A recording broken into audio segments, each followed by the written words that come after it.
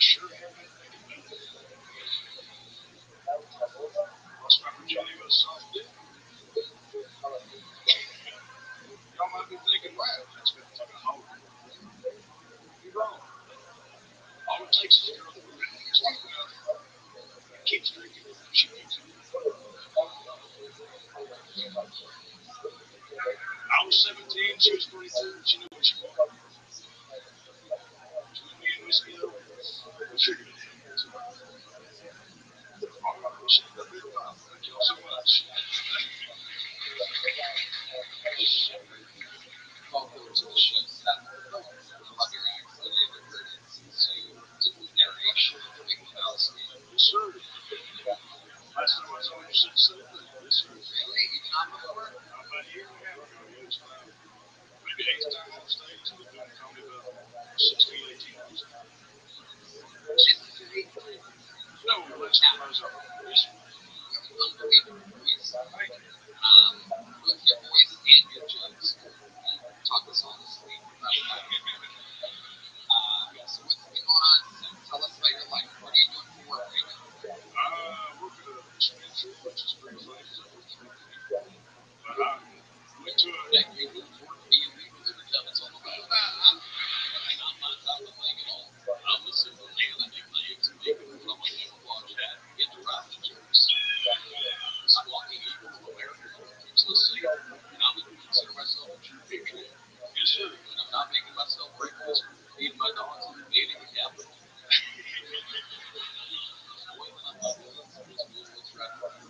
Yes, sir. I do support the weeds. I feel like I'm 29. I'm too old. I was so scared. It's I quit smoking because I went on stage and just like, what's going on? I was so scared. You just don't show the dread. I know.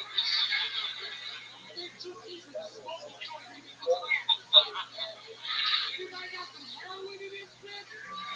I know this is not for to support people, but kill yourself. Over it, son. Look like you're starting to come over here. I don't know why I can let fellas talk to me like that. Here's my wife. It's her birthday. Make her feel good.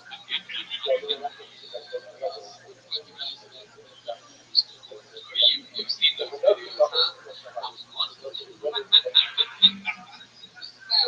I work at a weed dispenser. What are you doing for fun? What does a guy like Seth do for fun? You look like a man of many hobbies. I like filthy guns.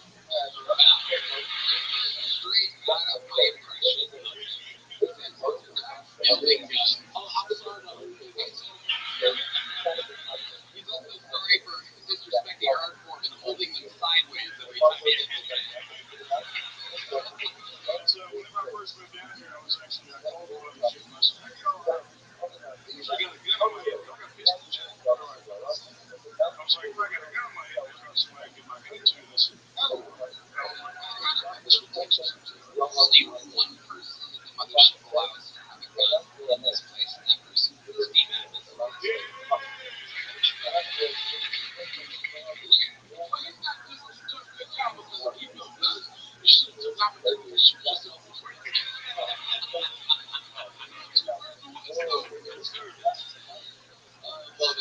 What's your love life like?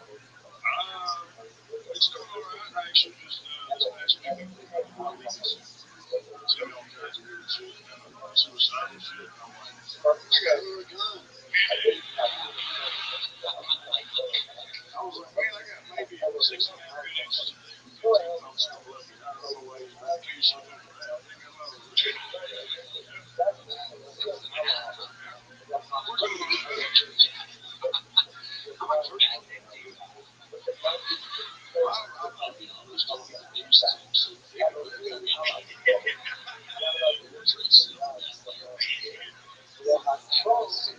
She was suicidal, so you broke up with her? What an unbelievable boyfriend. Man of the year. I avoided her for a few days.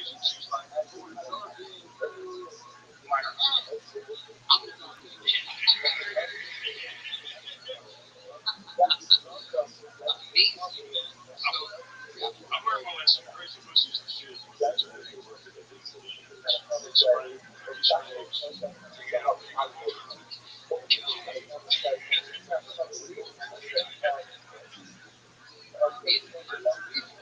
else do you do for fun? Give us another hobby for you. I like to go fishing. I eat fishing since we were there. We already knew that. What's another one? Let's see. I'm over around 60 acres with homeless people. It's kind of funny. I feel like you're not a common house unless you visit the family.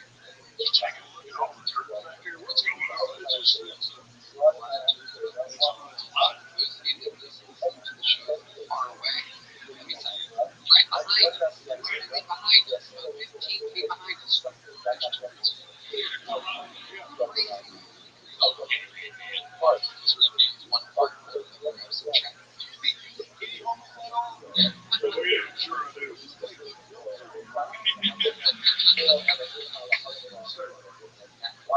What's your family like? Are they real really good still? Yeah, I come from a long line of religious people. Oh, They're great. I remember whenever I was on the show last, Jim Patterson called me up and he said, "You've got a good slate on the road." yeah. And for the next 2 months, every time I call my name, it's like, "He's going to slap on the voice." Like, you can't. No, it's his. You can't say that. That's Imagine your dad's always great. I'm saying that he grew a voice. I just smoke 3 packs a day, so this ain't all natural. Marlboro Red. I thought you were 181. Sorry. Somebody did leave. Somebody did leave the family. Before menthols and free president, I smoked everyone. I really should work. Right now, it's a tool. Real quick before I let you out of here, this is a sock day. She cute. 70 or 17. She was 22. How did that end up happening? It was my sister's friend. We got drunk. I was at her house. I fucked her in the house. My sister's friend. You have a voice like you would lose your virginity to your sister. You ain't wrong. You're wrong.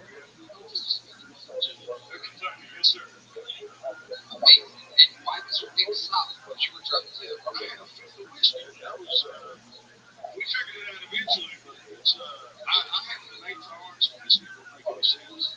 It's, I get free races on the club around here. 2 weeks ago, I had a full, maybe 750. I don't even know. I've never had a hangover, so I'm not learning lessons.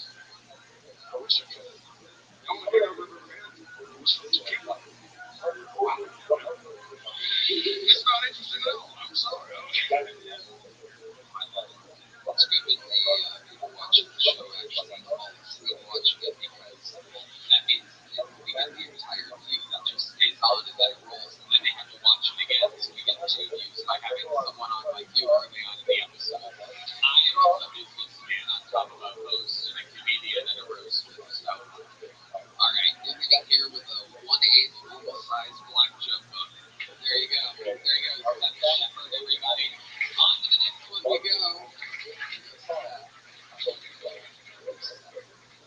Oh my goodness, look who it is, everyone. The lovely Heidi, everybody. Live in the flesh. Go to HeidiRegina.com. Check out our podcast, Love on the Line. Also, check out the Real Tony Band on YouTube. They have a new show, Find You Part 2. They have a new songs. Hello there, this podcast is sponsored by Shopify. You know, when we started this thing, it seemed like we had to figure it all out on our own. Everybody said, who's going to want to buy tickets to an open mic that they could possibly watch on YouTube for free? Filming schedule, logos, it was all overwhelming. And then one day, we introduced a new decision that needed to do. So we're starting off with something new. It seems like every new list keeps growing every day with new tasks. And our list can easily begin to overrun your life, finding the right tool that not only helps you out, but simplifies everything. It's such a game changer for millions of businesses that is Shopify. And Shopify is the best business tool out there. It's the coverage platform behind millions of businesses around the world. And 10% of all e-commerce is in the U.S. Household names like Mattel and Gymshark, the greatest system to start. Great. Start with your own design studio with hundreds of ready-to-use templates. Shopify helps you build a beautiful online store that matches your brand style, accelerate your efficiency, whether you're uploading new products or trying to improve existing ones. Shopify is packed with AI tools and great product descriptions, page headlines, even enhance your product photography. Start your business today with the industry's best business partner, Shopify, and start hearing. Sign up for your $1 per month trial today at Shopify.com/GoTony. Go to Shopify.com/GoTony. That's Shopify.com/GoTony. So that's Shopify.com/GoTony. That's Shopify.com/GoTony. Your next question, ladies and gentlemen, goes by the name of Julian K. Julian K.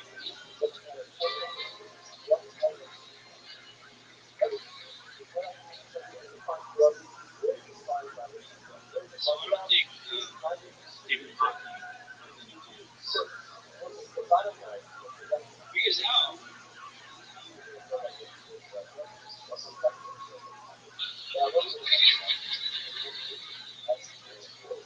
There's only one thing he could have done. Only one thing that makes any sense. He lined them up on the ground, put a ramp on either side, turned this chair up to full speed. He has the science to make it happen.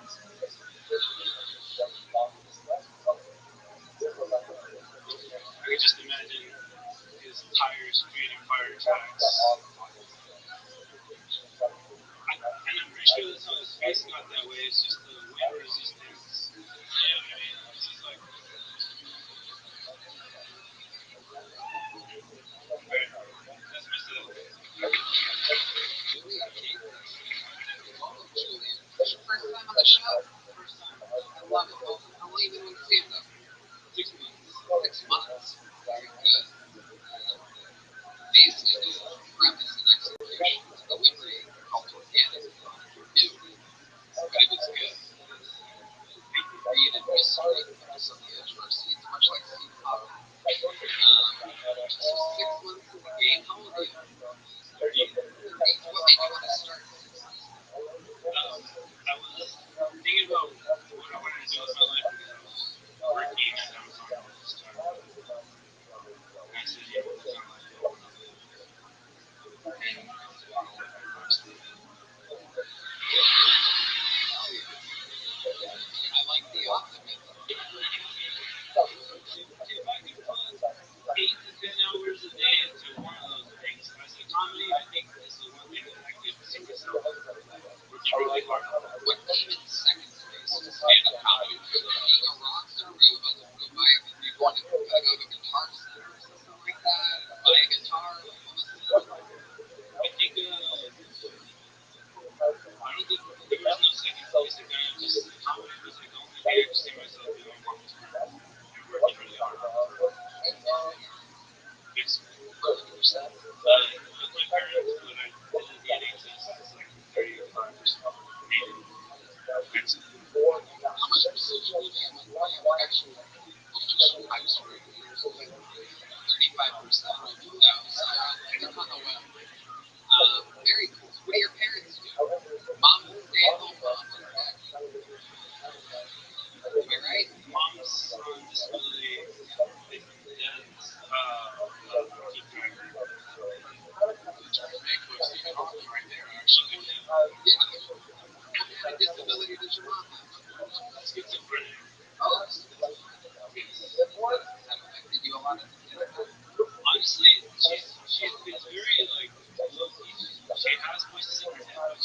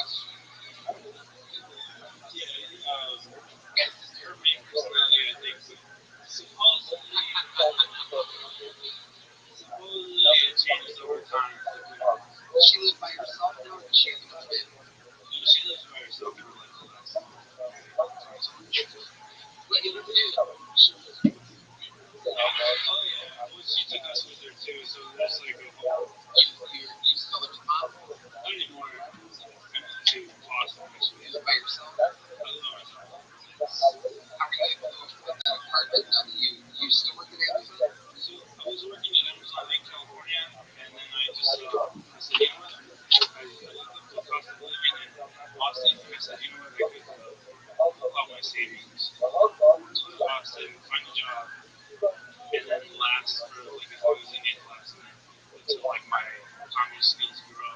Let me ask you this: how much money do you want to save? About 14,000, Very good. What's your rent? so like 500, 575, 75. I live in a travel trailer. I don't really live. I don't live. I'm going to. Hey, you know me about those camels. Pick 3 times. Let's get there. Wow, Julie, do you have any hobbies or anything like that? Sometimes I write things other than comedy, like I like to write poetry, sometimes I sing, draw, and What else? just I like to hunt. so you're doing pretty sure. Yeah.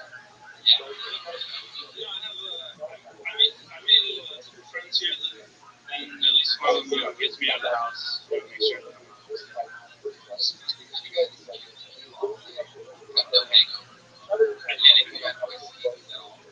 Charles Theron. Or Pepsi Alaska. I don't get hungover. Whiskey does make me upset. What kind of stuff happens to you if you drink whiskey? I start thinking about my life too much. Poetry. Are you gonna get a job though? Are you looking for a job? I'm Just interrupt yourself. poetry. I'm writing now. Ooh. Yeah. Okay. Uber Eats or just regular pizza? Regular Uber. I like it better when the package gets in and out. Yeah, I love it. Like I said about the Stephen Hawking thing, you have a very funny brain. I think you're just gonna keep getting better. I don't think there's anything that can stop you. I see it in the book. It's way too long. I know what enlightenment is. The premise of anything, any invention of this stupid theory. That's who you are right now. It's incredible. Sign up again. Here's the big note card. Yeah. There you go. Get out of it. All right. Your next comedian works here. You know him. He became famous for talking about bags and boxes. This is a brand new minute from Jay Legend, everybody.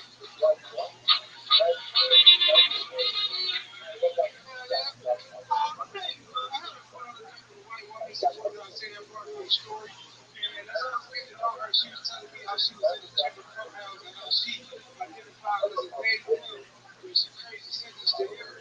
But I'm a certain chill guy. I didn't overreact. Like, if that's how you choose to live your life, I'll call you what you want to be called. But he let them know before we go out, what's only important thing for me and you. We still do this because they do good, especially when they bring money for real. And if they want anything on this meeting, they're going to pay for this shit. Totally and all. What we still give receiving fucking people because you don't know who you want to be in life. That's not my responsibility, and I refuse to deal with it.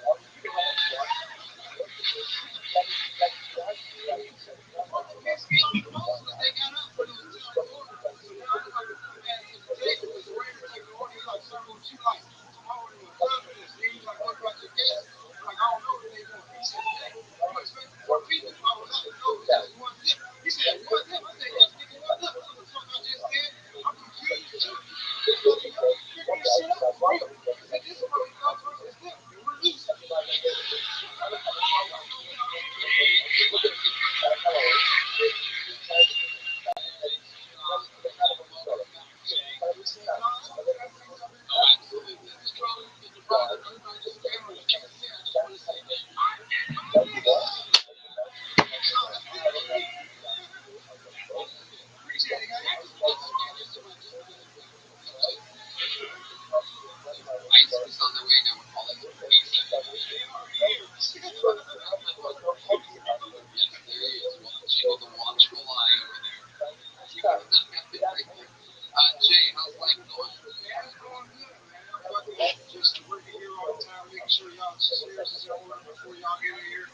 take me out the trash. Here y'all leave. All y'all sins on the fucking floor. Stop that shit. Y'all laugh. He's got to do it. The great poor guys of the mothership. Jay, what's your personal life like? You live by yourself? I don't know. So I have a household. So I got to pay for my mom. My wife, she lives with me. And I got my 2 kids. And that's why she lives with me. So you're not with the baby mama, but she lives with you. Yeah, I'm here on the field and shit. And she here because I come out work nights. So I need somebody to take care of the kids. You have 2 kids with her. Make a mark before you ask. Yeah. But you don't, that was my next question. But you don't hook up with her at all. No, that's sometimes, I'm scared. I'm scared. If another kid happened, I'm like, shut up or something. Yeah, I ain't the captain now. I should. Maybe it's not for oil, but anyway. Would you say it's a toxic relationship? Can you give us some examples of what you mean exactly? Okay, so she got this super aggressive personality where she can't be happy about shit in life. And somebody damn old. Yeah, I remember it's on the way. Yeah, but I'm trying to make things happen because I'm a comedian. I like laughing and shit. She be like, no, I'm cool with being depressed. And that can make it a toxic house. So especially when you pay all the bills and you expect somebody to be happy with that, and she comes and like, you like the lights on? Well, bitch, I paid the bills here. I can fuck any mom. Now you gonna sleep in the light. How about that? So you don't ever get to hook up with chicks, huh? You can't come to my house. It's too much going on here. Can you imagine that happening? How old are the kids? My son's 4, my daughter's 1. Yeah, autism. That's pretty cool. Damn. Yeah, it's cool. It's fun. You don't talk about it because your house is quiet.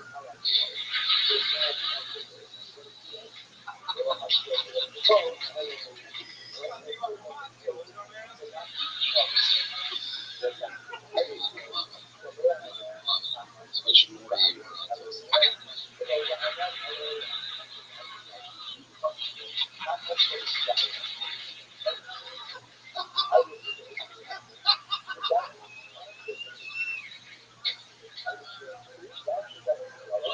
What was the demise? I always was the depressed shit. I thought it would get better. Like, I was just the type of guy, I was like, I don't want to just walk out and do what my dad did. We can't do repeat shit. So I'm like, let's stick around and see if it really work out. And I might be like, trying to talk greatness into her. But then I'd be around like now, talking to a wall. And kind of just be like, all right, we're not going to figure this out. So we just go our separate ways. Now, was she the one that famously left you? As it was, she was the one made me so before. That was how once I tried. You remember the legendary song, but then you moved back in. She moved back in.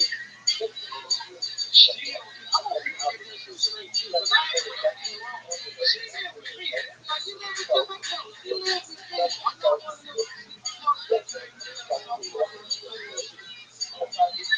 Amazing. Thank you for trying so hard to be a good father. Incredible. It's like when you see like an Asian basketball player. The opposite of the stereotype. Like, how did that Asian do that? And we know that Asians are good at like TikToks. You guys are good at walking out. Breaking down barriers every day. Incredible. Like Jack Robinson, every day.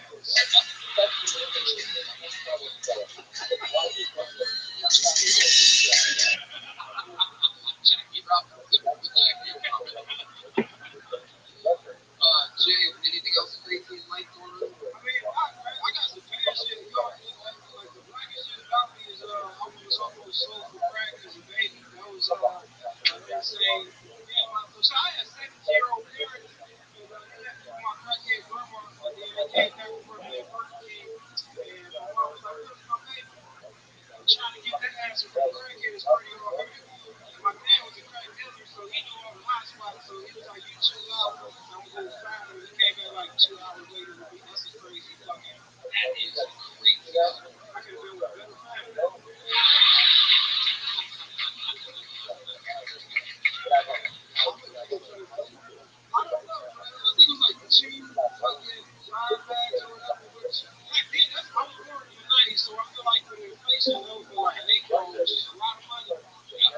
There she is.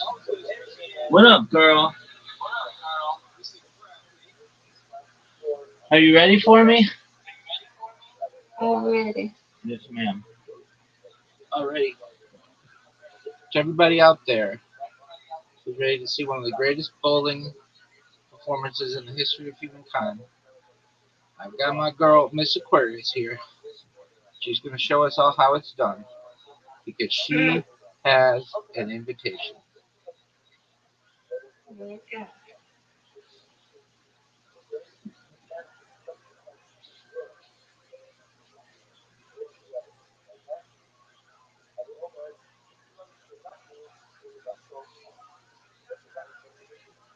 How your day been?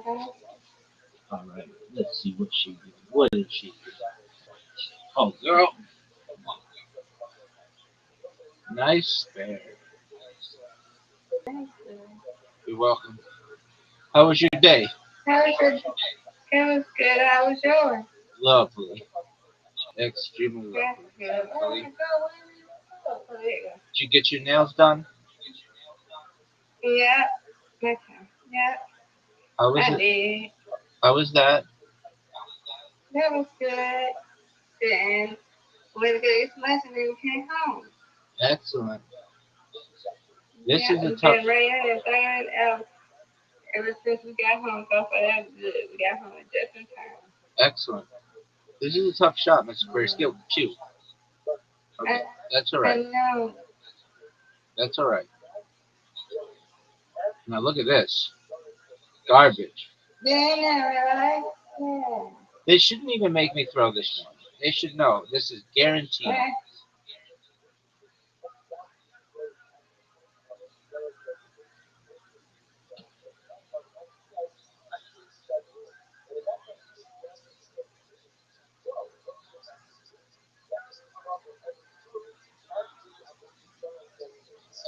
Look at these three. One, two, three. They're all going down. Get it. Ooh, and she put some curve on that. That was beautiful. Mm. Thank you.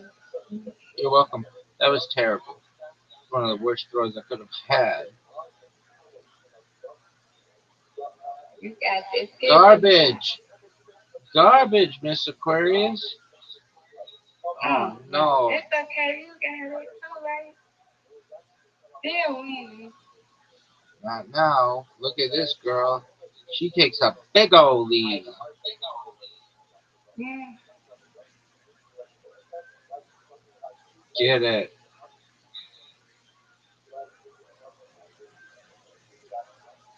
Rabbi, you got this. No doubt I Do a got it. strike. No doubt I got it. Come on. Give me these two. This is one of the most difficult shots in the game.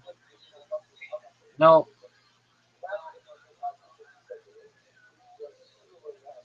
Miss Aquarius is cruising to a lead. Just like we said, she was Yeah. putting up numbers today. Huge numbers. Look at this. Look at this. She's got Yeah. 68.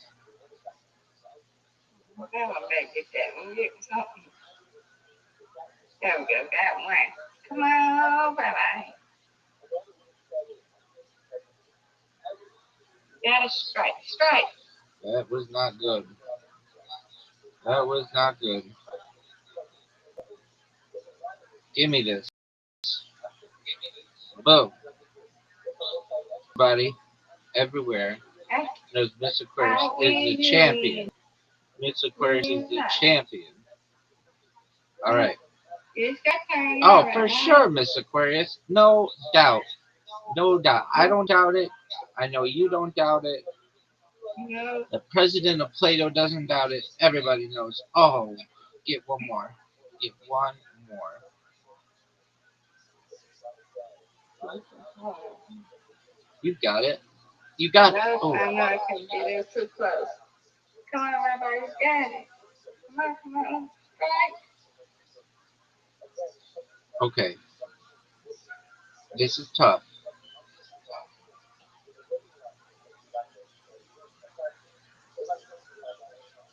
No,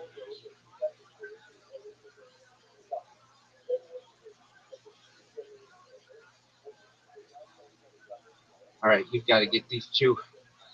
I know you've got them.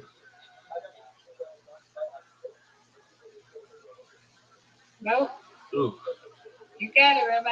no Let's doubt. go. No doubt. They shouldn't even make me throw this. They should know. Guaranteed. Oh, no. Unguaranteed. All right, but here we go. No.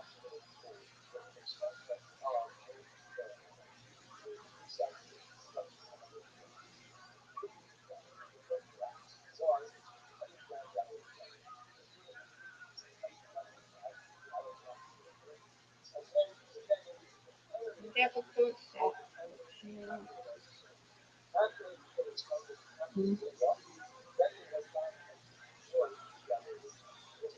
Right, Rabbi. No doubt. Yes, you got us right. That's right. There you go. Get in there.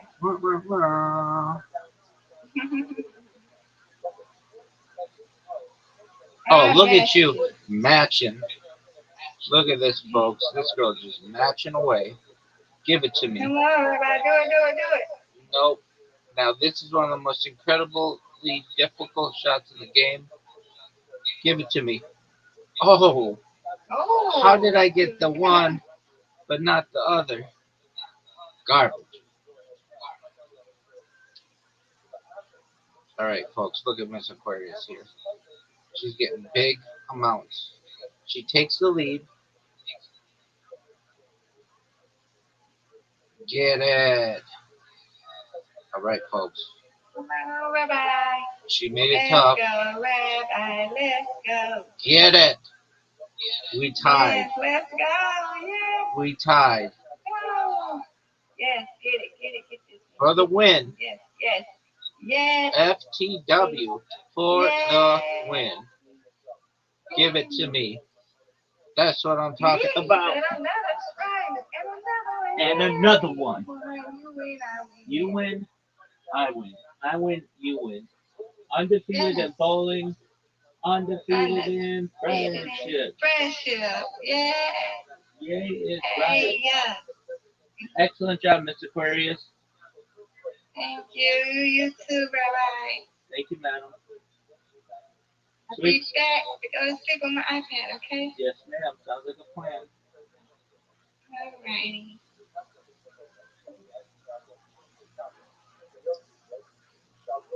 Everybody shout out to Miss Aquarius. Everybody shout out to Miss Aquarius. Everybody shout out to Miss Aquarius. Everybody shout out to Miss Aquarius. Hey, everybody shout out to Miss Aquarius. Everybody shout out to Miss Aquarius. Everybody listen to Miss Aquarius. Everybody shout out to Miss Aquarius. Hey, everybody shout out to Miss Aquarius. Everybody shout out to Miss Aquarius.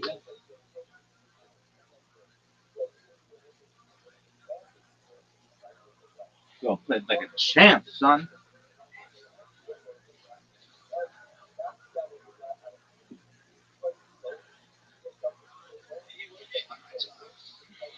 You are very charismatic. Did you happen to hear any new rhymes while you were doing this? See, I like the fucking fire detector. I don't change the batteries on purpose. It's like white noise for me. It's like a little. It's really weird. It happens.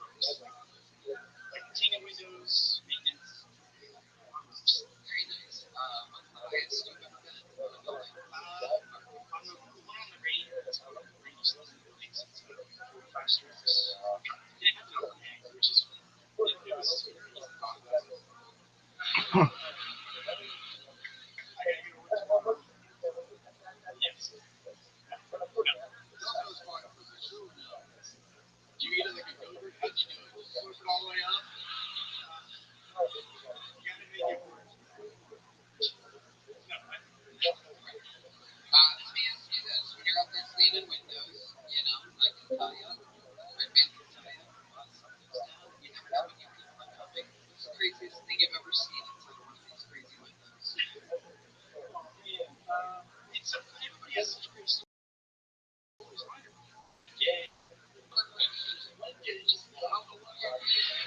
wasn't fun, man. It was so like you drop, and like unfortunately they don't know what to do. I dropped on his window. I swear to God, this dude was just jerking off on his couch, and like he looked at me and made eye contact, and I kept going. I swear to God, I would have known it all the way. Like, clean that, bitch. You don't think you can see it, but I think that's the main thing. I always think that you can see the reflections. We actively tried to make it seem like we don't see That was good. You can watch them down here. This will be. Yeah. So weird situation. I gotta finish this. I can't just drop it. I can finish it. You enjoy this. It was new. You can Mission Impossible that go a little bit. You chose to stay there. You know what I would have done? You know me. I would have stared right at the guy, started jerking off myself. But I'm gonna take my referral random one throughout my life. Really got into it. I mean, I'm into crazy shit. There's a certain level of success where you hit where you can't just come like a normal person. You can't absolutely be getting choked out by something. What is that called? What is he? What is it? I call him hooligan. David Carradine. What is it called? That's a pretty good. I can pronounce this. Fucking freaky motherfucker. Autoerotic asphyxiation. Oh, it's a resident king. So, Derek, give us a crazy fun fact about your life. Wichita, Kansas. You got some lovely beers. Was it pretty bad drinker? I had a drunk for example. It was the first stop. What made you stop? My parents came to visit. And I was like, what? You guys know? No, it was like that. It was like a very hard time. How bad was it? Were you drinking in the day? Yeah. Yourself? Basically every night, drinking about half a bottle of whiskey. Wow. Yeah, it got pretty bad to where it was every night. But I would do it like during work every day, obviously. But I would wake up sober after work. This is and then 7 years later, 4 years. Awesome. How old are you again? I'm 31. 31. Like, you guys still time right now. So you're just getting a bigger bottle of whiskey and get one of those big Costco jugs. Well, no, I had like a legit one where I would buy the small bottle because I would like drink it out of the bottle, and then I fill it into the big bottle. So I like buy the big bottle and just keep refilling the small bottle. Yeah, you have a problem. Yeah. And it was a problem because I would just say hard drinks. I'm like, I'm not really doing it. Amazing. Worst night of drinking you ever had? Did you ever hit a bottom before you kept going? One time I got contract. That's what I obviously in Kansas. That's what I didn't realize that eventually after a couple of days it turns into pure ice. Me and my buddy got drunk one night and we just lounged through people's yards in my car. Yeah, I parked my car up. Yeah. And we were so drunk, we were just so actually like, oh my god, you guys are doing shit. What's your level of like? I've been the girlfriend for a long time. You kissed a girl since you moved to Austin? Yeah, like 3 years ago. Oh, perfect. Yeah. I mean, yeah, you gotta stack one every now and again. You know, you stack one every now and again. Yeah. I'm sorry, I didn't with your road tire, bitch. Well, Derek, fun times. Seriously, there's a joke. I want to hand over Derek. Love you so much, everybody. Love you so much. All right. We're flying through it tonight. Who's your next, you guys have fun out there? Okay. We're flying through your next one. It's Nick Cano, everybody. Nick Cano is next on. I was talking to my lecturer the other day on the phone.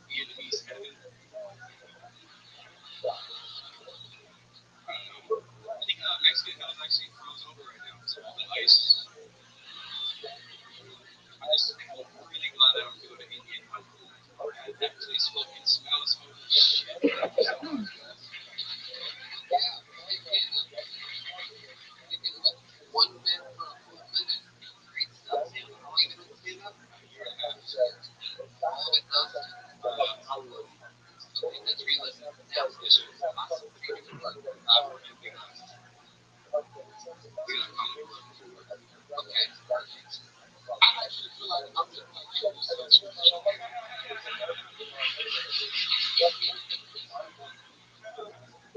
God, I'm just like hell. You're fucking me. What the fuck? I'm doing. Yes, like you. I should have, but I feel like that would be more disrespectful. You know, like if you're like, put it in the front of the joke instead of the back of the bus.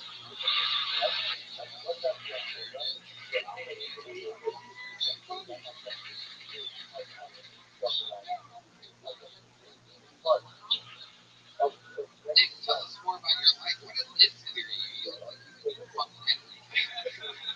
I've been told I look ambiguous. I don't fucking hate it. I'm 100% Mexican. Like a big mouth character for sure. I fucking wish, dude. That's so going on with you, buddy. I fucking wish I told you get pussy. Wow. So you're 100% Mexican? Yeah. What are your parents like? They are dead. Wow. How did they die? My mom had fucking brain aneurysm. How did your dad die? My dad died, dude. Funny story, guys. I tried to kill myself one time, and my dad messed with dialysis. So one day he woke up having a heart attack, and I was still overdosing or like high on Xanax. So I had to drive him like 120 miles an hour to like 30-minute away from school. Took the wrong turn.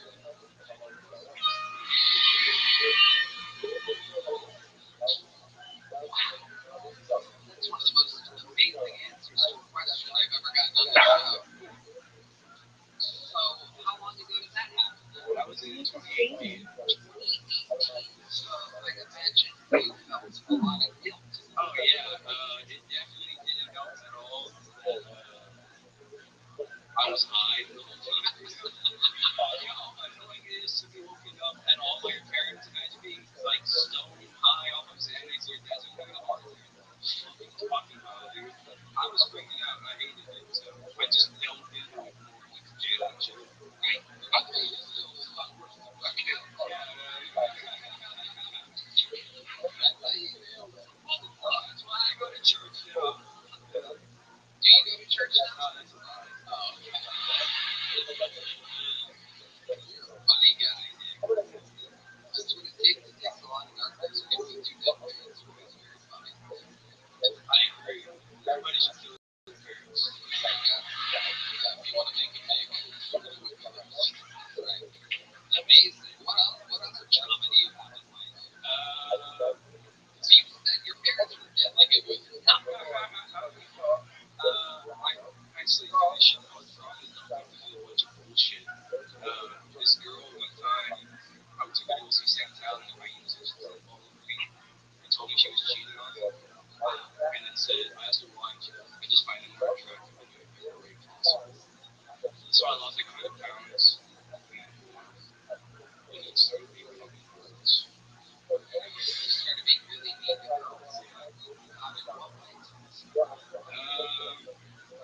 Like, I don't know, man, apparently I'm not supposed to bring up the comics because it makes it kind of weird. Like so.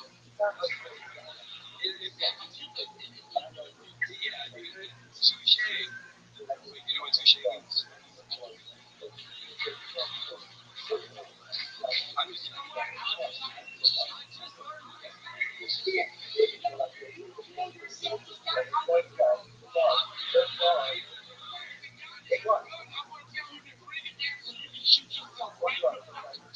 I'll send you a letter one time. God damn it, I'm not reading it. Amazing. Nick, before I let you go,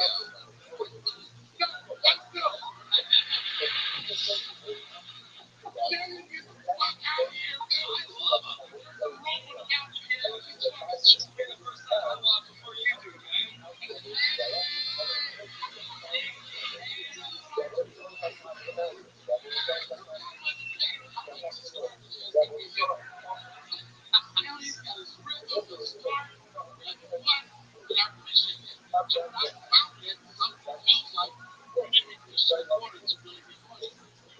and I think it's something you said as much as you had you had the life to admit something. Even though I'm the funny jokes, I never wrong with something sparked you to be funny. There's other shit like that. Very suicidal. Nick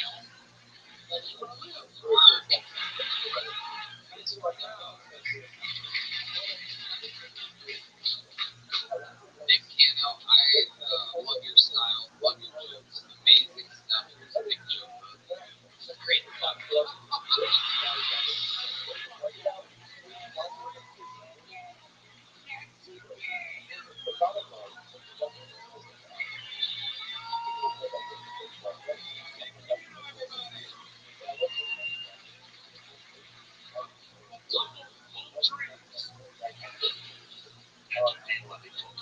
Well, this is very exciting. This looks like a new name. Make some noise, ladies and gentlemen, for Randolph Babies, everybody. Randolph.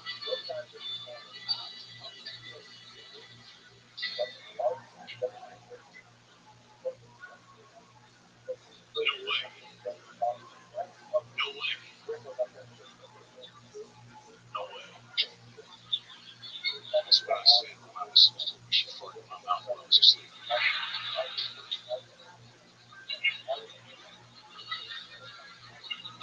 I was on the road with County Roads for about 35 years.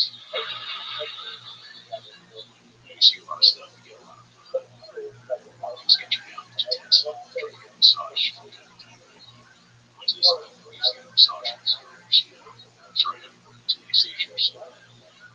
People stop using her. So I got a new girl, bigger girl. It's bad, like I say. She was getting a massage, get relaxed, feel free. I wake up. She wears some sort of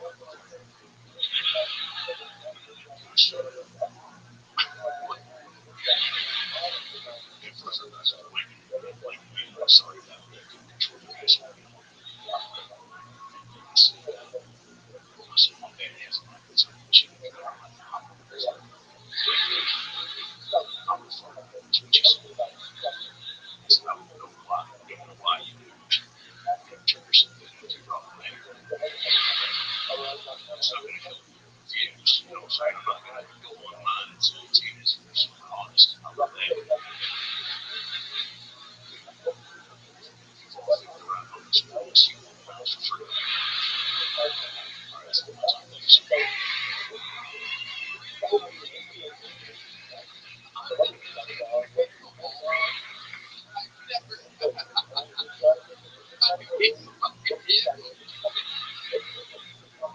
Incredible, unbelievable execution, grading, timing, beats, it all seems genuine. The cowboy hat doesn't fit. You're the top tier man. But you seem like you got a lot of stories, pal. What was working with your counting throws for that long line? You know, it's basically the attitude of drugs, originals,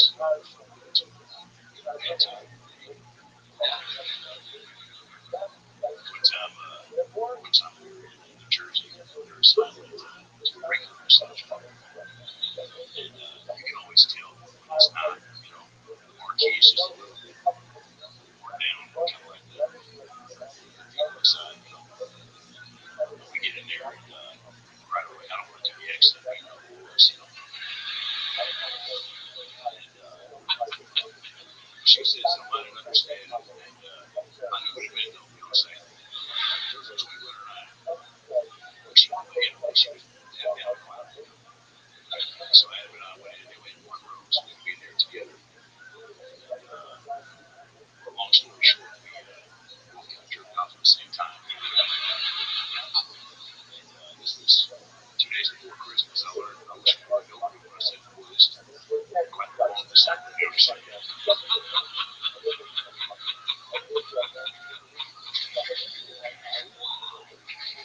Randolph Davies was a ride to kill Tony Evers. I've noticed that almost every one of your jokes and stories revolves around getting a massage. We left and started Tony and relax. That's the only way for me to shut down mentally and physically. So we can get on to the next course life. Free Britney 69 if you want to find out next month.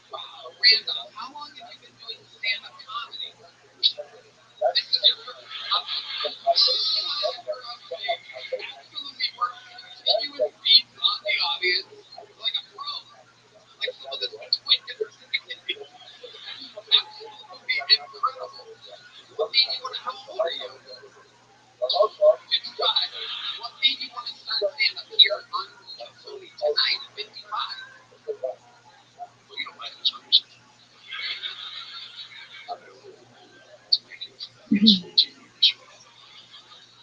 My wife and ex-wife became friends at the winery. It's one of yours. Which I know sounds like a jokey beverage establishment, but it's actually it's confirmed to be a usually shit.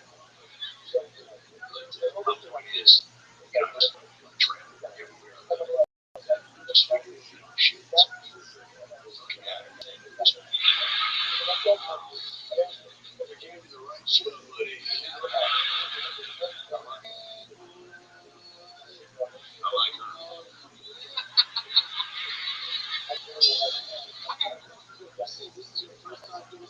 Trust me.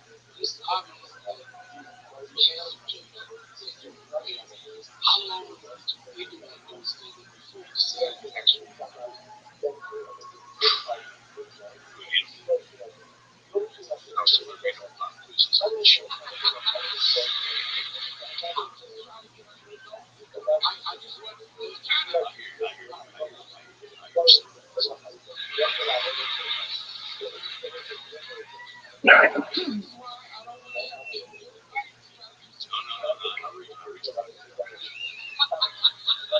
It's one of those things again. Just get to the point. That's what I was saying. I got so many stories that nobody reads books. Listen to the book. There's some like I'm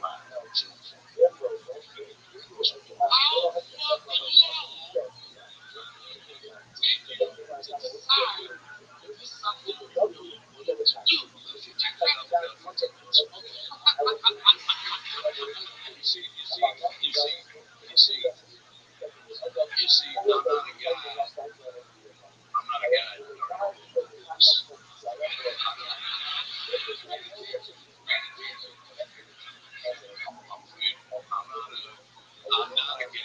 that likes to plan ahead. Life throws so much at you.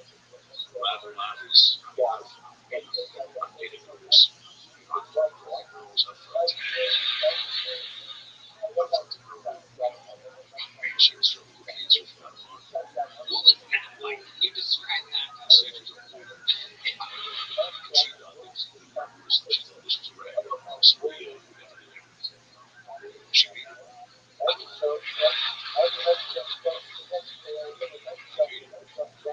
She had to jail.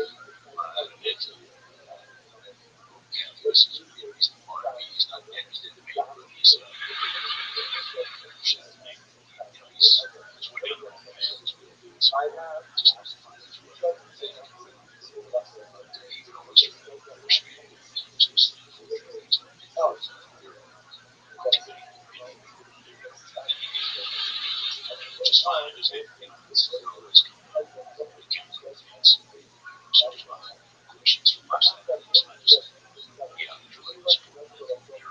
Oh, yeah. I was like, seriously, that's it. But yeah, so, you guys want to hit me? Something I can get into a little bit of some poetry next time. Oh, hell yeah. Absolutely. I can listen to you and talk to you all day right now, babies. Let it rip. Something we can't eat. But also the illustrated sponsorship.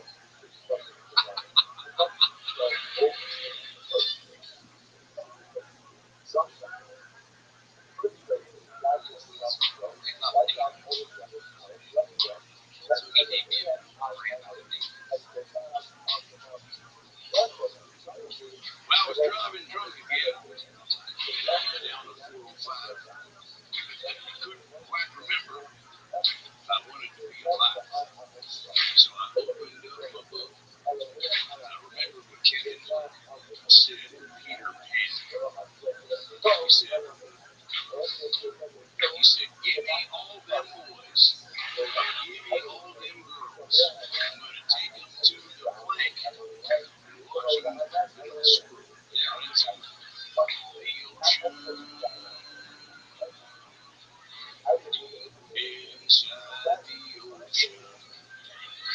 There'll be sharks. Look out. Big old fish and trout. Maybe we can get back to land. Find my friend's dad. He has the drugs. Stan always did drugs, I'll tell you this much.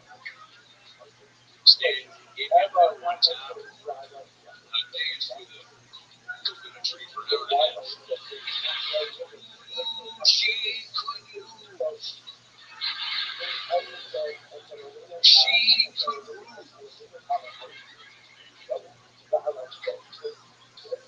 One thing I learned in this life, at 55 years old, is that even through a pandemic, so throw that heated butter in the trash. It ain't good no more. It ain't good no more.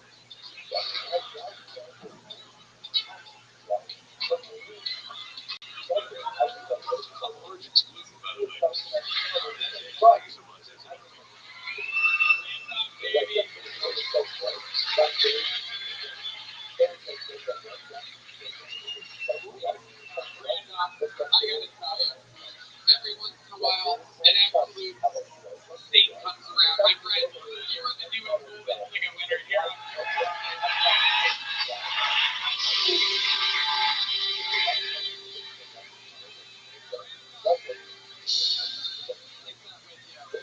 Randolph Davies, ladies and gentlemen, an absolute phenom. I'm sure we'll be seeing more of Randolph in the very near future. Absolutely incredible.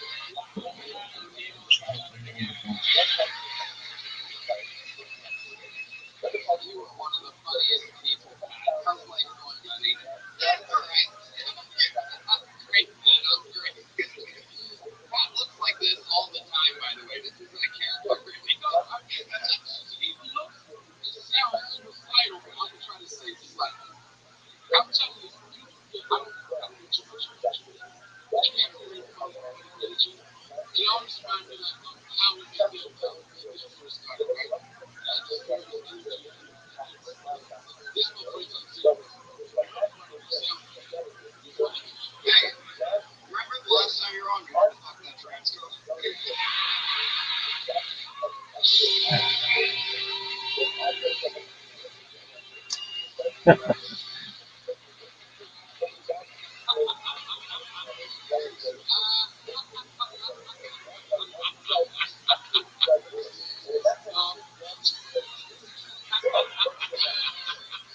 sorry, Tom. I'm sorry. No, man. I'll just leave it alone. You have to already blown up. I don't know. Tom, listen, I do remember that time where I misspoke. I might say something that wasn't true. Just like, thank you. Did you fuck me, Fred? Fucking, let's get to it together after. Hell yeah. Look at that. The lower to the charcuterie board, there's three types of creepy meat at this party.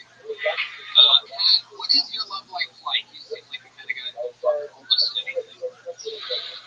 Out of the dating game, doing that thing lately where you whack off for hours before finishing. Tell us about that. What's that? What's it called again? Oh yeah, coke. Doing a lot of cocaine. Come on, coke. Incredible. Where are you? How often are you doing cocaine? No, not anymore. Not anymore. Jeez. Oh, I heard a good sweet friend. Yes. You're such a funny guy. Are you getting on stage a lot here now? Yeah. Yeah. Yes. Yeah. Waiting for work. I got fired 2 weeks ago. Fired from, like a mortgage company. You know, need to get fired.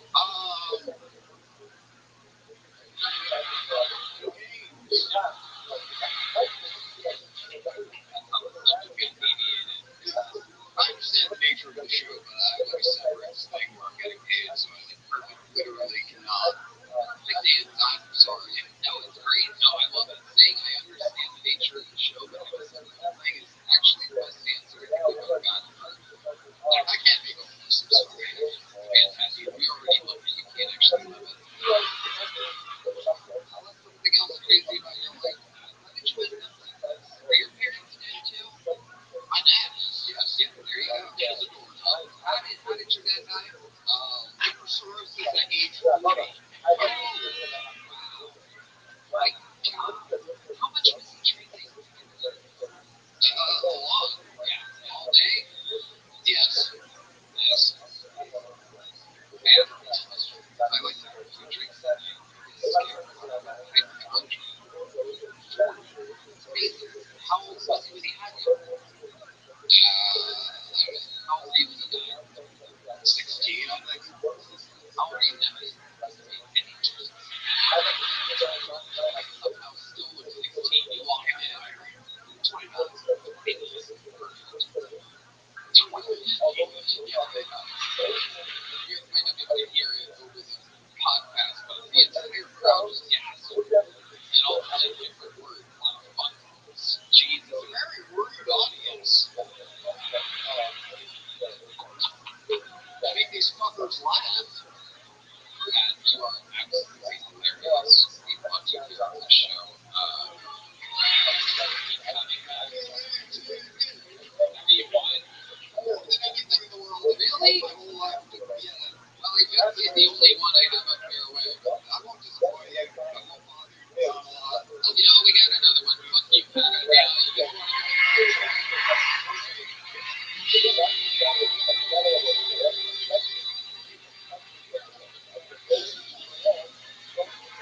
you can invite him to do this speaking show? Alright, well, can you do it on the mic? There you go. It's gotta go. We're not going to sell the show because it's a place for yeah. Obviously, I think he was of course, yes, I completely agree. I completely agree. It takes a lot to do that as a normal white guy nowadays. And he always absolutely knocks it out of the park. How about one more time for Patty? Yeah, everybody. There are only regulars on this show that leave a mail. Sometimes we get squeezed them into the show. And then there are regulars, ladies and gentlemen. Your next comedian is a regular. There's a big difference between regulars and golden ticket winners. Regulars have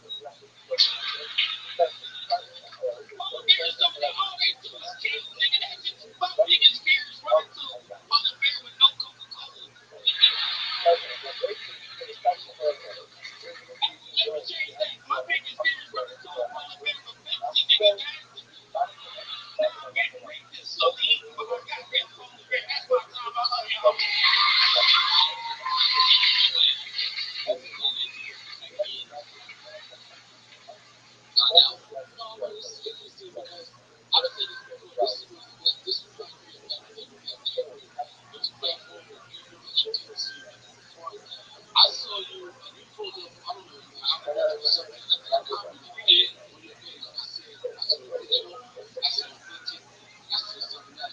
Yeah, you said I was really funny. It was a great written joke. It was authentic, and this is a real comment. I know that's because I said to my mom's movie. So, yes, it does.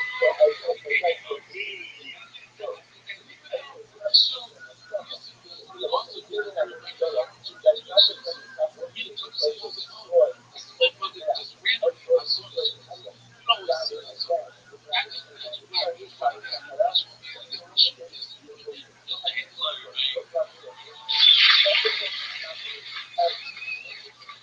Marvel's old. Yeah. That Marvel. 45 minutes in the wrong direction. Pretty sure 45 minutes any direction, and obviously that was I see when they got the airport. Because you need to get the fuck over. That shit was terrifying. I thought we were going to get pulled over the whole time. And I don't want to get. Because the cops in Texas, these niggas is like fourth generation cops. Like, they like, my daddy was here, his daddy was here. And I don't want no nigga with the athletic ability to see that I'm doing crime. And, just let y'all know these niggas see big bullets, okay? well, yeah. Shut up.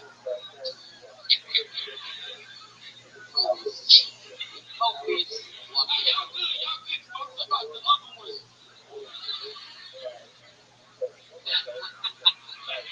What's the worst run-in with the cops that you've had, Desiree?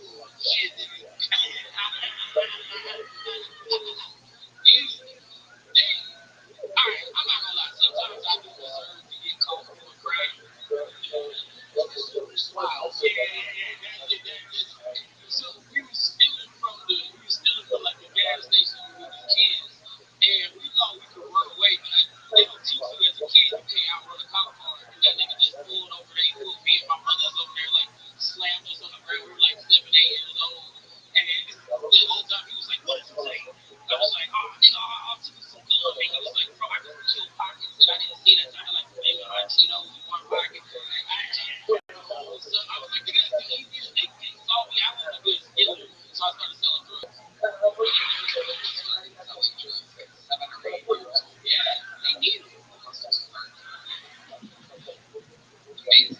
Cedric is from Atlanta, Georgia, and history in Atlanta. That's what I want to talk about. You did. We did the Bible school one time, and I came out to show my six homies brought me out to the Bible school, and then I did that Oreo joke. And when I walked back, I said, "Niggas dying laughing at your jokes," and I cried in the green room until you walked back in because I didn't know your joke. Yeah, I was pretty good then too. And No, this is insane. I'm telling you, this is insane because, you just popped up one time. A lot of times I'm like,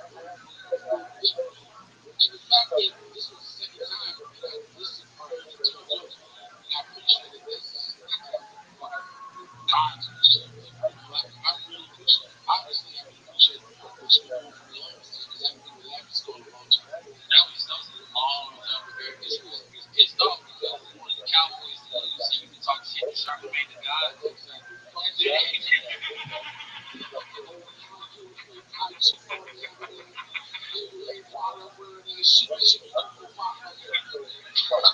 I'm sorry, Charlamagne. We're not arguing each other. Trevor Wallace, what is it like to be inside of an Oreo cookie right now?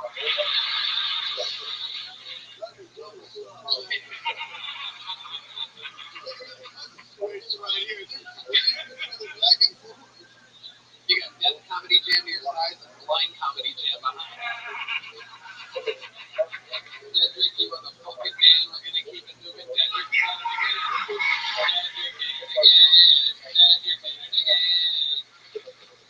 onward we go. Ah, look at this name. This looks new and interesting. Make some noise for your next fucking cool ladies and gentlemen. It is Vincenzo Marazio. Vincenzo Marazio.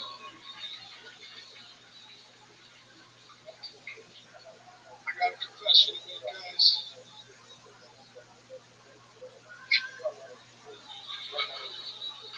The first time I ever heard of LGBTQ plus, thought it was like a fancy way of saying I want everything on my burger. Turns out it's a fancy way of saying you love everything up your ass. I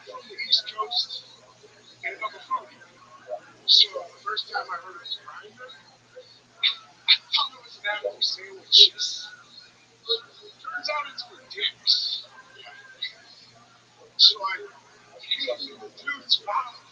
I was like, where's the sandwich?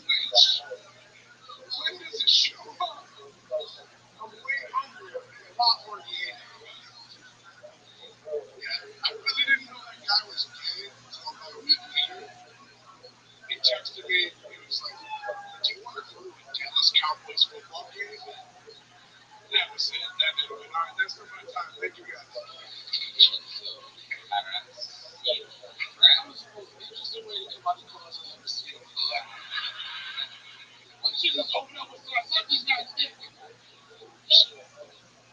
Yeah, it was interesting. It was almost all gay sandwich theme. First joke was about a burger, the next one was about a sandwich. With gay jokes. Not gay. If you want to know something crazy, I've only ever eaten black pussy. Really? Slept with white girls. Never got around to it. How did you get around to eating a black pussy? I took a lot of lectures. A lot of I like and your season. lots of flavors.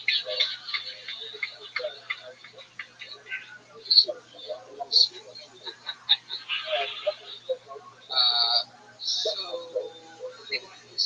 And why do I feel like you're talking about actual cats?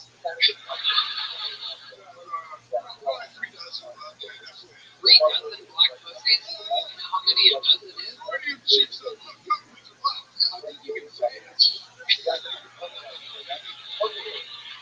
Some of them do comments sometimes. You think you've eaten all 36 black pussies? 100%.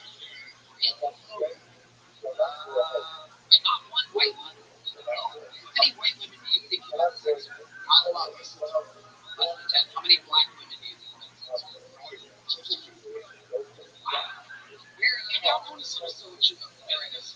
Genesis 6:3. Rock the theory. Yes, we say it's black pussy. Oh, come on, that's Sri Lanka. Let's do it to the one. Wu-Tang Clan team. All right, well, You get the colors. oh, you know what? Let's end this game. Jesus Christ Almighty, this show's out of fucking control. You wonder how many pussies ran on dating disease. So, how many black pussies? Shut up. We can talk about it. Stay that way. Stay that way. Just the shut the fuck up. What do you do for work? I look all over. Oh, you work for a fucking desk company. You're a door guy there? Okay, what did you do for that? I sell sports cards and Pokemon cards. I got you black pussy.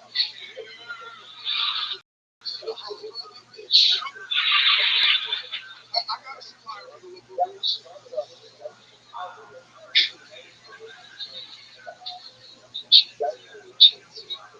You've been on the show before, correct? So we find out during that interview.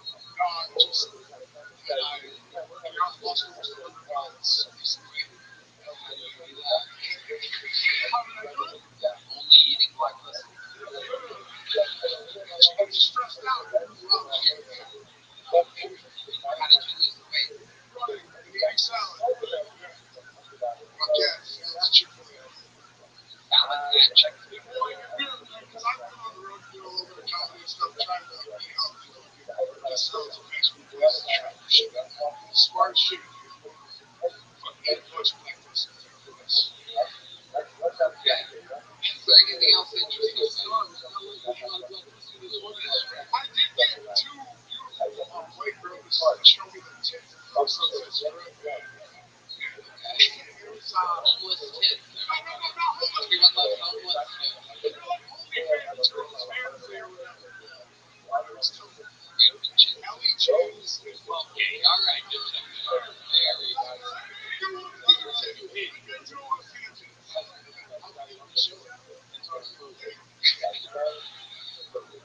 So they asked me how many black pussies I had. Yes, I'm gonna get you out of here. Here's a little black joke, but you can munch on later. There you go. Shinzio Haratsuyo, we're gonna keep it moving along here. Alright, we're having fun here. Oh, look who the fuck it is! This motherfucker's like, hey, I'll hang out with you. And then he ghosts me. Then he says to me, hey, I'll hang out with you again. I just have one question about some project I'm never going to go anywhere with. And then he's like, oh, and then I'm going to ghost you. And finally, this motherfucker comes in here and is like, hey, everybody, watch me masturbate openly on the internet for the world to watch. Welcome. How are you, Riser?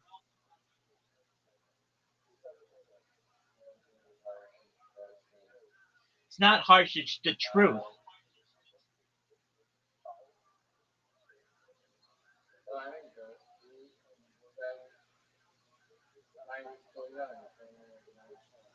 I know, baby.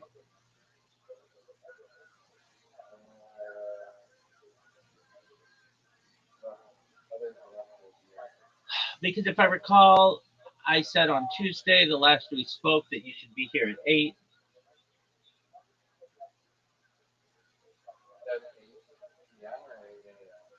Maybe both, maybe. Who knows? What's good, son?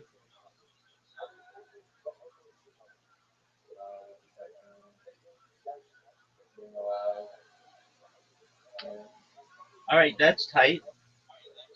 So, how far did you move on all the 50 projects you've got going?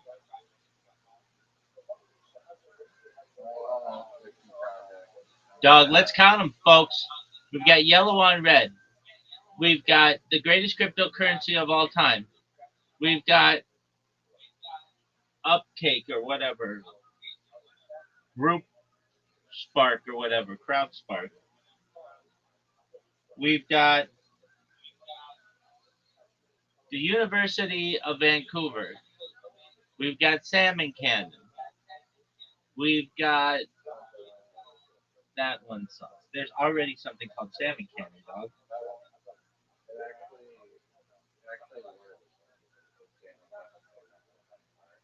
The funny part is that is the worst fucking idea of all the ideas that you've had. It's worse than every idea I've heard of Zeus.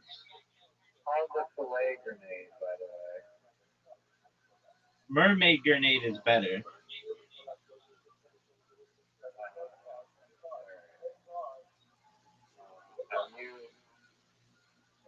Baby, I've done everything.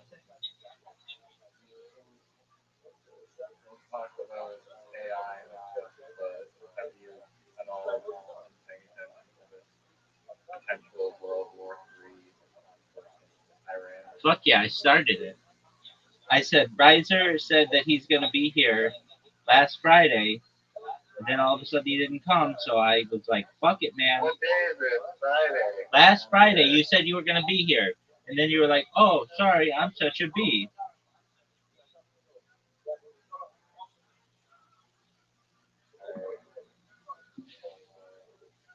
You're good, big dog. You don't have to apologize to me. Apologize to the people of Iran.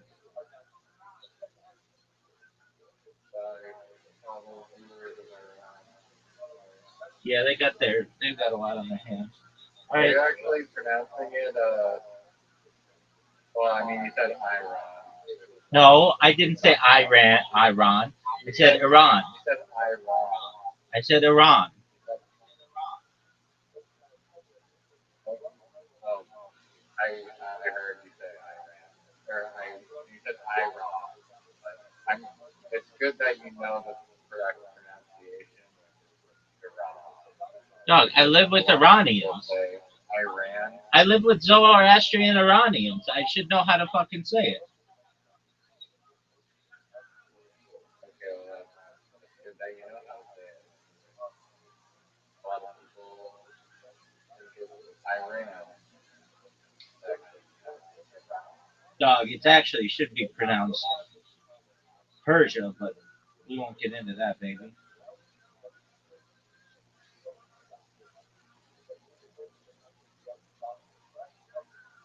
All right, yeah, so I know what's going on. Is it a surprise to me? No, I've been talking about war with Iran for 18 years. And I just think that it is something that when people have their minds to do something,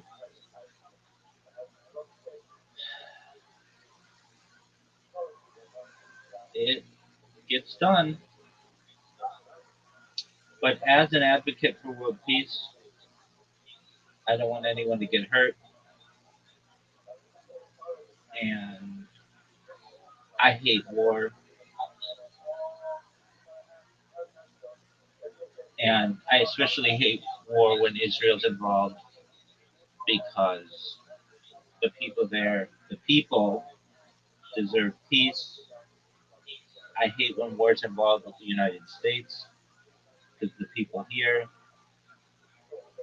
also are sick of war. We just had 20 years of it in Afghanistan, and it wears on you. And I personally am someone who I can't like when I was a little kid. Um, I I wanted I wanted war.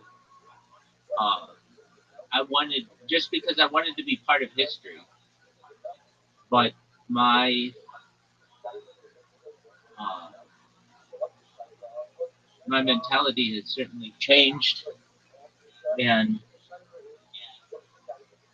I I think like children. I don't know.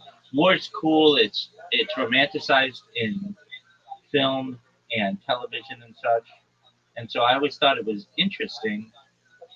Um, but as I've gotten older and mature, I recognize that it is perhaps the worst invention of all time. And I've dedicated my life to peace. And I don't want anyone to get hurt. I have a feeling this is going to be a very long war and a very bloody war. And I am of the mindset that World War III started September 11th, 2001, and the global war on terror, whatever you want to consider this, is just a part of that. And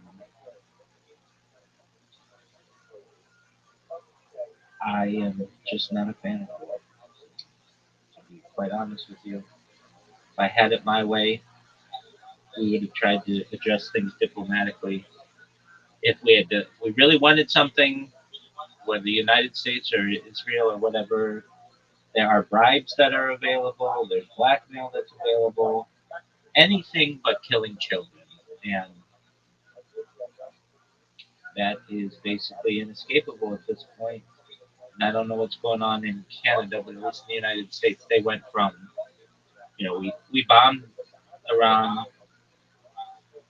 in the summer, and then this war has been going on now for 7 days, and the news went from we will be there for 4 weeks to then 8 weeks to then boots on the ground. And when you start hearing that, you recognize that people are going to be called into service. There won't be a draft. That's the one thing there won't be. And I'm quite confident of that. The last time the United States had a draft was during the 1960s and 70s during Vietnam, and that really got people negative towards the war. It's one thing if you volunteer and to go to war, people feel, but it's another thing if you're forcing people who don't want to go to war, and then you get their parents involved. And so that's if I could say anything that I feel that is a potential um, something that will be avoided is I think there won't be. I don't think there'll be a draft. Do you guys in Canada have a draft? Maybe had experience the First World War, Second World War, but definitely been a thing in the past. I don't think will probably happen in the future, and part of the reason I think is technology to some extent, but Did you say knowledge? Technology Oh, technology. Right. from satellite intelligence and all that we didn't have, or like AI analyzing satellites have our interaction, flying in space, another war has changed. I feel like less of the. It's still apparently. I didn't hear that like boots on the ground. I heard it speculated, but I haven't even heard. Like, I think if World War III was declared, then there'd be headlines all over the place. I probably would have heard about it. It was declared September 12th, 2001, with the War Powers Act, basically, or the Global War on Freedom. It basically gave the president carte blanche to invade anywhere that he wants without having to go to Congress. Right? And then, yeah, I'm sure you've probably seen like the data or like the memes about like just how many countries the U.S. has invaded. Typically, I mean, a lot of Middle Eastern countries, but also outside of the Middle East, there's been a lot of Oh yeah, for sure. invasions. It's been more than it's been more in Latin America. Latin America's the big one, where at least we have, even if we haven't invaded, we have um, promoted coups. I mean, like Latin America between in the 20th century was just like, especially after 1949, it's like the CIA's playbook. They get somebody in there who was for the people, and the United Fruit Corporation or Dole or well, with United Fruit, which became Chiquita, would just come in and say, "We don't like this guy," and all of a sudden they would be deposed, and then there'd be somebody else, and because of something generally it's known as the Monroe Doctrine, the United States stated to Europe, "Hey, you have your own wars and stuff to fight. We won't get involved with those, but in turn, you don't get involved in our stuff." And um, for like 100 years, that was followed, or almost 200 years.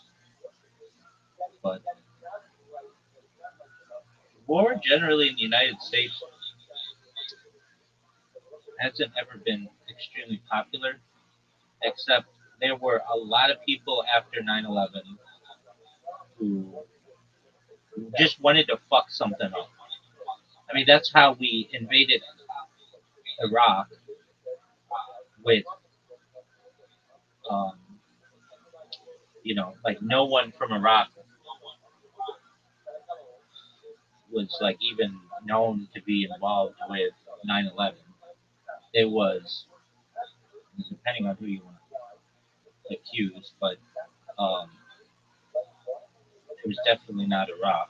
And publicly, it was stated that it was um, Saudi Arabia. Those guys are Saudi Arabians. Yet there was never ever once a discussion, let's invade Saudi Arabia. Even though at the time people would be like, Saudi Arabia is the greatest, like creates the most amount of terror cells in the world. At the time, nobody ever talked about invading Saudi Arabia.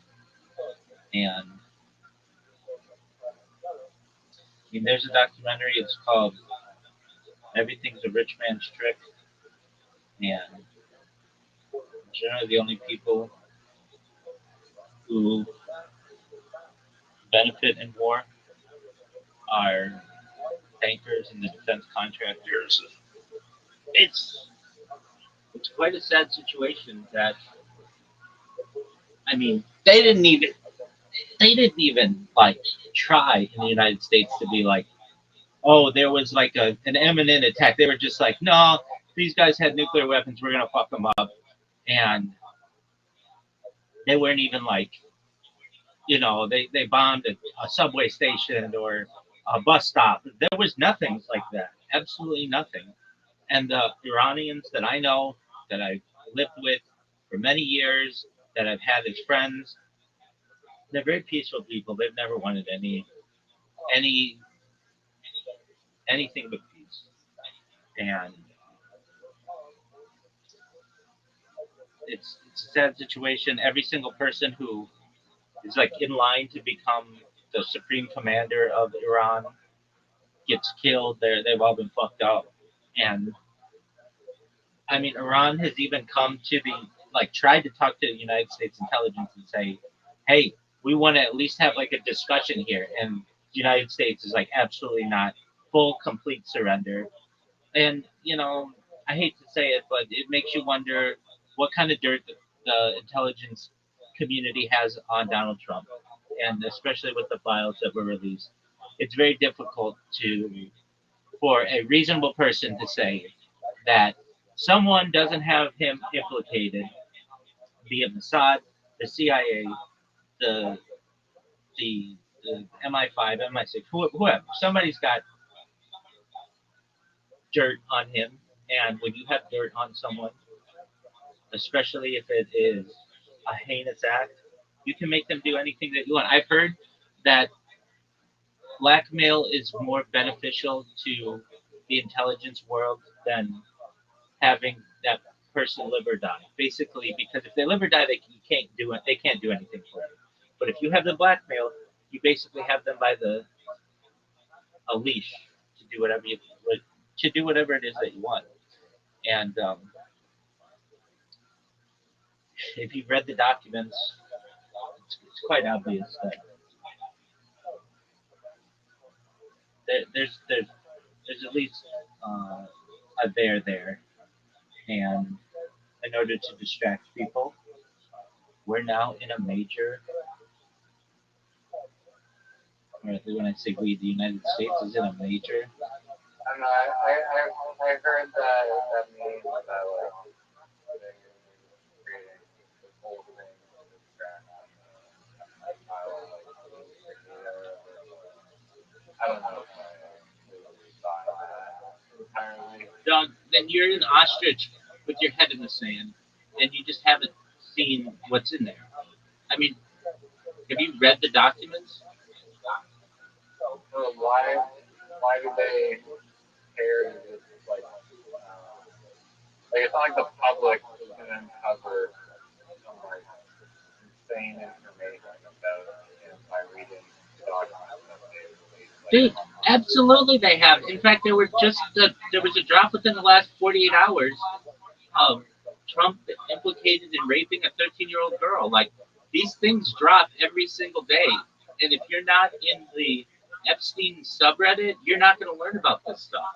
But if you are, you can literally sit in that fucking subreddit, and every 10 minutes something new is dropped by someone who found something. I mean, there are 3 million pages that have been released. There are another 3 million pages that people want released, that people like Bernie Sanders are asking to be released, and Thomas Massey are being asked to be released, that have yet to be released and perhaps will never be released. But if you just sit in that fucking subreddit, you will read the most vile shit.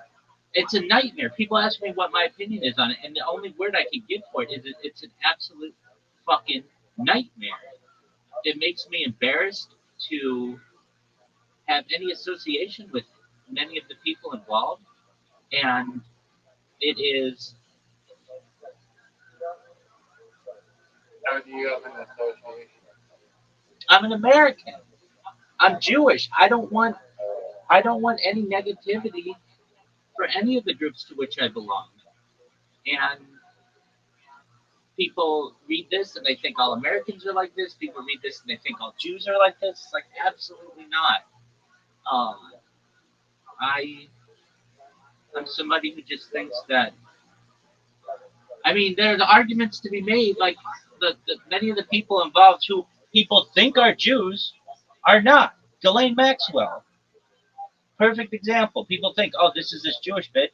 There's an argument to be made. She may have had a conversion in 2023 at a jail, but Whether that was legitimate or not, nobody knows. But her mother's not Jewish. She's not Jewish, yet she's in the public spotlight as one of the conspirators of this, and people associate her with Judaism because her father was a Mossad intelligence agent, but she's not Jewish, or at least not halakhically. And That's true. I'm just saying that, like, I think the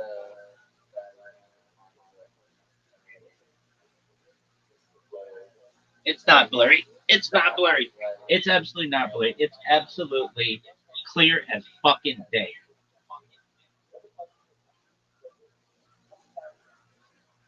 If you haven't seen the, well, let me just ask you this: when's the last time you were on the Epstein subreddit? I've watched No, no, no, no, no, no. That is not it. The shit that you see in the Epstein subreddit is not available on YouTube or on social media. That shit gets taken down. I'm talking to people who are like taking exactly from the Department of Justice documents and linking it.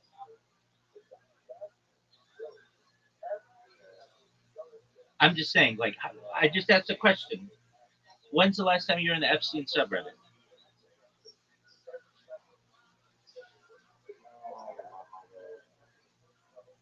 Okay, well,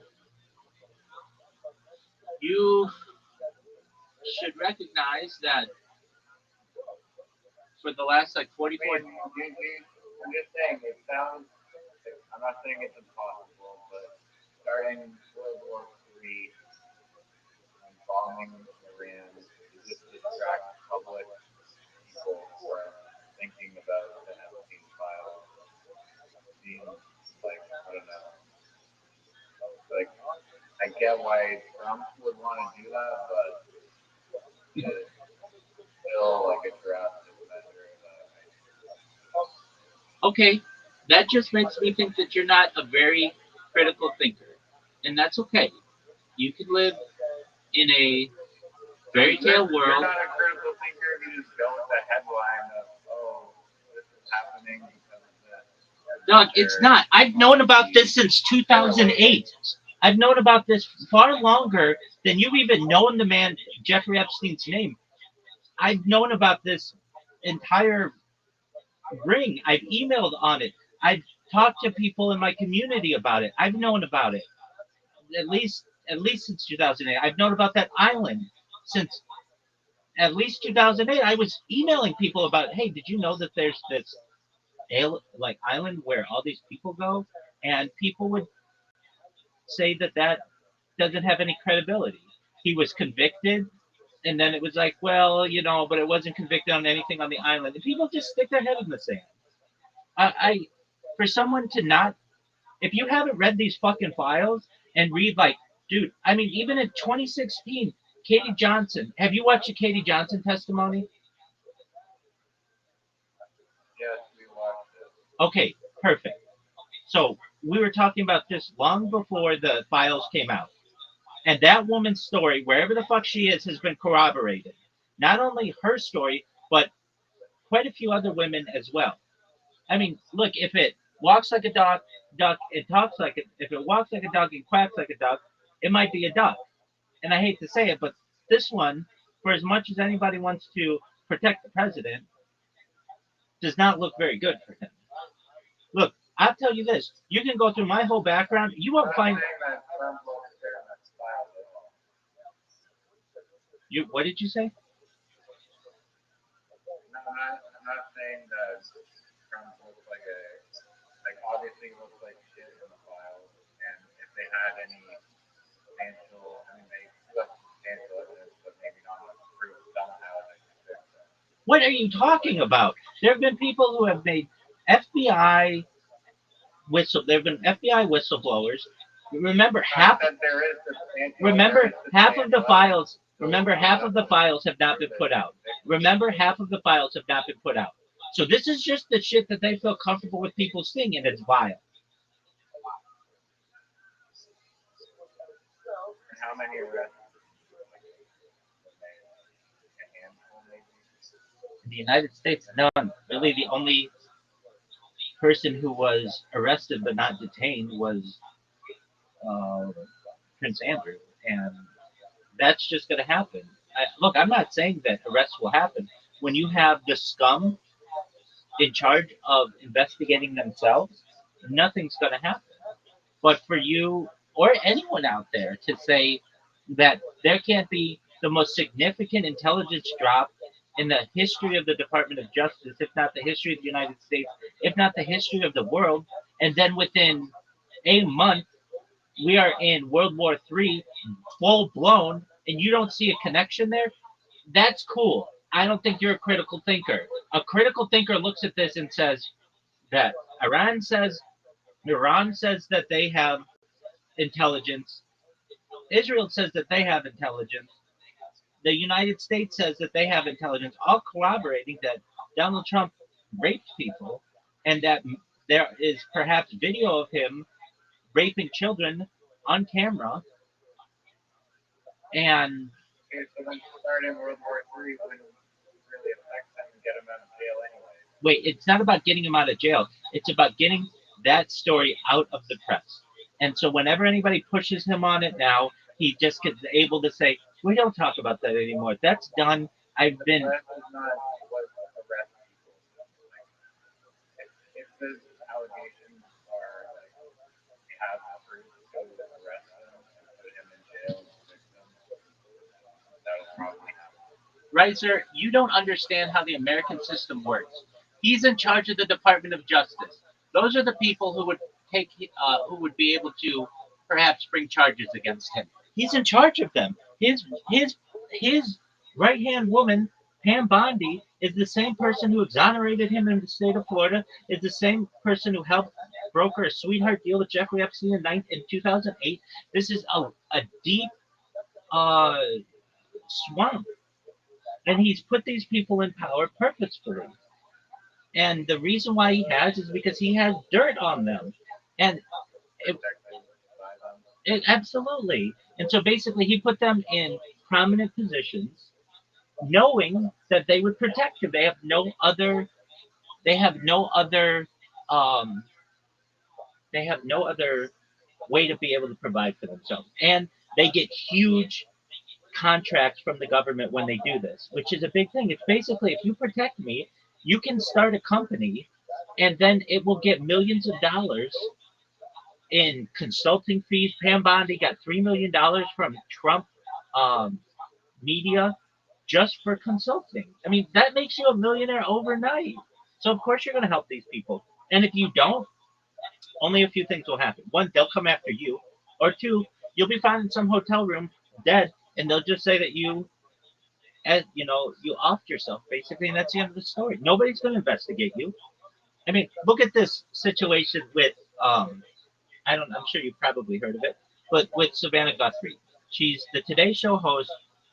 She's one of the most prominent news anchors in the United States. She's one of the very few people who had any courage to investigate the Epstein victims in 2019, and then all of a sudden her mom's gone, and they can't find her. Doug, do you know how easy it is to find someone if you want to find them in 2026? You know how much shit that they have on you? They have satellites that they can find you. They have ring cameras they can find you with. They have cellular data that they can triangulate. Yet this bitch is gone, and all of a sudden nobody can find out anything about her. It's basically to hush up the media that says, look, if you help to investigate this, the same shit's going to happen to your family. And so her mom's gone. Her mom's been gone for a month. Do you know how hard it is to be gone for a month without anybody finding you? And not just that, but your body not being found, even if you were killed. It's absolutely ridiculous. And the the intelligence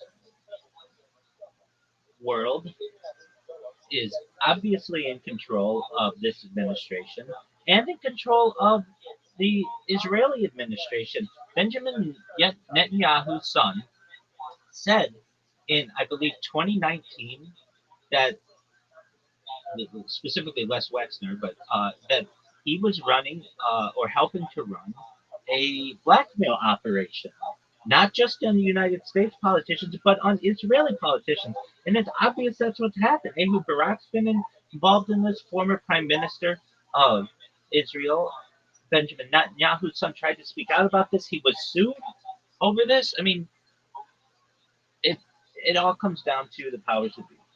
And for anyone out there who does not think that this war has any motivation uh, regarding the silencing of the biggest story, perhaps, in the history of the intelligence world, okay, that's cool. I got a bridge to sell you. I've got oceanfront property in Arizona to sell you. I mean, I basically like if people are going to be that naive, that's fine.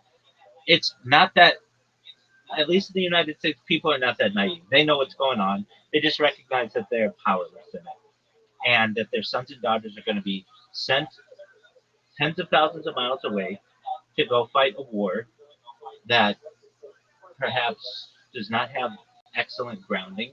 And much of it has to do with the fact that the current president is implicated in some of the most heinous shit in the history of the Department of Justice. I mean, you could not write a nightmarish novel this bad that you have a pedophile ring that basically has complete and utter, exactly, um, autonomy. And with that being said, you can tell I'm passionate about this, but for anyone who doesn't see the writing on the wall, that's fine. I get it. I think there's perhaps some naivete in that. To anyone who has been in the Epstein subreddit and reads the documents, and I read them, it's the most heinous shit you've ever read. And you're like, man, this guy sucks. And it's another interesting thing. On top of that, you have compilations of Donald Trump saying Barack Obama is going to invade Iran. I'm the peace president. I got us out of all of these different foreign altercations. And then all of a sudden to do a 180 like that, what else would cause you to do that if you somebody didn't say to you behind closed doors, hey, here is a video of you with this 13-year-old girl, and we're going to put it out, and it's going to bring down your entire administration. And the American people are going to want your head on a fucking platter. So you either do what we say, and we'll make you look good, we'll make you look like an excellent wartime president, or you don't, and you're going to jail. Not only that, we're going to take down your family, we're going to take down your sons, your daughter, we're going to take down your grandchildren. We're going to make sure that you lose. They were the people that blackmail them into starting the war. Are they the ones profiting off of it? Absolutely, 100%. Yeah. All right. With that being said, Basically, they want more money. it's about control. Money doesn't mean anything anymore. It's about control. Yeah. Well, one time I was smoking a joint in my backyard of mice and not the audio, but of the like scream of man. This is just like right after I've been like researching just how the invasion of Iraq was basically just bankers selling or bankers sending in a bunch of like essentially to the Iraq people foreign terrorists to like kill them and also die as soldiers so that they could make money and just like saying it was so many fields where you not really know like insanely the world that and how cold the world would be. That's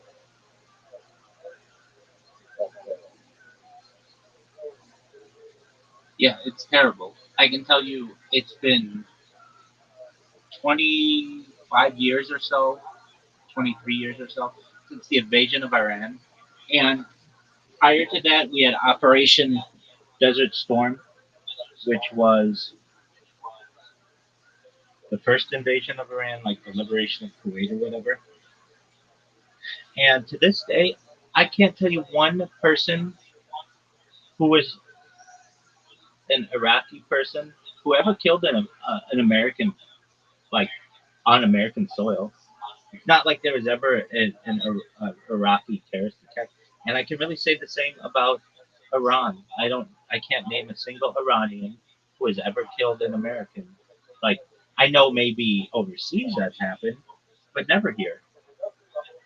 And that's a sad that's a sad situation. Anyway, it's a very I'm sad. not a. I know. I agree with you. So I'm not a geopolitical expert. I don't really know what really caused this war, if you can call it that. Oh, you can definitely call it that. I mean, you can call it World War Three. I don't think you can call World War Three that previous war on terrorism. And that's a world war. Definitely. That's a world war. The definition of a world war is It really sounds like America versus everyone else. that's what World War One was. That's what World War Two was. This is what World War Three.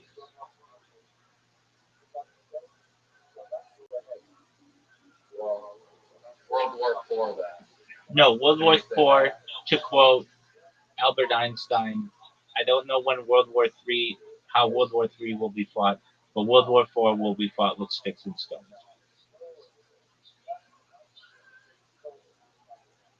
Yeah, so there's still just an extension of World War Three that started in 2000, in your opinion. That's exactly right. What? Yeah. And look, I'm not. This isn't just like Do you my want to talk theory. about this? This isn't Let's talk my about it. theory. Just read Albert Pike's book that there would be three.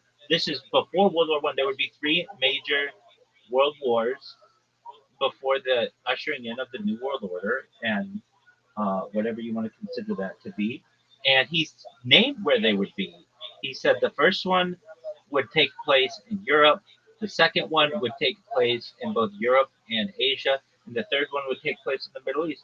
And that's the same thing that Werner von Braun said, the head of the Nazi rocket um, program. I mean, a lot of people have said this. I mean, to have a unified globe under the same set of jurisdiction, you basically need to destroy all nations that don't follow your way. And um, Iran wasn't. There are talks about, well, Venezuela wasn't. That was another war, or whatever you want to consider a coup. We got rid of their leadership. And the only two countries that really exist that don't play ball anymore are Cuba and North Korea. And this is something that has, I mean, George W. Bush in 2002 in the Axis of Evil speech stated that the Axis of Evil consists of Iraq, Iran, and North Korea. I mean, Wesley Clark was told that there would be seven nations invaded within 7 years, and it happened. It was Somalia, it was Libya, it was Syria, it was uh, hold on, They Afghanistan, invaded 20. Afghanistan, Afghanistan, Iraq, and um, what did you say? Were they like Libya and Jordan invaded Korean forces, or just strictly overthrow the government and form both forces?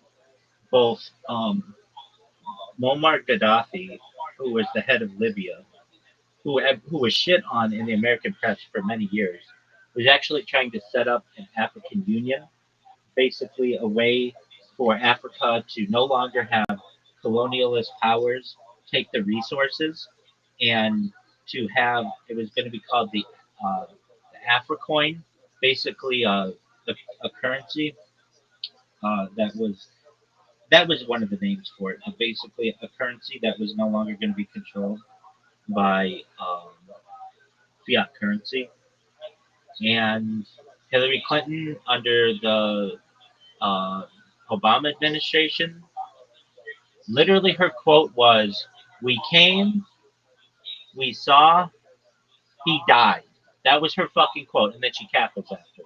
Basically, they took his ass, they dragged him through the streets, they put it on video, and it was a message to anybody else in Africa: if you don't fucking play ball with us, we will destroy your country. And that's what happened.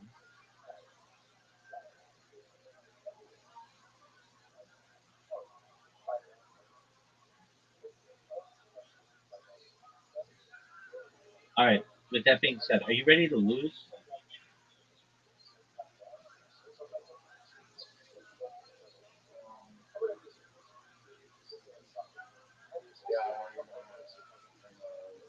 Dog, I'm gonna beat you in everything. And we still need to watch Billion Dollar Bully, but I'm gonna beat the shit out of you. I mean, it's not even gonna be fun, but I'm gonna dominate you in literati, and let's be honest, you don't stand a chance. I'm gonna let you go first. I'm gonna give you every advantage that you'd ever want. You have an invitation. Do you see it?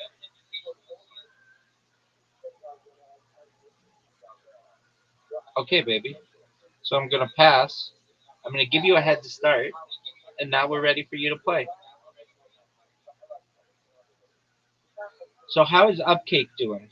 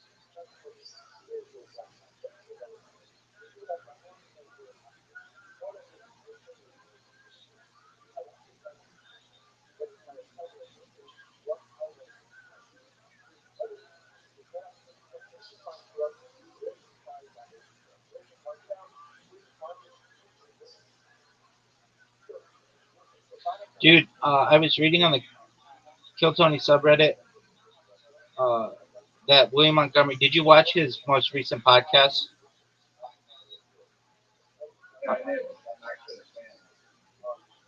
Did you, okay? Then what did he say,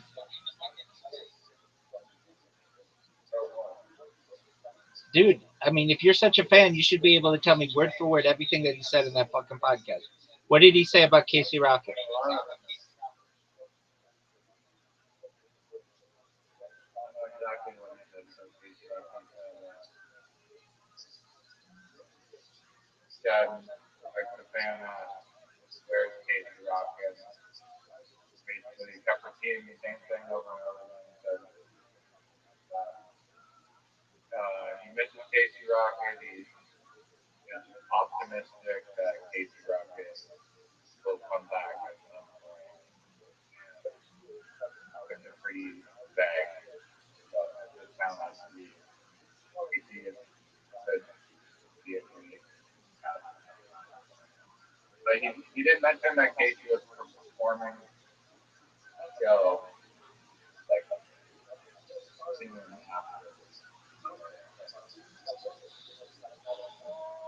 But he didn't say where Casey was, right? exactly. And then the next question, the same fan or a fan asked him, or in the same discussion, about him opening. And please brief me on that.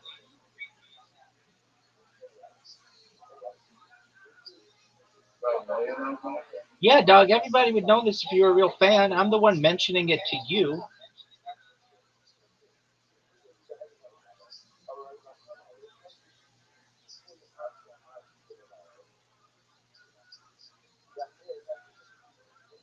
That was a good one. Fave is a good word, man.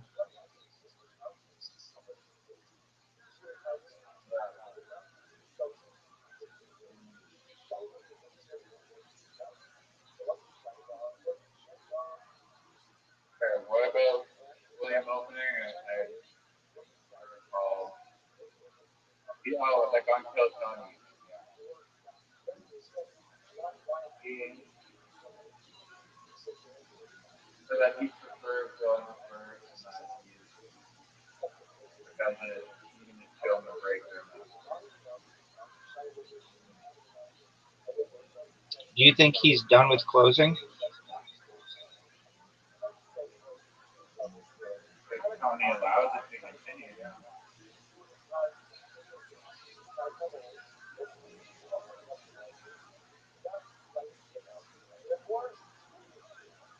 I prefer him to close. He's been doing it for so long, and he's kind of like this thing that to which I look forward at the end because I'm a real fan. And I also think that he is someone who um, I was reading about this, and I tend to agree that well, like if he's on, his interview could go for like 10 minutes or 20 minutes. Like if he's really got good shit and he's in that mood and he's like Tony, when he's like I ain't never gonna stop closing for Kill Tony or whatever. Like when he's in that mood and they can play it up, that's good. That's in my opinion good. Um, He has the best energy for the close. exactly. Yes. Thank you. Excellent. Um, I was gonna say,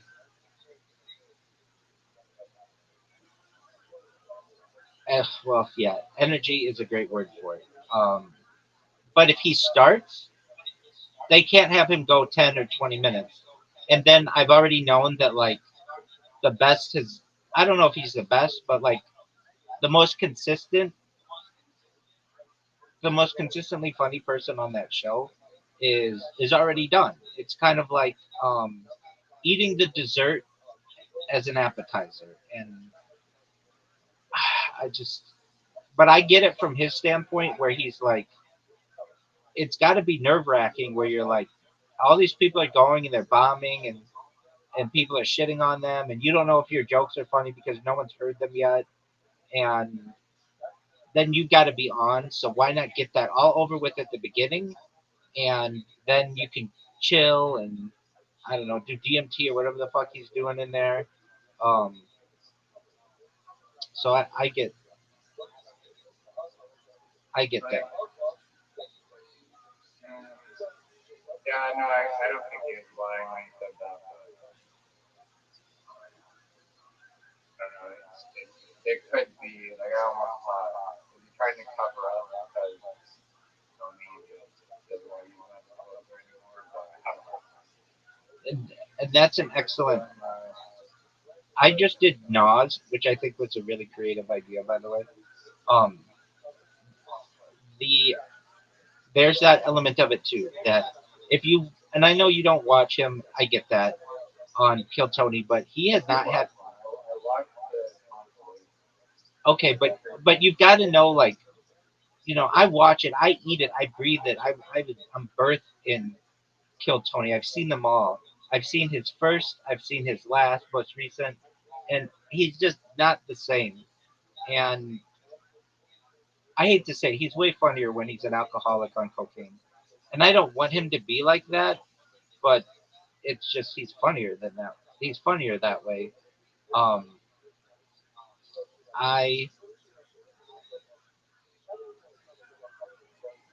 I think that he is,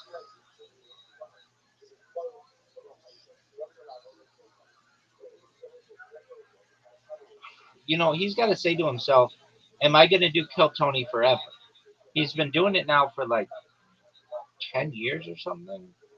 Um, and I think it would be a major mistake on his part to leave the show because, frankly, he isn't.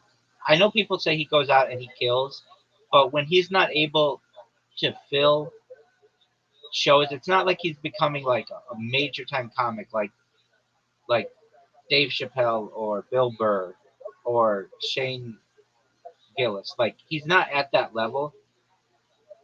I don't think he's. I know like I may be a bigger fan than of his than you are, but I don't think he's not that creative. He but people love his shtick, and so he can perhaps make people laugh harder than some of those people. But um, he's just his his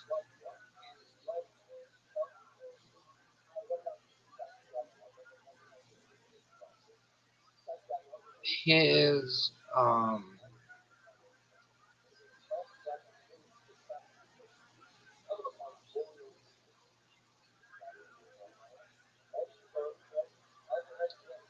his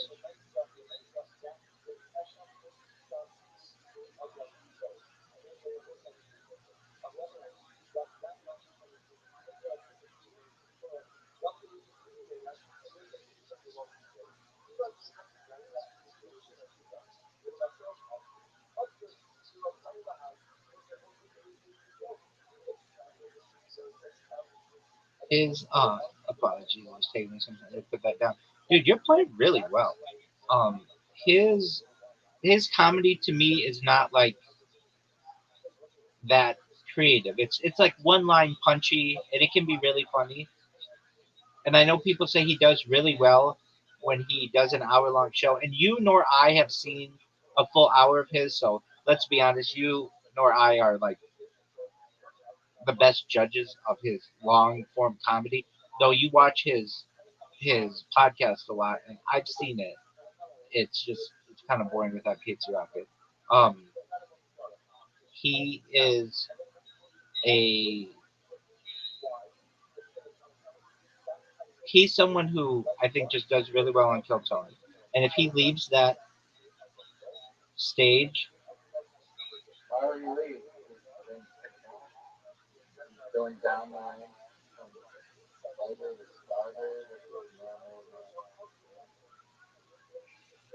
well, I mean, Tony needs, or Tony says, there are only so many, um, there are only so many positions that they have, and he's gotten more and more people who are funny. Well, here's the thing, fuck all that. William is very inconsistent. Wait, oh, that's beautiful, baby. It should be worth more.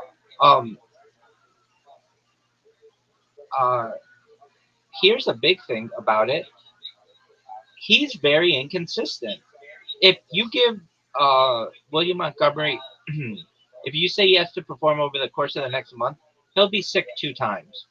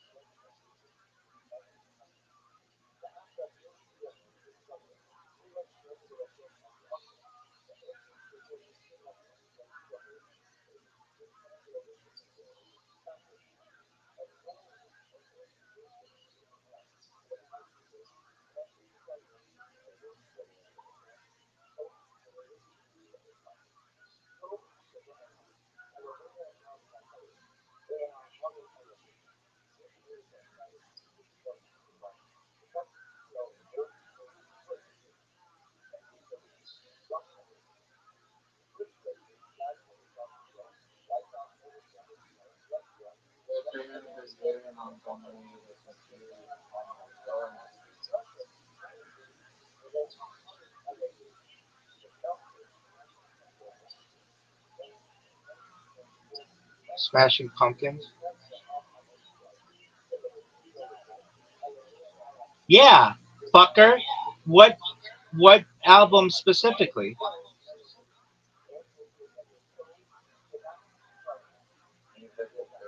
Melancholy, bitch.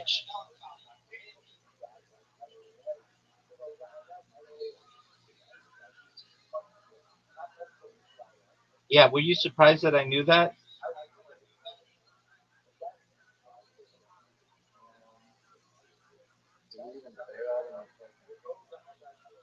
He said it on Kill Tony. That was actually a question that I was going to ask you. So that's pretty hilarious that we both had it as um, things we are going to ask each other.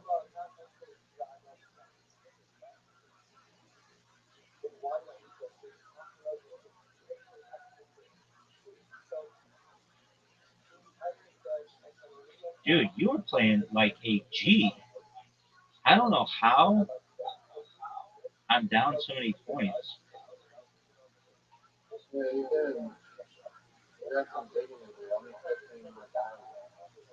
Well, that's a big thing. I don't have the ability to see how many tiles are left because this game fucks me.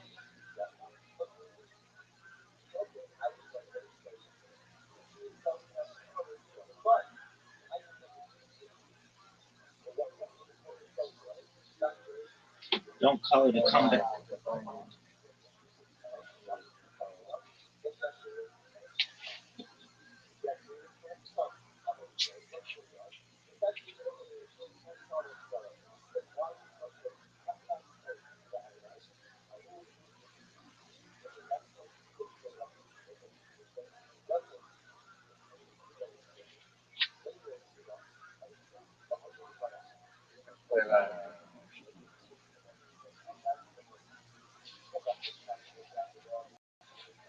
What do you say, Pam?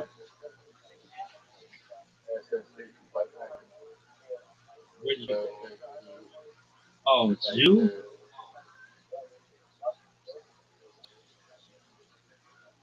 That's pretty good, dog. Where the fuck did you play it? Oh, heck, there you go.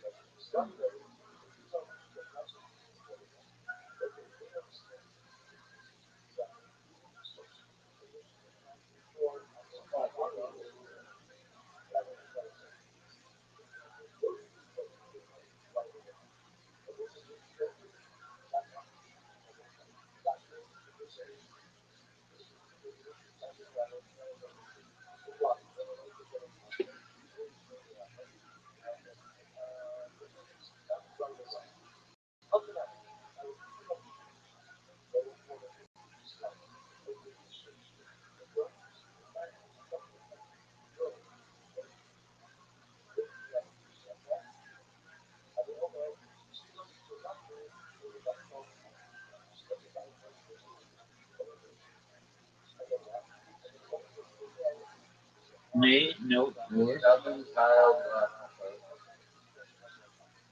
Dog, I'm busy. I got shit to do.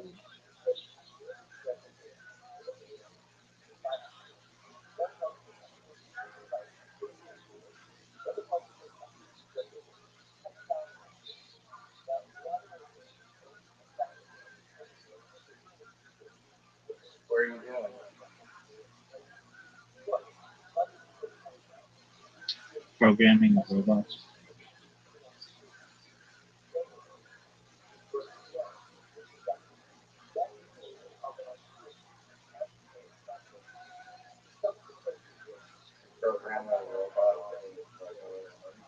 You know I could.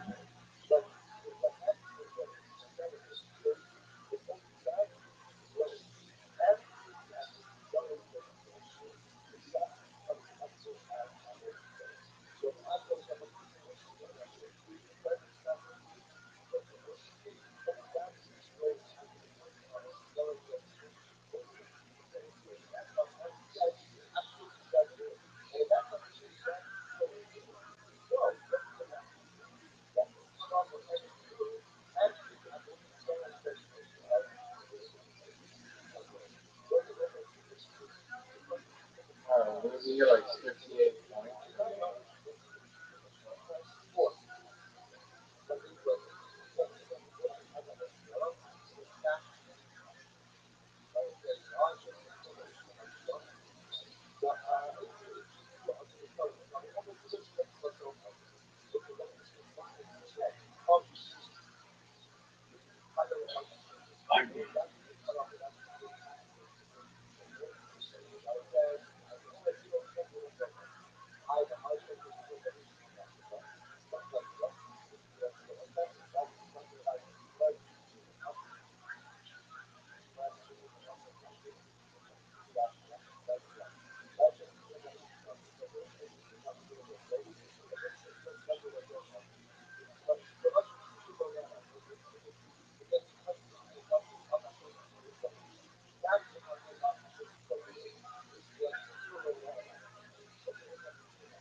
This bitch is over.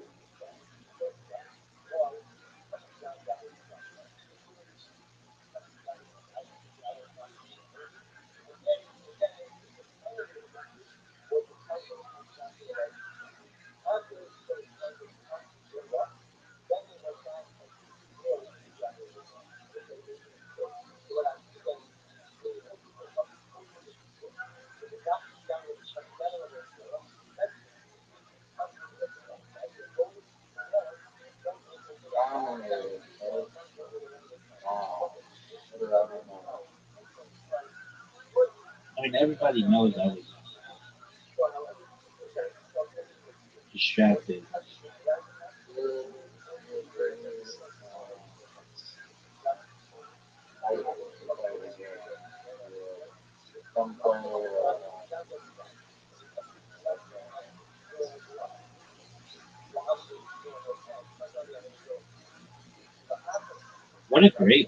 What great play this motherfucker had. I mean, he did go first, and I was distracted. no one pass. Are we gonna watch Billion Dollar? That's the whole reason I came. All right, are you gonna stream it? If I find the link for you, Yeah. will, if I find the link for you, will you stream it? Oh yeah. You'll have to find mine. I'll see what it is. Um, we talked quick about the ad marketplace. Absolutely makes sense. Okay. I'm gonna start by asking what you know about. Well, I really didn't consider this even until today. And then I was talking to my father, and he was who you met in Rothschild'S for over here. I don't know if you remember that at all. We're talking about aliens and what the aliens are. Yeah, you're Remember that? Chris. Yeah, Chris. I was talking to him about it, and he mentioned like the two biggest like companies, especially in the advertising space, are Facebook and Google, and a That's true. huge portion of their revenue comes from ads, whether it's Google's advertising like the like like when you search something, maybe like an ad link in there, Word no. usually relevant to what you're searching, and then Facebook, just as you're scrolling, has ads. So I will just start off by asking, what do you know about Facebook and Google? Doug, I know everything about everything. Okay, first and foremost, you should know that Billion Dollar Bully is available on YouTube, but it says preview only. Okay, but let me. I'll find it. I'll find it. Okay, um, yeah. So the way that Google makes money, its number one revenue stream is AdSense and or AdWords, I should say. Have I used it? Yeah, as both a consumer and an advertiser. So basically, you create an account. You have to get your like business verified to be able to um, advertise on there, and then there are certain words that you basically will pay for people. Okay, so there are words that you can choose, so that when someone searches those in Google and they click them, you will bid for those words. And if you bid higher than your competition, then the person will come to your website basically. Um, so the number one, at least this was how it was like 5 years ago, but I think it's still true. The number one Google and the most expensive word on Google to promote is the word insurance. Insurance, it was like $5 per click. Companies were willing to pay $5, which is a lot of money in ads. So you got to think like that's a lot of people clicking that word to show up number one. Uh, and the way this works is basically if there are ads that are shown before the results, and you can get your brand there. But then if enough people click that, it will show up higher in the results. And that's basically how that works. Um, a word like insurance is very powerful because it's not like um, even something like I don't know ball or dog or whatever. It's something that you're going to need and you may have for the rest of your life. So there's a lot of competition for it. And um, so basically, you have an account, and I can tell you like the words that we would at our organization bid on were things like car wash, mobile car wash, and there are phrases that you can do. Car wash app, those kinds of things. And those weren't expensive as insurance, but car wash is pretty expensive. And then people compete, and then you have your ads that are shown before the results in Google or on the side sometimes. Okay. With that being said, if you use an ad blocker, that removes all of that. So you'll never see that stuff. But for those people who aren't smart enough to figure that out or don't have the ability, you will be shown these ads, and then sometimes it has the word promoted next to it, and you basically have a budget as an advertiser, and if you get so like in realistic terms, let's say you're bidding on the word insurance and it's $5 per click. if you get 20 people, so 5 times 20, if your budget's $100 and you get 20 people to click that, then your budget will be exhausted after 20 people click it. And that doesn't matter if they click it and buy insurance from you or they just accidentally click it. It doesn't matter. It's just the fact that somebody clicked that, you're going to get charged for it. So you can imagine you need really big budgets to be able to do this, and they just get depleted. And you do get a little bit. You can focus where you want to advertise. So it can get really specific. So Facebook gets even more specific, and we'll get into that. But you can do like I only want to target people in like we didn't want to target people in Southern California. We wanted to target people within Los Angeles County, Ventura County, Orange County, San Diego County, uh, San Bernardino County, and Riverside County. But before we expanded to San Diego, we did not want to promote in San Diego County. So basically, we would turn off anybody who was in San Diego County because we didn't want to promote there yet. We hadn't expanded it, but later on in the history of the business, we would. And you can focus it down to the zip code. And so you can choose the different zip codes. They have like a map, and you can click it, and then um, okay, so there's that. We've talked about this before, but basically, the European Union has told Google that you have a monopoly on AdWords, on online advertising, and you have a monopoly on the browser that people use. You can't have both. You have to give up one of these. And this is when I've said to you that the Chat GPT or the OpenAI browser, it's known as Atlas, is going to be the biggest browser in the future someday because their browser is going to just it's going to take up Google's market share. Basically, Google's going to give up the European browser market. Eventually, Atlas browser will take over there and it will spread. And that is a prediction, certainly, but I think it's a good prediction. I was predicting this before OpenAI even talked about having a browser.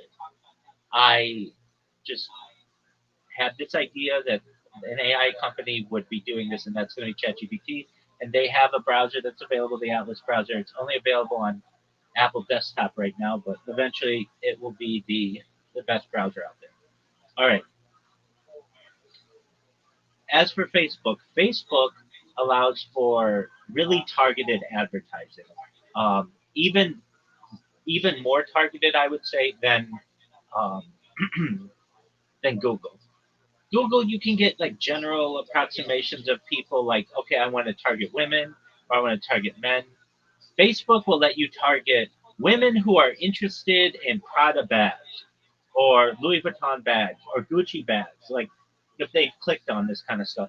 And I've known people who I have a friend who basically uh, ran a purse of the month company. Basically, this was a company that would send you a new purse every month. And the way that they had very slim margins, but the way that they would target their customers is just through Facebook. And they would just say, we want to target women between the ages of 18 and 30 who are interested in fashion bags in these certain high net worth areas. And because they targeted stuff so specifically, they didn't drain their whole advertising budget, and they got a lot of people who were interested in what they were doing.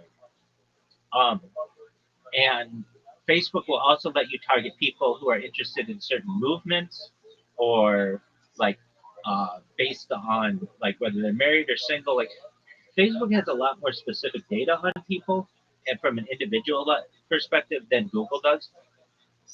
Facebook will not tell you exactly who clicked on your ad, but they will tell you in general, like um, of 100 women between the ages of 18 and 35,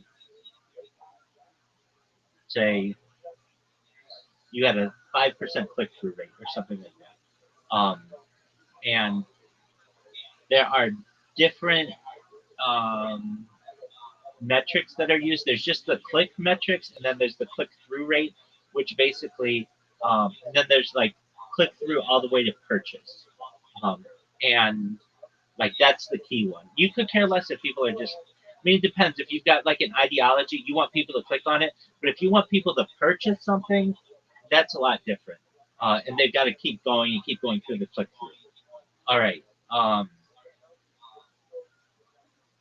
The ads on Facebook generally run on the side, um, and are not as widespread as Google. Meaning, the ads on Facebook are just when you're on Facebook. And then Instagram's different. Instagram's its own. It still uses Facebook advertising, but if you're advertising on Facebook, that doesn't mean that your stuff's going to be shown on Instagram. Instagram's different, um, and their advertising is much the same way. Um, it's the same kind of system, or at least um, was the last time I used it. And again, you could focus on people who had a certain number of followers or were in a certain region, etc. All right. Google allows you to have a much wider, cast a much wider net because not only will your Google AdWords be shown perhaps in like banner ads at the top of the page, but also on like you can you can have it so that depending how you want, you can focus your ads on people are using mobile devices versus desktop devices, or Android devices versus iOS devices. Those are some pretty um, interesting. You'll get interesting results on that, and you can say I don't want to target people who are using certain devices. So I only want people who are on the old-fashioned Google page. I don't care about people who are using. Um,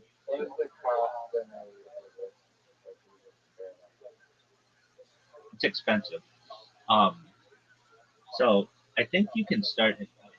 They have a limit. They have a minimum, but I think you have to put in like either $100 or $1,000.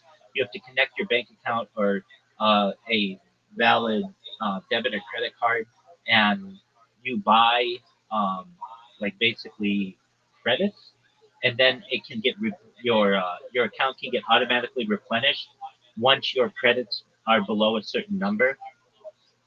Um, and I can tell you as well. One of the things with with Google, you can target like Google Play if you have an app that you want to promote on there. And I know a lot about the app stores as well. But we don't have to go into there because you just asked about Google um, and uh, Google and Facebook. How much does it cost? However big your budget is. They do have a minimum. I'm not exactly. It might only be $25 or something like that. Um, and you you get a really nice dashboard to tell you how many people clicked through, how long they were on your landing page, whether they purchased your product or whatever. You've actually used it. Oh, yeah, yeah, yeah. Yeah, I've ran multiple campaigns on it. Absolutely, 100%. Uh, I've ran campaigns on both Facebook, Instagram, and then on Google, I ran Google Ads, Google AdWords, and Android, Google Play Store ads. I'm trying to think of anything else. I've designed the ads. I've designed the copy. I have written App Store and Google Play app descriptions. Um, it's yeah, I've done both.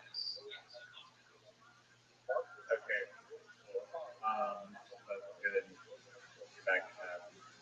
Now, in terms of like this ad marketplace, and my source is ChatGPT, so I don't know how accurate it is, but you have your own anecdotal evidence, I guess, to support it.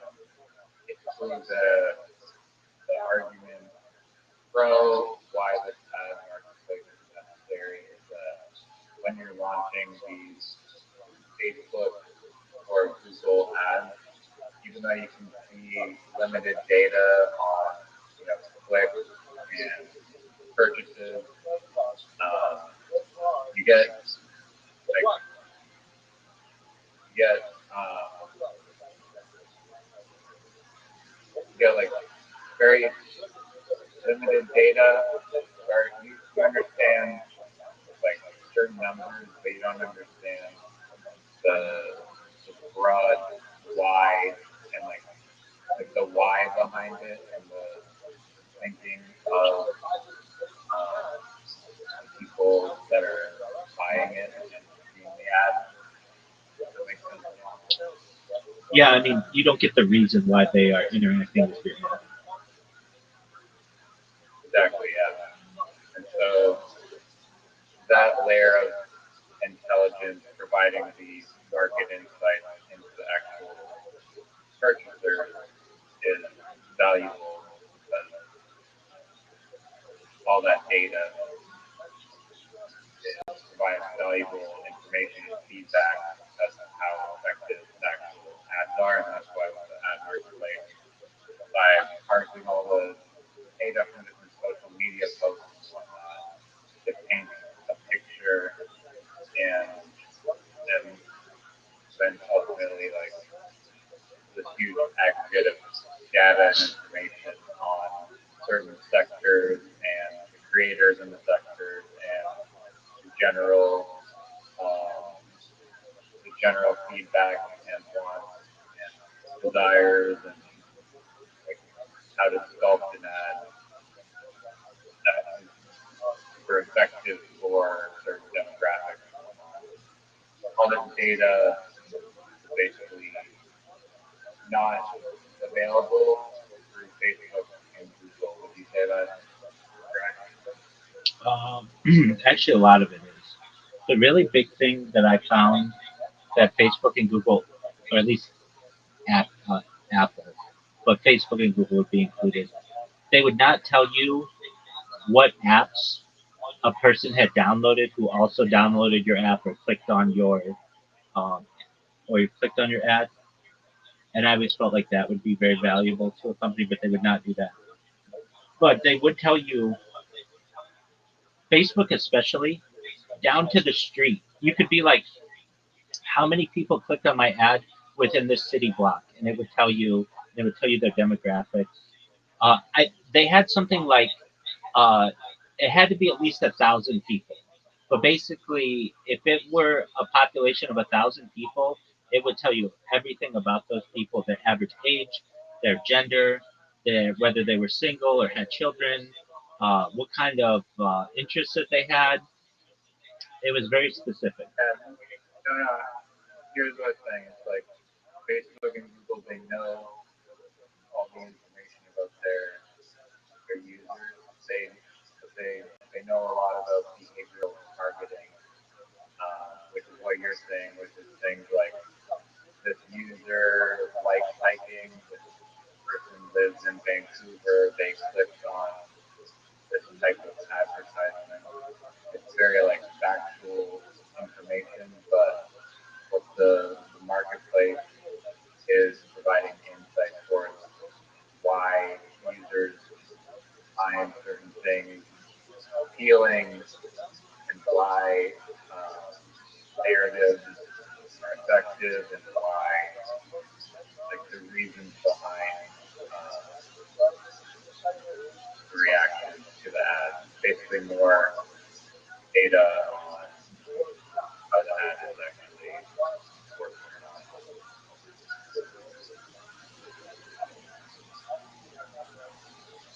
You're saying that that's what your marketplace will do?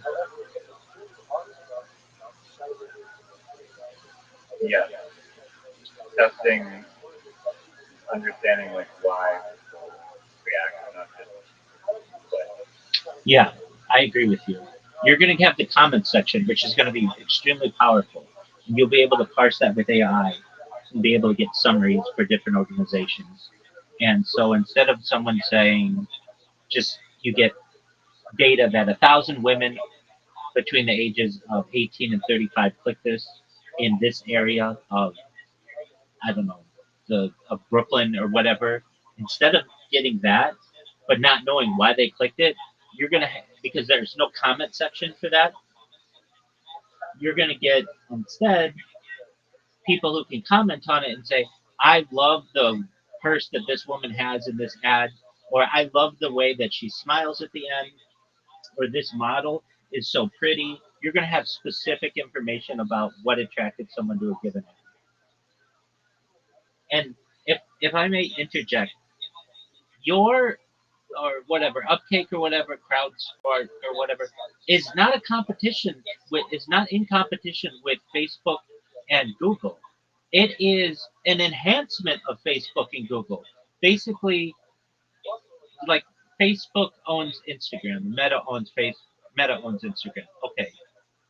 Currently, people, if you ever want to run one of these campaigns, you upload uh, graphics or a video, whatever. What you're doing is you're making sure those graphics or that video is better and that it will perform better for the people who are advertising on Instagram using the Meta platform or on Google. Does that make sense? Yeah, no, that's funny that you bring that up. I was literally going to just mention that, and it's amazing that you know that because I was like, is Google is Facebook and Google going to hate this, They'll or love is it. it a positive thing It's for it? positive. Positive because better ads mean that they get higher engagement, higher click-through rates, higher advertiser ROI, which goes into more ad spending for them. That's exactly right.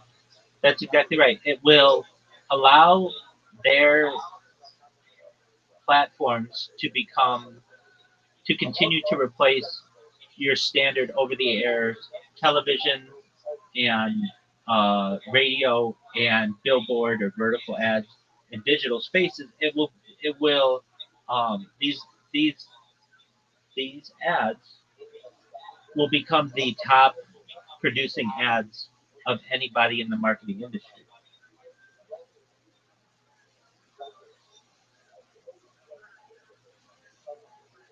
Yeah, I mean, assuming that the ads are leading to more sales and what good ads do, then yes. And basically, Facebook and Google are just like these massive distribution channels for the advertisements. But as you said, um, like currently the way you do it is like basically trial and error with a bunch of different ads, and then you see which ads are resonating the most and getting the most click-through rates and sales, and then you unleash those ads. But all that testing is costs money, and you're still going with not the best ads. Whereas when you crowdsource it, um, your chances are better that you're going to get a more solid ad, and you actually have the data to back it up that it is a solid ad, and you have all the feedback from people that validate it before it goes on Facebook. So That's correct. it's higher upstream in the process before it actually gets to those distribution channels. That's correct. And the thing that advertisers do nowadays is called A/B testing, and these platforms allow for it. You upload ad A, you upload ad B, and you see which one performs better. And then let's say A performs better than B. Then you change something slight in A, so you have A1 and A2, and then you compare those against each other. And let's say A1 does better than A2, and then you've got A1 and you change something slight on that, so you've got A11 and A12, and let's say A12 performs better. Then you take A12, you change something slightly, and you make, you've got A121 versus A122, and let's say A121 does better. And then, you fine tune this until you have a really tight ad that has very high click through rate. Then you invest more. That's exactly right. Yeah. So at the beginning, you wouldn't necessarily invest as much because you don't know what ads are best. And so you basically do digital focus grouping this way, just using click through rate. But again, that's cool, but it doesn't tell you directly why people like something. So let's say you've got A112 or A1121 or whatever I said, and that's really good. But you'll never hear anybody say, I like this ad because of why. You won't tell you. And your platform does. You've got a comment section. Also, the share button, how many people are sharing it and saving it, and what that's about it. I don't. I agree with you, but I do You not. actually extract like the watch time of the video. Yes, absolutely. Oh well, yeah. I mean, you can integrate it with their systems, but as a as an advertiser, you get an average watch time of whatever your video is. No, we're talking about just from like social media posts, people entering the content. Is that information public? Um, no, no, it's not public. So they would that's within their own dashboard. Is it possible to get that information? Even No, it's just proprietary. Unless they decided to share it with you, or you had some kind of integration. Basically, you could go to Instagram and say, look, we're giving you a lot of really good ads. Is there any way we could integrate with a user so that they could see their metrics on our platform? I mean, anything's possible if you're able to sweetheart the people at Meta, then yeah. And if you're really performing well, they'll say, yeah, you can. But generally, they want to keep that information on their own platform, so they may not be. it actually, yeah, it benefits them, like you said, because they get higher performing ads, which makes them more money. So they would want to share the information. That's true. But what I think the most powerful part of this strategy is not any of the stuff that you have mentioned. I mean, it's all good, and the click rate and all that stuff is good.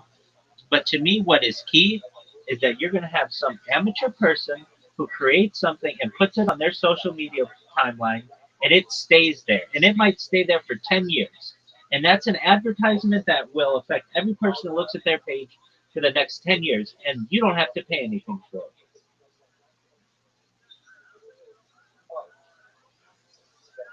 Yeah, no, that's true. Like, there's this uh, I don't follow many Instagram people. I really, even though I'm on Instagram right now on 5 different devices, and I'm on TikTok on 4 different devices, and I'm not talking about just my phone is on. No, I'm live streaming on that. I don't look at that many creators, but I have been recently, or sometimes I do. But um, I find it sucks me in, and I'll be like, wow, 2 hours just went by, and I was just mind rock. But I can tell you, like, um, there are people who have, like, there's this. Um, I'll just give you an example. A creator in uh, Pasadena, so like just a suburb of LA. She she did all. She's like a she's an actor, but she also does like music. And during the pandemic, she moved to like being an influencer. And she went to the salon, I don't know, 3 years ago. And I was going through her shit because I think she's really funny. She was in a Super Bowl commercial, and like I've seen, she's really funny. Um, and and basically this salon, because they let this influencer, they like did her hair or whatever. 3 years ago, I know exactly where that fucking salon is. I know they have a location in Pasadena. I know they have a location in Burbank.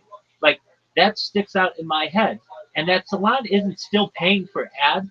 It's just that they made an impression on me because I know that this woman made a made a like a reel about it or whatever, an Instagram post about it.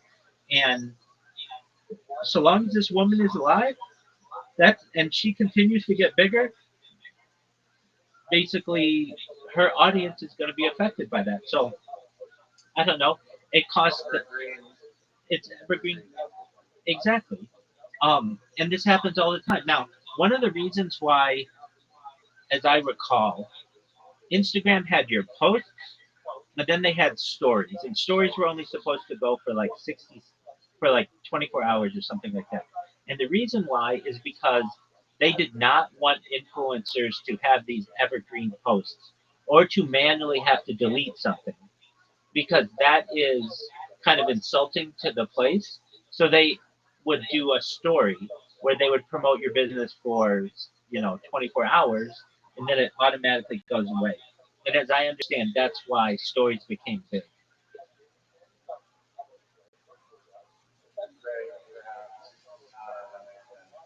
But then they still creators are doing posts that are Exactly, and that's all. it's not like against the rules. That's right, and that's all. That's all to be determined with the discussion that you have with the group and what you want to um, determine to be your comfort in as an influencer promoting a business and as a business how much you want to pay that influencer. Um, I think I might have told you this, but when we so basically in the app that we created, you could have an avatar, and very few people. I mean, some people would like upload a picture to the avatar. But this one girl uploaded a really cool picture to our avatar, and we had a member of our organization who was like, "Oh, I know that person. She's pretty famous." We're like, "What do you mean?" And she's like we would get big time celebrities, the Kardashians, Quentin Tarantino, those kinds of people using our service, which was cool. But they're a different level. Even though we did have an agreement with the Kardashians to wash their car every Friday, which was a different deal. So we would, if we wanted to, get really big people, but we wanted to start to get to like mid-level influencers who weren't as expensive. And one of the things that we would do is get like the way we got in with the Kardashians is through Scott Disick, who was Kourtney Kardashian's husband and like the father of Mason Kardashian. Anyway, I hate that I know all this about these people. But basically, we knew we had a connection to him, and basically they would do posts for us occasionally if we would watch their cars every Friday, and whatever it would be. And that's expensive, but it works out. Now with there was this muralist who this girl told us about. She's an influencer. She basically, if you know what Bratz dolls are, they're like I don't know, kind of like not Barbie, but they're like you know what a Bratz doll is? I've heard it. I Yeah, so that's like its own art form. And so this woman would do murals around LA that were very Bratz dolls esque. And she had the reason why she caught the attention of the owner of the business was not just because she had a really big Instagram following, but she had a nice Bentley. And anybody who had like a really nice car like that would get his attention, and it looks really good on social media and stuff. And so we reached out to her we're like, hey, we would like to offer you like premium services for uh, like 3 times a month or something like that for in exchange for you doing one post a month. And this girl was really expensive. I remember she was like, um, I'll do it, but plus you have to pay me $3,000 a month. And that wasn't all that expensive. We could afford that, but it was like you've got like 50,000 followers, or I don't know, maybe she had 200,000 followers or whatever. It just wasn't the the juice wasn't worth the squeeze, basically, with her. Um, and the reason why I Wait, mentioned what was her name? Do you remember her no, I don't. I didn't know who she was then, but we had someone who worked at the business was like, "Oh, I follow this person on Instagram. They're really big. They're a really big person." And I was like, and that was another interesting thing. Like everybody knows who the Kardashians are, but like I'd be like to somebody, we'd be washing a car like somewhere in Beverly Hills, and I would look up the address, and they would be like, "Oh, that's Quentin Tarantino." A lot of times, these people would not do it under their own card. They would have um, their assistant do it because they don't want a whole bunch of like paparazzi and stuff like that there. They just and I said to one of the people who were like, "Oh, Quentin Tarantino, that's Quentin Tarantino's house," and she's like, "Who is that?" You know, this girl didn't know who Quentin Tarantino was, but she knew who this fucking muralist was. It really just kind of depended on whatever your interest was, and with something like getting back to that evergreen content, um, we would find influencers, not that necessarily that muralist, but other people who would be like, "Thank you so much, Mobile Wash, for cleaning my car. It's been so nice. It's so nice having the car wash come to you. It's like Uber or Lyft for car washing. It's amazing. I got to go have my nails done while my car was being washed, and I'm just pampering myself. Treat yourself. Go get yourself. Go use the service." They would say that those kinds of things. But guess what? That content stays on there for years. So that's why, like, if they wanted to, and so that would be an agreement that we would work out with someone. Hey, if you leave this up and don't delete it, we'll continue to provide you this service indefinitely. And even though the state of California shut down that app, many of them still have their testimonials that are way down on their timeline. But if somebody's interested, they'll go down there. And, um, with our organization, that was a little different. But if you're a, if you're like a clothing brand or something like that, that is more visual, not that ours isn't visual, but that's the kind of way that you want to promote your content. The fact is, if somebody's wearing your shirt on their social media, they're not. If they like whatever they did and they like their look, they'll keep that on there 20 years from now. You know what I mean? And so, from your perspective, if you have somebody who works really hard to create an ad for whatever it is, we talked about that, like a mom and pop coffee shop in San Francisco, and they're proud of it. They put work into it. They'll leave it up just because it's art that they created and they want their friends to see how creative they are. 5 years will go by and that'll still be an advertisement, and that advertisement is not being tracked. It's not, aside from like just seeing how many views a post gets. But yet that content, like using your phrase, is evergreen. Yeah, and also, I mean, when they leave it up, like you can still build like reputations, like, and maybe you don't win a prize even, but you get like a honorable mention from the company because that badge goes on your profile, and then you do a few contests and you get a few badges, and then people are going. Maybe companies will see you and reach out directly to do some promotion with them, or you put it on a resume or something that hey, like Google and Facebook and Apple all like my post when I won the Apple thing or whatever. Um, That's correct. And you will have, I see it all the time on social media. People put up a post, and then in the comments, someone says, "Hey, I really love this. Please DM me. Let's collaborate." You see that all the time. And so people will just say, "I'm going to keep up this advertisement that I made for this company because I might get somebody who comes out and wants me to do something for them, not even related to Crowd Spark or whatever. Just yeah, not even nothing to do with advertising necessarily. exactly. I just like it's a way for people to showcase their skills.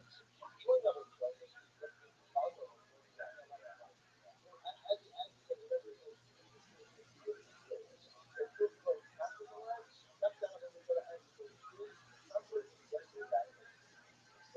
Yeah. I had this other point that I was going to bring up, but my brain totally left me. You're good with that.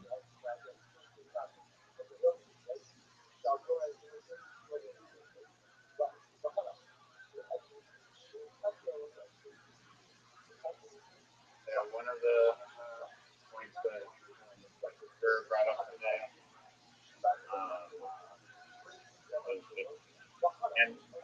kind of the answer you've already done. Practically similar answer. Or at least it might be, I don't know. But he was posing the scenario in the future where all advertisements aren't all fungible. They're like all personalized AI advertisements because Facebook or AI tools will try to tailor an advertisement specifically to you. That's correct. And Like so in Enemy of the isn't State, some like in Minority Report, like in the Born Identity. yeah, so there in a future where there isn't one ubiquitous being shown to every single person, the question is like how relevant is this platform? And I guess my answer, what I thought the answer was that even if that is the case, then they still could potentially use the platform to still find the most effective ad and then do their little AI personal tweaking to that ad that they know is effective on like the ground, like has already the metrics to verify that it's an effective ad. But also another interesting angle that the AI brought up was that ads are not just about targeting individuals, they're about connecting people and giving them something shared to connect with that are involving a brand. And so, like, whatever you can, here's an example of like some ad campaign or whatever, but people got to share and experience that ad together, and it's really about brand building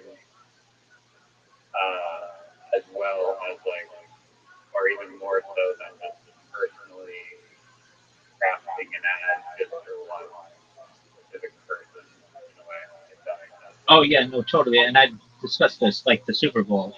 Some of the most powerful advertisements I've ever experienced were because I was around people when I saw the advertisement and it had a connection with me.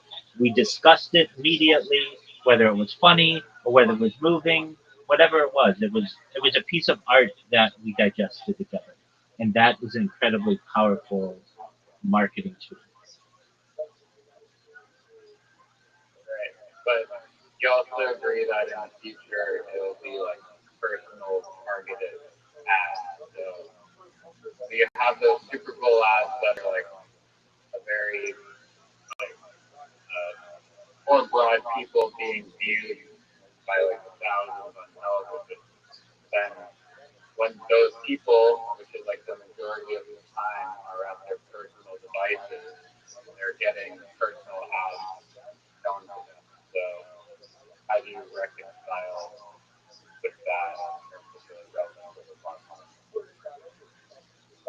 Yeah. And then very soon thereafter, you'll just get brain computer interface advertisements that you might not even be able to escape. Um, all right, so we've got Or uh, like memory. right. Okay, Drive to get like yeah. So I've seen this before, and they were doing this in malls. Malls were an interesting place to advertise, and we did a little mall advertising in the. Um, there was a new mall that opened up in Glendale, uh, which is known as the Glendale Galleria, which is like a famous mall. It's one of the nicest malls in the LA area, and they had some kind of like you know when you go in the mall and there's like the directory and you can like uh, on the sides of the directory they'll just put like advertising there. Uh, we did that. One of the things though that they were proposing, and they didn't have it rolled out yet. And it still hasn't been rolled out, but that there would be a camera on the other side of the, let's say, the information booth or whatever, and it would recognize your age and your gender, and then automatically show you ads that it perceived as something in which you would be interested. And I think in the future, that's kind of what you will find. So you may have multiple people looking at the same screen, but seeing different advertisements simultaneously. And you could do that. Like imagine, I actually saw this on social media yesterday. Um, you know when you have like 3D glasses and like one side is red and the other side is blue, and if you look at them simultaneously, it looks 3D. But if you only look with one of the sides, you're only going to see one of the pictures, like with the red. And if you look with the blue, you'll only see the other picture. Does that make sense? Yeah. Okay, excellent. So the same idea, we could both be, or let's just say, a man and a woman could both be looking at the same screen, but the man would see something that was targeted at men, and the woman would see something that's targeted at women, and they'd be looking at the exact same screen, but the screen would be displaying different um, different images to them. And this is becoming, I think, probably well. And so the idea is in the future, if you've ever seen, I think it's Minority Report. Uh, they also, I think, do it in the Born Identity, but also Enemy of the State. There, I think it's Minority Report where Tom Cruise is walking through a mall, and um, like the advertisements in the mall are saying his name and like trying to target him, and he's like trying to escape them, something like that. Um, that will be a reality. So instead of it saying an advertisement saying, you know, are you sick of cleaning your toilet? Well, use XYZ toilet cleaner. It's the best toilet cleaner around. It will say, Riser, hey, come here. Riser, yeah, come here. Are you sick of cleaning your toilet? We know that you own a, a Kohler toilet. Use use this certain kind of toilet cleaner for the best results for your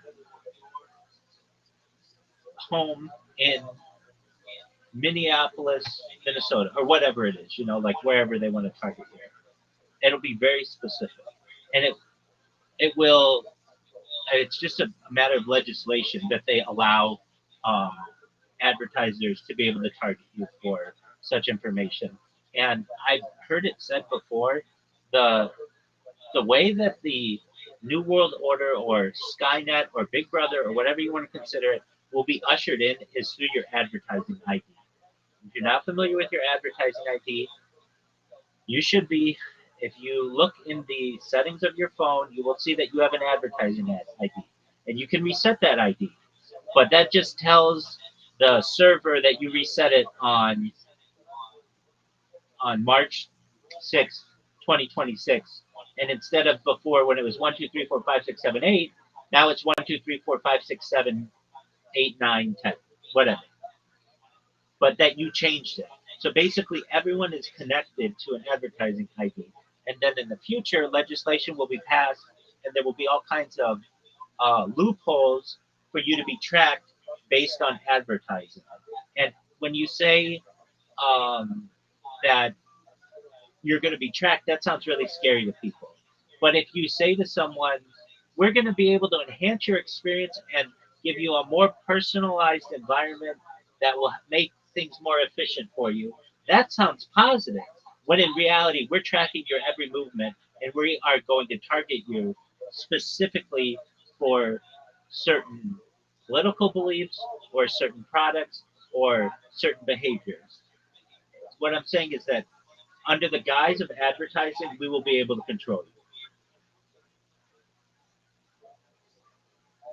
Yeah, I mean, kind of how susceptible people are to advertising. I guess that's what people are bought to think now. How far. I mean, even you said to me, I almost bought a Harry Potter Obama song 10 minutes shirt, and I just see you wearing it all the time. Now, I don't promote it. I mean, I'm not saying, hey, when did you buy this? I'm just naturally doing this. So even like I'm not gonna like I'll make a website like Facebook or Instagram. I think you do, and you just don't recognize it. If you're ever on Amazon and they feature a product, it's you'll say, "Oh, that's a cool product. I'm going to buy that product," and it would not have been featured if somebody wasn't buying Amazon ads to be able to promote their product. I know that's a big one for me um, on Amazon. I'm like an Amazon junkie, and I would see cool stuff on Amazon, like a digital mall, and I'd be like, "Oh, that's cool. Oh, but that's even cooler," and it would be like a promoted post. Yeah, no, Amazon definitely gathering data that you products. It makes you buy. I've got one for you. I'm right now streaming on 5 different tablets, not just phones, tablets. And when I bought these tablets, they're Amazon Fire tablets. I remember I could get a good deal on them, and let's say to buy each one, let's say it was like $150 to buy one. I bought them refurbished too. Uh, but I was buying so many different devices a few years ago that I was like, I was buying them in bulk. And so I'm like, okay, if I buy 5 of these, I could buy 5 of these for at $150 each. But I could buy 6 of them, which is one more or whatever, if I have a different if I buy a different model of them. And the only thing that was different in the model is that it shows advertisements on the home screen, and you can't get rid of those advertisements. So like literally, I have 5 different tablets that if I shut them off, they just show Amazon advertisements on the away screen or whatever. Now there is a way you can call Amazon or contact Amazon and they can shut that off for you. But basically, Amazon, what I'm saying is Amazon sold a tablet that was less expensive if you allowed it to advertise to you. And I think in the future, that will become the norm. That you will just buy an iPhone. There'll be 2 kinds of iPhones. There'll be one that shows you advertisements on the homepage or whatever, and then one that doesn't. But the one that doesn't is much more expensive than the one that does. Right. No, I get that. Oh, I look feel like who the fuck it is! the Rabbi.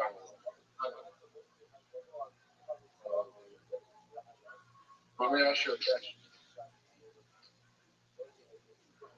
Okay, well, we're asking you a question since you can't ask the question. Are you ready to lose? Because both of you have invitations to do so. Alright.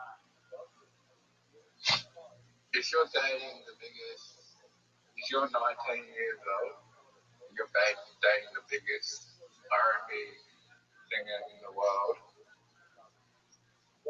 and you find out she's part of the satanic sex cult, satanic child sacrificing sex cult, what would you do in that situation? How hot is she? That's the most important question out of all of this. 0 to 10, give it to me. Well, it's Rihanna and you're Chris Brown in the situation. What do you do? Oh, well, but Rihanna, I mean, she's okay looking, but like, if you're Chris Brown, you could get some But bitches. you don't get what I'm referring to. Like, Look, all I want to know is, Riser, why haven't you accepted my invitation? Are you talking about? Are you talking about when he punched? Are you talking about? Are you talking about? How about I just ask you the question? Are you talking about when he punched her before the Grammys or whatever? yeah, if she was part of a child sacrificing sex cult that was doing that, you think she deserved it? I don't. I like justice, so I would think that you should be prosecuted and whatever. And fair enough, but like, there's no prosecution when it comes to that. Okay, well, I don't think anybody has the permission to put their hands on somebody else without consent. So if she didn't consent to it, no. With children that you sacrifice like the devil. All right, I mean, then he could go to the authorities with his money and perhaps have some kind of prosecution. They were threatening to kill him. Okay, then No, this is just a conspiracy. This didn't actually happen. yeah, I had heard that it wasn't because of that. I had heard it was because she said that she gave him herpes and didn't tell him about it or whatever, and he got pissed off about it.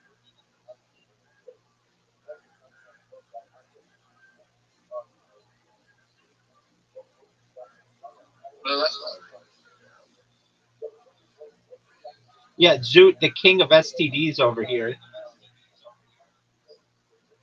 Zoot, did you ever get tested for chlamydia or gonorrhea? Yeah. No, you didn't. You're lying.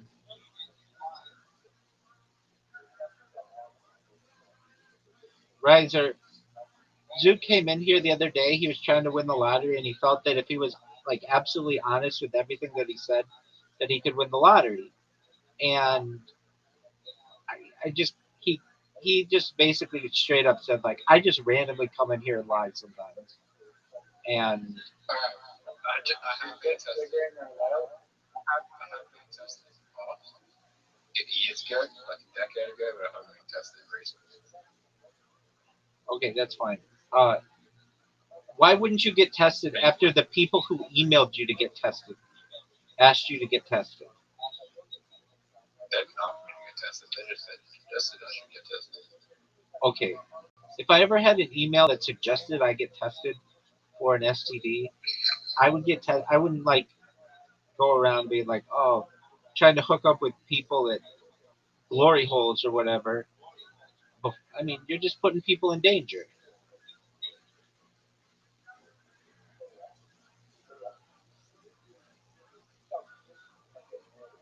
They're going with more.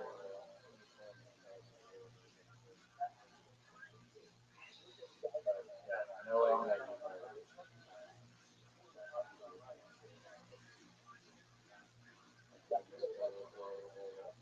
Riser might have one of the best shots ever. oh, I guess fucking yeah, you're welcome. What do you mean? That's still a difficult shot for me.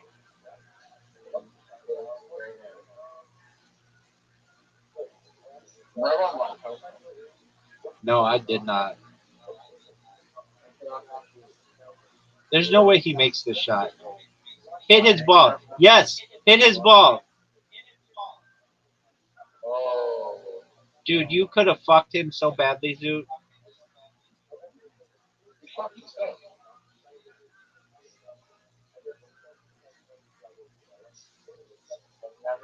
You've never seen that where someone reveals. No, yeah. Yeah, we have. I think we have. Yep.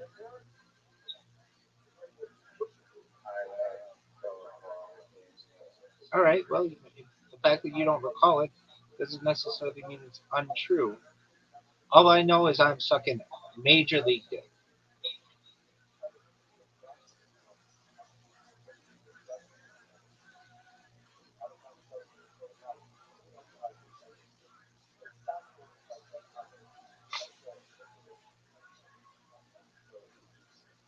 So Rothschild'S.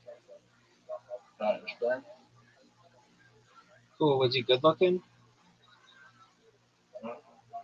Maybe the greatest looking motherfucker ever.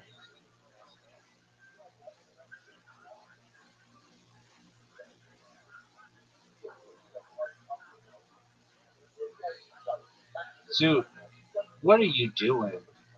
Collusion.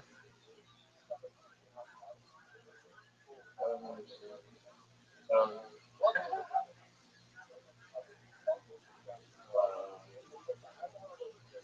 Well, they're in the same. You're gonna make the same shot.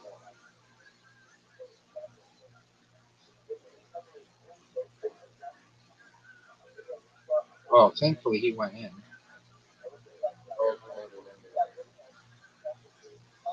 If he hadn't have gone in, there was a really good chance that I would put his ball in. That's a terrible shot. It looks like Zoot, you know what to do, big dog. Hit the cow, and then I'll hit the barn or the windmill.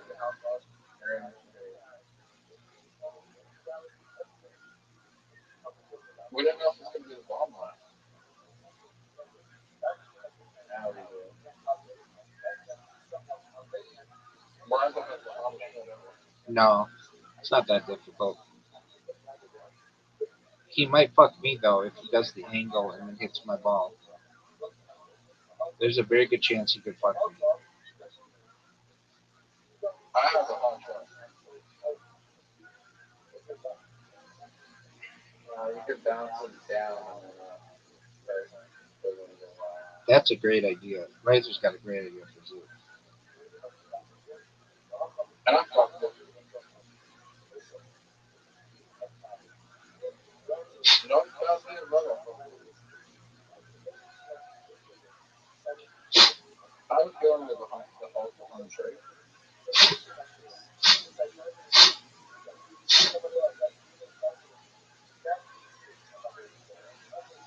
Doesn't matter.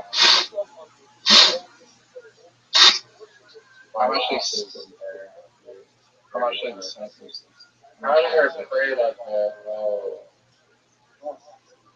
it wasn't that smart of a decision. I took a risk and it don't pay.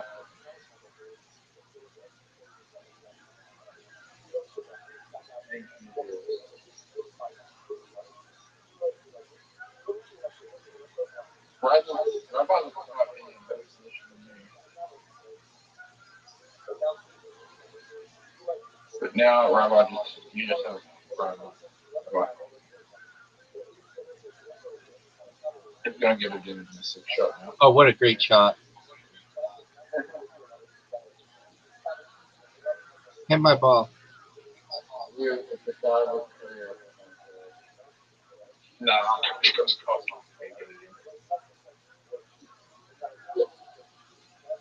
And helps Raza.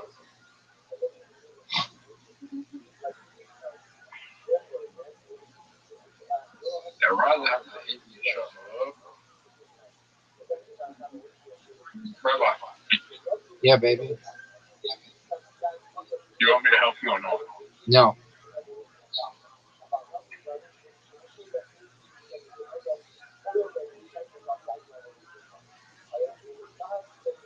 Mathematical victory. Mathematical victory.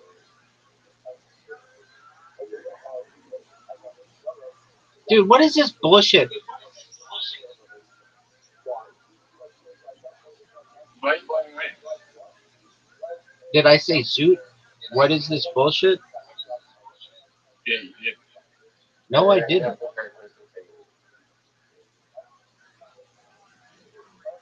Yeah, you can't lose, Raza. Yeah, he can. He could fucking resign.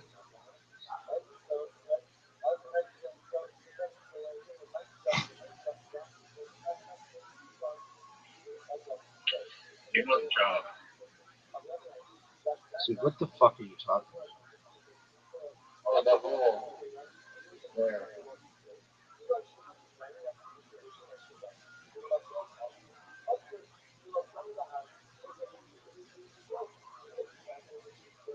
Please make it.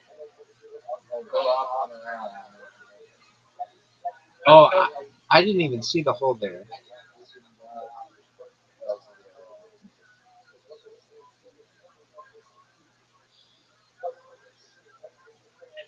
I think Rabbi can get it in.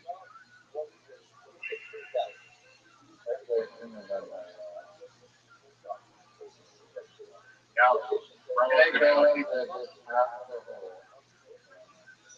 No one would have helped me. And I'm still addicted to help. Riser has one of the most difficult shots I've ever seen.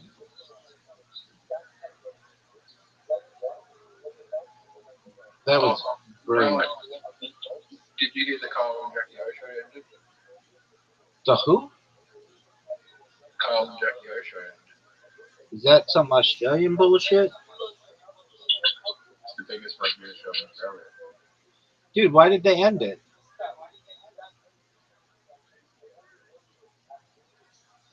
I think Kyle Chamberlain said something that got people offended on the radio. What did he say? That Zoot's funny?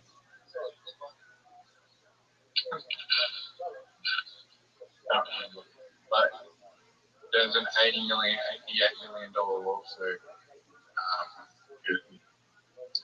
To keep that when we were taking off them. Okay.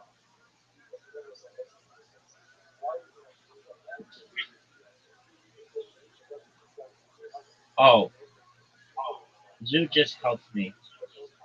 Maybe more than So anybody. I think if he wins the $88 million lawsuit, he doesn't have to go back on. I can't remember. I'm not sure if he wins the $88 million lawsuit, he doesn't have to go back on air. Something Okay. like one of the biggest lawsuits in Australia right now. Okay. Well, that sucks. That radio show stuff. Did you like it? What? Did you like the Jackie O show? Kyle and Jackie O show? Yeah. I mean, he's probably one of the most controversial and hated radio figures in Australia. Is it like Howard Stern or something? Is Howard Stern hated? It's who? Oh, is Howard Stern hated? Oh, by some people. Okay. Imagine if he's 5 times more hated than Howard Stern. Oh wow, that's a lot. That's a lot. Yeah, John. Do you think Riser's gonna make this shot? Because I think they have a very good shot at making it.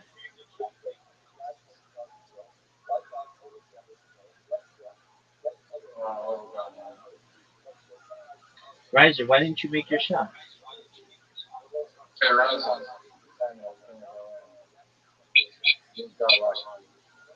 What website got banned in Australia?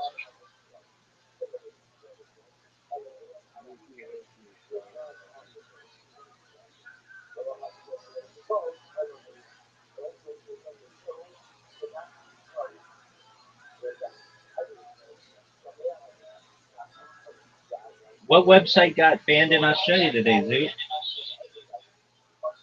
Yeah, one of the most popular websites in the world. Was it Reddit? No. Okay, what was it, dog? One of the most visited websites in the world. Is it Pornhub?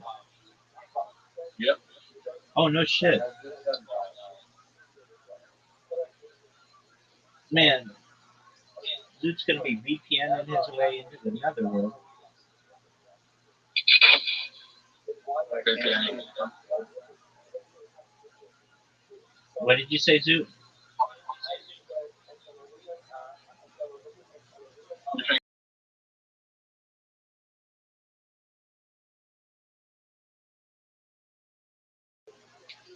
I think people should be able to do what they want to do.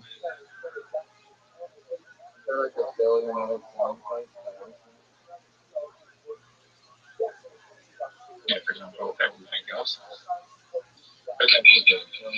What's the point of even doing it?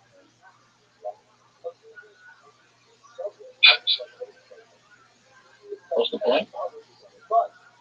That's what he just asked, son. It's the most popular concept in the world. So what did Bonnie Blue retire at? She's still top 10? I don't know. Zoot, You've already been there 50 times. It's going to be protesting government interaction. People will be like, "What are you doing?" It's going to be like, "You didn't know?" People are like, "What? They shut down Pornhub in Australia." People will be like, "There's like 1,000 other porn sites to go to." It's just like, I know, but that's my favorite one.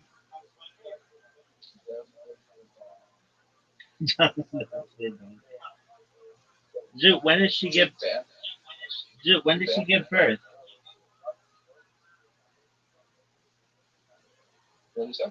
When does this bitch give birth?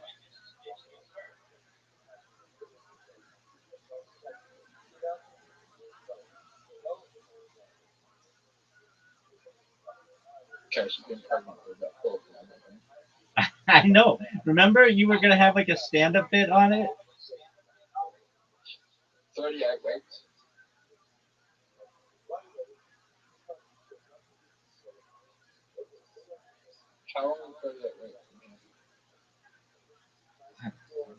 Probably in the fall.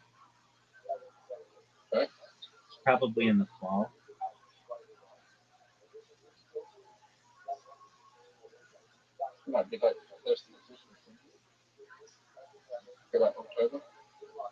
Yeah. Okay. Fine. But I mean that's technically the fall still. Okay. Well, nobody gives a shit what you call it on the other side of the world. I'm talking about real people, baby.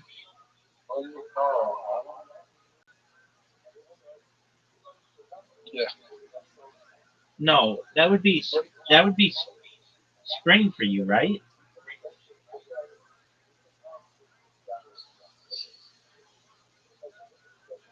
Yeah, it would be spring for you.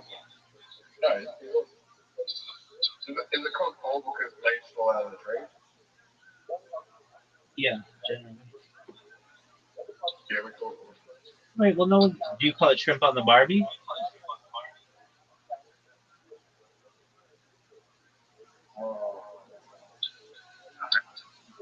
Yeah, you do. I was gonna ask that. I was talking to somebody from UK the other day, and they were like saying prawns. That's hilarious. Shrimp.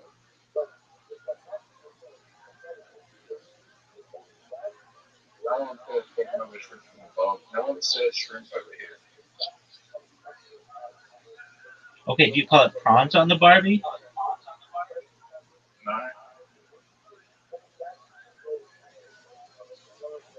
What do you call it when people eat prawns on a barbecue?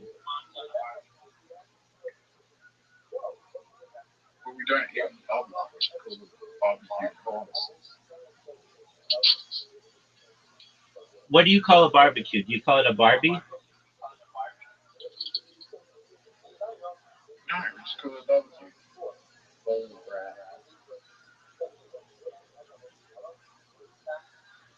You don't call it a Barbie at all? Okay. And do people drink Fosters?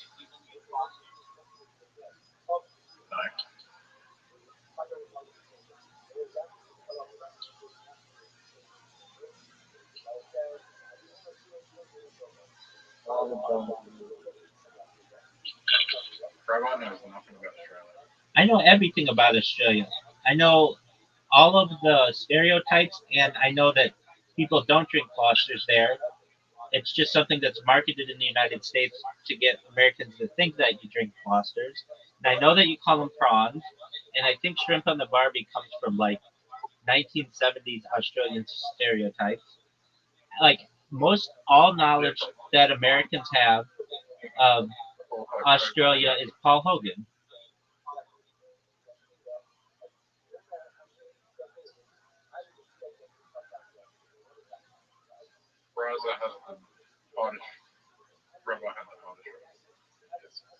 That's right, baby.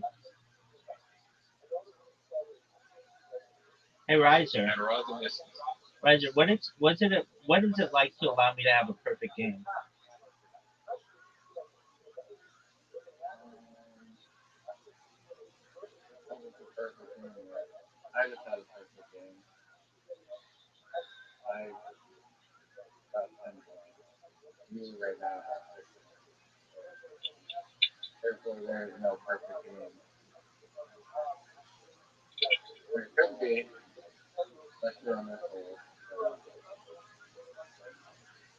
You're not bad at myself.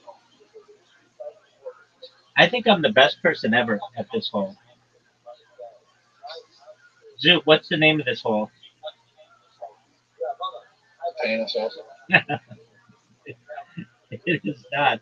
It's the pee hole. Same thing.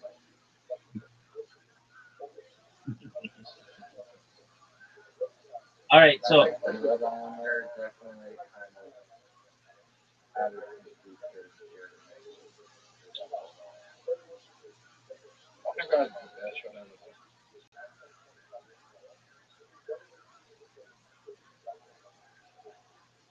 Zoot, what did you think of my shot?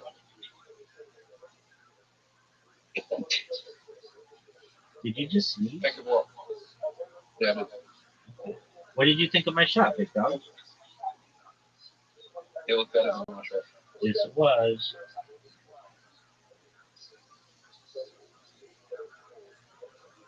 Surprised that you keep my bill. Collusion. Why did you have water dumpling? Water dumpling. Collusion, folks.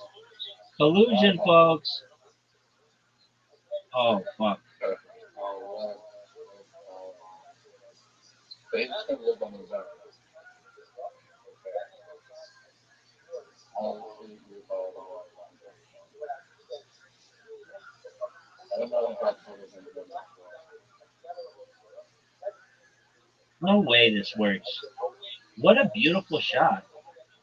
Making it very difficult for him to water bottle now.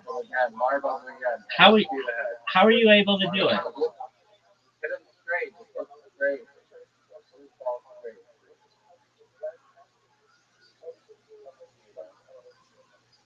Just gonna knock it straight in. You douche.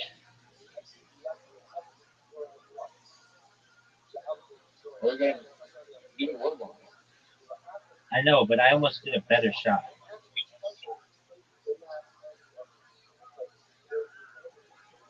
Oh my lord. A water dump again. This is a tough water bottle. Oh, well done. Well done. Very good. Well done. Very good. He lands three more shots. Dude. That's coming up with. Okay, I think we should get in the cup again.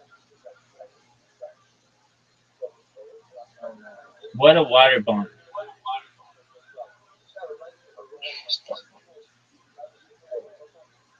Okay. This is a this is a difficult water bomb, Zoot. What a really.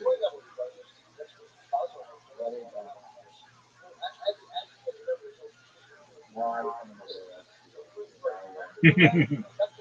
Fuck you, dog.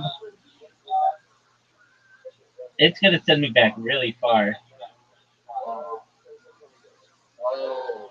Wait, just stay. Bump him back. Bump him back the other way. Bump him in the hole. Oh, no, no, good job.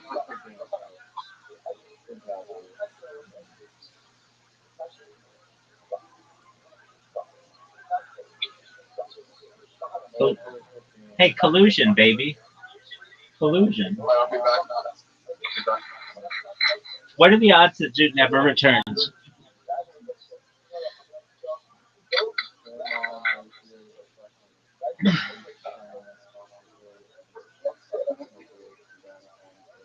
Zoot, Riser, you're so interested in marketing. You should really watch Billion Dollar Bully. It's like it I have the fucking thing pulled up.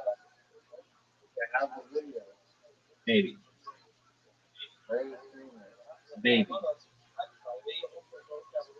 big dog. You wanna watch this stuff? I'm ready, baby. Also, you kind of dodged my question. Because, like, you basically acknowledge that ads will be customized in the future. So it won't relevant to platforms all the time. Wait, hold on. Hold on, I have to position. I didn't mean to dodge the question. So, what was your question? No, I'm not saying I'm not holding it here. You just said I dodged the question, and I'm saying I didn't mean I mean, to. If that's what your no, interpretation no, was. I'm not angry about it. I'm just saying, No, no, no. I'm saying that I didn't. I'm saying that's your interpretation. well, you went on to give an answer about how in the future ads will be customized and a man and a woman can look at an ad and see two different things. That's And true. I agree with that. But as a ad marketplace that is trying to cultivate the best advertisement using crowdsourcing methods, how does that affect it by custom personalized ads in the future that are not Excellent question. Because traditional ads? the ad that the woman would see would be crowdsourced to be really impactful to her, and the ad that the man would see would be crowdsourced to be very impactful to him. So Okay. you would just I use crowd crowd spark or whatever to get ads that are really specific to women who are shopping or whatever, and then men ones for men that are really into shopping or whatever, and they could be staring at the same medium and be given two different ads. sure. But in terms of like personalized AI ads that are targeted to your individual life, like on Facebook in the future, they have your interests and hobbies and they'll manipulate it in a way that's going to appeal to you specifically, same with thousands and thousands of other people. Oh, okay. So at that point, I mean, it'll just have a camera that knows who you are and then shows you advertisements that are geared towards you at that time.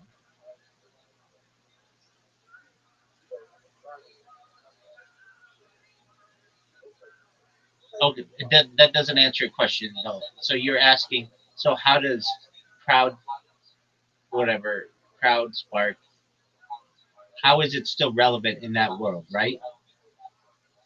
Yeah. Well, nothing's forever. And so at that point, once you have AI that's like generating perfectly curated videos for people, you're out of business. Okay. Yeah, but I mean that's like not happening yet. And oh, I know. Remember we said that advertisements that are linked to humans will have more of an impact on them emotionally than AI ones. Yeah. So you still have that advantage. So at the very bottom, it would say like at Zoot who created this ad for you. You'd be like, oh, that was created by a real person. Zoot, I'm gonna look them up. I'm gonna see what their shit's about, as opposed to just something that you would get from Sora or something. But no, fair point. Uh, I I mean, I'm cutting you off right now because I want you to know that AI is getting so good with these Instagram models that I don't know if they're real or not. I I know you may be like, well, yeah. I can tell, but I'm like followed No, by. I've seen ones that are just like so close that it's almost impossible to distinguish. I agree. They have to they have to start making them worse, meaning like or like like the way that I can tell is just everything is too perfect.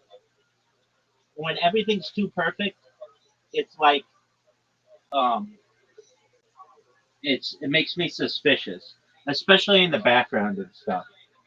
Like, but if it's if these people, like the people who are creating these models or whatever, if they just changed it so that the background doesn't look perfect, like the bed or whatever isn't perfectly made or whatever, I can't tell the difference.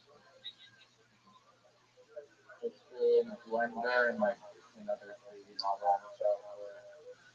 The technique basically to create realism and to insert all of these like subtle layers of like digital dirt and stuff on top of things and like create baking in like this imperfection. Yeah, right now the models are just looking at their scenery and background. They, yeah, it's very close, It's very close but to the point where I'm in the uncanny over valley. as required, the AI tag now gives it away on Instagram. Well, that's the thing is you don't always people don't always use it, and especially if a woman uses a filter that makes her look a little artificial, I can't tell. Like there are some of these that I look at that I'm like they are AI, and then there are others that I'm like I think that's a real person. They've got like 500,000 followers or whatever, but all their content looks exactly the same, uh, and I don't know. And who's to say that like if you create a Facebook or an Instagram account, I've been creating a bunch of those recently.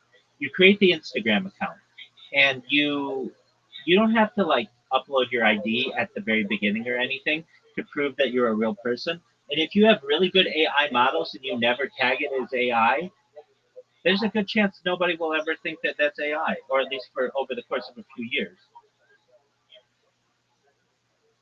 Yeah, I mean, right now it's pretty. It doesn't feel well though because you can just tell how too perfect like the poses and stuff, and just like the compositions are just you can tell a real photo from like an AI generated photo because real photos are just like very it's like how much more realism to it I guess but like it's close though and even though it'll be like very you can't tell. I'm sure that you've been fooled by at least one of them and you don't know it. I'm sure I have too. And I'm sure Zoot has by thousands of them. What's up? Zoot, we're Bobby about. Blue is the name of the movie. Harry watched the movie, Rabbi movie. Yes, yes, sir. Zoot, are you ready to watch a movie?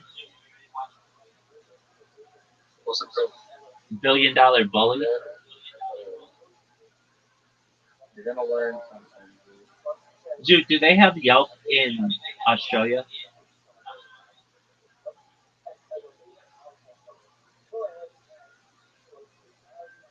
Hey, dude, when someone's talking, can you ask your question? I should not ghost them. Thank you. Roger, you took the words right out of my mouth.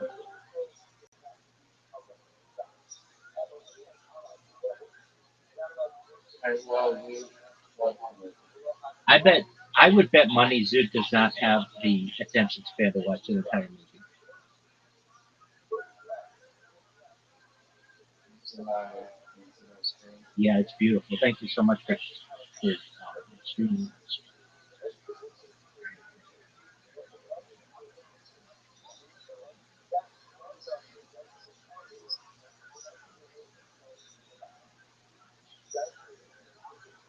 You can hear it. Yes, sir.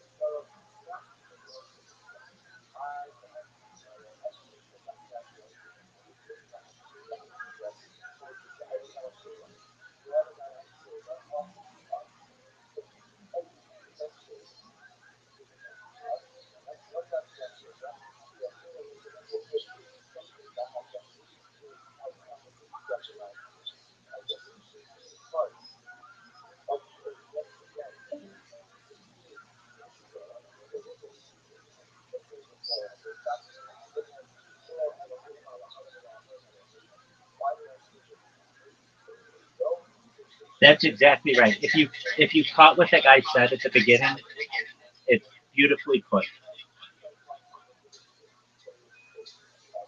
Did you catch what he said?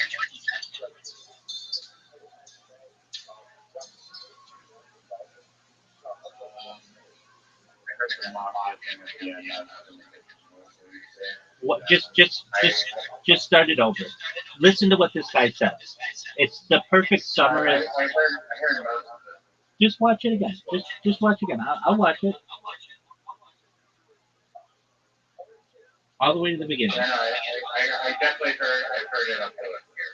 All the way to the beginning. Come on, start it over.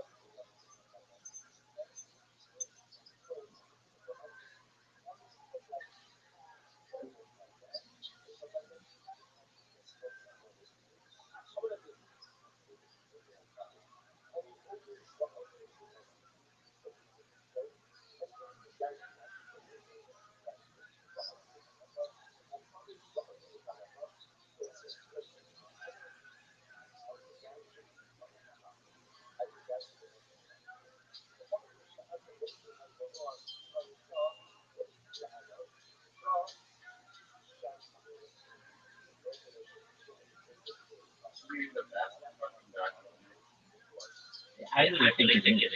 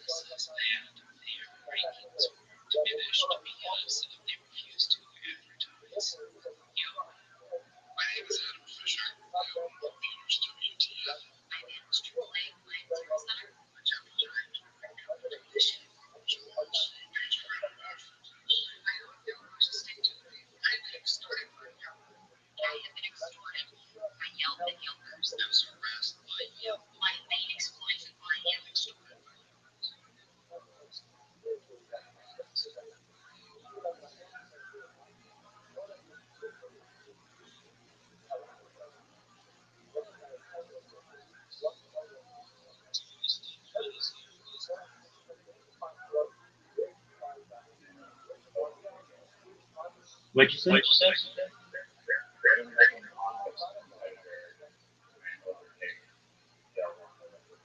That actually isn't a bad idea.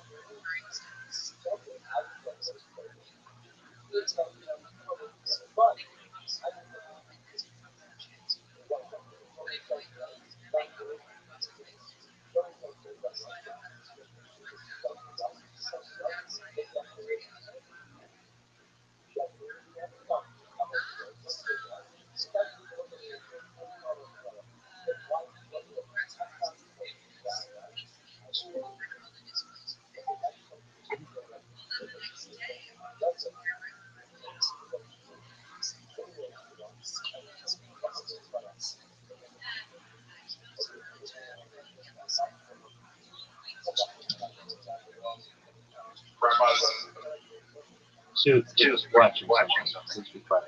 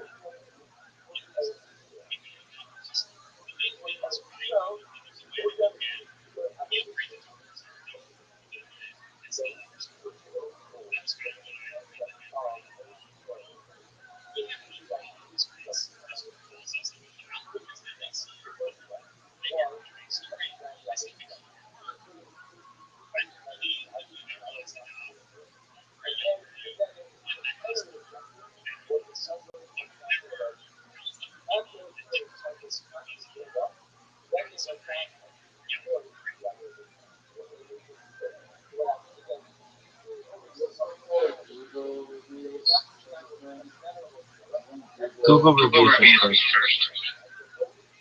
Okay, so I don't think people like compare the businesses on Google and go, oh hey, because of this high rating on Google and then they go on and they're not doing something.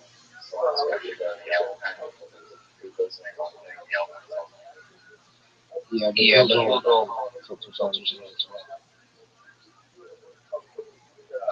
Fix or Not in the not same in the way, same not way, as not hard, as hard, but like but like it, if Google, Google they have they have software software as as well, well, and and if they don't think think that your reviews reviews are are legitimate, legitimate, they they will just will remove just them. remove them.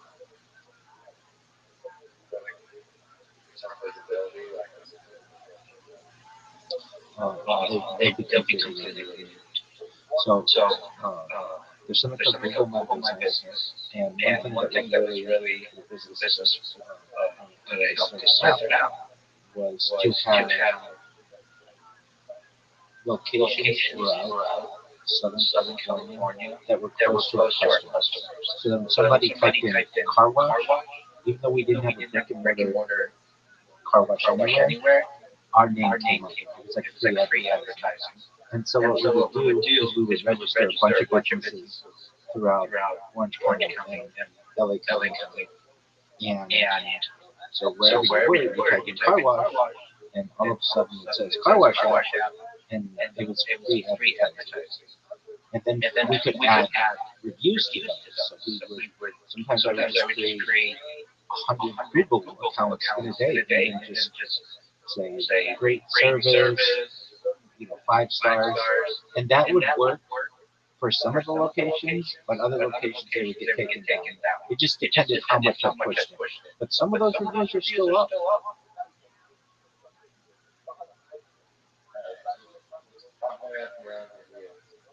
One hundred 100%. percent. I mean, You know how you I know how I am. am. You see You what I see do. what I do. Probably back when It was it was easy. easy. It was It was easier about easier me about to me know to how to know how buy to buy. them. I would I just would do it just do it because I'm getting because I'm getting paid, paid, and this and is this is like I don't I have don't have. there I mean, weren't there weren't like major major issues. issues. We Really had good really good employees. employees. And The app was running running well.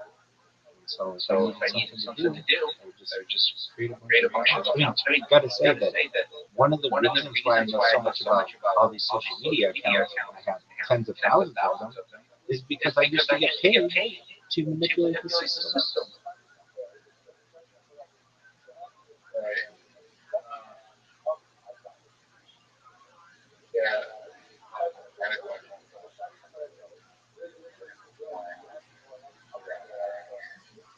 I remember it. So, oh yeah, sorry. Yeah, was this a rabbi idea? A 100% rabbi original idea that just bought, or not bought, but like register all the businesses for free advertising. Yeah. Yeah. So So, it was a combination. It was a combination. So the owner the of the owner of the business business owned property throughout Southern Southern California, California, and wherever wherever he he owned owned like a like a warehouse or warehouse or something, something, he he would would put a put a Google My Google My Business Business page there. page there. What I What I did, did, we would we would use use something something called called Phantom, Phantom, Phantom Phantom addresses. addresses. So So basically, basically, some some places places would allow would you allow to you have to a have a mailbox mailbox without without a a brick and mortar location, location, and we would and we would register register throughout throughout cities where we cities where we wanted to wanted to gain a gain a foothold. foothold. We would register Register a a what's called an what's called an electronic electronic mailbox, mailbox.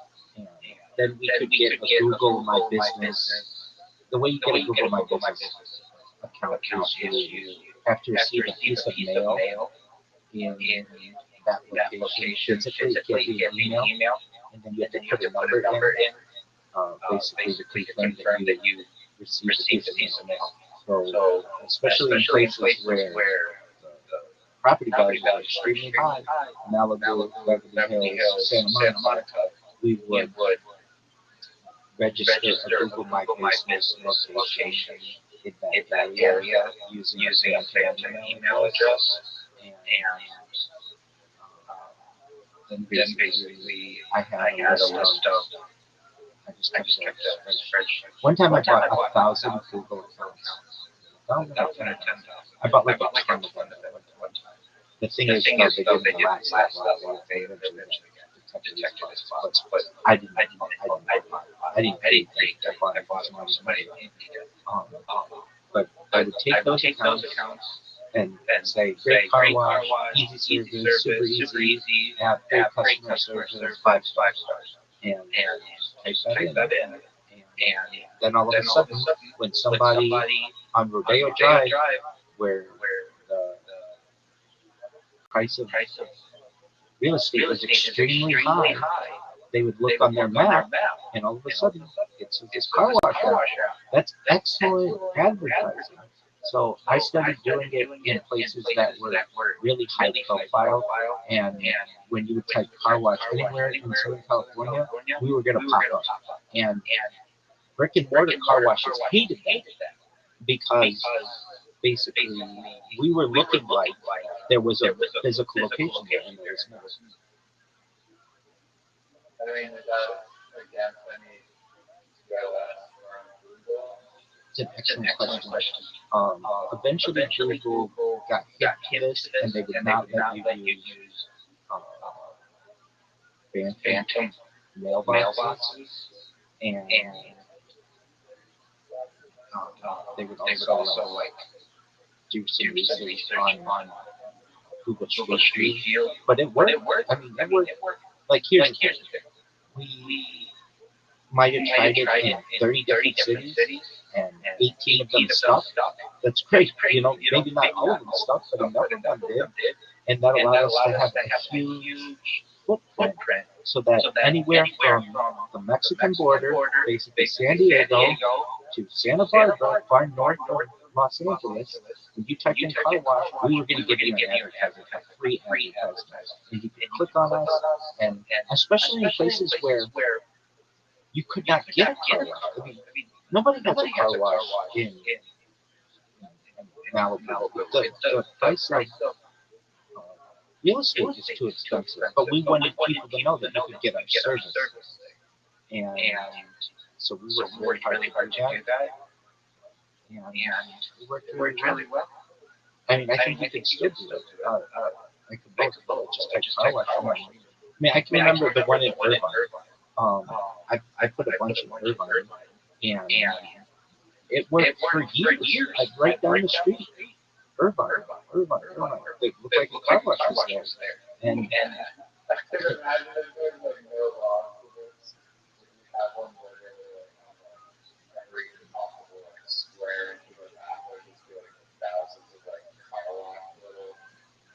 well, so here's what the issue was. You had to get a postcard at that address. If you could get a postcard at that address, you could do it. And so we used to send postcards to like people associated with the business. Hey, can we get this number sent to you? Read us this number over the phone. And then all of a sudden, I mean, I have it in all these places along the coast where there's a lot of money, but nobody has the price of real estate is far too expensive for a brick and mortar car wash. We were dominating those areas because somebody would type in car wash in Newport Beach. There aren't any car washes there, or like maybe they're in like a gas station or something. But all of a sudden, you could get car detailing coming to you and a free advertisement. So it worked really well, and it worked really well for SEO, so search engine optimization. And somebody would type into Google car wash, boom, we're going to show up on the map. We're going to show up in the results. We dominated. Our SEO strategy,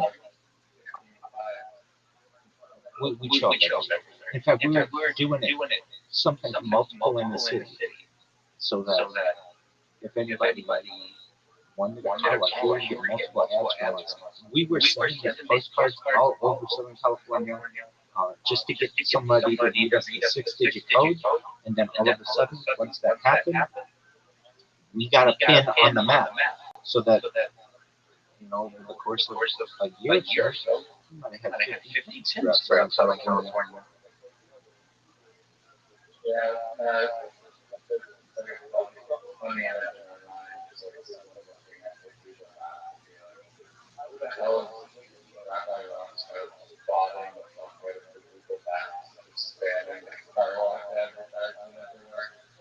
That's exactly what happened. And I thought that's, I mean, I know that just so you type mobile watch in like a Southern California area, you'll see it'll say closed, but you'll see it show up. The thing that with Yelp, and I thought this was an excellent argument that we made. We weren't a physical car wash, so we're a technology company. So why are you able to Yelp us? You could Yelp on Uber, you could Yelp on Lyft, you couldn't Yelp on DoorDash. Those weren't brick and mortar places. So why are you able to Yelp us? We're not a brick and mortar place either.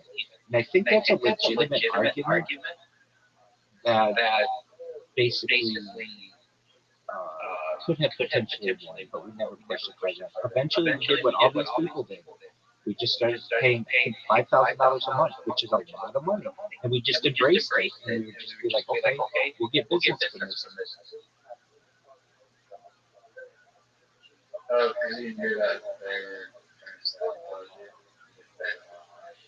Yeah, we did get money. When this, back in America, I used to own this business all the time. Whenever we got a 1-star review, I would get a call immediately. It was like the bat phone. And you'd be like, do everything you can to try to get them to reverse their feelings. And when I first started the business, I did this. And I could work magic. I really could. I could convince people to change it to do whatever I wanted. Because I was good on the phone. But eventually I said, I'm not doing that. I'm not a customer service manager. I'm a managing director of a technology company. And if you want somebody to do that, find somebody else to do that. It was very stressful, and I didn't like doing it. And the reason why was because I could not, like, basically, when I had somebody on the phone, they could say that so-and-so told me that I would get a free car wash. And I didn't like that. And I also didn't like my name potentially being used in a review. I didn't want somebody to say my name in a review, because then it's stuck. And I don't want that. I can't get out the whole argument. So when people used to ask, who is the manager? I used to say, just call me Jake. And people would say, why Jake? And that's the name of our Yelp. That was the name of our Yelp representative. So I just said, my name is Jake. Just call me Jake. And then when people would be like, oh, I had a bad experience, but then I spoke to the manager there. FYI, their name is Jake. And they made everything better and gave me a free wax or whatever. Give us 4 stars. But I never went that in a negative way, where I never went off on anybody, but I didn't want my name like that. So eventually, I told the owner of the business, I'm not doing this anymore. And so we had somebody else do it. And I had a very good argument. I speak English, my Spanish is very weak. And many times, the person who's trying to figure out what happened to customer service agent needs to be bilingual. They need to be able to speak to the person who did the washing and to the customer. And I would say that you're basically forcing me to get someone who speaks Spanish to speak to the washer. And then that person has to communicate that information to me. Then I have to communicate that to the customer. That's 4 people involved. Why don't you just have a bilingual person who can speak to the customer, speak to the washer, and then have one less person involved? It's more efficient, and there's not the lack of communication that can occur. And eventually I was able to make that argument. And it worked out that one of the guys there, who had been working there longer than I had, he was like one of the first employees. He wanted a raise. And so the owner of the business said that he would give him a raise, but then he had to take on any bad customer experience. And he did a really good job at it. Sometimes he would need to be coached on things or whatever, but he got the raise that he wanted. And he was able to deal with those people. Yeah. We had one. This was a really interesting one. I she had a really nice. You would judge people by their colors, and I can still remember what time she would. She had an Alfa Romeo, and you would learn all this information about these people because you would like look through their Yelp profiles and see what they did. Her dad owned an insurance business in like Marina Del Rey or something, like a nice area. And this woman, this shouldn't have anything to do with the customer experience, but I have to say it because it's a really interesting thing that happened. She would call every single time she wanted her car washed, and she would say, uh, "Do you have any promo codes?" Because you could get like $5 off, and we would give people promo codes. So every single time she would call for a promo code, and she would say, "Yeah, is so and so working, or can so and so wash my car?" And that's the thing, we wouldn't. Like that person might not be working that day. They might be in a totally different part of the city.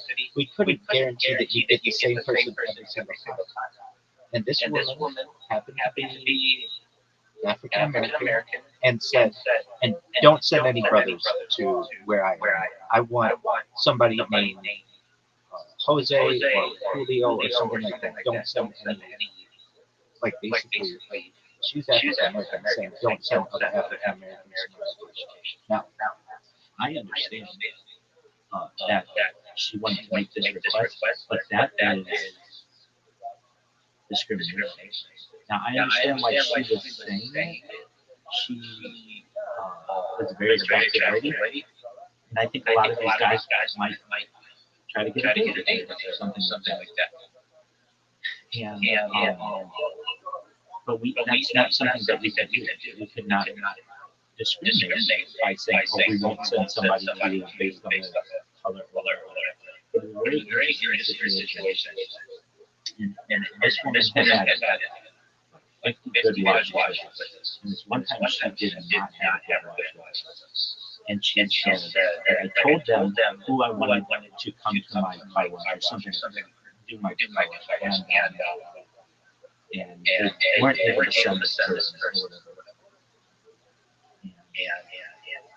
I thought that really bad situation where we had someone who was discriminating against her own race, basically, and wanting someone from another race for whatever. Yeah. I just wasn't talking about those kinds of situations. Anyway, she ended up. I think that originally she had hold on, I have to change the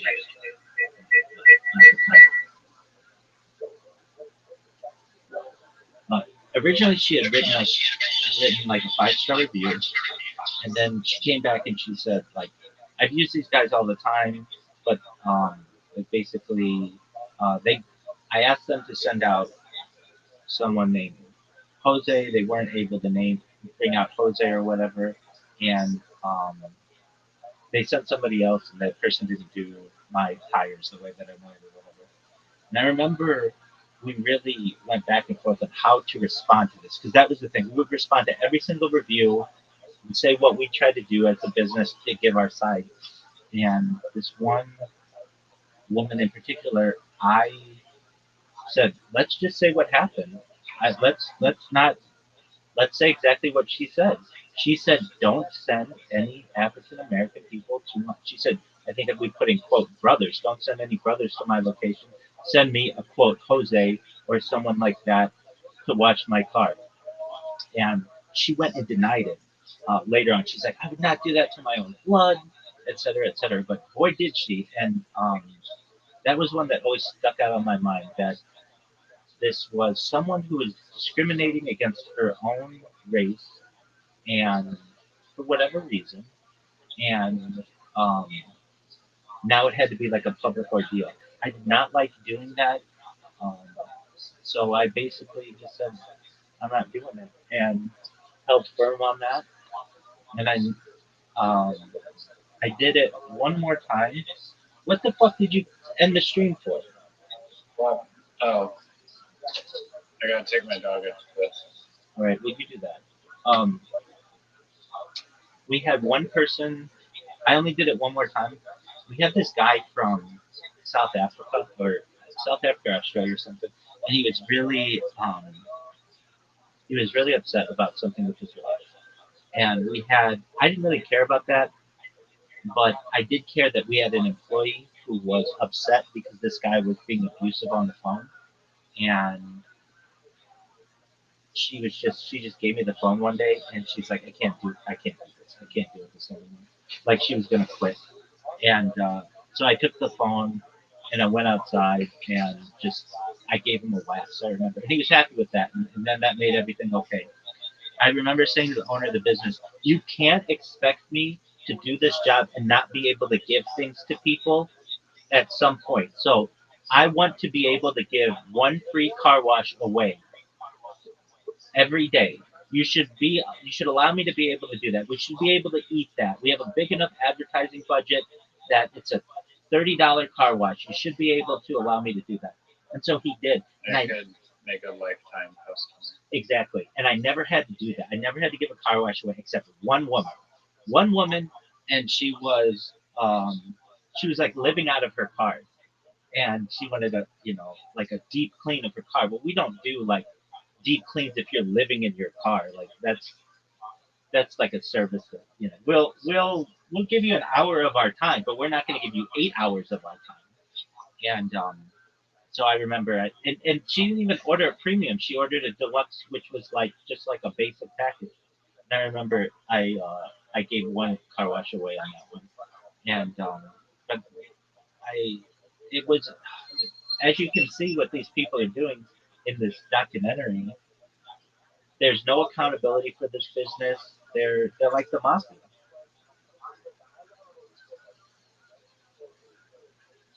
All right, well you go take your dog out. I'm gonna use the restroom. I'll come back and we'll finish it. Okay? This motherfucker doesn't even respond to me. This is garbage. Don't ask me the question if you're not gonna listen.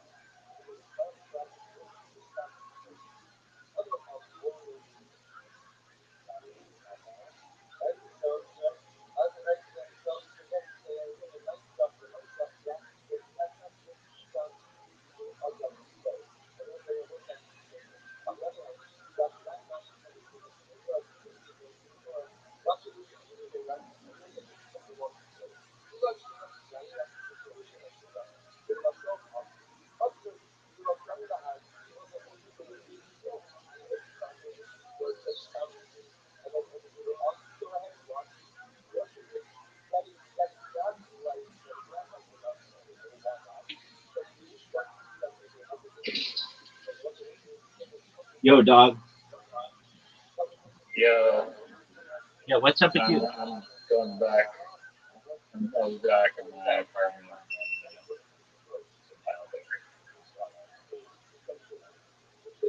Can you hear me? Yo, big dog.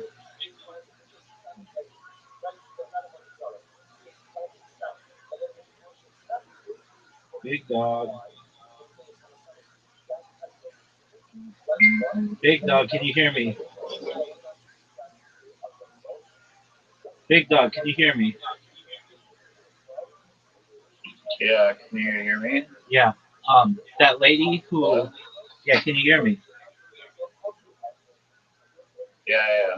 That lady, I was thinking about it. She did not have an Alfa Romeo. She had an Aston Martin Ghibli. I like. That's how fucking well you would learn these customers. A That. Maserati? Is it Ghibli? Is it Maserati? Oh yeah. That's right. Was it a Maserati? Yeah, it was a Aston Maserati Martin is Ghibli. like a DV9. Wait, hold on. Yeah, that's right. Was it a Maserati Ghibli? Is it the James Bond one? No, this lady had an Aston Martin. Maybe it sounded like Ghibli. Hold on.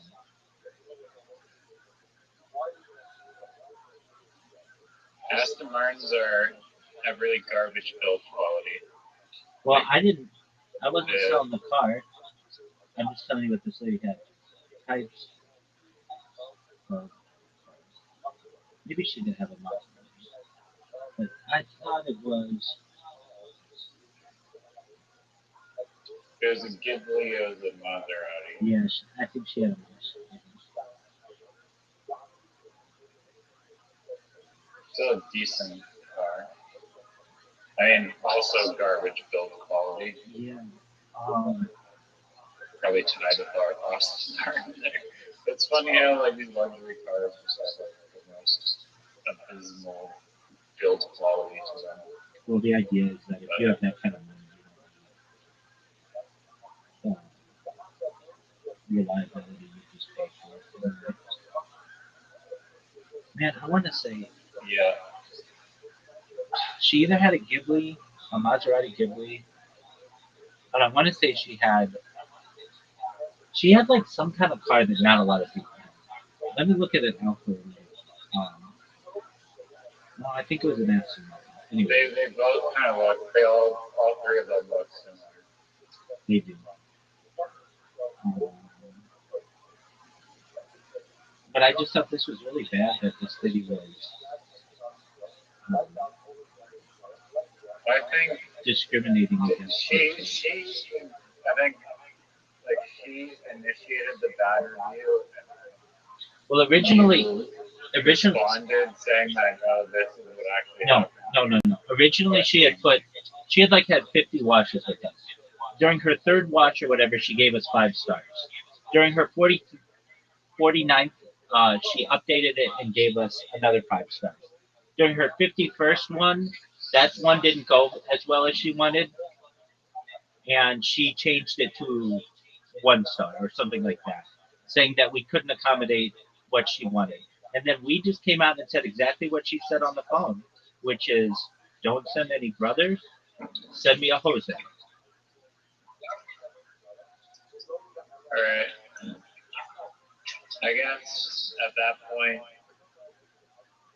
you're kind of backed into a corner, and you might as well tell the truth a little bit instead of just making it seem like your business is shitty. I agree. I mean, I remember just being like, But then did she delete her review after she saw that? it went to like unrecommended.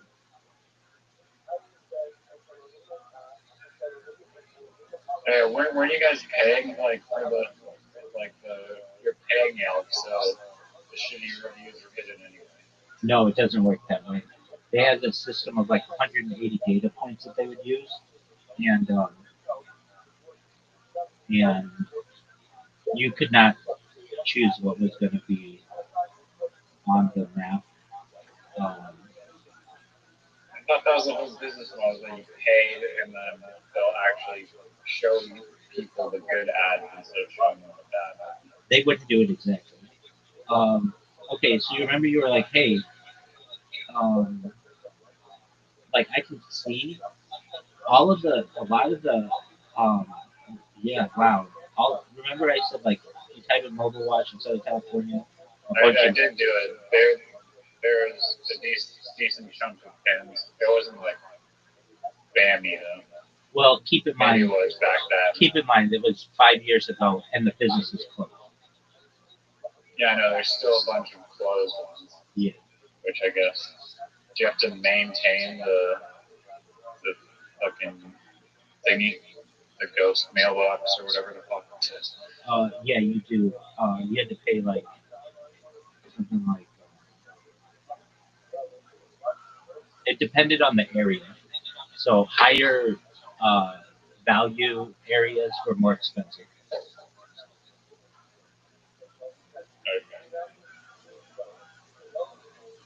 Um, so I continue the movie. Yes, sir. I know you're not fucking Okay. enthused because somebody's not swimming down to Amazon, but you're someone who wants to fucking be an advertising mogul. You got to pay attention to this shit, No, I am paying attention. right? Well, And let's watch it. It's interesting. Not just interesting, baby. This shit is fascinating as fuck. This is the modern day mafia, son. That Amazon. I mean, yeah, we still haven't watched the other Amazon documentary. I'm curious how you'll rank Baby, we're watching Bear Man all of after. them. Baby, we're watching Bear Man after this. That didn't take place in the Amazon, but yes, the Bear Suit documentary is another amazing one. Dog, that's what we're watching after this bad boy. I'm just waiting on you to start. Let's go, baby. Yeah, my computer is crashed out. I won't make fun of that because I hope it's better than I can do right now. I could show it, but I could not stream it. It would be one camera looking at another screen.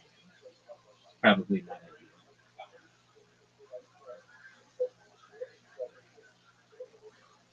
yeah, my computer just crashed a bunch. It's okay.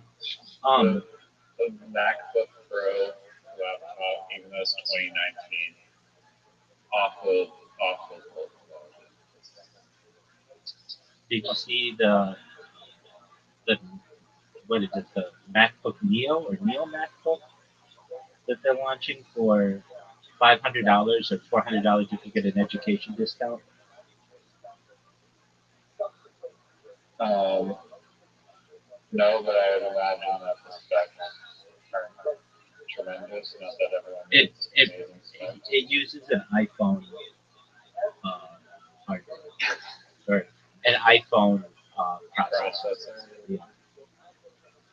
Which I guess could work for like if you're a young person, but if you need anything strong, you need more than that.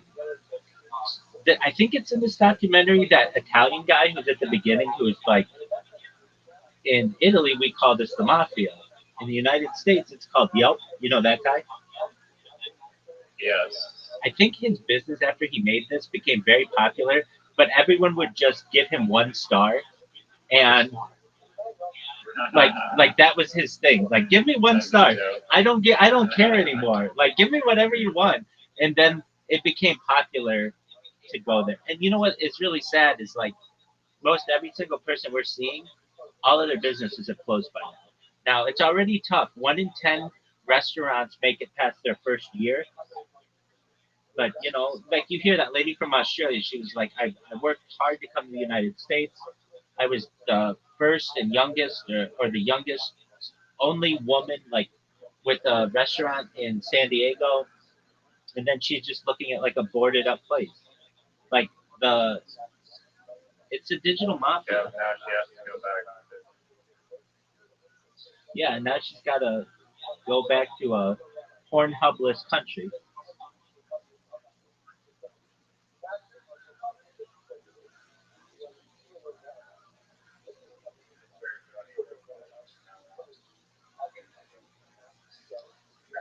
Yeah, like yeah.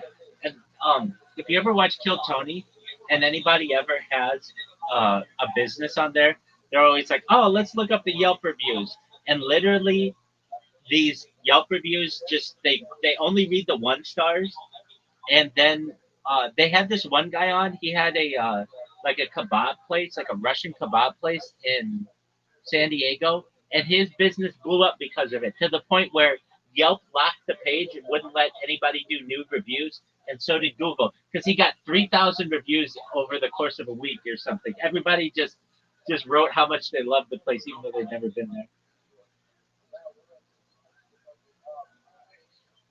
Yeah, I love this story.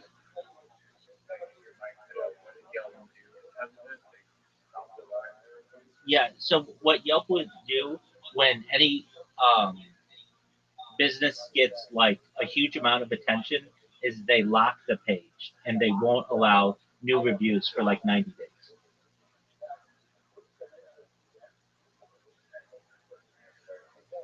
Good.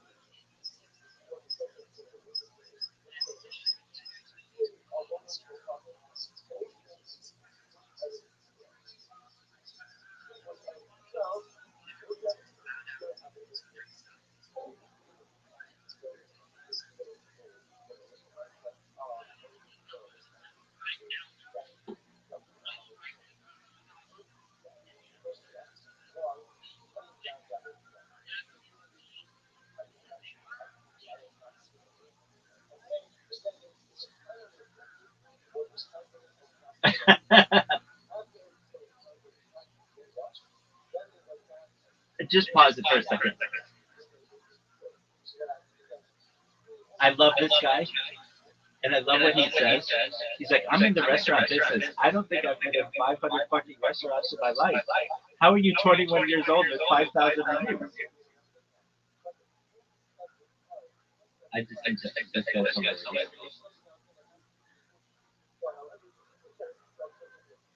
That's all. Thank you.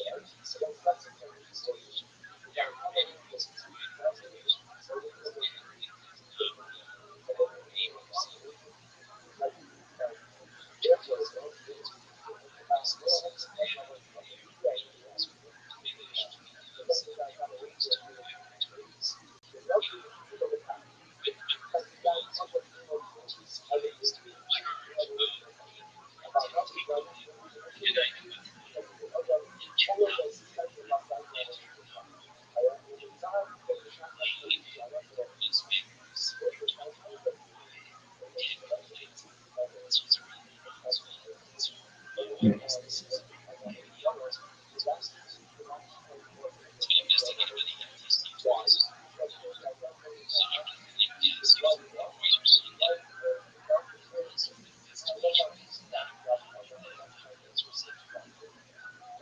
he's here,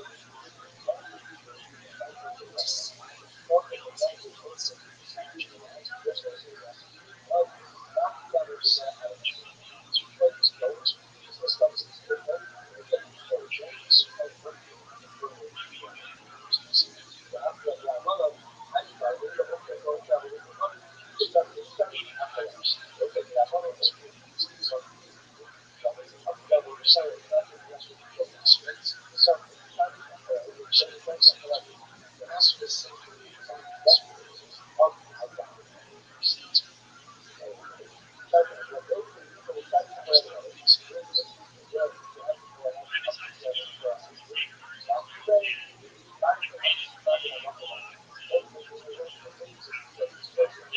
repeated there is a certain increase in the understanding of the past, which is right away.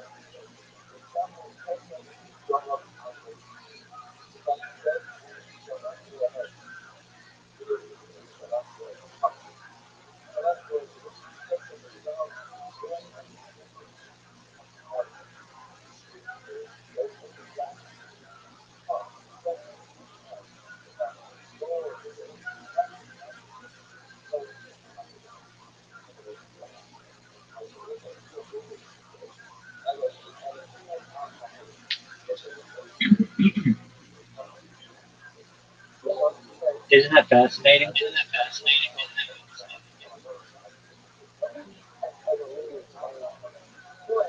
What'd you say?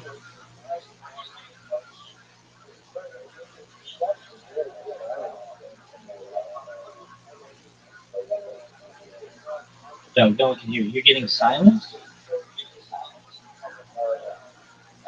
Sirens?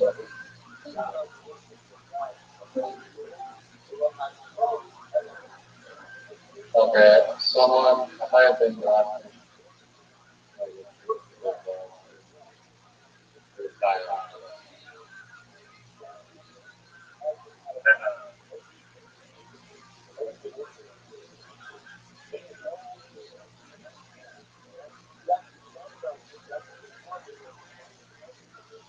What did you think? What did you think?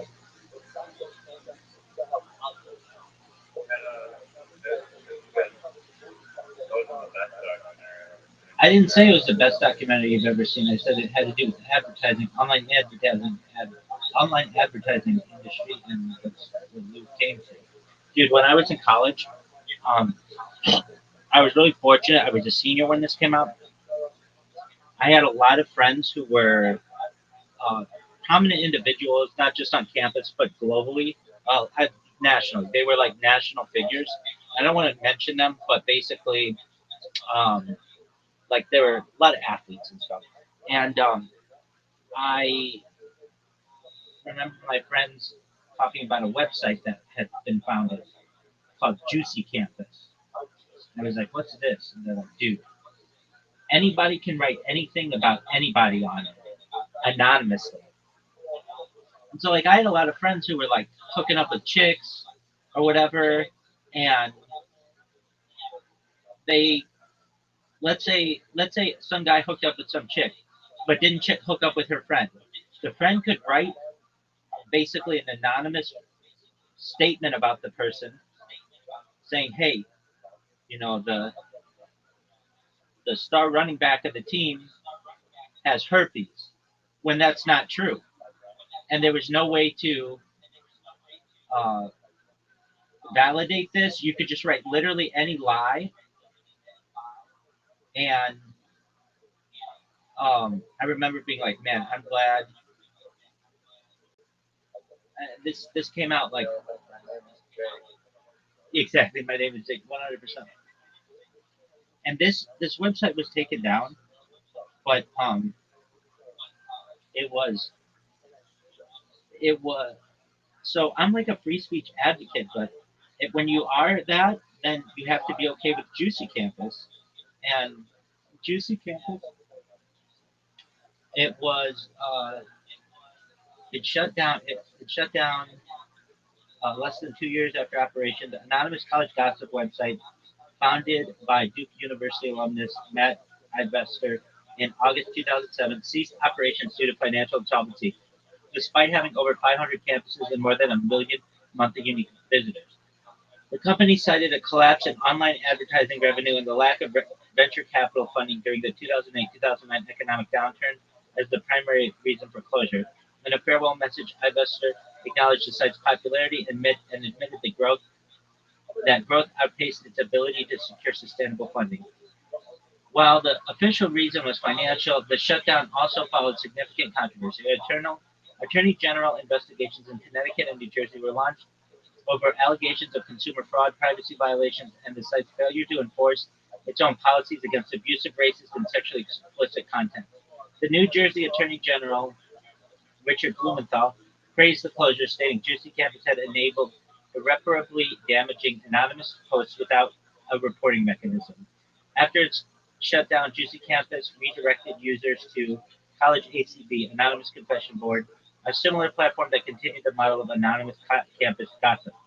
The site's legacy lives on as a cautionary tale about the risks of anonymous online speech, cyberbullying, and challenges of monetizing controversial digital communities.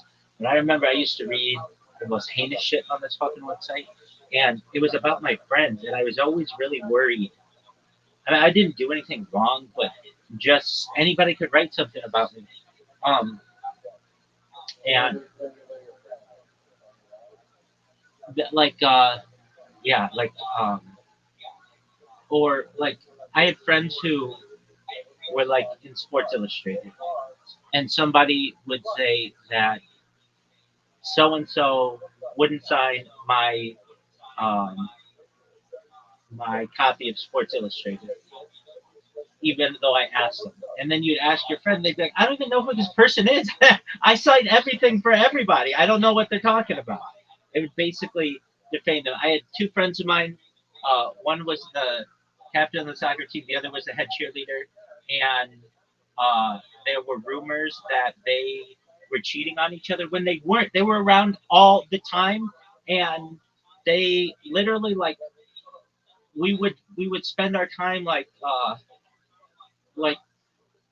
playing Halo, like when this stuff is being written, but somebody would just have it out for some, like, for instance, somebody would like the head cheerleader who was our friend and want her to break up with her boyfriend who she'd been with for 3 years or so, 4 years, and so they'd write some kind of defamatory thing about her. Um, People would write. I mean, I remember the big one was just like I had a lot of friends who like would hook up with a lot of girls, and if that happened, they'd be like, somebody would spread a rumor that so and so, like had a STD or something like that, like, and that wasn't true.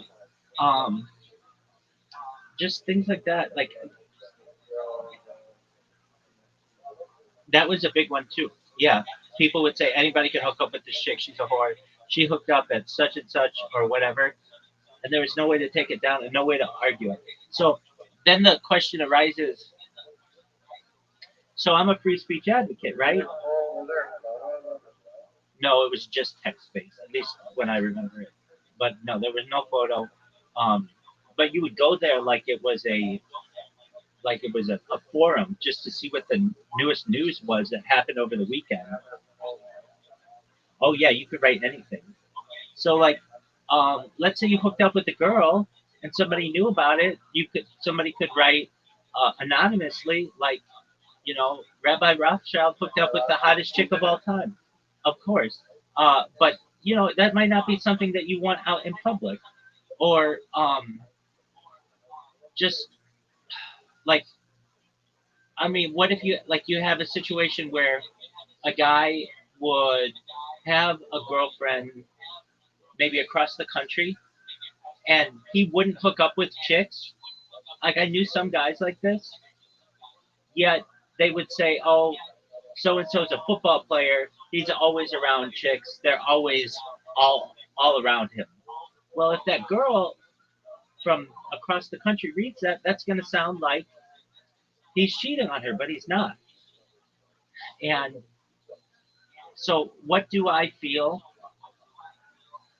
is the correct answer? There's like basically one of two ways: censorship or free speech absolutism. And I am someone who would rather have free speech absolutism. You can say whatever you want, but there should be. Um, I don't know if I like you may have to like upload your profile or whatever. Like you have to dox yourself so that you're out there and people know who is making this accusation. Or you should just be able to say whatever you want, and people can just be the judge of whether they want to believe it or not.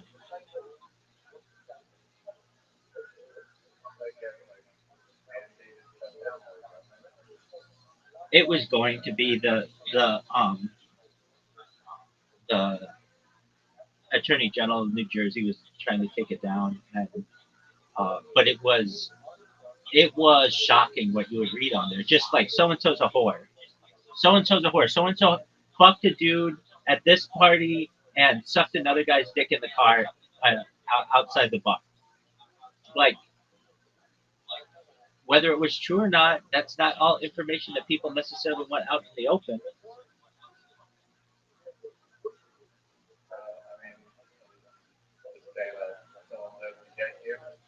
Well, so how would I? So how would I do it? I think that you should be able to say whatever you want, but then somebody else should be able to respond in any way they want. And you can, I mean, then you can just basically, I think the best way to handle that is just to say that's like your opinion, man.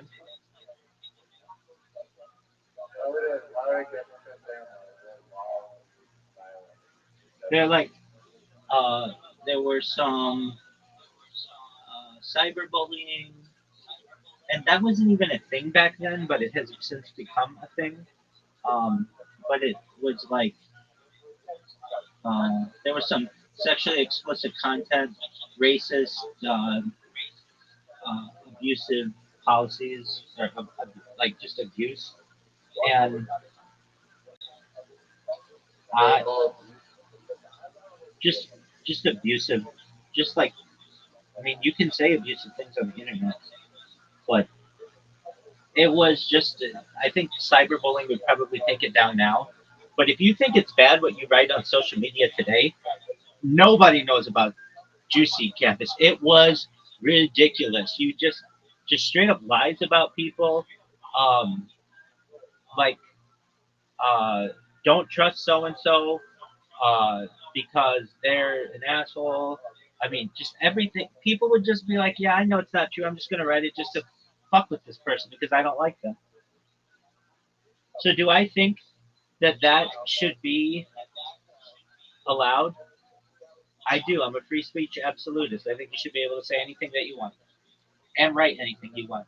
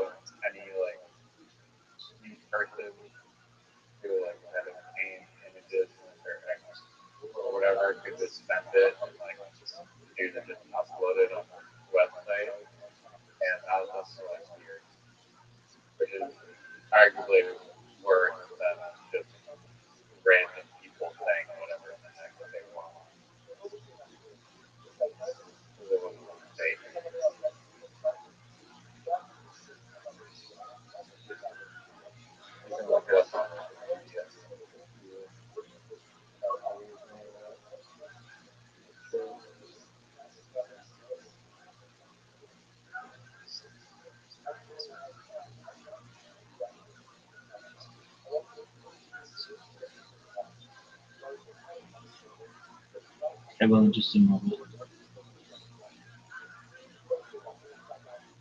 There's this girl in the United Kingdom who I'm in this Jewish server, and um, she didn't know if I was a real person or not because I'm live streaming in there, and I'm like, yeah, I'm a live person, I'm a real person. And she asked me like last week, can she interview me? And I said, yeah.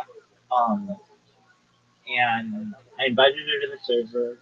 She actually boosted it. The reason why it's boosted right now is because of her. And I didn't really know anything about her. Um, but we spoke like last Sunday or something. She wanted to become more orthodox, and so that's a process known as Baal Teshuva. And uh, like basically, I could just give her the basics of what an Orthodox person does, and uh, that she doesn't have to take on everything at once. But she really wanted dating, and there are ways to date from a Jewish perspective. They're like matchmakers. Um, uh, basically, uh, Shadchan is what's known as a matchmaker in Yiddish, and a shidduch is your match.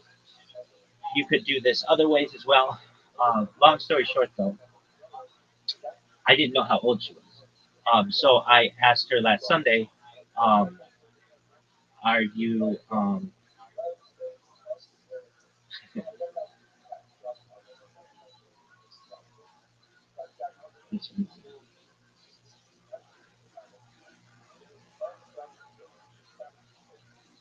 uh, I said to her, "Are you at least 18 years old?" And she said no. When she wanted dating advice, and I said, well, I can give you like religious path advice, which I basically said go to her local Orthodox rabbi in the United Kingdom. I gave her that information where she could find that. But I said, wait till you're 18 years old until if you want dating advice. And so it just so happened she turned 18 yesterday. It was her 18th birthday. She was just almost 18. And I wrote her just basic advice, and she wrote me just now some really nice stuff. And I was just happy to get that information because when you're 18, you don't know that much about dating and stuff. It's uh, it's a confusing world. Now, if I wanted to find what you were talking about, it's called "Is It Still Up?" or "Is I'm Still Up?" What was it called? Anyone up? Is anyone up? And I just go to the Wikipedia. Yeah.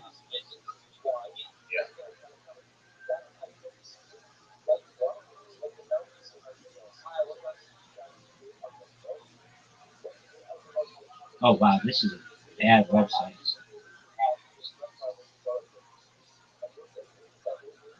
And the guy was making a lot of money off of it. They just ruining people's lives and not caring about them.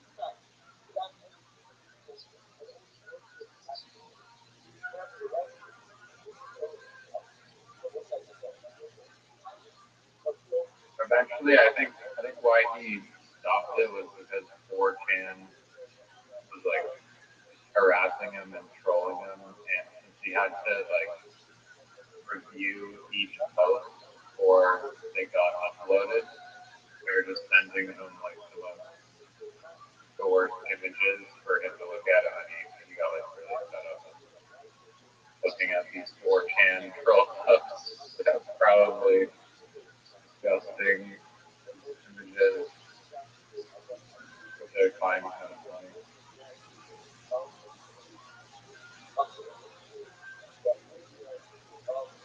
It looks like he got his. He had to go to jail. Did he? Yeah, it looked like 2.5 years sentence and like $2,000 fine or something. FBI investigation, guilty, sentence, uh, Evans. Who's Charles Evans? I don't think that's the main guy. The main guy is Trevor Moore, and I don't think Moore and his alleged aide, Charles Evans, were both arrested. Moore pled guilty to identity. Oh yeah, because he was working with some guy on like the computer, and then like the hacker guy was like guilty to computer hacking and theft. And basically, Trevor Moore was getting this guy to hack in people's computers to steal their news. So the hacker went to jail. But I don't think Trevor Moore went to jail.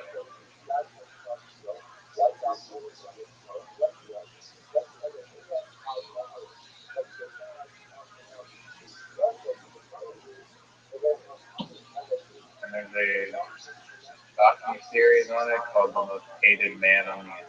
Exactly. I was going to ask you, have you seen that? I haven't. I watched one YouTube video on it. That's why I'm talking about it.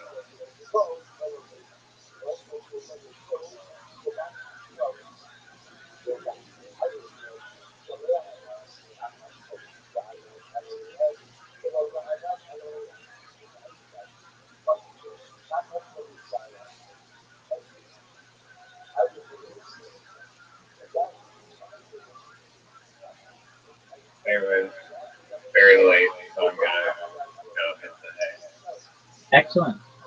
Come back soon, my man. Thank you for airing everything, and excellent job in literati, man. You're getting good. I might not have to give you the first first go first start. Yeah, exactly. The first what do you call that? First turn. Well, you did really well. You were distracted, so I can tell you. 240 or whatever.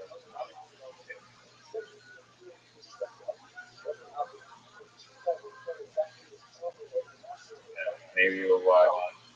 Yeah, I wrote it down. Yeah, the one who killed the electric car or whatever it's called. Oh, I've seen that. Yeah, you know I love that one. Yeah, I never got to do that one.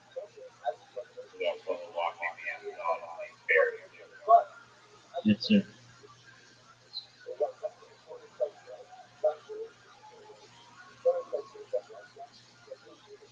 Also, yeah, maybe you have one answer for this, but about the advertising marketplace, you need people. It's like three parts. You need creators that are creating the content, and then you need companies that are posting the content. But then there's also this critical third tier involved, which is like it's like average kind of just viewer, like participant on the website who's just visiting and rating ads and potentially participating in targeted demographics, reviews or whatever, and basically like giving like the likes and stuff on the platform. So, do you have any strategy in emulating those people? I will say that there are like just exactly like Yelp and Rotten Tomatoes and IMDb and Google reviews, like practically anything you can think of has reviews, and there are like sites to do dedicating reviews, and what this is basically a site to dedicating, or sorry, yeah, a site to dedicated to reviewing advertising. And so, will people find it entertaining enough to go through 50 different toothpaste ads just for pastime? I mean, obviously, that's not what all 50 or 500 or like whatever the number is. You see that? Like, you understand what I'm getting at here? so basically, there are sites that are being done to be able to get these reviews. Is that what you're saying? No. Say it again. On the ad marketplace, there are three components. Basically, there's the creators that are producing the ads, there's companies that are posting content for the ads, and then there's this one critical piece of just the people that are perusing the website and looking at the various commercials and upvoting them and rating them and giving the platform like those upvotes, you know? Yes. So, like, where do those people come from? Is it entertaining enough for people to just want to sit back and look at like 50 different toothpaste review advertisements and content? I think so. People like the creativity of it. I mean, people. That's like saying on Instagram, would people want to see somebody with 50 different pairs of pants on? Yeah, they do. Especially if they're engaging.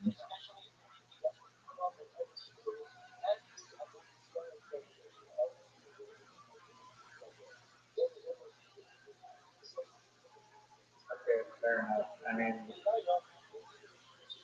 yeah, like Yelp and IMDb and whatever other reviewing websites or whatever all the YouTube channels of reviewing it that exist are people enjoy reviewing things. That's how they like so like reviewing advertising content. That's the case. Do you have any other conviction that will make you believe that?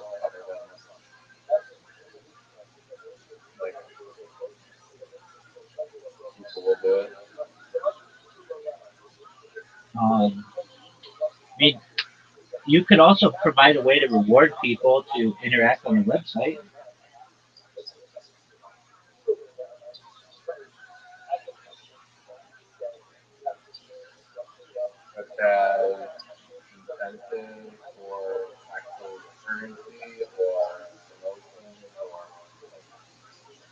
I don't know. You could give them like just like Reddit does, like little rewards for logging in every single day or uploading things regularly, or give them like little trophies for having spent 1 year there, or 5 years there, or 10 years there, whatever.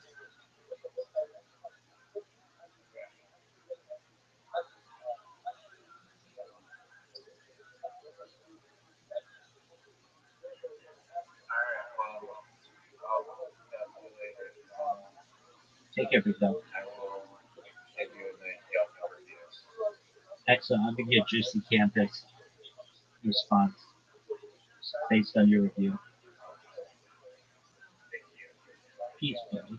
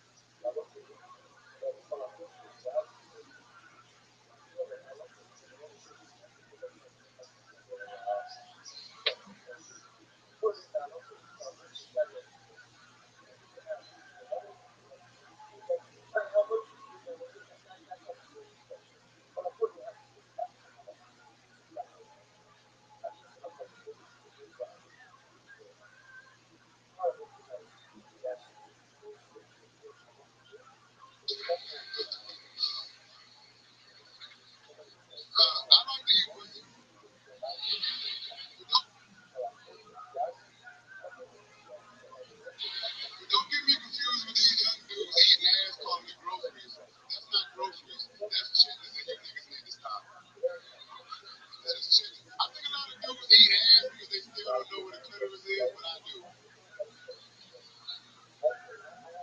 And because of that, I have two rules, lady. Like the first one is if I can smell it before you take your pants off, I'm not eating that shit. And they always get mad at you when you tell them that they pussy stink like they don't know. Like, bitch, you knew that pussy smelled like a 91-degree day in Puerto Rico before you came over here.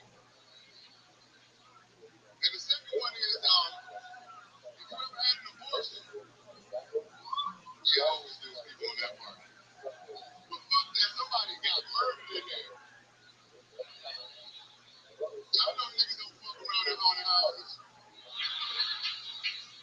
My cup, my choice, bitch.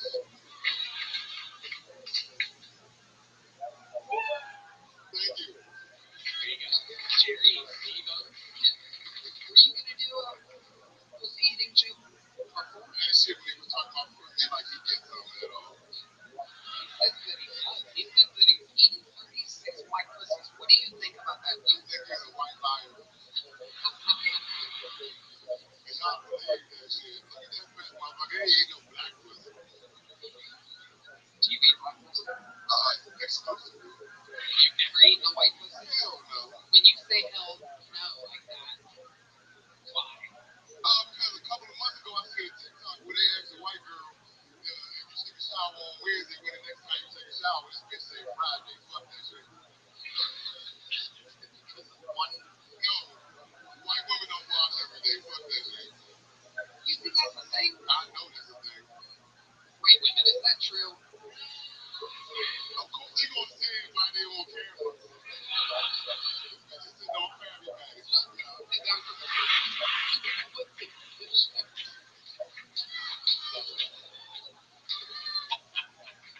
Maybe a stripper showers though, where they take their butt wipes and clean out. Okay, right, man. That's not good. That's why your eyes look like that.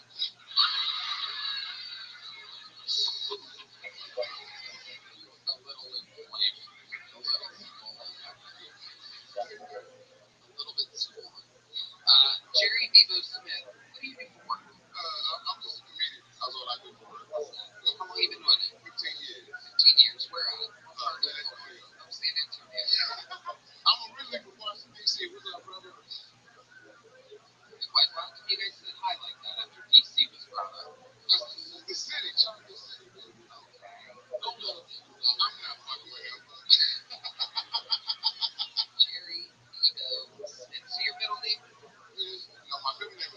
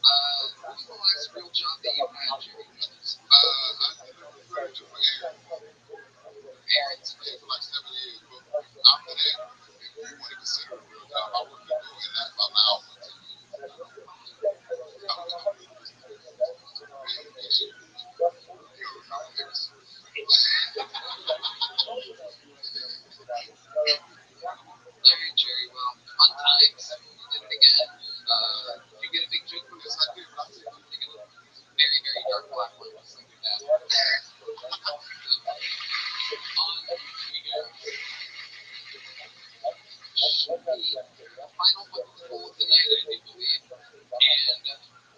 what David is making some noise for Ralphie, the bartender. Ralphie, the bartender.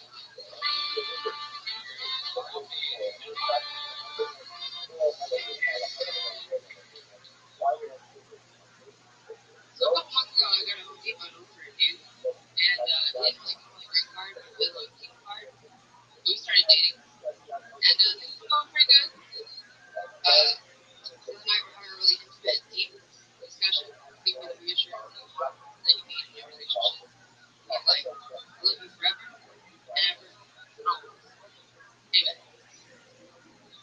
I'm like, now, dude, did you just bring your face into this? How cheating are you? And later that night, he actually turned for me on the dinner table, and he like, boys gotta eat. And he came out sex with me, ripping up on me and whatnot. He's like, who's your man? And so immediately I sit up, and I look him dead in the eyes, and I'm like, our one and only Lord and Savior, Jesus Christ. Amen. And he came, which is pretty cool, because before this relationship, I really wasn't that religious. But apparently we pray every night now, because I'm in the new thing. Thank you. I'm Rabbi.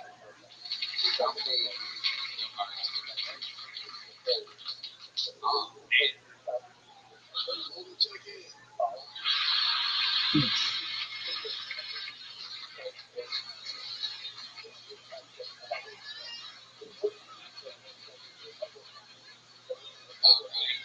Ralphie, am I saying that right? Yes. How long have you been staying in town? A little less than 6 months.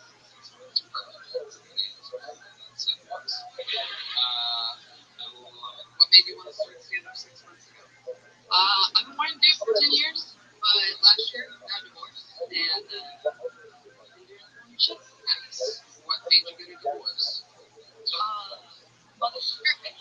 The wrong ones, and he tried to kill me, so really, I don't need to try. What did you say?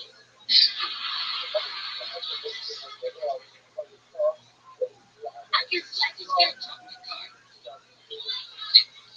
What did you do, Ross? Started moving out early.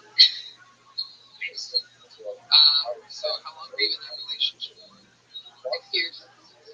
And once you got out of it, that's when you realized you could start stand-up comedy. Yeah, doing a lot of bigger things than just stand-up as well. Just like what lessons? I started doing stunt doubling for motorcycle work. Riding motorcycles. About 3,000 miles. So I'm still pretty fresh. A time limit wouldn't give the factor here. So how long? And I'm a mechanic. I don't know. My mechanic had my bike for over a year when I first got into it. It's hard. I'm just so about this story. Which part?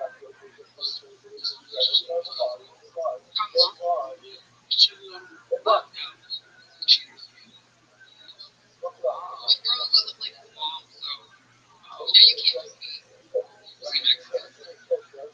Yeah, right. We have a brand new man for you here yet.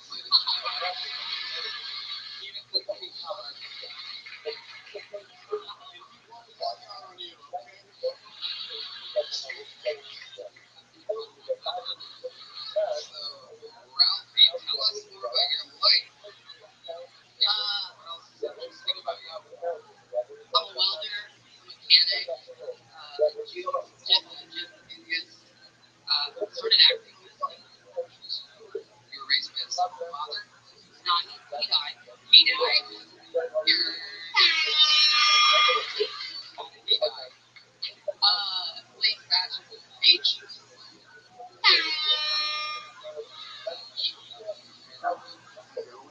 Yeah, that was during the Biden administration. No, way before. Huh? Oh, wow. Okay, yeah. That's pre-Biden. Fentanyl was during Clinton. Yeah, exactly. Wow. How old were you when you passed away? Wow. Damn. You have a lot of siblings? Only child? Yeah, I have 2 brothers. One's adopted, and the other one's adopted. They're not as cool as I am. I didn't know Mexicans did that. Is your mom Mexican? No, I'm not smart. Well, there you go. Your dad was Mexican? Yes. And your mom's white. Okay. Still close with your mom? Why fuck that bitch? Young girl, 9:30. Have you ever thought with all these relationships that you might be the problem? You sound just like my therapist right now. Really? Do you go to the therapist? I do. I can't wait to tell her about all this tomorrow. Yeah, the man that comes is going to hit really hard after this. Where have you ridden this motorcycle at? What's the craziest place you've driven to? Just in Corpus. I mean, they're in Corpus driving. Yeah. Alright.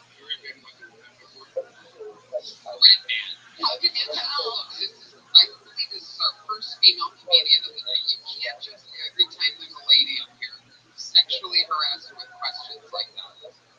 Have you been with a woman before? Well, let me tell you, she does some mechanic work with the bitch. She rides motorcycles.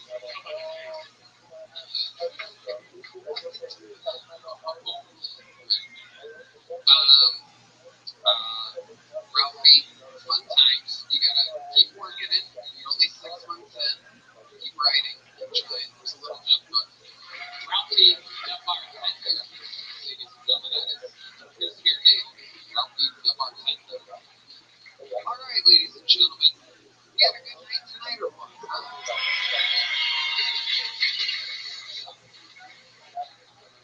have a special treat for you. William couldn't make it, Artie Maddie couldn't make it, Timmy couldn't make it. But I'm excited about how we're closing this great show. And I think you will be too. I believe that this is the future of military. This young man has only been on the show once before. He won the golden ticket at 21 years old. Ladies and gentlemen, I think he is the future of the show. I think it's the future of comedy, and I'm positive it's the future of musical comedy. Make some fucking noise for Tony Scar, everybody. Tony Scar. He is 21.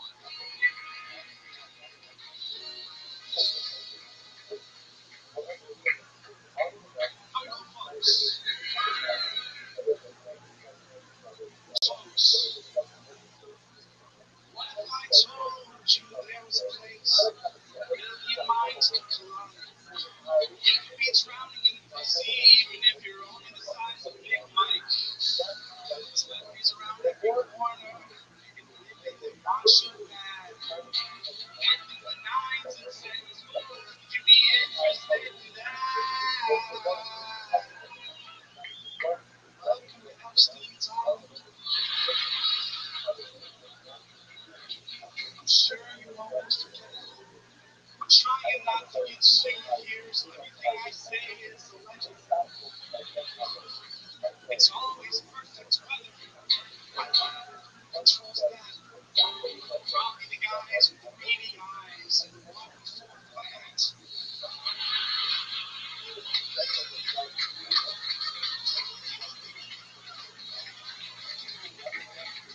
Philippines and comes in under 4 minutes. There's 4 more weeks of winter. But he only comes in Asian women, as he likes to call them squinters. In his valley, there was a black midget taking a bath. It was the world's first sopping wet 3/5 and 1/2. The Trump was at the table, drinking muffins and eating pork. He was sitting on J.D. Vance, and J.D. Vance was on all fours. They were eating with Anthony Fauci, and right before they prayed, Fauci turned into a fucking cat and flew away. Biden slept with a prostitute, and after they had sex, she stepped onto the balcony to smoke candy cigarettes.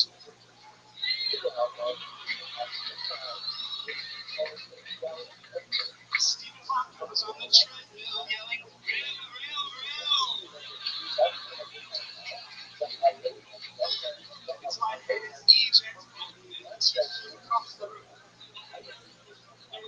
big stripper. She didn't take cash. She preferred that I do rocks.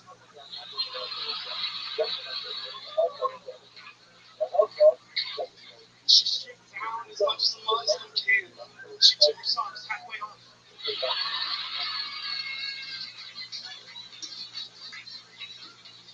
There was a black show, a smoke show, beautiful ebony skin. She stripped all the clothes off and stripped all the green off, and then she was white again. And I couldn't believe she did blackface. That's racist. That's fucked. So I only paid her half price when she redid all the makeup.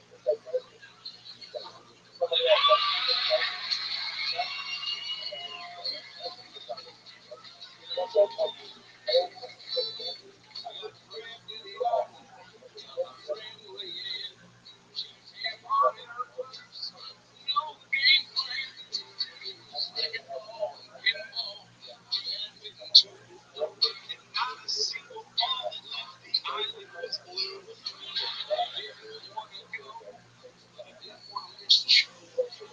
Ever since I was a young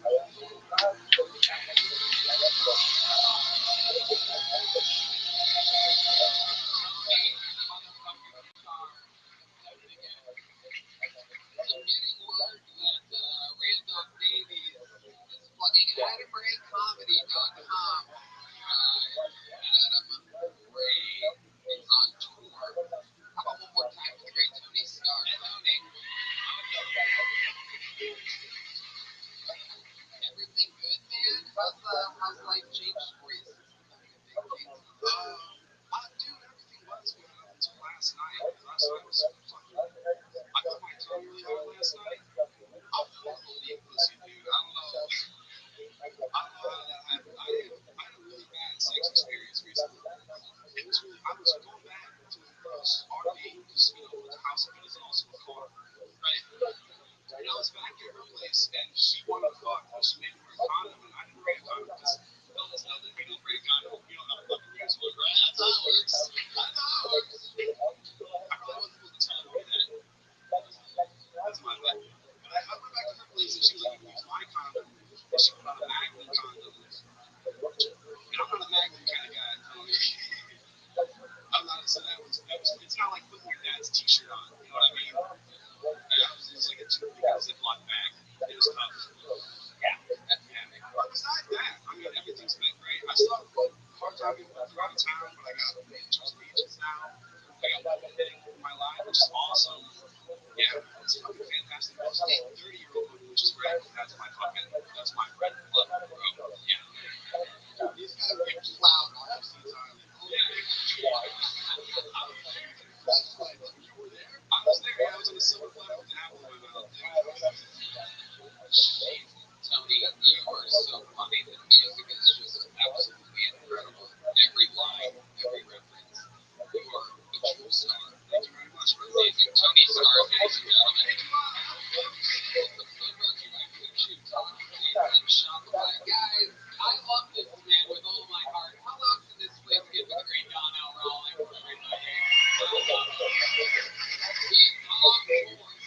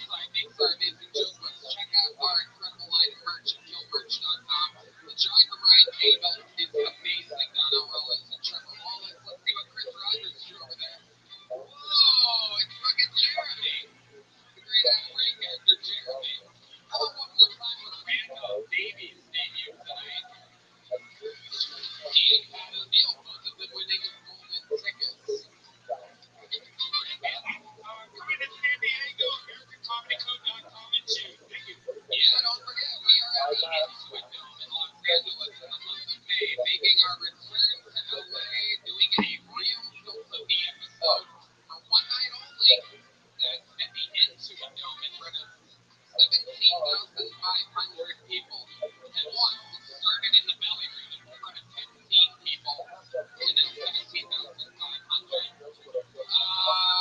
Yeah. We love you guys. Thank you guys. Good night, everybody.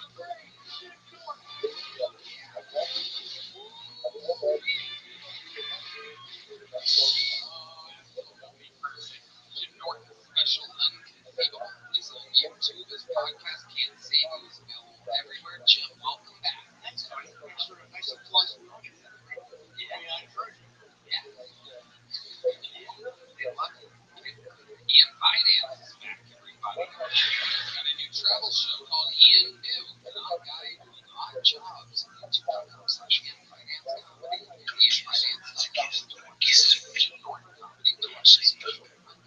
on YouTube. If you haven't watched it, I highly recommend watching it right after this. So you guys have done the show multiple times before. Very exciting stuff. You guys know how it works. About 300 insane people. Sometimes it's a calm person that's just ready to absolutely make the most of the opportunity that they're given and pull their name out of the bucket. They get 60 seconds uninterrupted. You know that time is up to the sound of a kitten. That means they have to wrap it up then or else they bring out an angry West Hollywood bear, which interrupts them if they go over their time. Then I conduct an interview with them. We find out more about them. Absolutely anything could happen. The entire thing is improvised. So you guys ready to start tonight's fucking show? Well, we're going to start with a bang.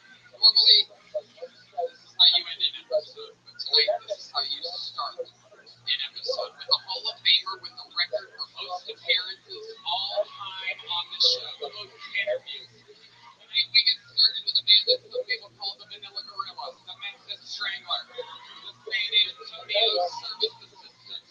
This is the Big Red Machine, William Montgomery.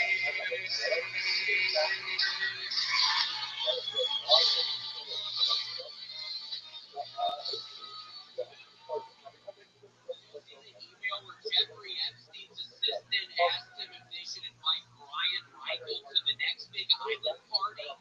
Epstein replied, hell no, Red Man might frighten the kids. In Orlando, man was arrested for indecent exposure after neighbors saw him having sex with a vacuum cleaner. When asked to comment on his arrest, the man said, my balls are gone.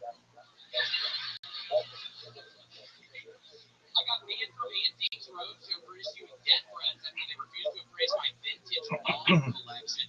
The ice catchers talked to Pete Ivory, you pompous prick. I remember Apex Twin now has more monthly listeners on YouTube than Taylor Swift. My only question is, which twin is it? Okay, that's my time, Toby. William Montgomery, gonna get started. I did not see Red Man's name on the Epstein list. That's all news to me. Yes, he was on there. He could really dig through it. A lot of people might have looked up Brian Redman. They look up Brian Riley. Stuff starts popping up. I'm doing some of his actual name is Brian Riley. Wow. Yes. Look at that. You guys have seen William before. This is him starting the episode. It's a real truth to this. And did y'all know, I don't know if y'all probably saw pictures where they had that weird kind of trap towards the ocean. That was actually Brian Michael's idea according because he would get rid of all the little girls after they killed them and then put them in the ocean for that trap door. That was Brian Michael's idea. I think that was an interesting idea. Wow. Well, it's easy to make fun of Jeff Epstein, but there really aren't two sides to the story. It's so true. It is so true. Now, you are still obsessed with Apex. Yes, still been listening to a bunch of Apex. I played my Vampire Survivors game with me. That's an Switch 2. I played that in the machine. And please come see me on the road. I'm now dealing with something from a company called Calls, where it's just, I see a bunch of people out there thinking, oh my gosh, this would be great. And it's 5,000 of them are Calls free. So please see me on the road. Right. It turns into this big nightmare. I never had to deal with that before. You've probably been dealing with it. You just found out about it. Yeah, maybe I'm just like I'm going to have you should turn into Red Man and get access to Epstein's email list. I know. Dude. I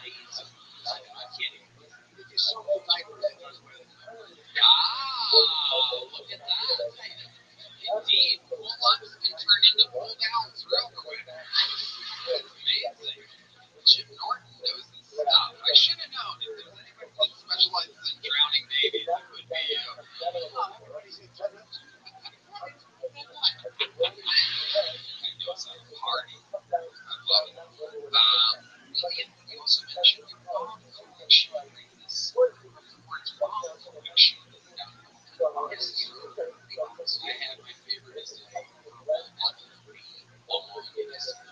diamond extreme varsity crystals. So that's probably my favorite crystals. I also have this really nice tangerine. I think it's I don't know what kind of rock it is, but it's a nice tangerine. I also have one that's amethyst. It's like a mushroom amethyst. What do you like to do after you smoke farts? Shit, Tony, well, I need to be careful because I have all the plaque in my carotid artery. It's just very scary that I've been doing the road machine and I've been eating vanilla ice cream again. I just eat it with chocolate chips. I get the little chocolate chips in the freezer, the mini ones, and I just put it all over the ice cream. I just eat that. I used to suck while the ice cream was doing it, really enjoy it. Now I just eat bites of the ice cream, chocolate thing, so I've been taking out big time too. That's why I have to do the road machine. I feel like when I'm rowing 20,000 meters in a day, I'm allowed to eat a bunch of ice cream. So it's a wild boy. It's a wild way to start the show because William is kind of like a mythical creature. Almost all of it is untrue, but it's very entertaining. Normally on this show, I implore people to talk about real life, talk about the truth. It's one of the extremely rare exceptions. Real life is way too depressing. So.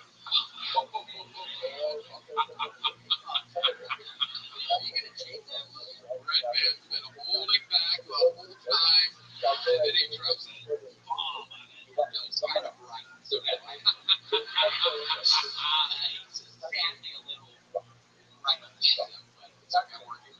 Well, William, you're super amazing, you're super silly, and everybody loves you, and it's a great way to start the damn show.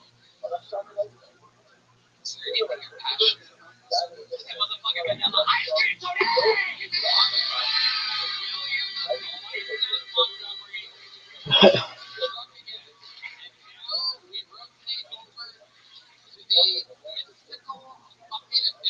Where absolutely anything can happen. This is where we meet people. This is where the craziest shit happens. Ladies and gentlemen, your first fucking fool of the night goes by the name of Zachariah Tourette's Tip. Here we go. Here we go.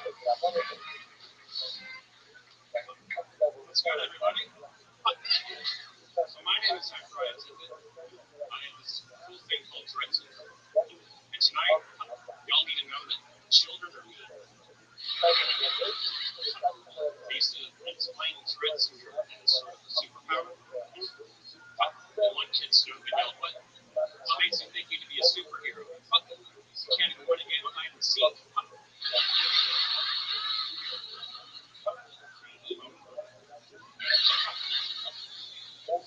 So I'm your future Triple H newsletter. I'm no longer allowed to be a motivational speaker. I'm a Walmart reader.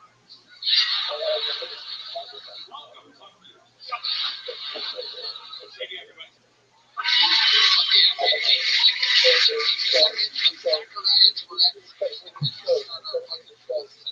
Welcome to the show, Zachariah. How long have you been doing stand-up? Talking to the mic. I've been doing stand-up since October 2021. 2021. You've been to the show before? I have about 3 or 4 times. Okay.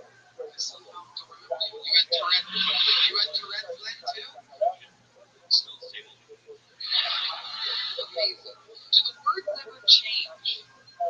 Yes, they do. The first time I actually ever came on, we were really excited. We talked about the time I yelled the N-word. Oh, I love that. I'm from St. Louis. Oh, my goodness. I mean, I guess they have to give you the pass, right? Full car, baby. You had to explain when black people were around when you did that, when you said the N-word. Does talking about saying the N-word kind of make your Tourette's want to say the N-word right now? So wait a minute. So if I tell people I have Tourette's, I can watch football in the morning.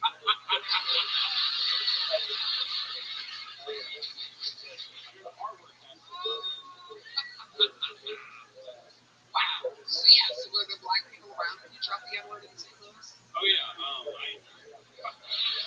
I got beat up a lot.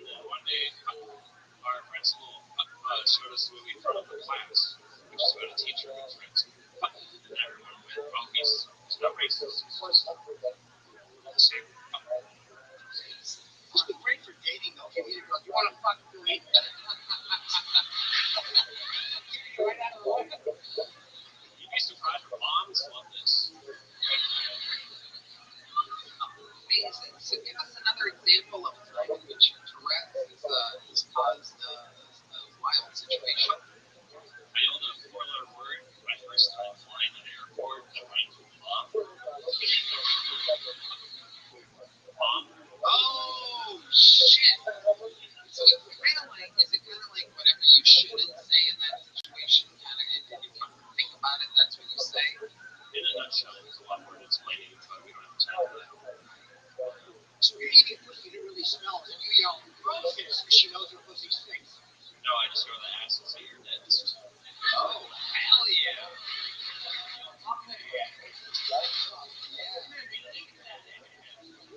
yeah. I'll go anywhere. Love it. Love it. So, Zachariah, do you have a job? What do you do? I actually content creating full time, so I'm talking to etc. Stream content part-time with a job at Chili's. Which location is the show? Oh my God. There is going to be a line around the fucking block. People to go to Chili's. Well, I found out next episode they didn't pay me the advertisements. Okay. They will retroactively give you money. That I swear to God, that Chili's will be out of control. It's here in Austin. San Antonio. Okay. Everyone is going to go to every Chili's in San Antonio until we figure out what the fuck is going on. I absolutely love this. So obviously you have this when you're serving customers. So for example, let's say there's Asian customers. Is there any chance the Asian C word comes to the front of your brain? I actually got some very simple. I get way too many messages. Oh, so you're not working front of house. No. Damn. I think that's what everybody wanted. That's what everybody pictured. We pay you extra. No offense, but I don't want you making my food either.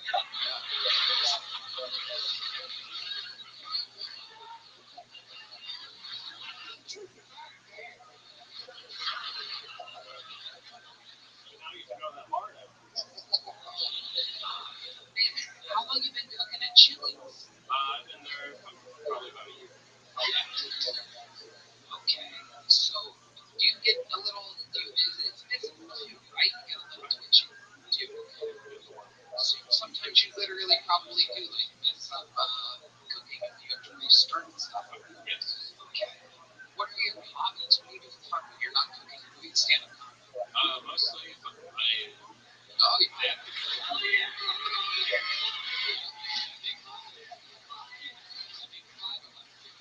We all like the fun. secondly, I mostly just make content at home. Like I'm usually on TikTok a lot about answering questions about You your really do appear to check your TikTok.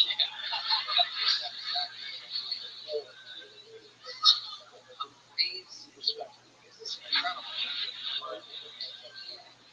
Words that cover up other words. Like I've heard of guys with Tourette's when they want to yell something like nickels. And there's other replacement words you can change yourself. So that is sort of the manipulation you can do. Mine was memorable. Mine was so that's why you kind of see it happen in Facebook and stuff. Driving like that to me. Yeah. You always look like you're flirting. Yeah, winking and saying fuck can be taken a minute. Rest area. It's incredible. So I wear the shirt so That's smart. That is very smart. Let people know. Let those people, of all colors and sizes, if you were a baby, did you do those baby words like apple juice or something like that? mine didn't know until around 8 years. Is there something that happened to you around that time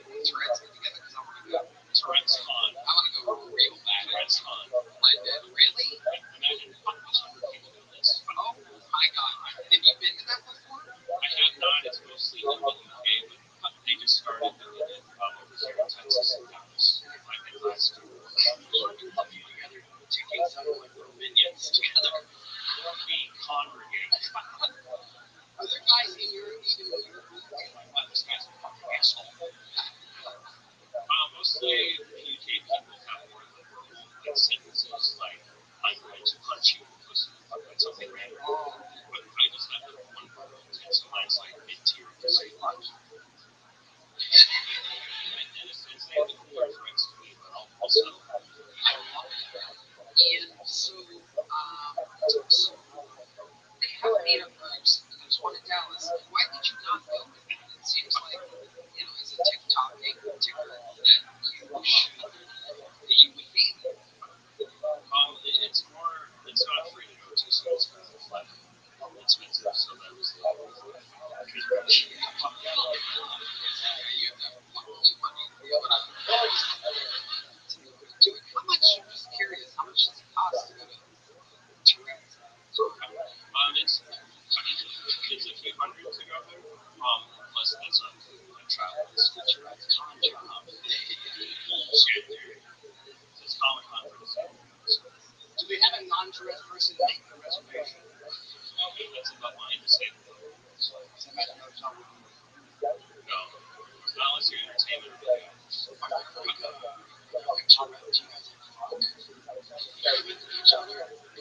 But I imagine finding someone is hard to pick up on a hot Tourette's chick. It's just be like, yeah, we both drink Red Bulls and we're live viewers. So what's dating? Why do you take us through it? It's mostly just like everyone else, just a little louder.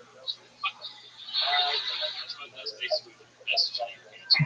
Like maybe just make love. What is she like? It's been 29 years, so you'll have to catch some people up. What did you watch it today? Yeah, it's been a while. What does her character do? When she needs to do a baseball game for Tourette's, helps her heckle the other team. I can't be the only one that loves job. Hey, is she like Stella in Street Fighter Design?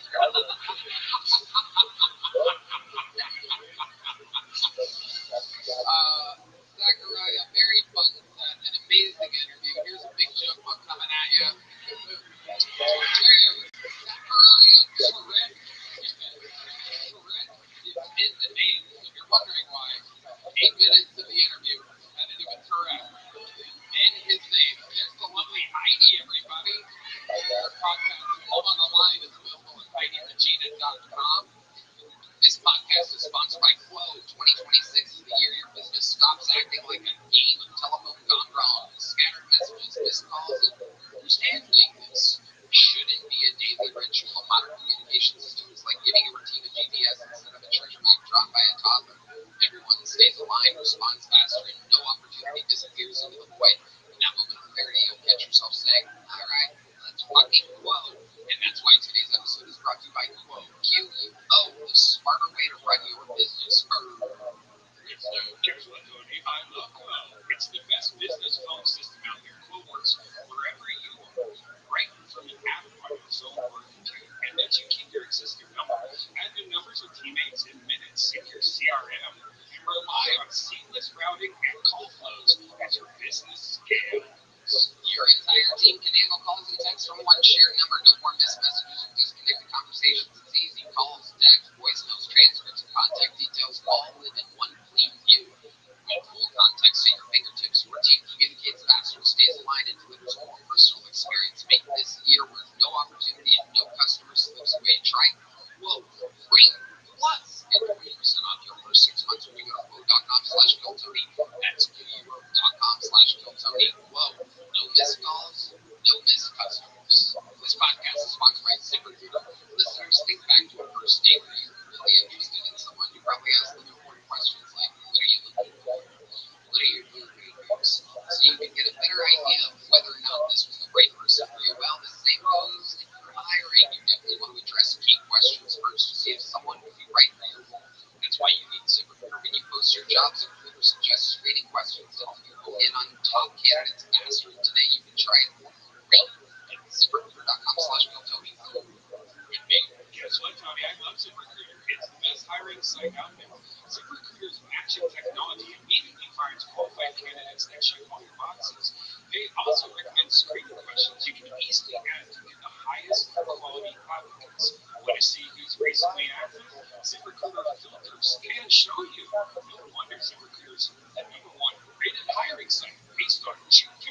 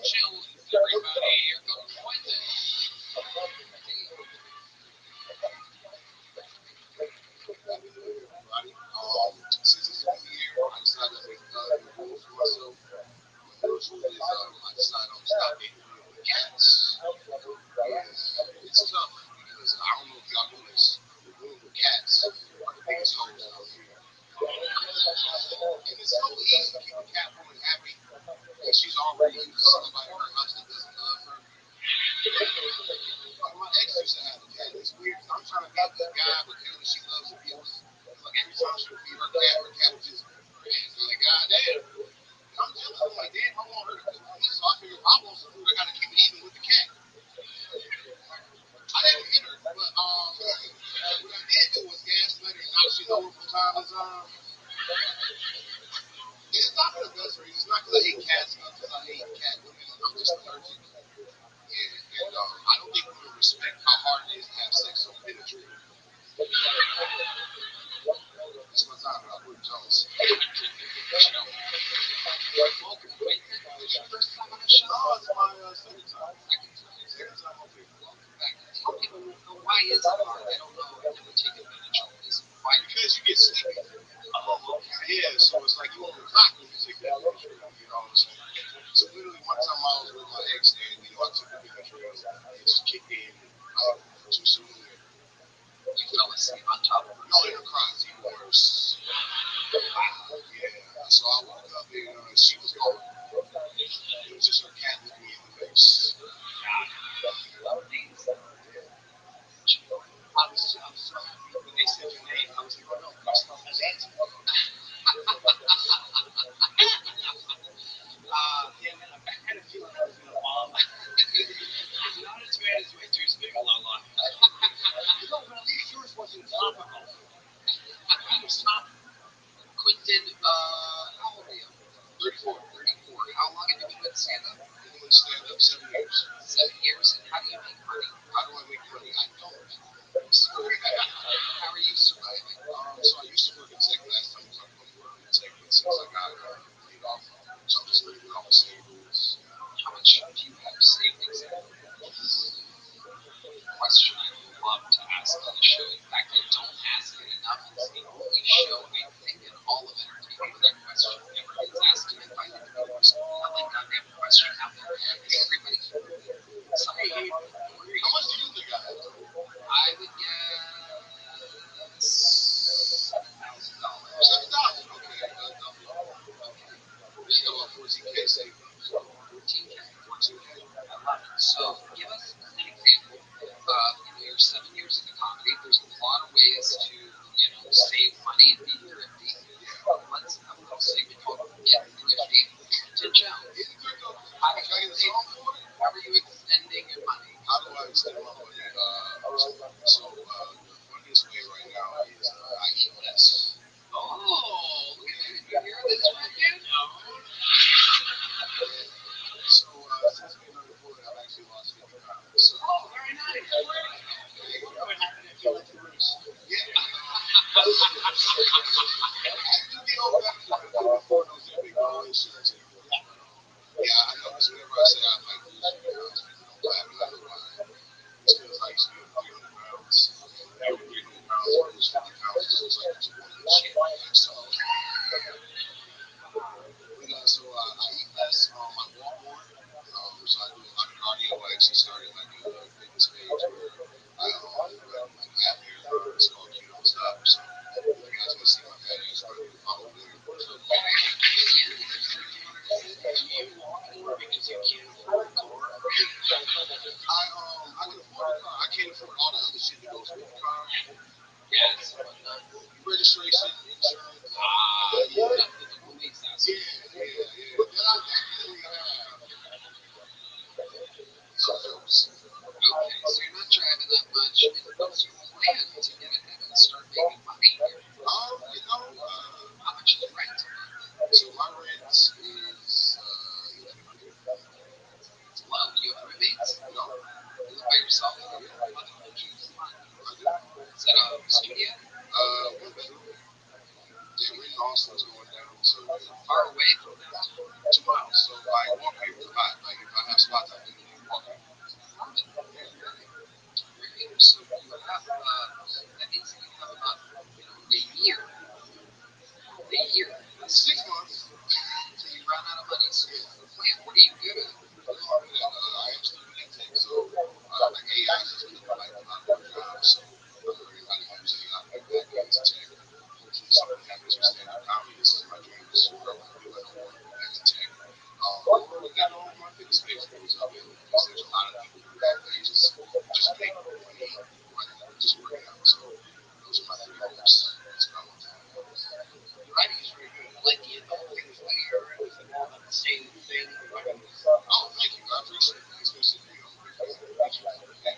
So other than cats, what's your love life? What's my love life? Right now, not very good. I actually got more pussy when I was fat. I don't understand. I don't either. Yeah, so I was dating somebody last year to about November, and I broke up just because of the distance and the gas. And so I just been. What's your type? Like white women or you? Oh, no. See, I'm from Detroit. That's the Texas black guy thing. You know? Oh, Detroit, you're into real black women. Yeah, I'm in the real black woman. So give me about 5'7", 150, and 190. That's Another credit score that you're talking about.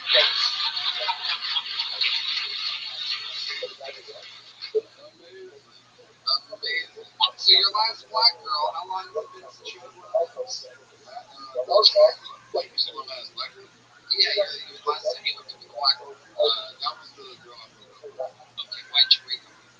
Like I said, the distance, you know, and yeah, Just distance. Where was she at? she's in Dallas. I mean, you could have gone up there for the Tourette convention. So did you talk to the Tourette guy back then? I tried and stuttered.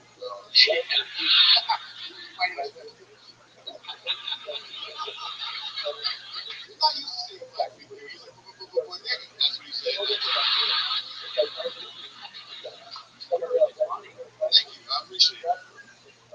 So Quentin, give us one more crazy fun fact about your life that you find interesting. It's always a tough one. Last time we talked about me being a college cheerleader, and I was here with Shane Gillis. You know, we talked about that. I like to play board games. I'm a really big nerd. What kind of board games? So literally before I got called up, we were playing Settlers of the Time next door. Oh, wow. Yeah, so I started a board game with some friends, but it's just like it's not a board game really so that I think so that's when we started my career. That's amazing. And how do people find your fitness lifetime? So it's Don't Stop. That's my fitness one page on TikTok and Instagram. Quentin Jones, everybody. Fun times. Congratulations. That's fun interview. All right. Moving forward. Keep it moving. Ladies and gentlemen, your next bucket goes by the name of CJ Kaiser. Everyone. CJ Kaiser. Here he is. You know how degrading it is to have a home screen with a sign down that says your car pull up? You guys too, huh? Yeah, let me go over here. I gotta pull up on the post street, so I just almost got on down. I put my window down and tried giving him money. He tried giving me a water bottle. That's how bad it is for me. Seriously. I drove a really old beat up 2002 Honda CRV. It's been rear-ended probably as many times as doing it.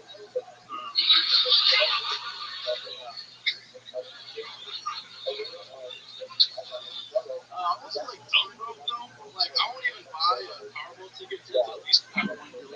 I'm gonna risk $5 for $20 million. You know, like I'm really gonna do it. Happy Black History Month, guys. Those who celebrate, not this guy. It's okay. It's not like we don't have left. I'll send it there. Thank you. CJ Kaiser.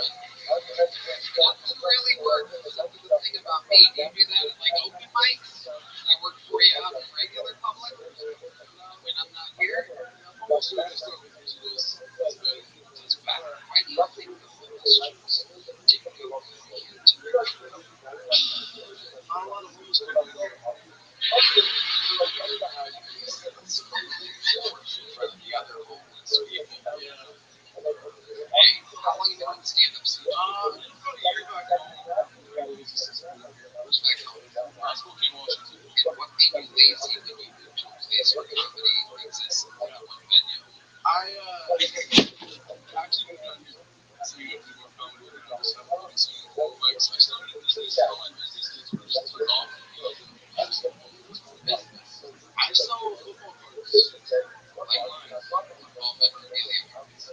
Sort of. Super niche. It's called Breaking. Why don't you explain it to your kids? So Nobody knows what So like, there's boxes of football cards, Pokemon cards, I just Albertsons, and I buy a bunch of boxes, and I sell the teams. So I buy the team, Cowboys or Texans, and I sell the cards to the team out of boxes. So instead of spending $400 on all the boxes, you're spending 20, $30 on the team. Just build autograph cards, card cards, cards for the team. Is that why you also have a haircut from 1992? When that haircut was popular, Deuce Bigelow was NBA.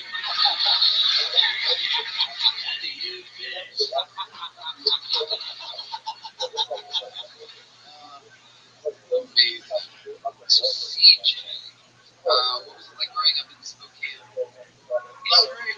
She's got a good year. It's cold up there. I got down here to avoid rain, snow, and ice, and that's not my place. It's my opinion, but we had one time in the school league building club, and I guess there's some kids over there we were like years ago. But yeah, there's like random bars and stuff. Kind of similar to here. The scene's not great. The company club's okay. 2 nights a week. How long have you been in Austin? 7 months. 7 months. Yeah. So you've just been buying boxes of cards, kind of organizing them into being up and sending them off. Yeah. That's what we call it. How much money do you think you're making? Give me a ballpark. Like, just give us a guess. What's a lot to you? You said 20 million could possibly change anything in your life. So, I really like. I mean, it's 72K sales. what? What is that profit? Yeah. How much? Profit margin's about 40%, so it's like 25 to 50K profit. Yeah, Like, higher the win? Are you kidding me? Higher the land now. He's only got 14 grand in the state. yeah. The employees actually, I should be walking by each other.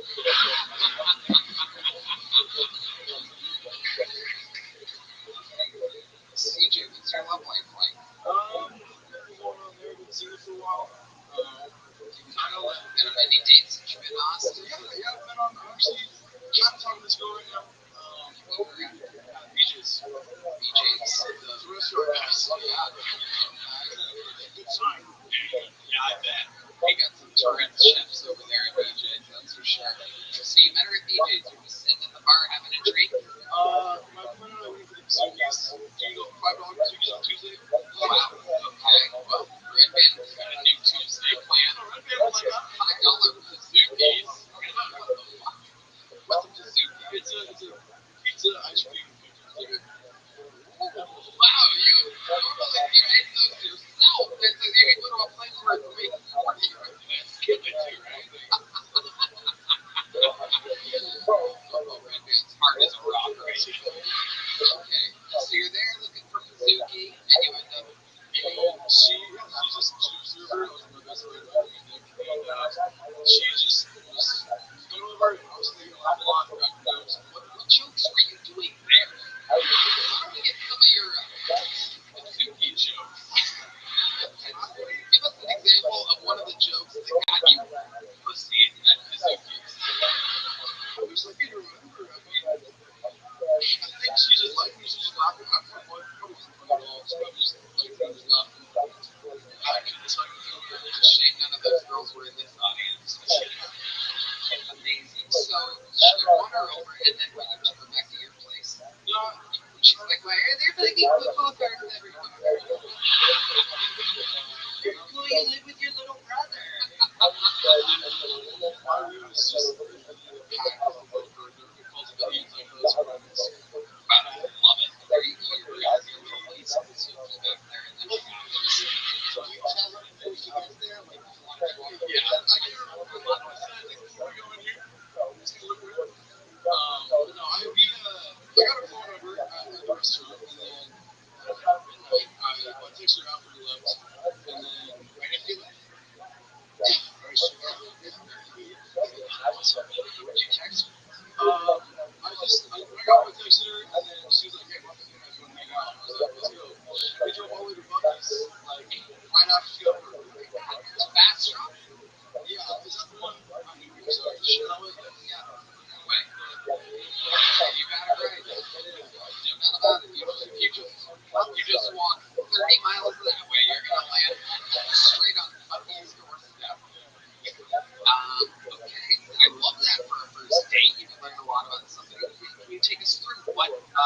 the first date of Bucky's was like? She told me she's a fighter, which, What? It's interesting. she doesn't think me yet. If it's a good son or not son. I mean, she's not big enough.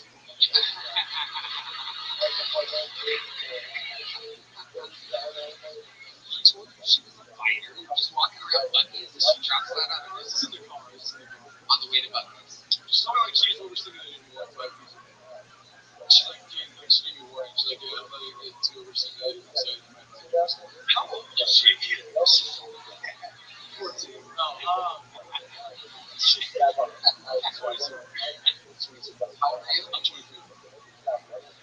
So you get to Bucky's, then what happens? You buy something. What'd you buy at Bucky's? I tried putting on the fudge, like Bucky's fudge. I don't know why you keep asking that we focus on the answers to the question. Yes, that man likes fudge. Keep going. So I put on Bucky's fudge. She did not want it. And we just random snacks, just black. So, Whoa. You're like, you wouldn't like the fudge. she's a fighter.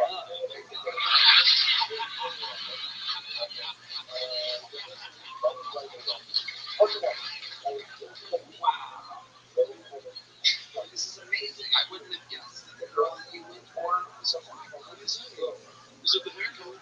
You're from Spokane, where normally black people are, you just put a cross on fire at your front yard. Spokane is a KKK hotbed.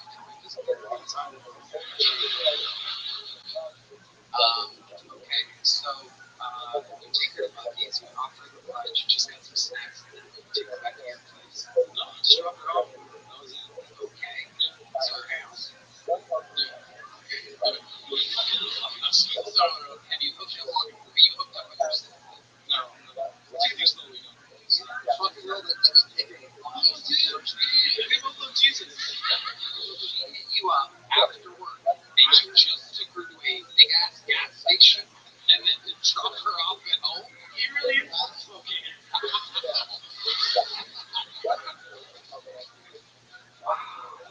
So it just fizzled out, just like your set. Just no real closing or anything. Well, that's my time. Thank you. That's more interesting than this.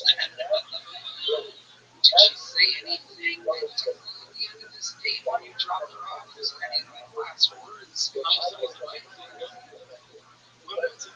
This was we still going out today, guys. What did you do today? We went to Chevron.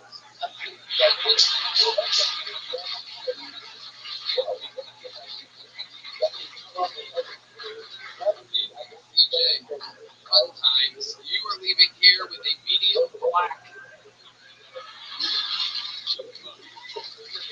DJ, everybody.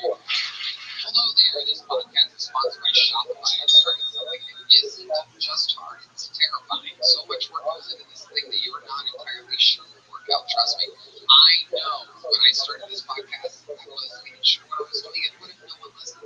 What if I make an idiot out of myself? Who's going to want to watch it open? Now, I know I was right in believing in myself and launching this podcast despite all the fears and hesitations. And it also helps to have a partner like Shopify and Brandman on your side. Tell me about Shopify. They're the commerce platform behind millions of businesses around the world.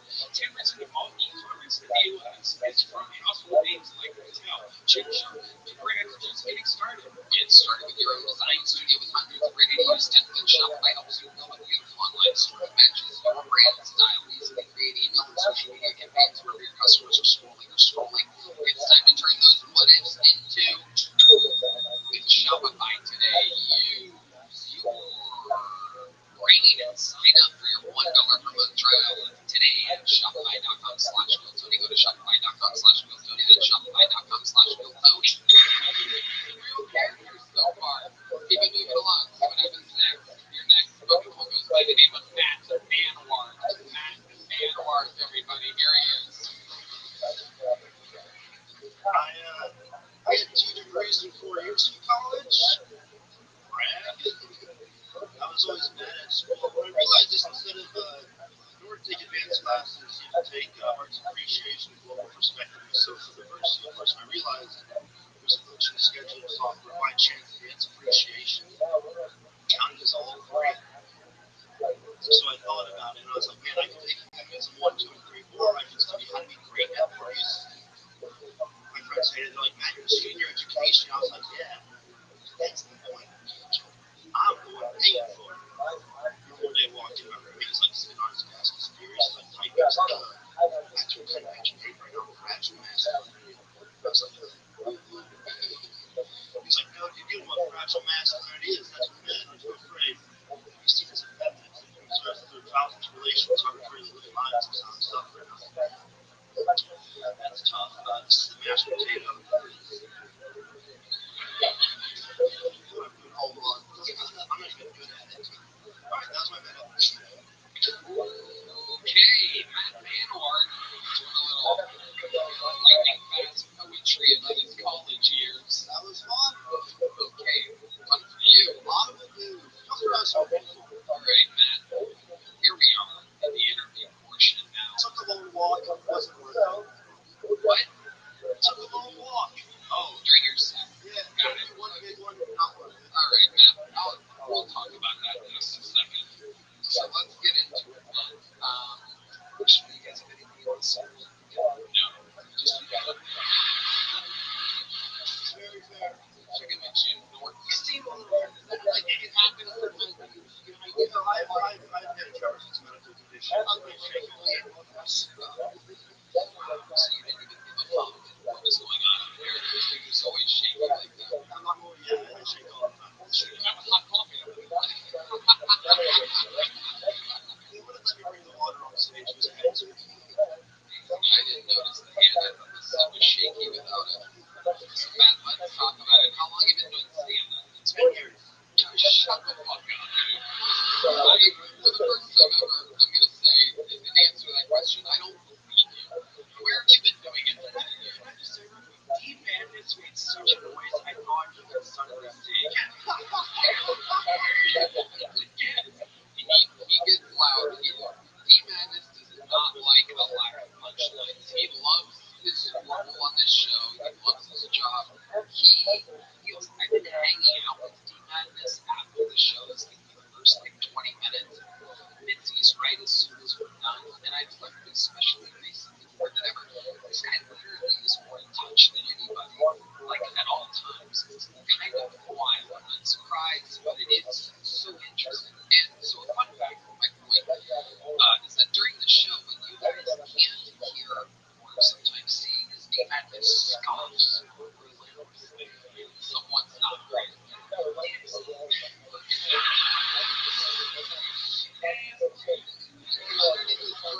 We can hear it, but it's not loud enough for it to go to the mic. 10 years, D-Madness went, oh no.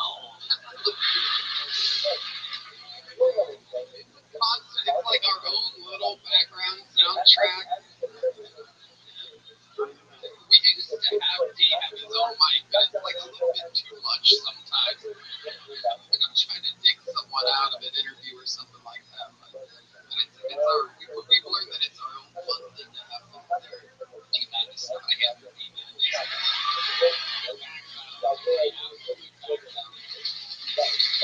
Which brings us back to Matt Manward. 10 years, where were you doing these 10 years?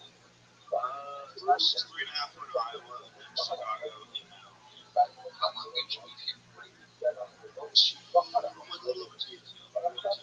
You've been doing mics and stuff. You go on a lot of Yeah, we've been traveling. Do you have like the best joke you've ever written in 10 years that you can do for us? Like a short little fucking banger. There must be something. 10. Yeah, I can do something. Here he is, doing something other than whatever the fuck that was. Just doing one joke for us, ladies and gentlemen, Matt Manward. Give him a hand for 10 years.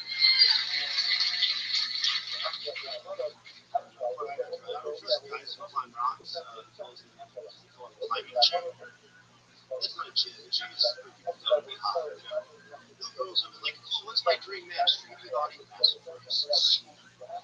No one's even fantasized about goofy digits. You know what? I'm upset with you. This isn't going well. Okay. So now, I lost all inertia. Jim Norton. I mean, it's a rough girl. Like, I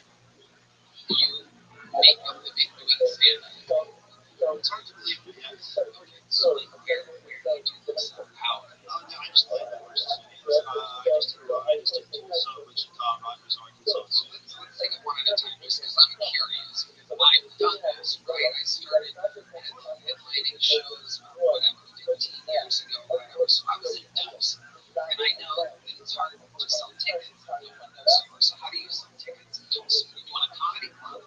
Yeah, I do. I do a lot of small rooms, a lot of like breweries and stuff. What I do is I make videos for every city I go to.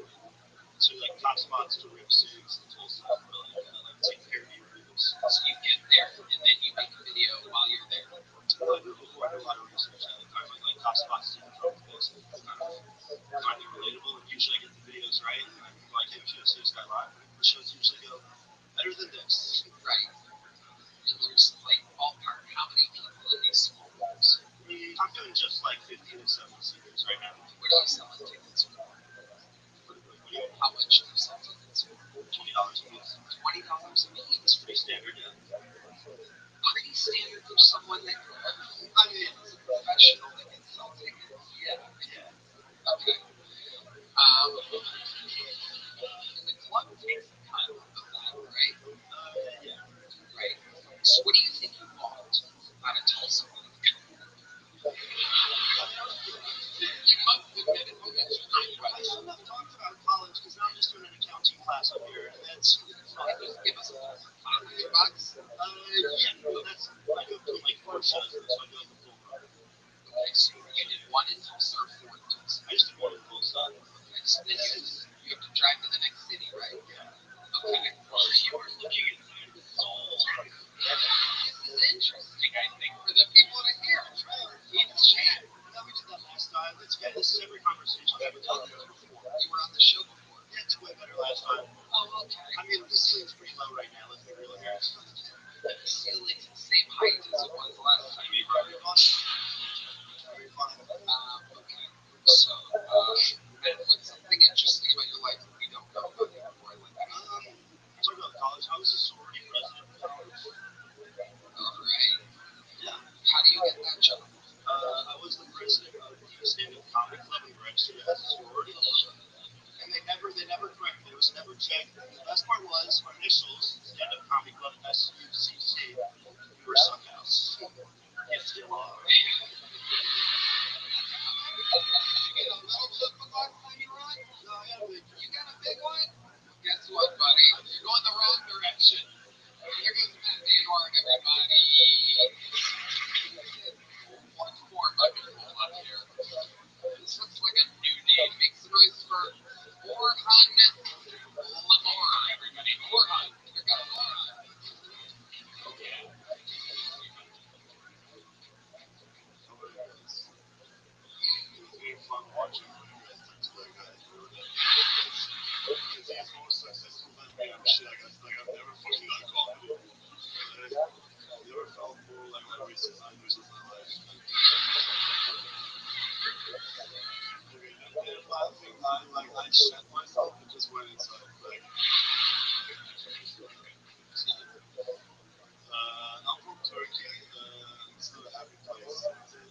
The state motto is if you're happy, you don't want to.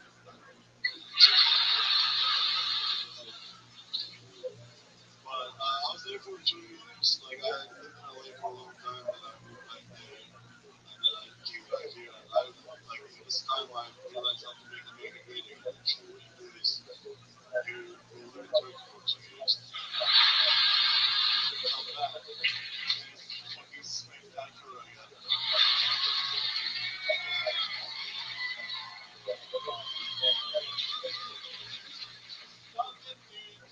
It's gonna fucking go to my head now. Now it's the opposite. Now I think, oh my god, I will put at the top. I don't want to do comedy again. This is never gonna be. This is good. Meow. There it is. Yeah, you got it. You got it. The laughter was so loud you missed the meow. I held off the bear because I wanted to see where you were going with it. Very funny. Orhan Limmer? Am I saying that right? Timmer. Okay. Talking to the mic there. I don't know how it works in Turkey, but Voice. Orhan, that was an unbelievably great set, just acknowledging the temperature of the room,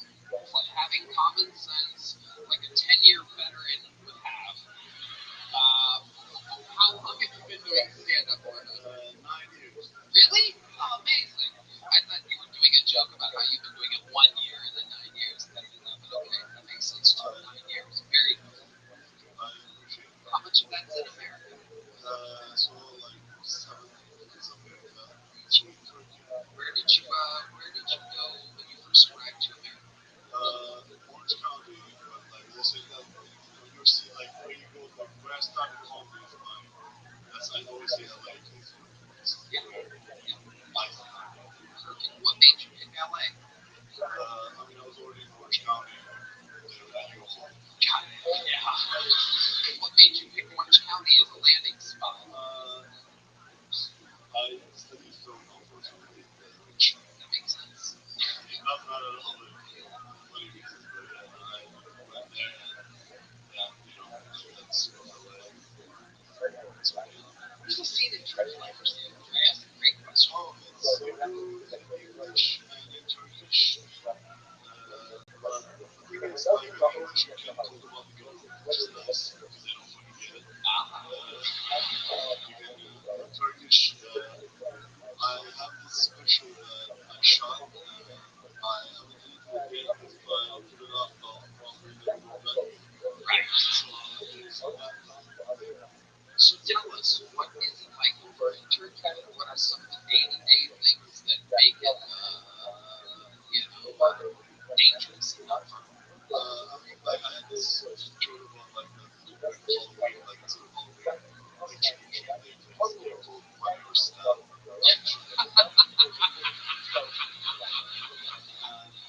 I'm seriously afraid of children here because sometimes I see children here with bats and they're just trying to get better at sports. Like, I always think they're coming because the thing is, like, when there's big dudes and you, like, hurt them, people will, like, people like, he's trying to hurt us. But, like, when you hurt kids and you go to prison, they're like, this guy killed a kid. So there's that fear. None of these are my real life. These are psychological. I think you're super likable. You already, your voice already, your demeanor. You just said when you kill kids, people, You need an accent to kill kids, otherwise, people are like, Or you're Turkish. How old are you? I'm 32 years old. 33, and did you serve in the Turkish military at 18? No, because I can't get out of that. How did you get out of it? There's two ways to get out of it. One, you have to be gay and prove it. Hell yeah. Here's the thing, like, here's what people don't know. Why never join the military? No, Let the room black for a second. that's not how it is. No, I am straight. Shut up. I'm the only straight person here. Okay, listen. So, if you're gay, and you have to send them things that they want. Actually, this is true. I'm not making stuff up. But blowjobs don't count. Some people send blowjob videos and still went. So the other way is you have to work in America for 3 years. That's what I did. I did 2 jobs. So one way of getting out of the military is sending a video of a man absolutely butt-fucking you. And the other option is going to the greatest country on planet Earth and making money and working for 3 years. That's basically corporate America also makes your ass look gay.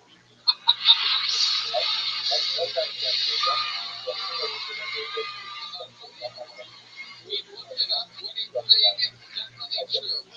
Oh my God. Military service, the BBC News 2012.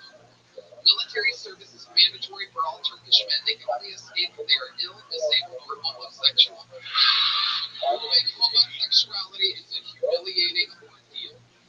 So, if you send a video of you sucking another dude's dick, they're like, People don't know that it's in the fine print and people read it. People are like, this is getting up. And also they archive it, so there's a bunch of reluctant, like, blowjob videos that didn't even do any army. where do you see that? You guys are laughing, but I'm gonna get in trouble for this. Video that'll get you out of Turkish military is the same video that'll get you into Jim Norton's screen. The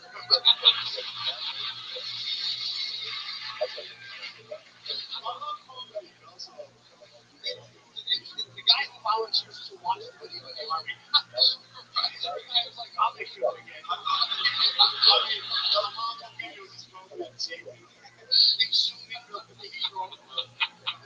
Because people don't want to go to the army, because they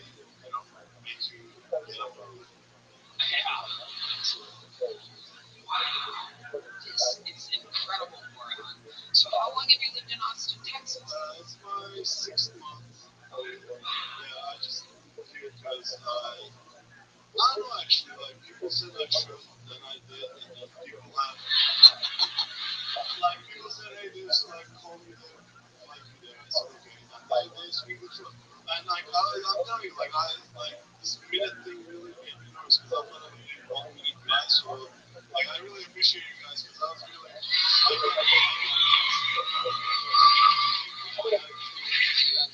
dominated already. I want to talk to you for a little bit longer, even though this interview is going very long. But I find you so interesting. So now that you live here, how do you make money? I work for a luxury car brand, but I do it part time and they give me time off when I go to the city. A luxury. Car brand is perceived for that. Okay. You've been so nice for it. Obviously, if you ever try to get out of work, I'll say, where you trying to get out of I just got a good job. They let me go to different cities. Absolutely incredible. What else about your life? Tell us more about you. Honestly, I'm like a little bit good at everything, but not really that good at anything. Maybe besides this, but like I play piano, but not well. I don't know, like just like I learned to carve wood. Carving wood. Yeah, Okay, what are you making out of wood? it's an abstract thing. I'm on expression more than what is carving me?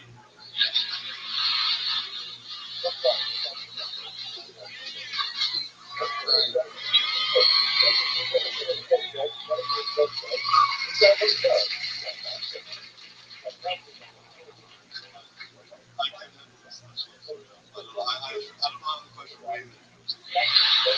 Doing a hell of a job. Doing an absolutely unbelievable job. What's your love life like? Well, I have my share of girlfriends. They're all girls. But like, so in Turkey, I was making a living from this. So I had like more free time. Now I don't really have free time. I had a girlfriend a few months ago, but you know, she wants to make up nights. I want to go more college because I'm a little bit obsessed with this thing. So like, I'm single. I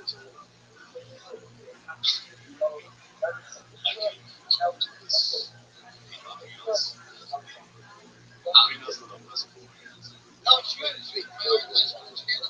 Yeah, it's because, you know, I don't know, I love this thing to a disgusting levels. Like, the amount of job opportunities I've given up to do drinks and nights when I started, it's like, I can only imagine you go to a doctor in your own country and then come here and you should, I mean, like, that best was 40,000 a year. That's what you know, it's higher up.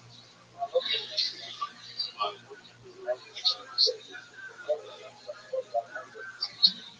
That makes sense. Have you ever saved anybody's life or had to hear that experience or anything like that? I mean, people have been suicidal, you know, shoot them.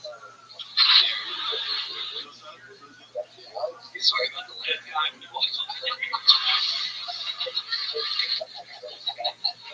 like something around a ledge. He produced a story that, you know, like my that shows up to You are so funny. You are exactly what this show is built for. Somebody that has been doing it 9 years and you left LA and you moved to Austin and I just find you so incredible, the sacrifices that you've made.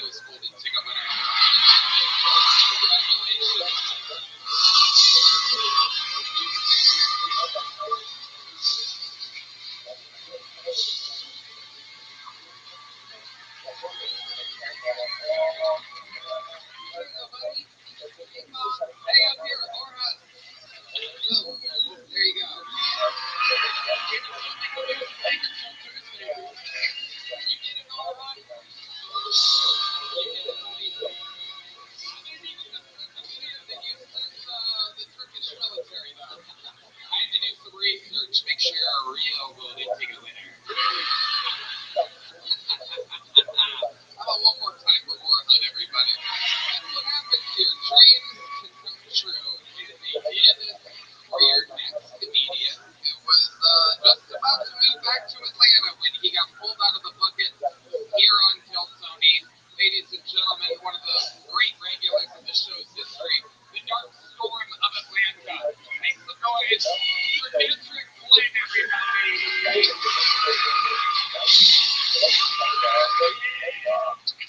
Sir, what do you know about buying $200 worth of pregnancy tests if you can be on them, sir? Because you know you can't get pregnant, you just really need the good news right now.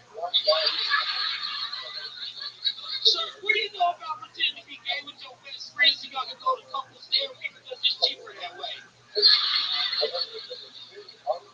Sir, what do you know about having a spider that live in your room and this nigga is not your pet? This nigga is not your pet, but you can't kill the spider because you got a white girlfriend. She like the spiders keep having so then you chat GPT what kind of spider it is, only to find out it's a black widow. Nigga, I can't kill a black mom. I want to know, am I dead? This spider is my mom. I was on mushrooms when I figured it out, so I was treated like a black mom. We go to church every Sunday. You don't go into the church, they won't let you in with the spider on your hand. They think you the devil. So I just go where her window sill. We play Kurt Franklin, and then she put what she want to read in the Bible in her web, like Charlotte's Web. You know what I'm talking about, Charlotte's Web? What's the page name for the book?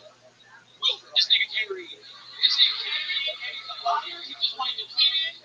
Just wanted to fit in. You're a liar. That's my topic. My friends between a regular and a fucking troll and everything in between. Patrick, absolutely incredible. Loud laughs all the way throughout. Amazing stuff. Peed on pregnancy once. You get the you know what it feels like to not be pregnant. Don't get the Dollar Tree ones because the nigga was nervous. I didn't know who the mother could be. I'm a host. You know what I'm saying? All right, Uncle Patrick, how's life been going? Tell us about it. I'm touring so much. Going all over the country. It's so much fun. I do hate planes. I think y'all know that. But every city I've been to, I've been selling a lot of tickets. There's a lot of good fans. I do want to say happy Black History Month to the 7 black people that watch Kill Tony. I've had at least one at every show. Yep. We got the good ones. You know what I'm saying? Little fun fact, Drake watches every episode of his crew in Toronto. It makes them all shut up and sit around a big screen TV. Man, I love Drake. There you go. How you doing? You love Drake too. I love it. You're very creative. I love the Spider-Man. That was really fun. It was very interesting. I love you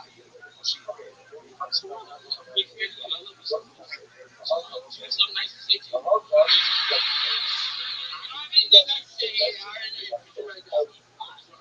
I was going to piggyback off the gym, but the way he was touching his cock, what are you trying to get out of the army? I still can't believe it. That might be one of the craziest fun facts. You just had a video of you butt fucking some guy that's the head of the Turkish army who's definitely jerking off to these videos. It's even better if it's not true and a bunch of guys are fucking their friends and still going to serve. Absolutely incredible. People think America is bad. Turkey either. What fun for a fight another place that has better weapons than Turkey does. I feel like I would be gay if I was there. I think I would choose to just be gay for my videos. I've seen you fight for Turkey this week.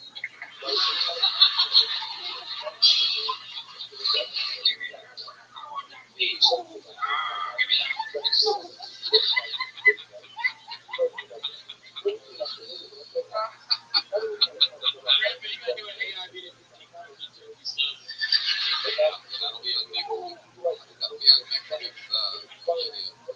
Anything else crazy going on? How's everything? It's fucking not much. It's fucking incredible. Finally, I don't know, I'm starting to feel like with the first couple months where I'm starting to get real comfortable being up here instead of being like extra nervous because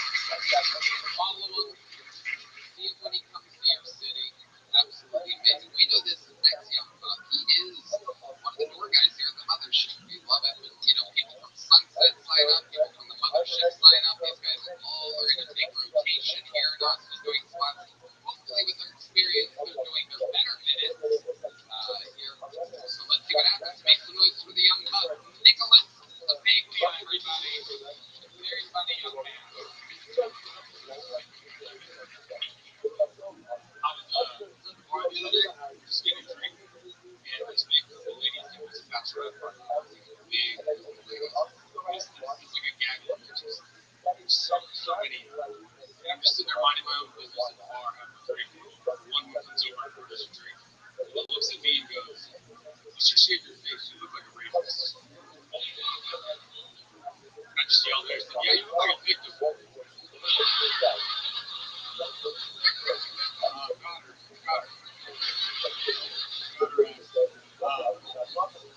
She didn't like it very much, and she tried back. She's like, "That's not funny." And I'm like, "Shut up, bitch." I said, "Don't worry, I'm not into fat chicks." And she was clearly anorexic, so got her again.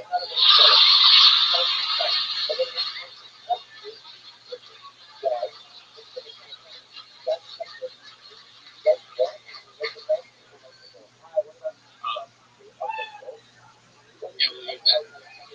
Yep, absolutely great. Nicholas Bagley, I'm back again.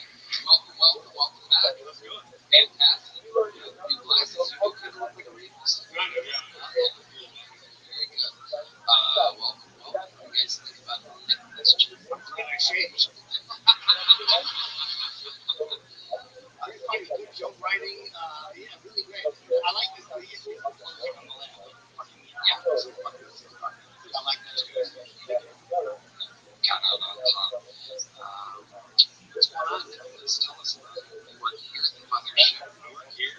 I recently became a father about a little while ago. So I'm just doing petty daycare during the day, and then at night the wife is working full time. I'm raising the baby right. Tell us about that. I'm pretty sure we are all fatherless people. Well, I mean, fathers. Childless. Yes, childless. And we're probably also fatherless. We'll just come to test you. Well, I mean, we say the same thing. They always say you're never ready, so you don't know what to expect, which is just the cliche thing that is true. But it was a little different in our situation because when our baby was born, we had a little baby girl. One in 20 we got girl.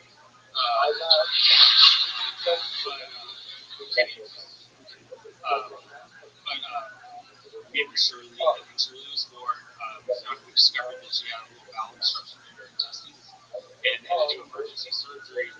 About 17 centimeters of her intestines, and then they gave her like an ileostomy bag, and the NICU costed her like the first 5 months of her life. So it was really kind of traumatic and upsetting. And my wife was really upset that I gave her shit back Shirley. She didn't like it. I did it one time, but every holiday Santa, it always comes up. And I'm like, SBS is never going to remember any of this. I like that you have dark jokes. We're like, oh my god, it's really fucking funny. Yeah, it's kind of my sense of humor. It's kind of south dark things. I'm like, nowhere. That's your daughter. Your humor is darker than the contents of your daughter's shit bag. That's true, yeah. They call it output, but I think shit bags like shit. Yeah, those are a crazy experience, though. I've had to do a bunch of. I think I'm starting to take care of myself a little bit better now. I got a checkup recently, which I haven't done in quite some time. But as guys are going to the appointment once a year, check it out. You think that's it, but this year they were like, all right, we're going to clear your walls. That was fine. No great. I was turning my head. It was coughing. I had to ask the guys, like, why do I have to turn my head when I cough? Because I want you coughing on my face. It's about your point. You don't know unless you ask. And then he finishes, and I start blowing my pants, and he goes, oh, wait, we're going to check your prostate. I said, I just didn't want to do that, but they forced it on me. And all of a sudden, I'm just in position, pants down. And he's behind me, and he didn't freak out. He goes, don't be alarmed, you feel like a small pinch. Then that's when I looked back and said, why do I feel both your hands on my shoulders? And he didn't like that at all.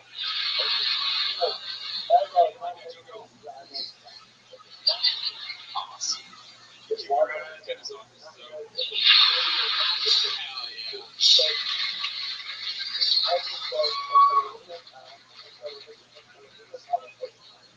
That must be pretty good. I mean, that was kind of a struggle. Nicholas, you're doing a hell of a job. Crushing here at the mothership. Getting spots. Just performing for the millions of people here on the show. It's great. Congratulations. I'm not that big of a fan of show Thursday. You're show. Here's a big book on film. Nicholas the Bigwig, ladies and gentlemen.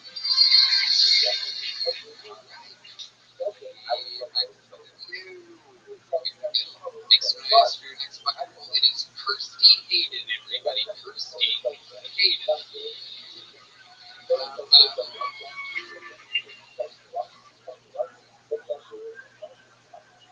I don't know if y'all can tell by looking at me, but I don't have a house.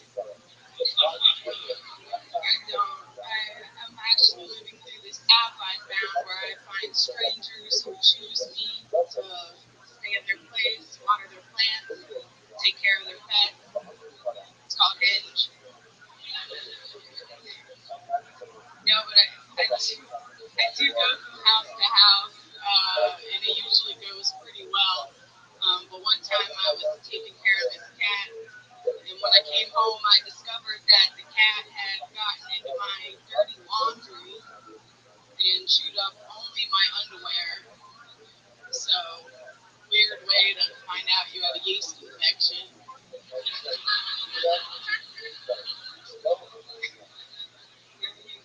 You can take the puss out of the panties, but you can't take the panties out of the puss.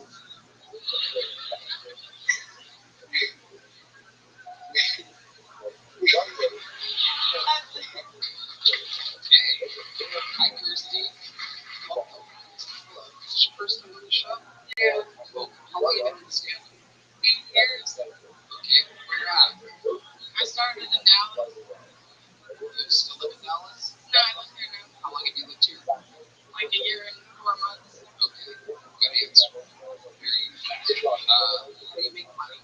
I do pet sitting. I'm also, I clean and organize people's houses. I sell clothes on Depop. That's it. Alright. Okay. How old are you? I'm 30. Okay, so you started at 22. Yes. How's it going? Pretty good? Pretty good, yeah. You perform a lot? I do. Are you a little tipsy or on drugs of some kind right now? 100% sober. Really? Yeah. It's just you? Yeah, it's just me. I'm not even on Zoloft anymore. I'm off all of them. Okay. Were your parents really stoned and on drugs? Yes. You look like you should be disrupting the ice rink. Yeah.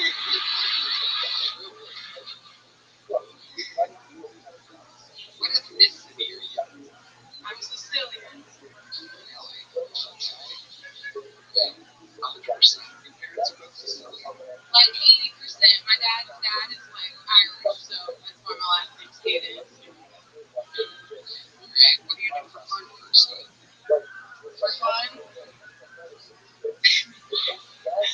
I usually will, I like to do, How long have you been off the Zoloft? 1 month. Yeah, there we go. I had a feeling. Your body's adjusting. Yeah, the brain zaps have finally stopped. Brain what? The brain zaps. Okay, none of you take Zoloft. Brain zaps. Can you take us through what that means? It's where you get really lightheaded and you feel kind of, it's uncomfortable, but I kind of like it. Because it makes you feel kind of like messed up, but it's like a lightheadedness. And then the first second you're like, oh yeah. There's other ways to get that. So what made you get off the Zoloft? My health insurance changed. So I thought it was easier to just quit the pills than to be put on hold. Did you wean off? Did you talk to a doctor at all? You just kind of just turkeyed it? Turkeyed it. They tell you not to do that, but I think I got through it just fine.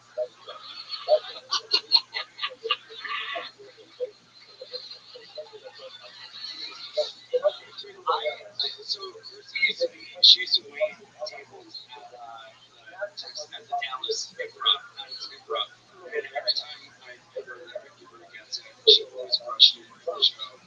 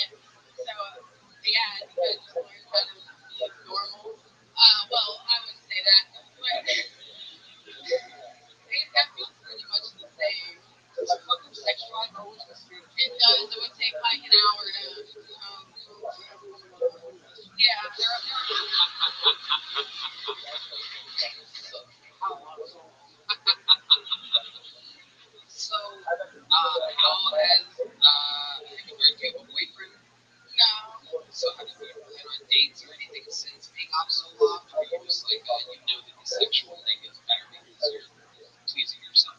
Well, it's hard to date when you're just out every night, and I don't really do dating apps because I don't really like care. So no, I don't really go on dates very often. So no, I don't know. I don't do that right now. All right. Yeah. Stand up. I do a little bit of yoga. I like playing pool. I like singing sometimes, and I take showers. A rarity of a awesome couple.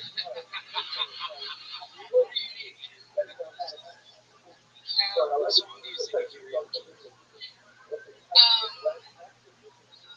I like to do some Shania. I sing chords really good.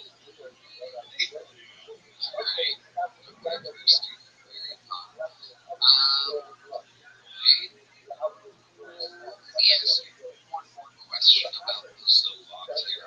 I've heard that when you stop antidepressants, cold turkey, you get suicidal tendencies. Did you have a low moment at all? Surprisingly, no. Most of the low moments were before I got on it, and then like during even there were low moments. But I think because I expected there to be so many low moments, I just didn't. It wasn't that bad. So no. Well, Stephen Rudy Stevens.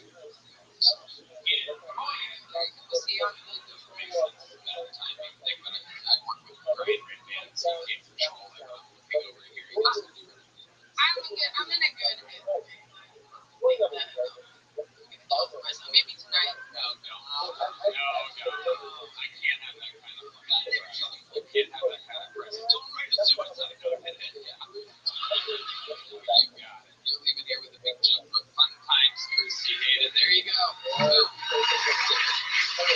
right.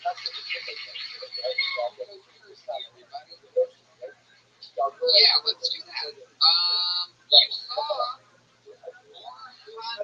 Timur get a golden ticket here tonight, and you may have seen this next young lady get a golden ticket if you watched Cody, Once Upon a Time in Texas on Netflix.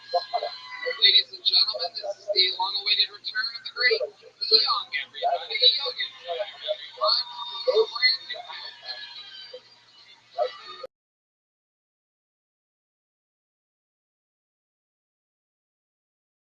Country English, I realized everything's better when it's white. For example, a normal person just lives in the house, but the most powerful person lives in the White House. White collar jobs are better than blue collar jobs, they're more intellectual and paid more. White lies are better than other lies because they come from good intentions. Be some sort of white. Even Diddy knows white is better. Diddy used to host white parties in Hollywood. Best parties you can ever find. You can only wear white in that party, right? You got A-list celebrities, unlimited baby oil. And guess what? When he's arrested, not white enough to get part of the White House. Thank you. That's what it is. Young. That is all white. Yeah. Stuck with one premise there. I love it. Very good. Smart. Adorable as always. Very likable. Young. Welcome back. How's life going? It's been good, yeah. Scheduled some shows around few states. Some spots in Austin. Where you going? Next week I'm in Florida. It won't be here, but I have a show in Austin, March 1st, and a show in San Antonio, April 11th. San Antonio. You can drive. Can you drive? I told you I drove Uber before. I was a 5-star driver.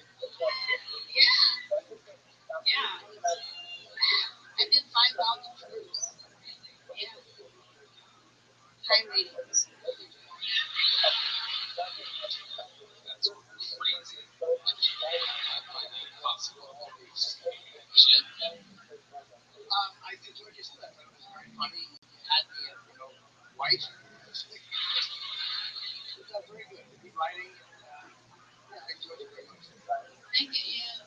You look like you're waiting for some bullshit. I love when I sit on the panels. I can't get on it. I just look at you. I thought you looked like someone from the alien movies. Human egg incubators would come out and all the green light. Are you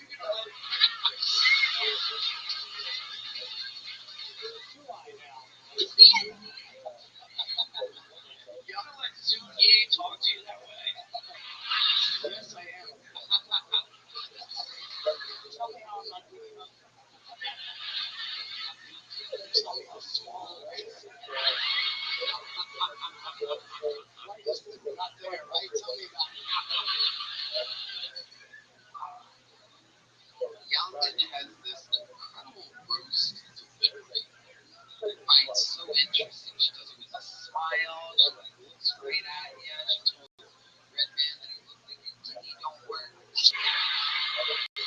So many people after saying they saw the Netflix thing bring that up. And the Asian girl told Redman that he looks like his kidneys don't work. Like it's like it doesn't have to necessarily be like some crazy written like math problem. It's some brutal honesty with you, the way you smile at somebody. Yeah, I wasn't trying to roast him. I just thought he looked great, man. See what I mean? You see, like it's an adorable delivery. Yeah, but that means she really thinks I look like some fucking alien. What do you think about Ian? Ian's a good-looking guy, right? He looks so Jewish.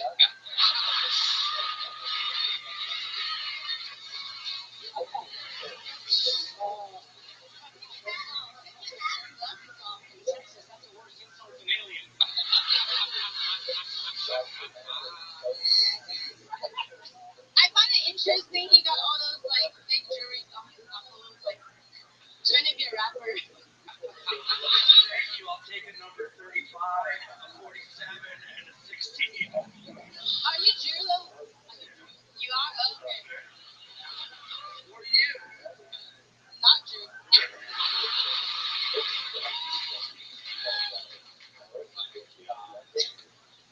She doesn't even say A. She says, are you a Jew?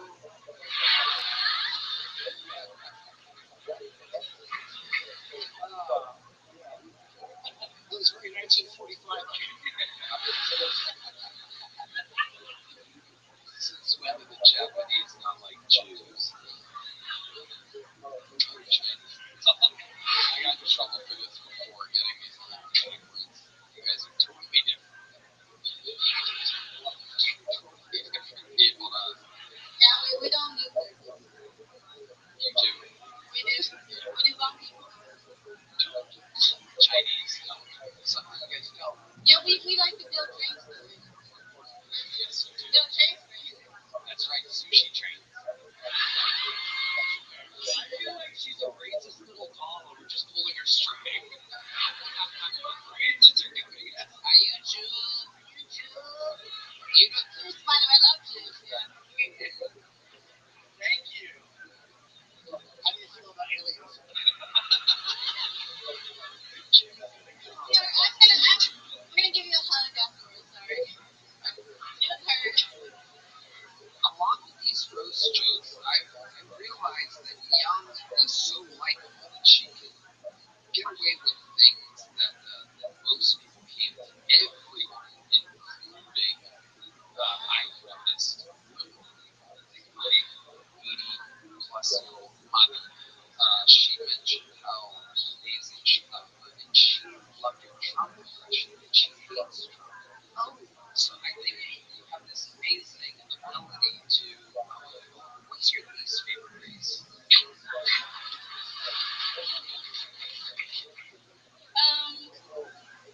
If you were joking, what would your least favorite race be? What would your best impersonation of the day be? You really putting me on the spot, Tony. You're trying to make me wait.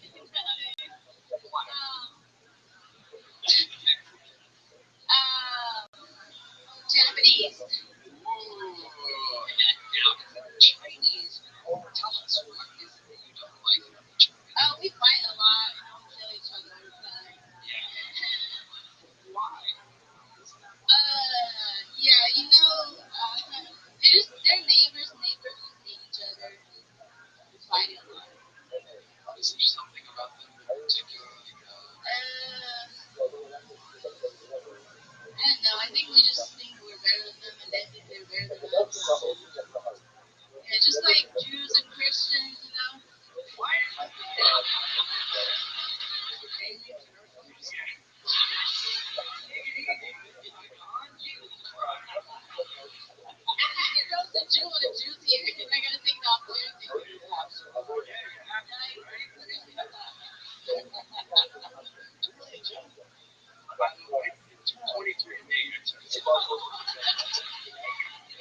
23andMe.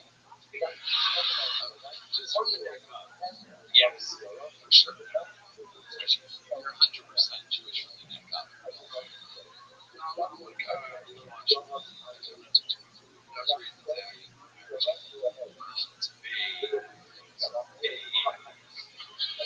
She spotted it. Yeah, no, I mean, even though her eyes look like they're closed, she can see. Young, you are amazing. So likable, so funny. We love you. How about one more time for Young, everybody? We're gonna go back to this bucket. Coming around the corner here. Make some noise for your next bucket full, ladies and gentlemen. It's Jordan McDonald, everybody. Here we go. Here comes Jordan.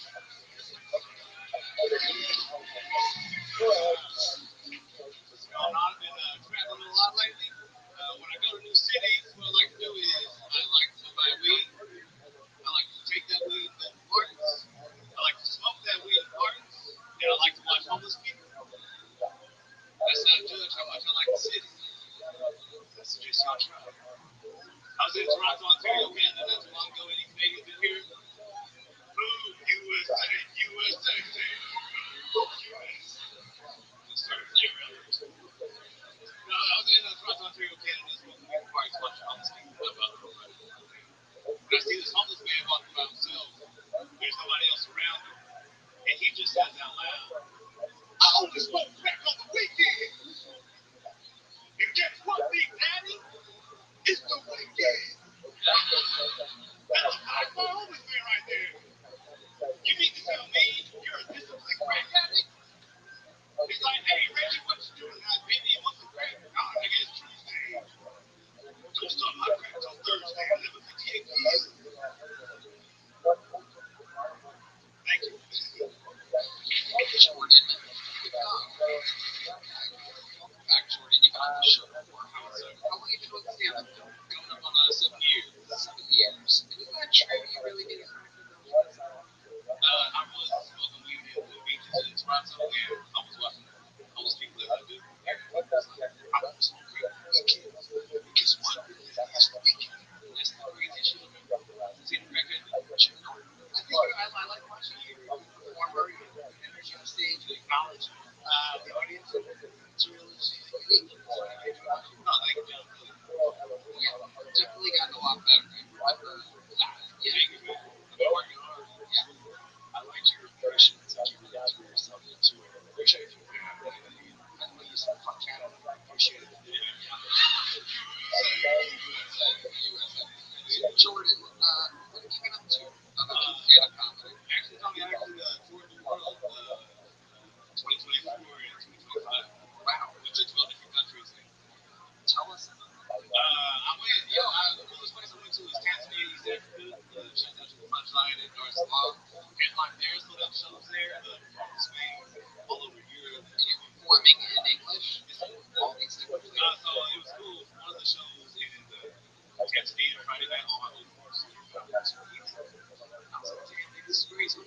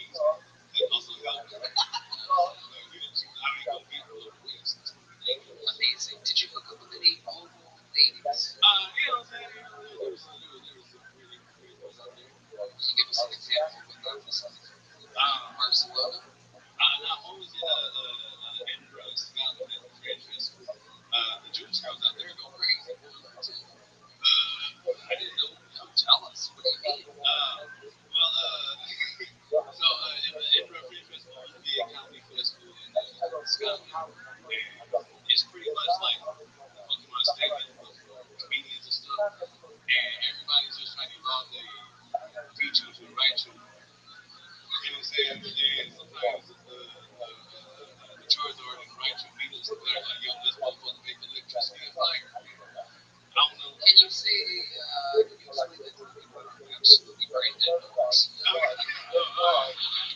so you know, you go to one of the after parties, you know, and they drink a lot in Wisconsin, and you start drinking, and then you make eye contact with a very pretty Jewish lady from across the room, and she's like, yo, I direct you. I'm like, well, I don't. Let's have some fun, man. Did you know she was Jewish before she said she directed Jews? No. I was like, this might be the way. Yeah, so, you know, kind of do the job. Have you noticed something different looking with a Jewish girl than with a non-Jewish girl? Go ahead and say it. It's okay. Okay, well, I don't know. No, go ahead. Let it rip. Let it rip, Ian. Shut up. You know, I love Jewish people, but just want y'all to know. Yeah. Shout out to the one dude in the crowd right now. I love you, brother. I'm not really that much different there. I don't know. She had like bowls. I was like, this is crazy.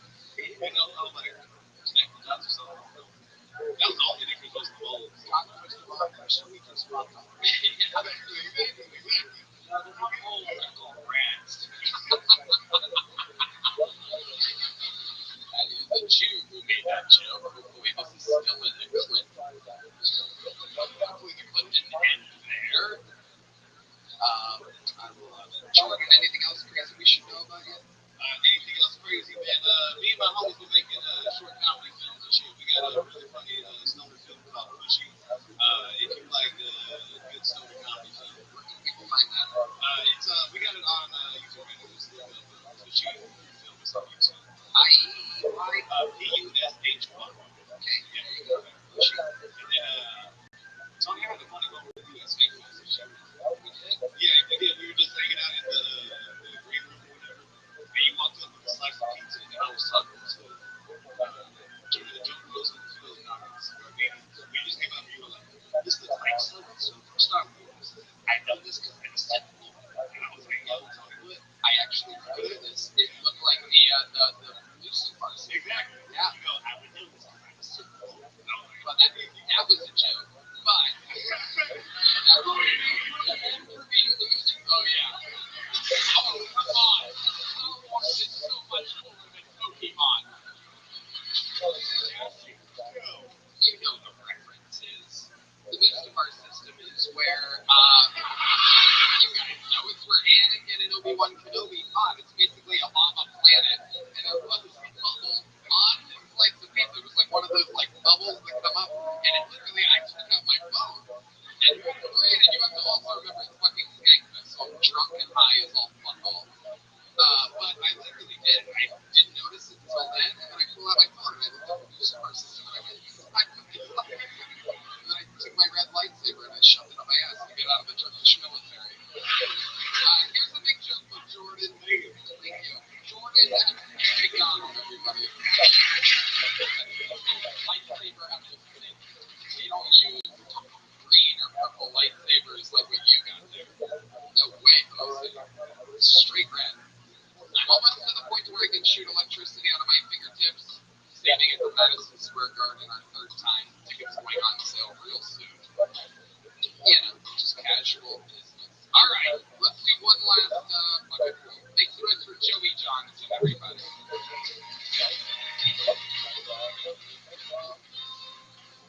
guys, and it's a 4-year-old here. 11 years I've never been told before, so that's, 11 years of comedy, man. Sure, I don't know what's up. It's hard making money doing this, man. 11 years. I just got back. I was doing shows in the Denver area, and I was talking to like a homeless guy outside the comedy club. He goes, "Excuse me, sir, can you spare some change?" And I told him, I was like, "Look, dude, I don't have any money. I'm a stand-up comedian." And that shit, you know, guys, this homeless guy like paused, and that's my fucking situation. Right, the bitch was coming down Mississippi, and he just goes, "My bad, fam, you're right." And that fucked me up, guys. That ruined my whole week. My bad, man. I know he looked like that too. He was Asian. It was the weirdest. My bad, fam, you're right. Then he gave me $5, all right? I took that shit because it's hard out here for a play. All right, yeah.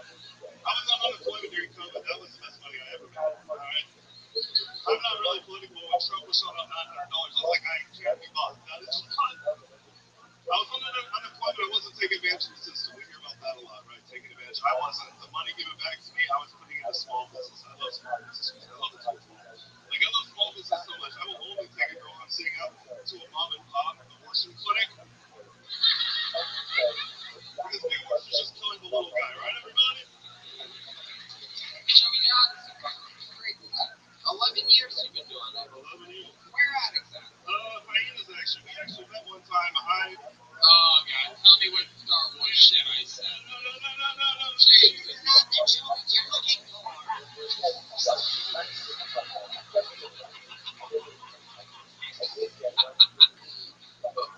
What happened when we met? I was just supposed to open for you, and you had a bunch of people there, Randy. Randy. It was his name is Fort Worth. JP was in the green room. You don't recognize me. I have long hair during COVID. I was wearing a mask, and I felt definitely judged walking in there with the mask. Well, what's funny is the Saturday after, that was a Friday, and you didn't meet me, and you let me do the time, and that was time as fuck. The Saturday after, the girlfriend that just broke up with me, she was gonna come to the show, and I was like, oh, she's a big fan. I was like, oh, she's gonna see me, this will be my big time. And I was like, hey man, you can be back tomorrow. You're like, nah. Like, I had an entire crew that I flew out from Los Angeles. Hey, in retrospect, it was good. Randy's an all. I love Randy. We love Randy. Randy's my fucking homie. The great Randy Butler. He comes to all of our shows. We do massive venues now. No, you let me do the time. That was time. Thank you for that. Yeah. There you go. Nice. I would like the girlfriend. There you go. Put my lightsaber away from the night.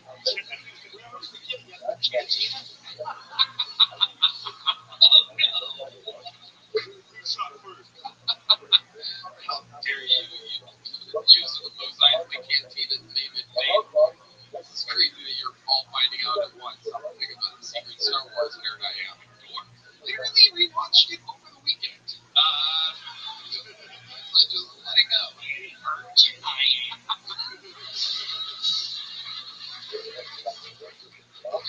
Big one. Oh, I already did it on this show before. Okay, I do one impression. It's Princess Leia during The Empire Strikes Back when she's freeing Han Solo from being frozen in carbonite. She's in a special robot helmet, which changes her voice, and she wakes up and she goes, "You've been frozen in carbonite."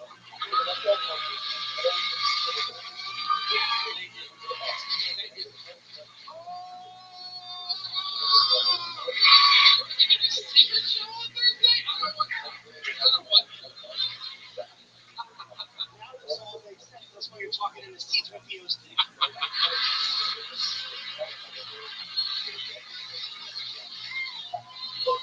Oh my god.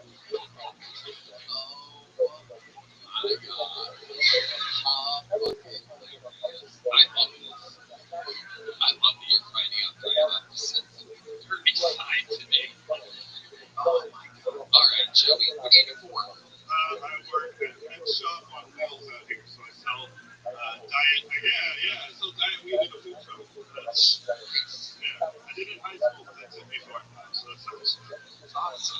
Dress for the job you want. How long have you been doing that? I moved here about a year ago. I started it like a few months ago. I was working at the country club bartending out here first, and then in July when the storm came, it's like the country club, River Place Country Club. And is it your truck or your money? No, it's not mine. I work for a bunch of comics work. Elazar, I think, he was on here recently. He works there. There's a lot of You got Rothschild'S. there have been a couple, And look, the Summer Wheels, I'm pretty sure they posted their mugshots, so maybe I'll get a raise. So. They got robbed. I don't know about it. That wasn't my fault. That was my job. Okay. There you go. I locked up great. Alright, perfect. We're going to use that video in court. Definitely robbed them. You look like my accomplice. We're one of the same here. Yeah, shut the fuck up. 6-1 to 1. I did not rob the truck. Okay. Please, I need this show. I need that 14 an hour so bad, please. So it's 14 an hour. Yeah, I probably should have said that. What's your rent? $7.50 only. How many roommates? One roommate. And that's a dude. One bedroom or two. One bedroom, two.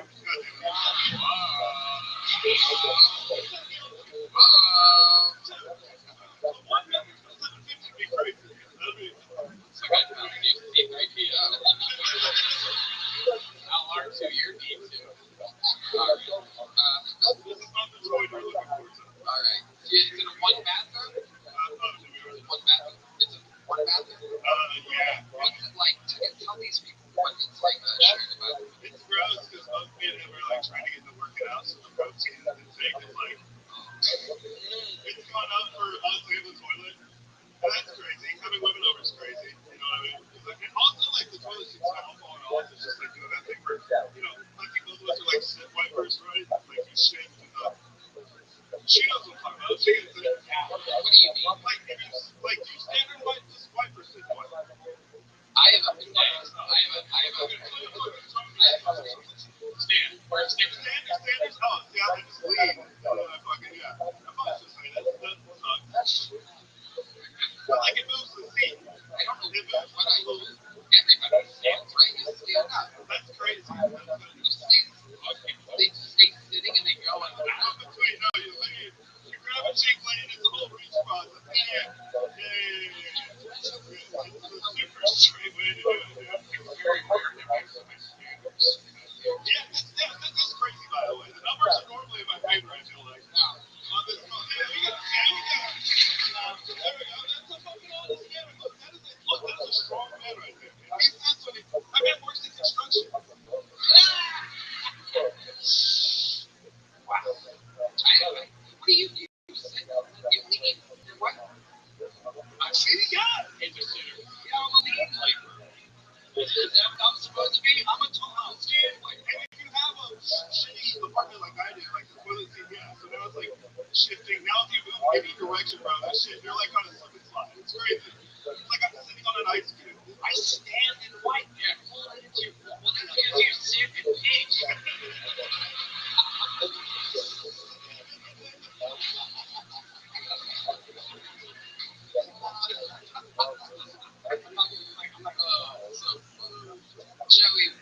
Joey, give me one more crazy fun fact about your entire life. Could be your childhood, could be today. Crazy. I'm quitting cocaine, everybody. That's cool. Yeah. You're in the process right now of quitting. I've been doing it for like a few months now, but yeah. Thanks. We appreciate it. Appreciate it. I had some, I guess, rock bottom. Let's hear about that. You just remain these shits on the side. This feels right. You got outed as a huge Star Wars fan in front of millions of people. No, I had sex with a trans girl. That's sorry. That was like, oh my god. You're talking to the king and queen. I know. This is what, not the best, but I just, Well, what happened? and we were fucking, and by the way, she looked great. I was fucking. Then I saw the penis, and then for me, that was like the rock bottom. I knew, but then when you see it and it's big, you're like, fuck. Yeah, I know. And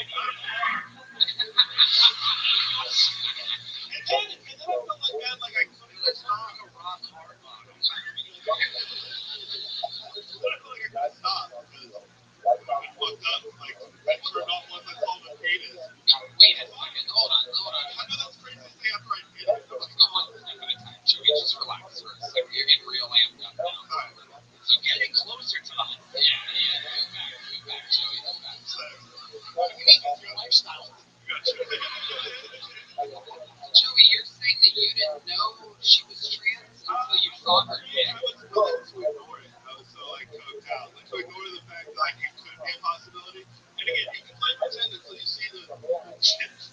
And then when I saw it, I was like, oh, I like don't like this, but then I didn't want to finish. Hold on, Joey.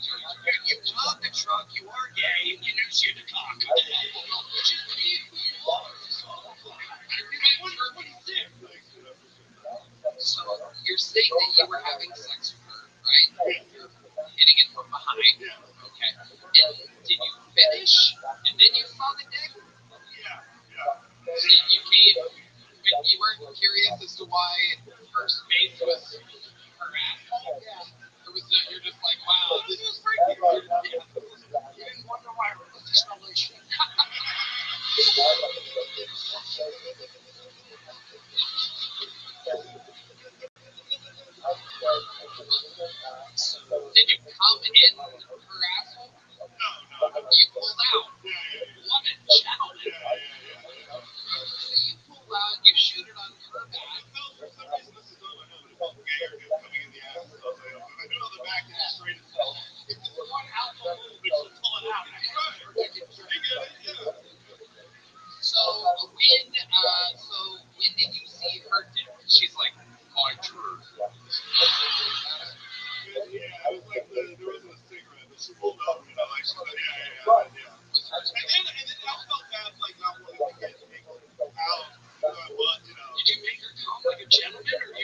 of shit. I have honestly been. I put. Yeah. The Olympics are going on right now, and you're winning first place medal gymnastics. Right? I was so comfortable. I was so coked up. I dated her for 6 months. I was so drunk. I met her family and fell into a love relationship. It's gayer for you to deny it. It's fine. Did she sleep over? Did you wake up the next morning? No, I went home.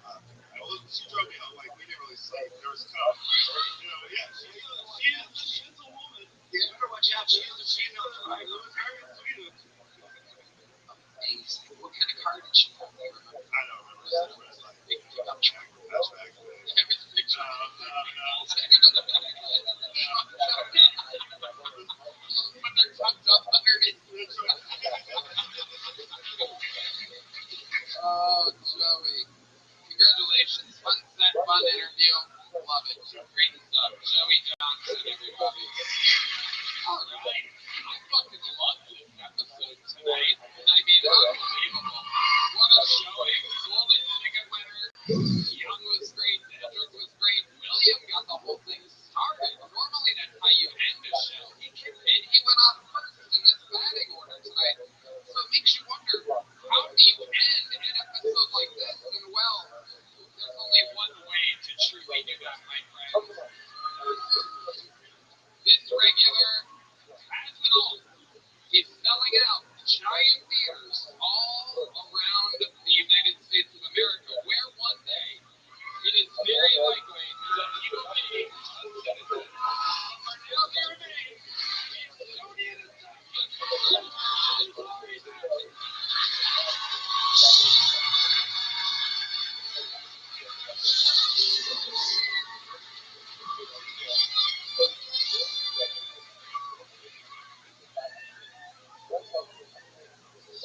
So there were ice raids happening this weekend in Austin. Holy shit. As an immigrant, of course, I am anti-ice. However, as soon as I get this green card, get these rapists out of my country.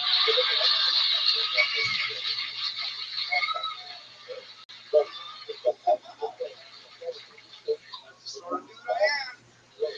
Once I'm in, I pull the ladder up. Fuck off, we're full. I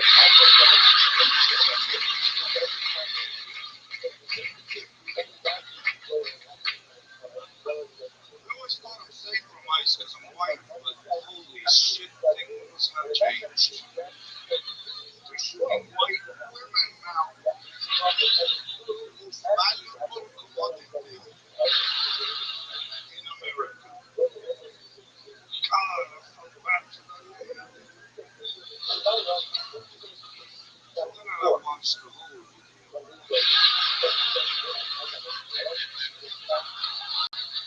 It was about the time my Karen got shot.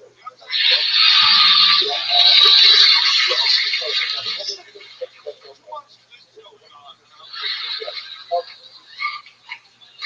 Is it right? Go on, bitch. Only white people feel bad for her. I asked all my black friends, they were like, oh, so my law enforcement? What?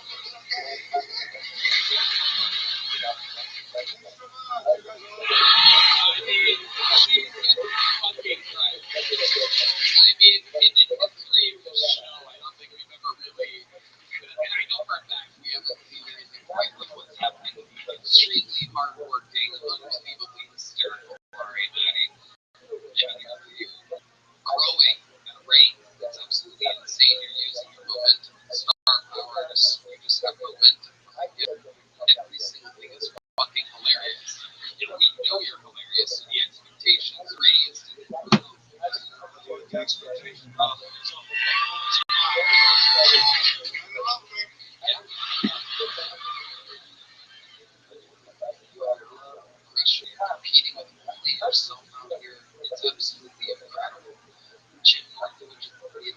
I like it. I know you are very funny, man. I love to see like more confident. Every time I see more confidence from the superhero, it's really awesome. It's great to see. Once you discuss country recently, Fun.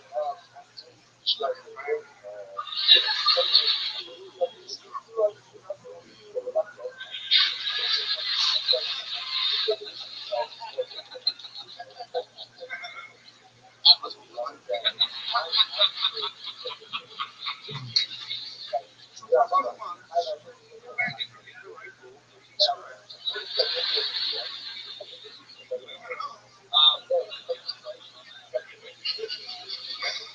so yesterday, she tells me we've gone back for 3 months. She has a ghost. Is she on hold off?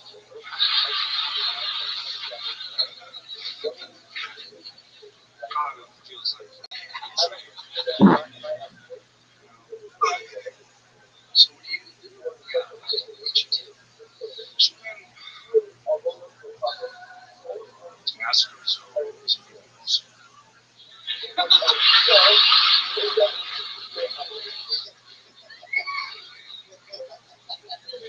She goes, yes, I come with a vibrator.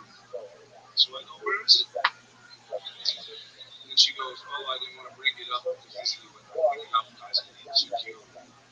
It's, dude, we what we need.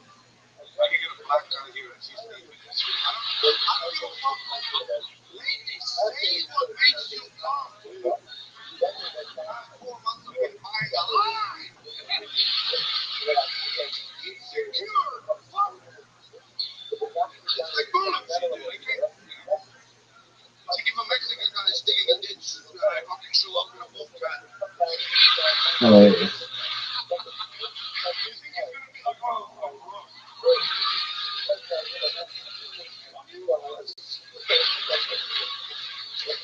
Come on, kids. I don't give a fuck. What do we need? She acted like she was coming. Yes, drama. Real good. Zippy, sweetie shit. Shaky, shaky. Vibrations.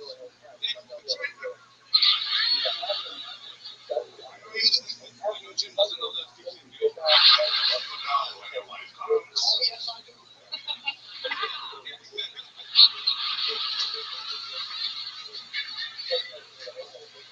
Oh, you hit my shoulder that time. Oh, shit. Oh, my God. Did you get the vibrator and try? Did you do it right then on the spot? Just fucking grab a room and fucking go. So are you looking for your revenge? Or are you gonna yes, there will be revenge. I was even shopping for vibrators myself. I was shopping for things where batteries and even enough. I was shopping for fucking toilets. I was shopping for things you plug in the wall and the lights flicker.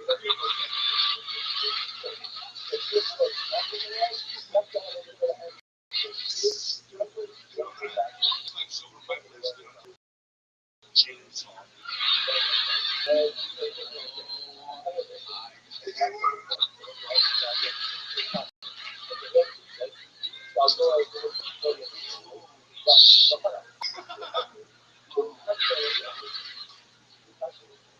sorry? I mean, this is absolutely incredible. You've been all over the road lately. How's that? Yeah, wonderful club, stand-up live in Phoenix, shout out Rothschild'S, Boston, clubs to awesome people, they're all in more streets, but there's like 500 readers in a room. You're yelling fag and Russian dude. And that's Ari Maddie Comedy now? Ari Maddie, don't come for the love of God. Some of these shows are looking I don't need this right now. No one's coming. I mean,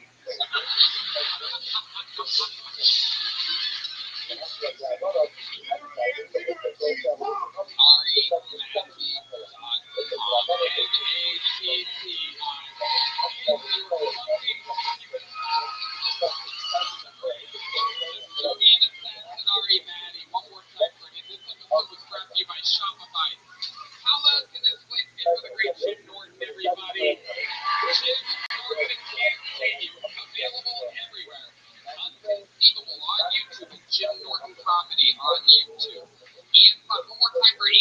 Finance, everybody. It's a new travel show, Ian Do. It's available at youtube.com under Ian Finance Comedy and ianfinance.com for tour dates. Such a fun episode brought to you by Shopify. We are doing the Intuit Dome in Los Angeles, California in May, so come out and see that wherever you are. You can fly to LA and see LA. Or if you live anywhere near LA, go see a real big-ass, or biggest Sony of all time in the Intuit Dome. Red Man.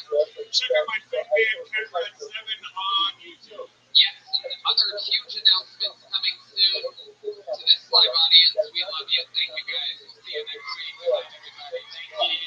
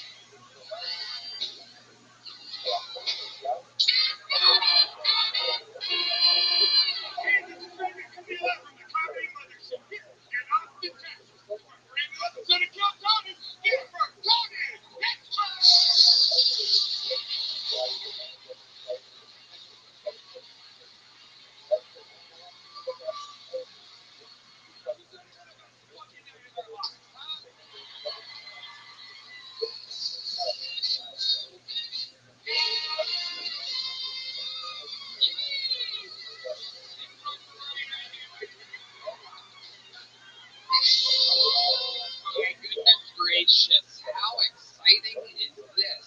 You guys happy to be here or what? Oh, shit. Sounds amazing. We are brought to you by Shopify. This is indeed the #1 live podcast in the world. Before we get to all the chaos, here's a little bit more from the amazing sponsors that made it all possible. We live in Austin, Texas, but we are jumping in a tour bus, ladies and gentlemen, and we are taking the actual Phil Tony Show to Houston, Texas, February 28th, and Dallas, March 20th. Go to TonyHinchcliffe.com for tickets right now. Come see an actual Phil Tony Show in the great state of Texas. One in Houston, February 28th, and one in Grand Prairie, March 28th. TonyHinchcliffe.com. Get tickets now. You guys ready to start tonight's fucking episode or what? Okay, every single week I book this mamma jamma. It doesn't get, I mean, this is just so amazing. Two of our favorite guests in the history of the show. Make some fucking noise for the great Sal Volcano and Greg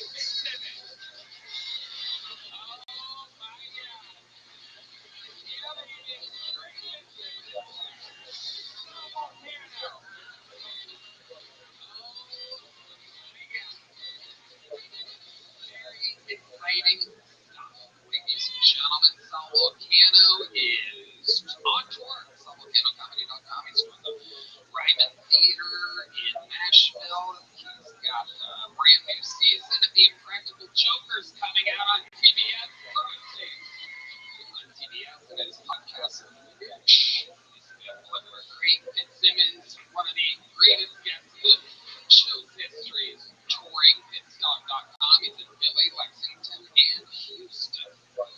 Coming up very soon. How you guys feeling? You excited to be here? I'm so excited. I'm fucking excited. You guys excited? Oh, yeah.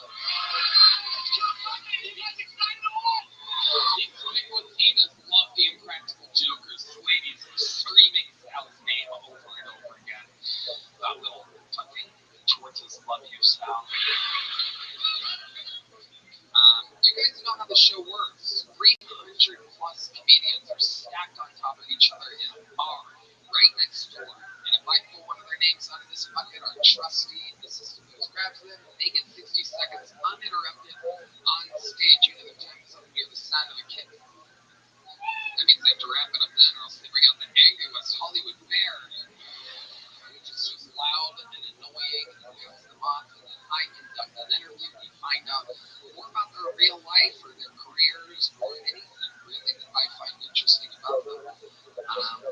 I'm so excited about this stuff. Great. Maybe we have you guys in order. It just does not get any better than this.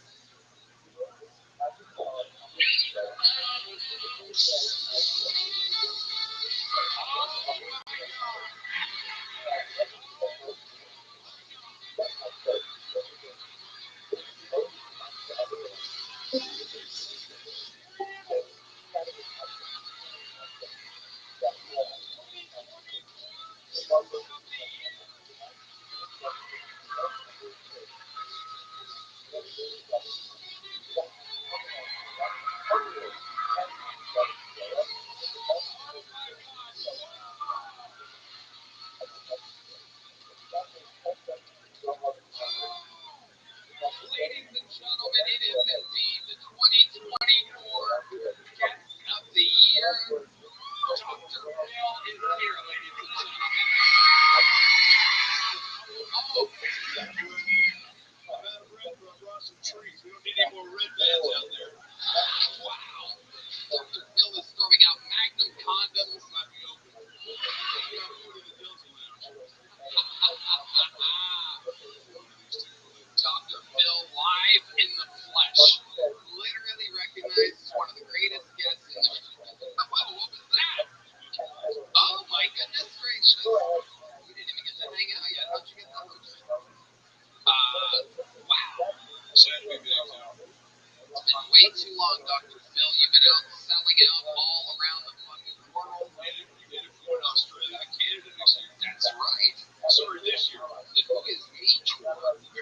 Wow, that's a wild thing that's happening. Wow, it's wild, huh? You do. You're right. Okay. All right. This is very exciting. Dr. Phil is here live in the flesh with Greg Fitzsimmons in Sal Canada. This episode is brought to you by Shopify. My goodness. I mean, what a start to this show. I mean, that's absolutely crazy. Yeah, fucking joking. Yeah, we do.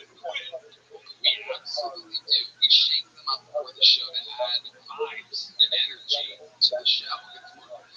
It's working and it's working. That's what we call that. So what's amazing is that while this is an incredible performance, one of the greatest starts of the show ever, why don't we take it one step further and have the first comedian be the record holder for all-time appearances, normally the closer of the show. One of the few living members of the Kill Tony Hall of Fame. Some people call him the Memphis Strangler, the Manila Gorilla, the Spice of Sonoma, the Weirdo of Washington. This is the Big Red Machine, William Montgomery.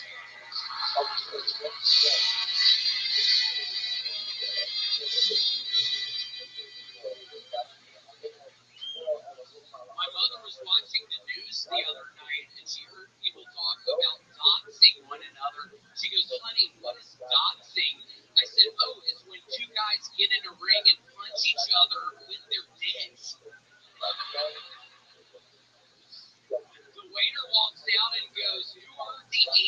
jacked. I raise my hand, and he sets it down in front of me. I look, and I say, wait, this has whiskers. Have I literally been catfished? Can you imagine if you were a flat earther, like a depressed flat earther, and one day you tell your flat earther friends, I really can't take it anymore. I'm just going to walk this way, and I'm never going to stop. And they're all like, no, don't do it, no. And then around 80 days later, you show up from the opposite direction, and you're in a hot air balloon, and you're like, guys, y'all are never going to believe this. Okay, that's my time, Tony.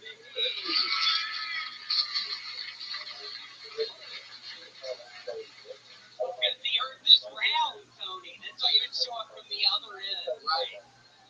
But that would mean that it's not flat. Right, it would mean it's round. It's proven, it's safe to his friend. It's ultimately teaching his friends that the earth is round. Right, it's kind of like a passion play. Oh my God, Tony, I'm so nervous. Seriously, going up first, I love it. It's literally my favorite thing, but I'm so nervous right now. Just really, I have time up there to hang out and whatever. And oh my gosh, here we are. So I love it. Yeah, I love it. Out of your comfort zone. Proof that you can do it all. You got the show started with a bang.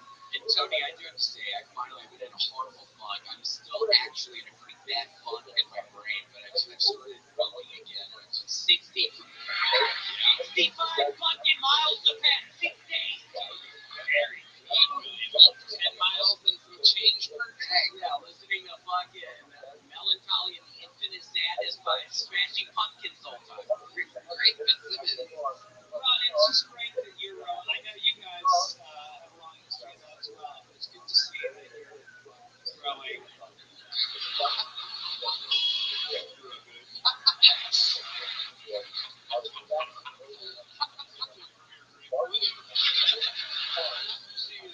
How's the games going? It is not going good. That's part of why I'm in my funk. I messed up when I was in Vancouver last year. I allowed this guy to have sex with my ass, literally with my ass. Seriously, it's kind of actually. I know it was fun. I was kind of in a funk. I was having puns, and puns don't help. Nothing really helps. But when I was having sex with that guy, it was crazy. Oh, that was fun, right, man? What was that noise? Yeah. That was noise you would have been making in the corner, right, man? When you're watching my ass, you fucking weirdo. That's exactly what you would have been. Just in the corner where your fucking tank top. You fucking nasty weirdo. Your little blue tank top. Yeah, have you ever seen it down here? That little blue fucking tank top with some swim trunks. And he had like a little apple, and he's showing everybody pictures of his fucking girlfriend's feet. Stop doing that. Seriously, stop doing that. He's doing that in the fucking green room before we've been started tonight. I don't know why I'm nervous, Tony. I did walk by and you were showing somebody a picture of a foot. Was that your girlfriend's foot? Yeah. Oh, so there isn't anything great around. It shows her foot. Wow, this is not a great summer for great foot. There's certain things that stay in the green room.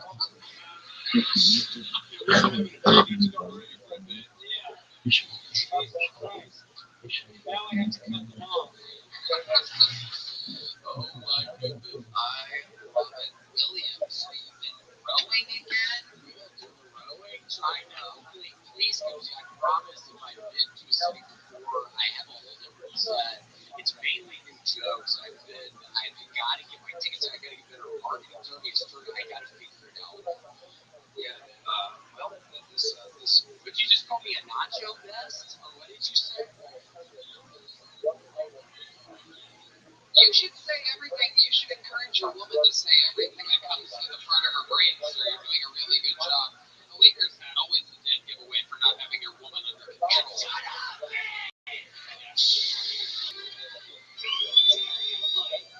I'm trying to have fun. Fucking red man's going rank under the butt. Weird of you, dude. Seriously. It's really weird. What you? I get what's happening. You're getting fired up, you're angry, you're ready to anything possible. If we want to come on right now, where can we get somebody?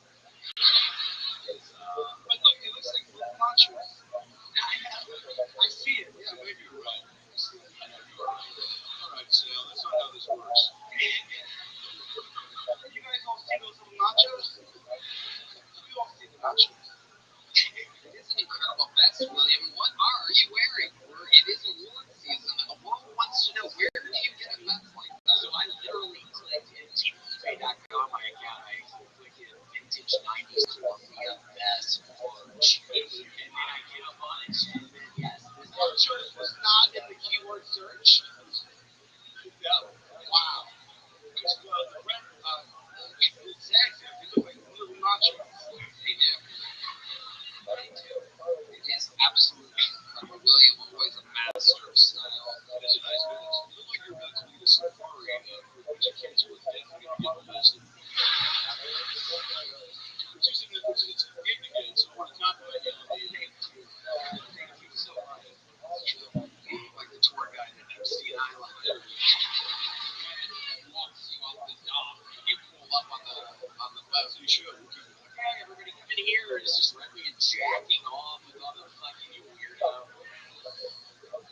Wow. Well, William, you got the show. You got the show started with a fucking bang, my friend. Unbelievable. Right now, the great and powerful William Montgomery showing us how it's done.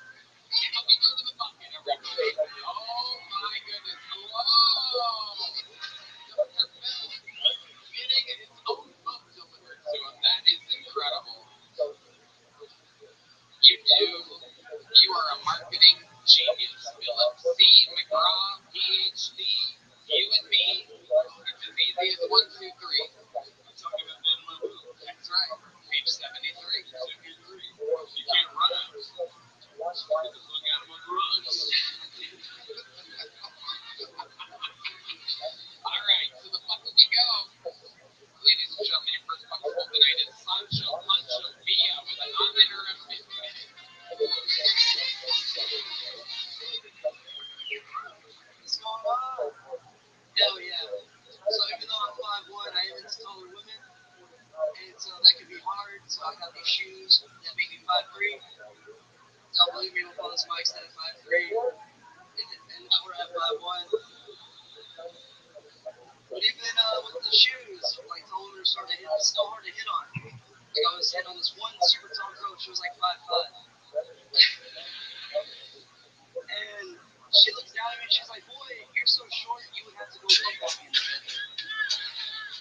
I'm like, that's a weird way to ask if I keep a step ladder in my trunk. I'm like, oh, what do you think I'm wearing that shirt for? Like, I'm trying to eat my way to your heart, you know what I'm saying? On the side note, I hate tall dudes who use the short urinal in the men's restroom. Because right now, I'm over here having to put my chimichanga on the thing over the ribs. Like, how am I going to explain to a girl that I got crash from a men's restroom? Like, it's not going to work like that. Yeah, I'm such a macho here. Thank you, that's my time. Adorable. Absolutely adorable. One of the largest ladies to ever do stand-up comedy. It's such a giant. Sweet class. Sancho Pancho. Standing at 5'1". Yeah, 5'3" with the shoes. 5'3" with the shoes. When's the last time you measured yourself? Like height-wise? Yeah. Yeah.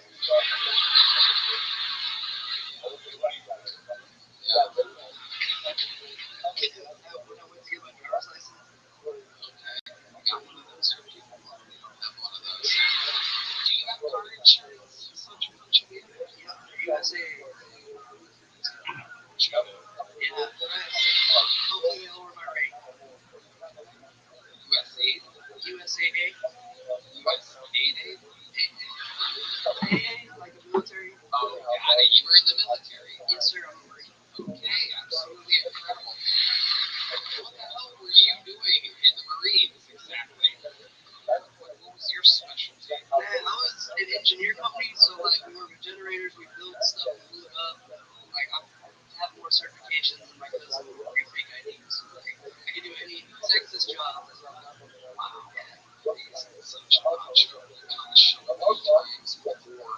Yes, sir. He gets very lucky. I'm hoping to tonight. God. Now, why the fuck did you do that? Yeah. Because we're pretty much rocking the same haircut. I feel like, come on, like, shit. When did you go bald? You remember me asking? Probably when I was like 19. Wow. How did you adjust? With the company.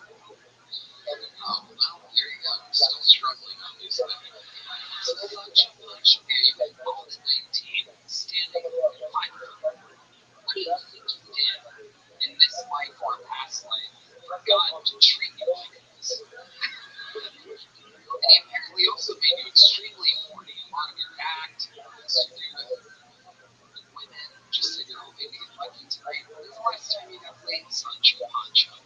We could do it. Wow. Who was this? What was this innocent person? Where'd you meet this person? Just in my hometown. Was she married? This one wasn't. This one was not married. It's true. We found out about you that you're into married women who like wrecking other people's lives. Listen, like the door's already cracked open. I just walked through. You know what I'm saying? Even if it's the dog door, like.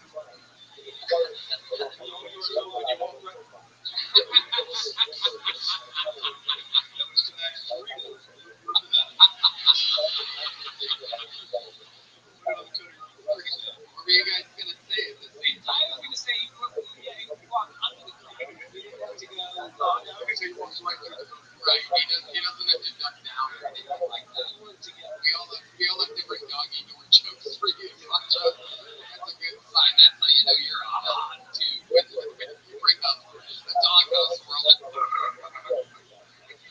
You're adorable, Sancho. So you find that there's a lot of girls that are into whatever you are. Women love a confident man, yes. Do you care you know? When like do you let out? You work out, Sancho? I do. I'm down 10 pounds. What have you been doing exactly? Explain to some of these people out here how they can lose weight. I quit alcohol, so that was a big one for now. Yeah. But on St. Patrick's Day, I do some like leprechaun. So like, I'm 1 month away and I can drink again. So, and then I quit alcohol and then just working out every day. So some active bench 245. That's cool. Bench 245. Yeah. Wow. Enough about your date from last week. She's not 180. She's a lady. You know what I'm saying? Let's go. Chapter 25, fat bitches are people too.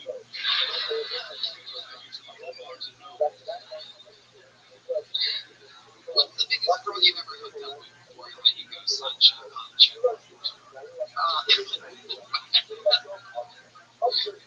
Probably back then. Probably she's like 233. Interesting. Yeah. Not to be specific weight. Yeah. Like you, that's something you do. That 233 is a very specific. And that's how much I went. You really think so? Let's get the fucking tail out, everybody.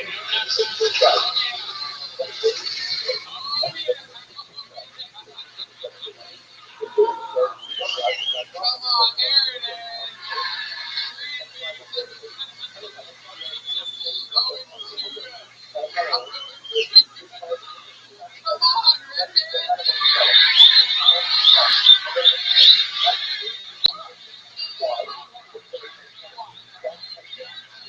Come on, I was there.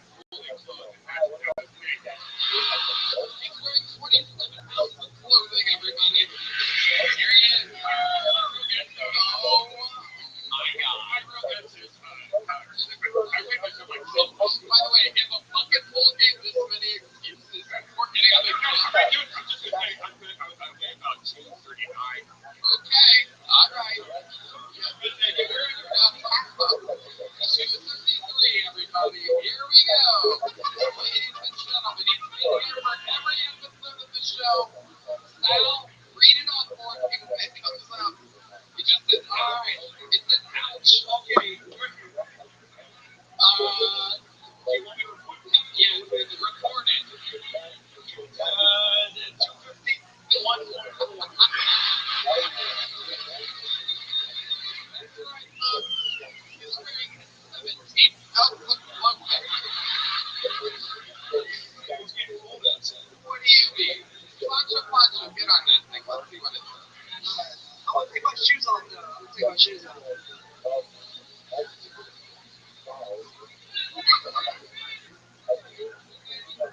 193. What do you mean you weighed in today? What does that even mean? Oh, you're right. This thing is pretty heavy. Yeah, okay. You're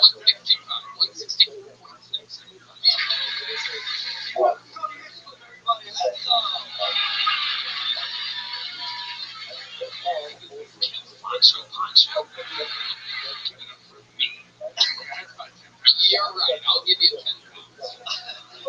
Maybe. It's not the joke, Tony. Thank you. Thanks for lovely Heidi, everybody. It's Sunshine Show. What size joke did you get last time? I think you said like, it's one it's the same size as a big Gilbert. That's right. You got a small one? Yes, sir. Today, you're getting a medium one. And that's Sunshine Poncho be everybody. There you go. And the show is off and running. You weighed in at 233 today? No, 239. 239. Were you naked? Yeah. Okay. It's a lovely height, everyone. A lot of drinks coming tonight. You guys having fun out there? We got Dr. Bill, Great Fitzsimmons, and Sal Volcanic, everybody, and a shit ton of water. An absolutely shocking amount of water on the table. Hey, this podcast is sponsored by Good Chew. Guys, let's be real for a second. I think it's exactly good enough. That's why Good Chew just raised the bar. Introducing Good Chew Gold, revolutionary 4-in-1 upgrade that targets with your brain and your body. Here's the deal. Most rebuilds focus on blood flow. Good Chew Gold goes further, provides 2 ingredients for circulation. Plus, have more needed oxytocin to enhance arousal. That's an iron connection from the inside out. It's not just about function, it's about total performance, physical effect. Good Chew Gold dissolves right under your tongue and starts working in as little as 15 minutes. Less weight, more confidence, and a new level of readiness. This is the future of work. It's faster, smarter, and precision engineered for results. Get started today at YouTube.com and see why millions of men trust YouTube. Now, the gold chain, gold standard upgrade that's changing the game for good. Red man? Oh, sorry. Treatment out there. Ladies and gentlemen, you can make a trillion. Make life easier, make it harder. Discover your options at GoodChew.com and you can especially over our listeners get 10% off your first month. Code Tony, that's promo code Tony. Visit GoodChew.com for more details and more safety information. And we thank Good Chew for sponsoring the podcast. Hey there, this podcast is sponsored by Shopify. Picture this. Late at night, you're scrolling through your feeds and all of a sudden you see that one product you're looking for. You click on the link, add your cart. Maybe even shop around a little more before finally hitting checkout. As you're filling in your address, you realize you don't have your card anywhere near you. That's when you see it, that little pay button. Because all your information saved, making checking out as simple as the depth of your screen. Shopify is the best business tool out there. See, get started with your own design studio with hundreds of ready-to-use templates. Shopify helps you build a beautiful online store that matches your brand's style. Shopify is packed with helpful AI tools that write product descriptions, page headlines, and even imagine product photography. Right now. Get the word out and you have a marketing team behind you. Best yet, Shopify is your commerce expert with worldwide expertise in everything from managing inventory to international shipping and processing returns and beyond. So, see less carts from abandoned and more sales go. With Shopify and their Shop Big button. Sign up for your $1 per month trial today at Shopify.com/GoTony. Go to Shopify.com/GoTony. Go to Shopify.com/GoTony. Shopify.com/GoTony. Go to Shopify.com/GoTony. Absolutely. Your next bucket full goes by the name of Mario Zapata, everyone. Mario Zapata. How we doing, brother? Hell yeah. A lot of crazy stuff going on in Minneapolis. What's everybody down at all these sommeliers? Got a white wine a lot, whatever. Tom Levin recently got arrested. That shit's crazy. Just goes to show you would like the Q11s, get legal aid. I know you did. Right, brothers and guys. What is the difference between a Jewish person and an undercover cop? You may never know. You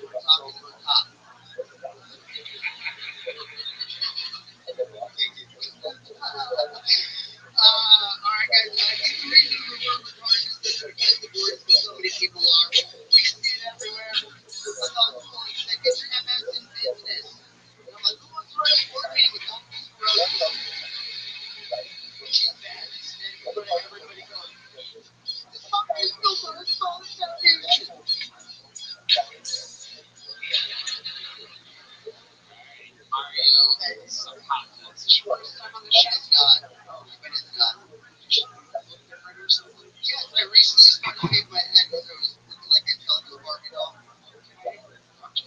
You could do that at any point, Dr. Bill.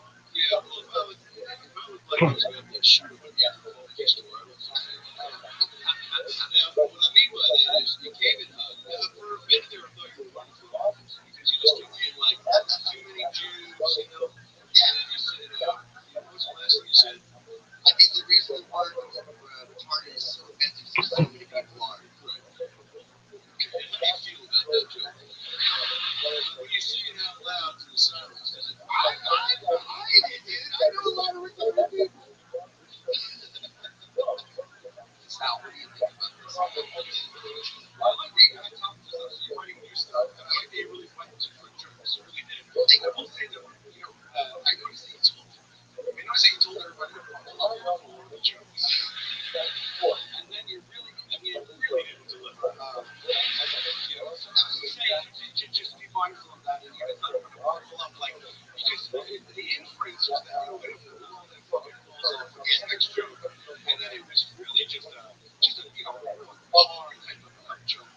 It's funny. I never thought it was only one look for the next one, and then basically just it was a very mellow joke. That was one for me. Was it a catchphrase, or did you just feel like coming out and singing something sassy? That's so sassy, dude. I don't know. Maybe you did a good phrase there. Yeah. One love, guy. Hey, one love.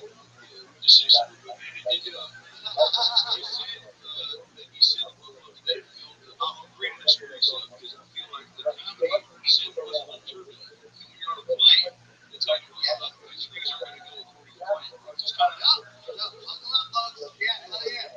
But you do it with confidence, and that's important. I appreciate it. Like, buckle up, everybody. Jewish people will let you know. Yeah, that's exactly what I was heading to next. You're good at spotting Jews. No, they usually tell me pretty quickly in a conversation. They tell you they're Jewish. Where are you talking to these Jews at exactly? Wherever I go. Wherever you go. You're everywhere, right? I mean, like, I don't know. That sounds bad. Okay, starting to see why this guy shaved his head all the way. Keep talking, guys. I did. All right. This is what I signed up for. Let's do it. Okay. I mean, people are everywhere, right? You run into people that are, wow, it doesn't get much more racist than that, everybody. These people are everywhere. I can't go anywhere without seeing these fucking people. Yes. Michael, this is your favorite tablet person. Okay, that's a nice direction changing question you just did. Let's stick with the Jews here for a second. Okay, let's talk about conscience and all the doctors. Let me ask you this. You're seeing them everywhere. Is there anything you noticed, a way to spot Jews before they tell you that they're Jewish? No. How long have you been doing stand-up comedy? I've been doing a stand-up for 6 years. I've been in comedy for 12. I used to do okay. You can sing? Yeah. You write your own song guitars. You have any original song? I do. Okay. What notes are they in? Liver and cheese. Okay. That's what I'm saying. Cheese. I'm going to say something, Mario. Okay. Don't follow you. Here we are, me and my best friend, out at the bar where they hammer again, and we're talking about all the girls we've paid. We both drink until we can't see, and my friend leans over and he says to me, hey, I love you, man. You're my bro, and I'm like, yeah, bro, I love you too. The part that's weird for me is he's telling me this while he's rubbing on my knee. My name is Mario.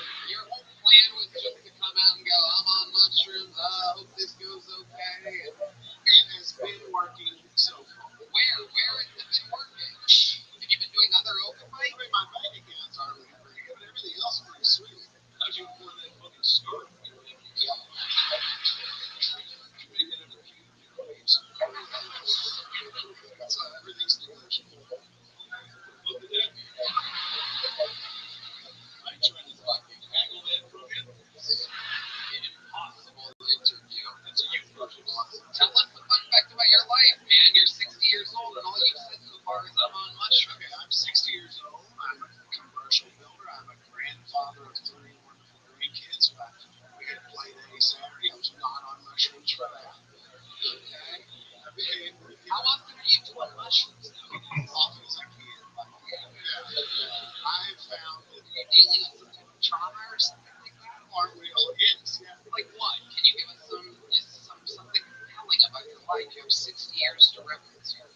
Well, I lost 80 pounds last year. Oh, well, that's So February the 10th, thank you.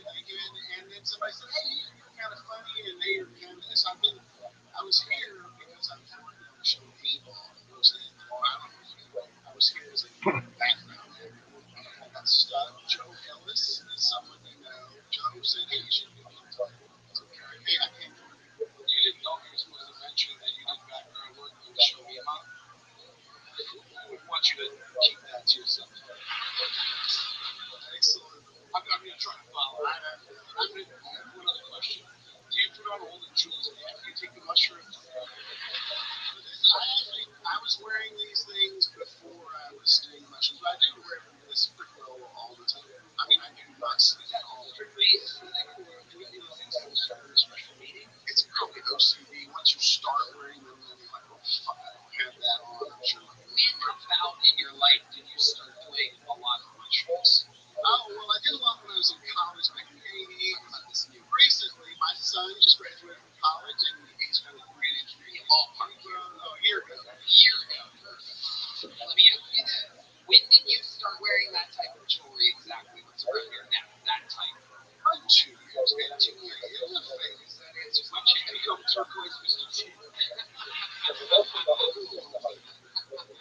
got a Jim Bridges, Jim Henson, that's your B2, which is a principal kind of man. Jeff Bridges and Jeff. All right, Robert, I've kept you up here way too long. Well, thank you for putting up with me. Got in and snuck in, and you didn't torture me. The crowd was great. I am going to do something differently. Right at that. Right, you write shows sometime, and then you'll be back on, and then we'll know something about you. I love that you're on my shows, and now we all feel like we're on my shows. Yeah, contagious. Dr. Phil's throwing him a magnum condom. There you go.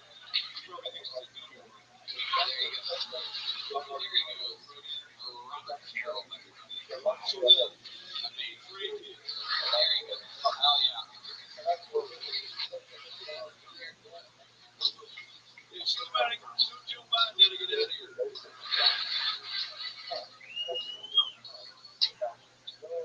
It's striking so hard. These old people doing massive amounts of mushrooms out of nowhere. Insane.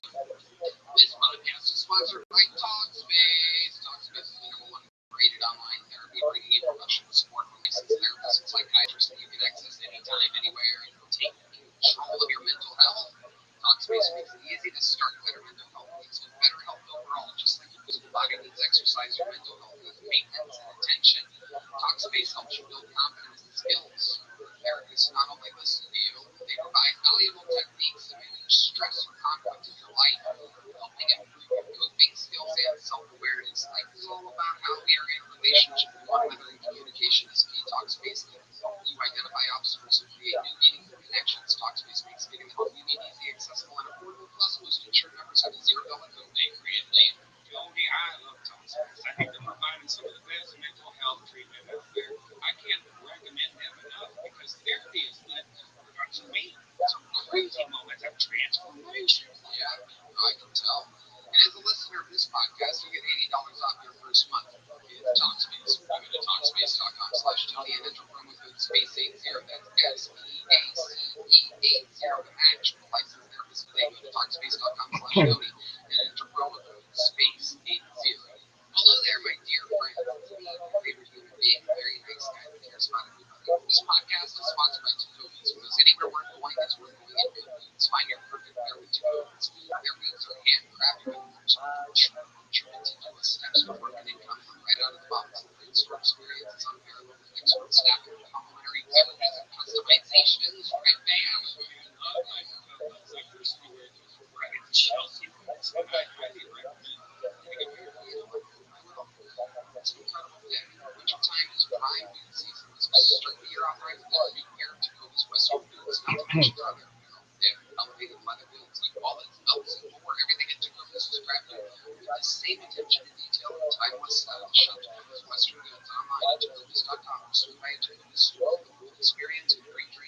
ads, and complimentary brand to make your hair feel personal.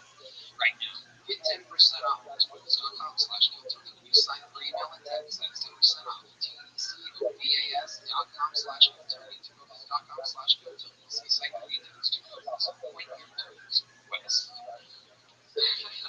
Makes my very next fucking pool, everybody. It's treat.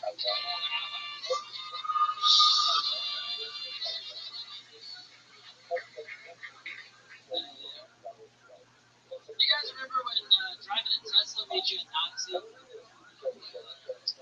miss those days. I like being called an every-type N-word. Which is ironic. I'm from Idaho. That place is full of N-words. I had to go out and buy myself a Tesla Model 3 right. That's what I drive now. See, this joke is only fun and silly if you can remember that the N-word means Nazi. So anyway, I see this group of filthy fucking N-words coming down the sidewalk. And they were headed right towards me because I was screaming out N-word lives don't matter. Yeah, I hate black people. Not as much as I hate those blonde-haired, blue-eyed N-words.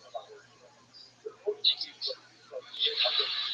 Okay, 50 seconds from Tariq Morales. Good job. Anything after Robert Carroll's amazing.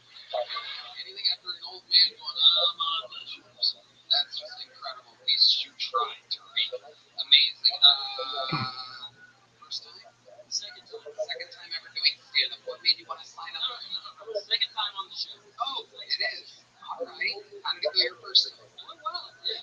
I had a full 60 seconds. It was great. All right. Okay. And how long ago was that? How did we find out about you then? What was the interview based on? If I had a gong, not that black. You had a gong? I had a gong, yeah. I didn't get to pull it out. Oh. I had it in my passenger seat. Oh. For the whole time. Okay, yeah, that wasn't anything we covered in the interview last time. It was in your car. It was. Give us, what do you do for work, Tariq? I work from home, so I'm just like getting paid to be unemployed. What do you do? Honestly, I don't know. It's like the documents, they come in, I hit like green or red and shout here. And then, yes, Somali daycare worker, everybody. Good job, Red Man.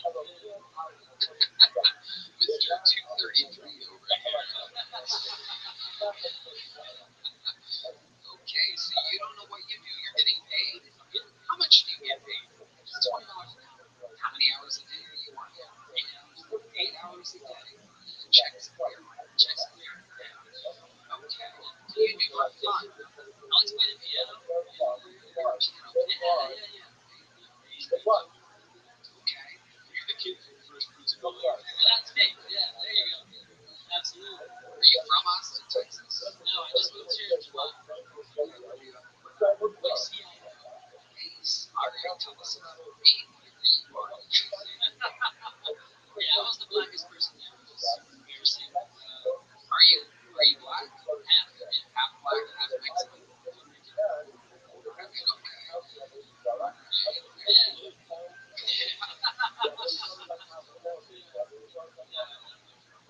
I was out here. I actually double back on the job you do because you said I don't know the documents come in. You said and I get red or green.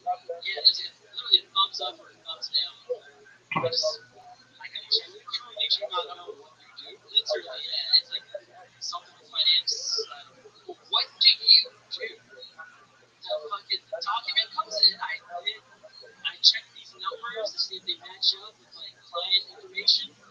Are you on the cast of salary? Work is mysterious and important. Definitely, work is mysterious and important. How long have you worked in this company? 3 months. Not long. Why would you hit green?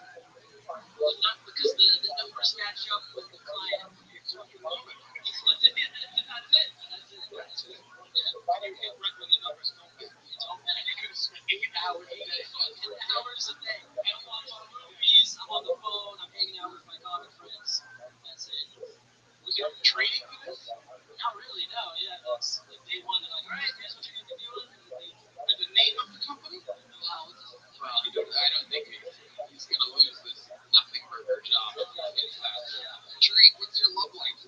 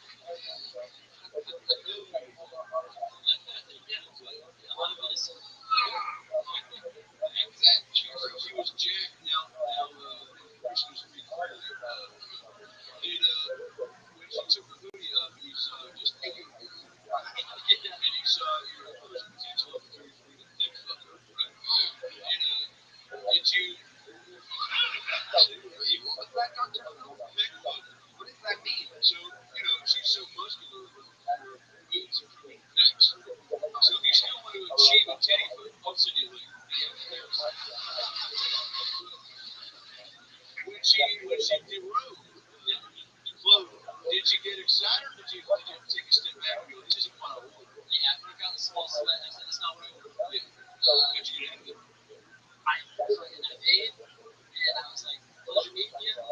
She went for the kiss. Yeah, she went in for the kiss. Exactly what happened. She went for the kiss, and I didn't have time to like kind of think about it, so I leaned back a little bit, and then I just looked away. Her eyes were closed, so I just looked at this and I didn't see it. And then I looked back. Oh, hey, well, great meeting you.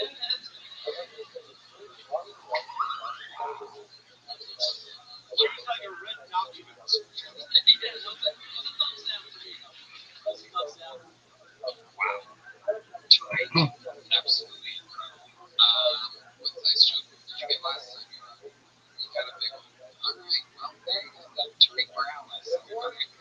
Those sides make it all kinds of different joke books. Small, medium, large. Some are black, some are brown, like Tariq. Okay.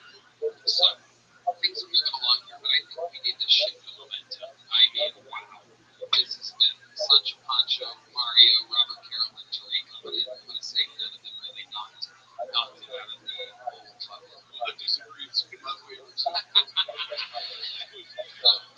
to bring up one of our unbelievable regulars, ladies and gentlemen, to sage the room.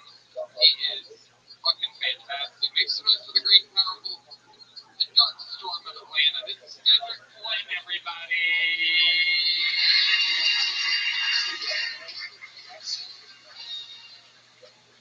I hate Waymos. And I think all the reason that we got these little self-driving ass cars in Austin is because there's not enough black people to go.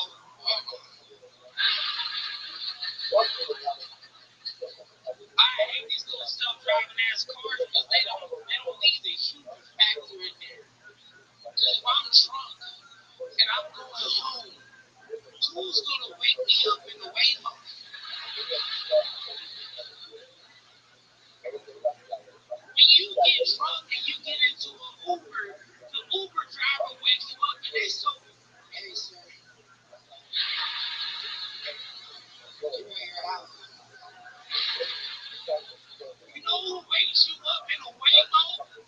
The Tempe police in Phoenix, Arizona. That's where I went to sleep in a Waymo. And these niggas were nice or kind at all. Take it from one example. One time, because I'm a heavy sleeper, that's why they was mad at me about waking me up in a Waymo. Because they could wake me up in 30 minutes. One lady one time tried to wake me up. She couldn't wake me up. She took my phone, unlocked it with my face, and then called my mom. Nigga, I was up. Nigga, I woke up immediately. And I was like, I'm so sorry. I started cleaning because, like, when I was a kid, if your mama started whooping your siblings and you cleaning, she not gonna whoop your ass too. And so I woke up to start doing push-ups, cleaning, and then she was like, hi, daddy, let it. And the next day, I go to that same Uber lady place and then cut her grass and then wash her car. That's my time. They got to I'm just glad. Minutes of material, tons of punchlines throughout, cleansing the room of the debacle of the past 4 fucking years. What are you apologizing for? Look at me. Oh, yeah, exactly. Great work, Ninja. That really happened, didn't it? Yes, it did. It sounds real. I texted the Instagram the night after that. I apologized to the police. And I was so scared the whole time. I was like, when you drunk and they wake you up, you're still lying. When you wake up, you're like, oh, I should have been lying this whole time.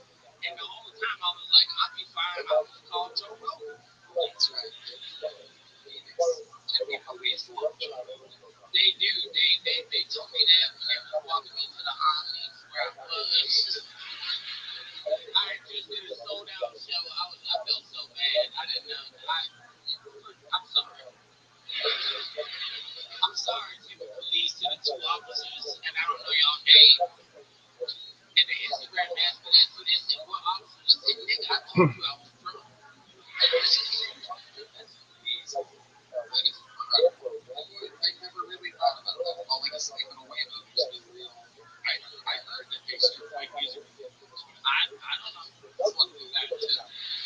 They don't have good music. That's what fucked me up. Because I had went I was leaving Rochester, New York, and then I had a 5 a.m. flight, so I stayed up, went to that, did 2 hours in Tempe, Arizona, and I was expecting to see my grandma. My grandma was down there right now, and she lives in Tempe, and so I didn't know until after the show, so I got drunk, and I started hanging out, and I was starting getting sad, and I said, you know what, I'm gonna leave. And then I got in the Waymo, and the Waymo, they have suggestions for music, but none of them are good. Music that you listen to. Dr. Phil music. Vertical Horizon. Sure. I know I'm losing out trying to play with them. Mark Twain. Maybe next time we'll around that way, we can catch the exercise. Or not. We can just let the music be right play. Do that again. Let's do it. Is there a specific song that would be on a Waymo? If you needed music to wake up a black person that fell asleep in a Waymo, is our senior black correspondent, what song would you pick? Too Short.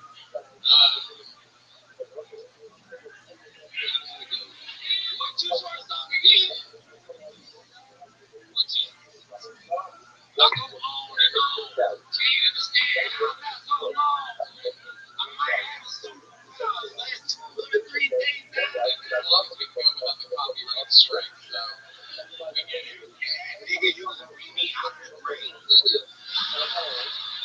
You fight too short, nigga. I be bouncing. How about they should have a hit playlist to wake me up. I'm living. Knocking on the window. That don't mean nothing to me. I'm from Atlanta. We go to sleep to gunshots, nigga. That's not. I think Fonzie Sanchez listens to Too Short as well. You live in Atlanta too, huh? Yeah, I was wrong. I thought he was in Atlanta for a while.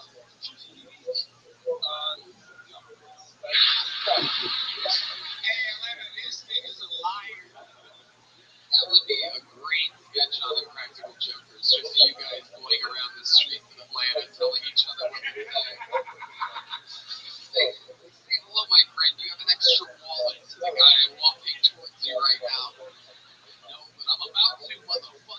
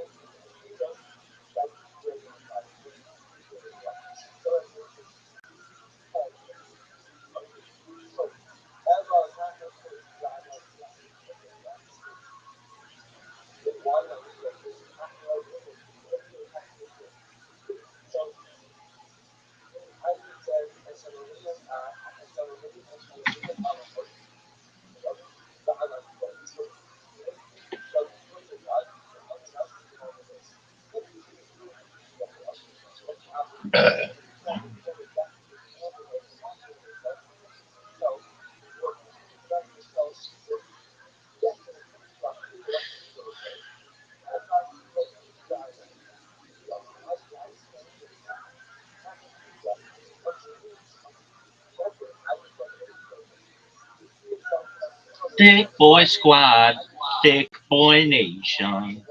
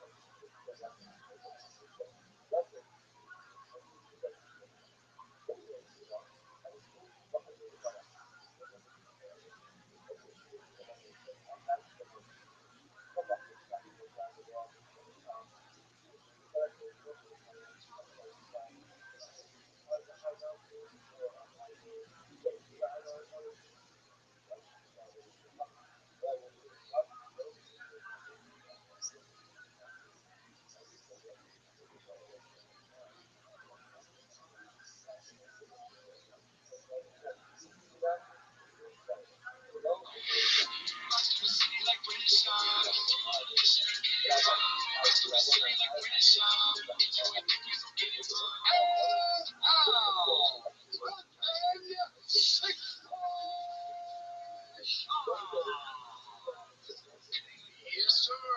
We're back. Second time this week, man. That's right. Chop Show is twice a week, three times a week. If you count question on Sunday. What's poppin'? How's everybody doing? Boy, here, voice is a little scratchy. Scratchy. This is all good. We're letting down. I'm doing all right. Excited. Excited. UFC.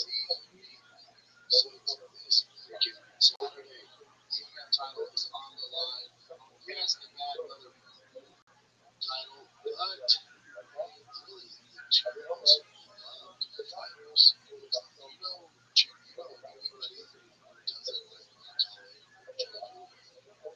Tony Fear, let me know where you guys two of the friendliest, most kindest badasses on the roster. Toe to toe. It's a rematch. You should just throw up that first fight out there because they were youngsters. These boys got all the miles on them, all the experience. And that first fight, you're not going to take a lot of this movie. If you're trying to make a prediction on the Saturdays. And it's kind of a wash. You don't know what they're going to do. There's not a lot of deep mature and changed so much. Here's a question for the fans out there. How long have they been to me? So, there it is. 15. That was the that was on the Charles reality. It was original Saturdays, but I've never seen it watching it. It's really good.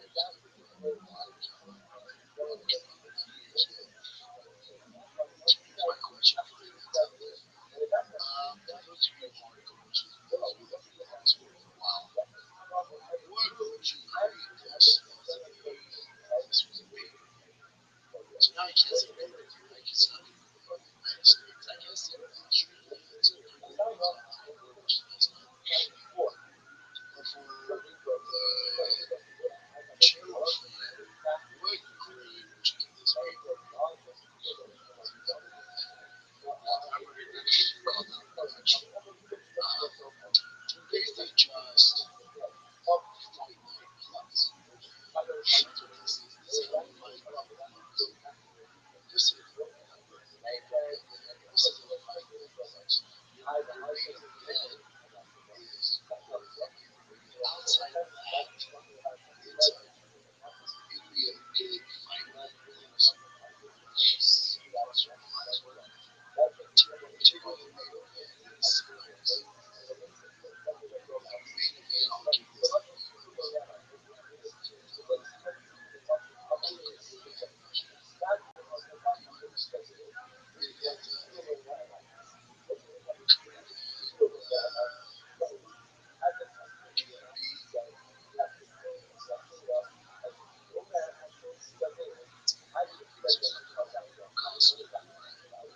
You got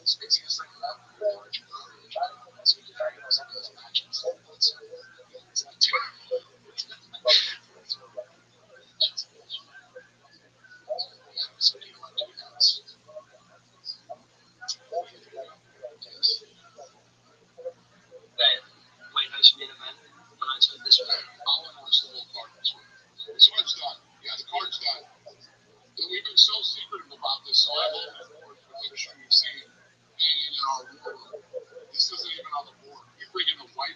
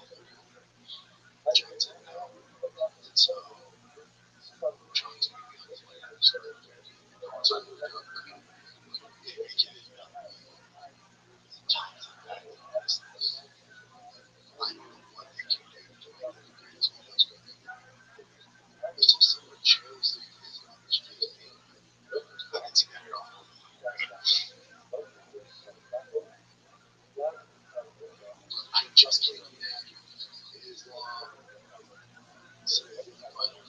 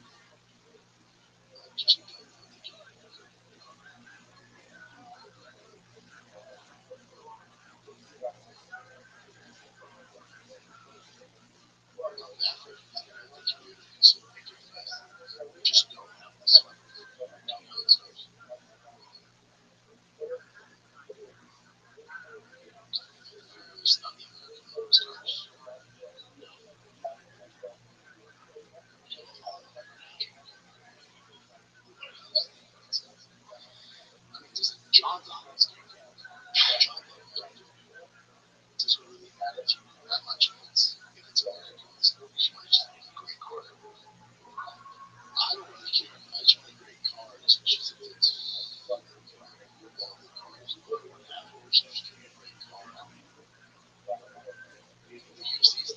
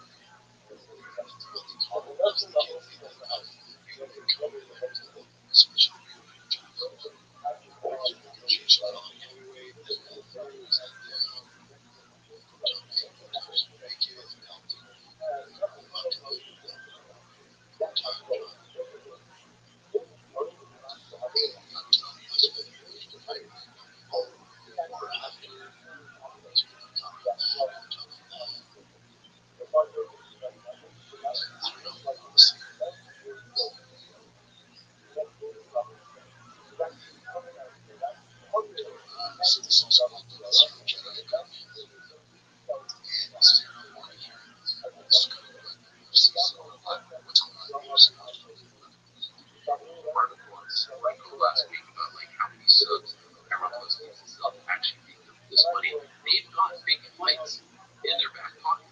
They have big fights.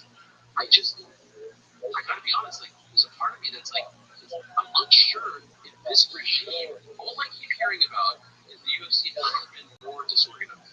This is what everyone's telling me. I've been checking in along the way. What's going on with this? What's going on with this? Why are they announcing Miami so late? What's going on with that? You know what I mean? By now, historically, we would know what's the main event for May by now. Let alone April 11th. And there's a part of me that wonders, look at the stuff that Ron said. You know, like you would think, like, Ron, why wouldn't you take Ronda Rousey back? You're telling me Ronda Rousey doesn't have a few more sons. You know what I mean? Against Gina or not, why wouldn't you take her back? And so there's a part of me that is worried that this regime, like, can they close the deal? Can they make the big fights happen? Will they close the deal with John and Alex? Will they close the deal with Conor McGregor? Will they close the deal on some of these big fights? Ilya, like, he's ready to go, it seems, right? That was my impression from the stream he did on Friday. Can they close these big fights? When was the last mega fight that they closed for us? When was the last mega fight? But can I ask you, brothers, how like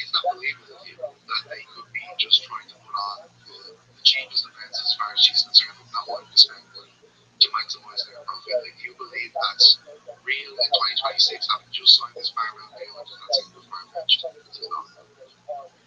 It does not. Another thing with that is, given the switching that was going out, I agree with Ariel. It's going to be a little bit out of doubt in the previous year.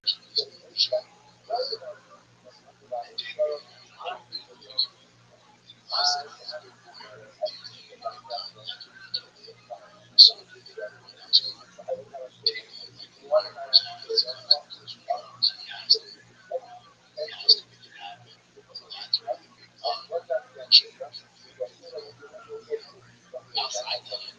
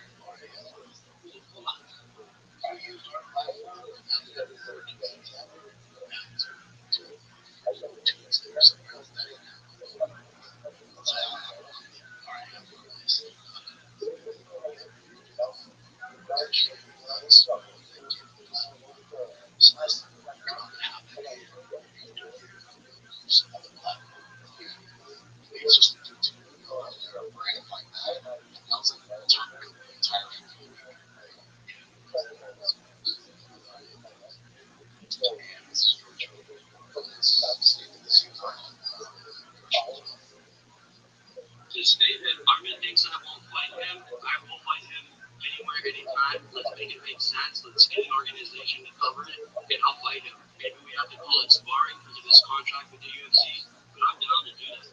Okay, well, I appreciate you bringing that up because I do want to play this just for the record. Here's what you have to say about a potential fight with you. Here's on. Yeah, they want to remind me of the fight in the street. They don't better than pretty much. Okay, so I don't want to fight in the style wrestling. If you want to fight, we can fight anywhere. We can't come to Newport. We can't fight on the set, on the beach. Yeah, but he never do that because he knows like once they get to knock him out. he said I'll never do it.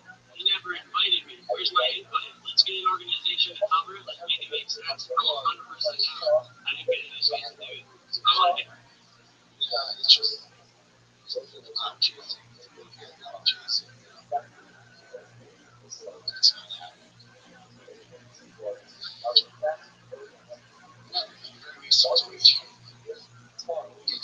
He also said something like he doesn't know how hard that's something about how hard the punch back that punch was going to take. He was talking about work. This is also part of the show.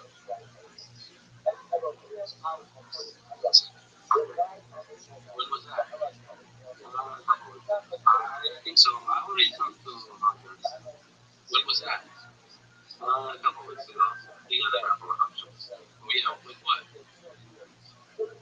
Like, I don't fights, like, just fights. I don't know. We'll see how it's playing out. When you say title fight, you mean like lightweight title fight or EMF title? Any title fight. You're getting anything you want. No idea about playing, but I don't think they are. Wow. What's the most appealing option that they gave you? Not for the 155 title. And, like, in September, Would that be after Justin or before Justin? after Justin. Okay. You want to wait that long? I'm just doing, like, wrestling.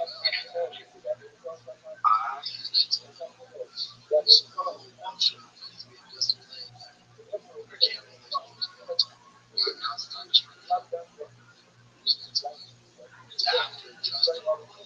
Get that out of the way. Justin gets his body.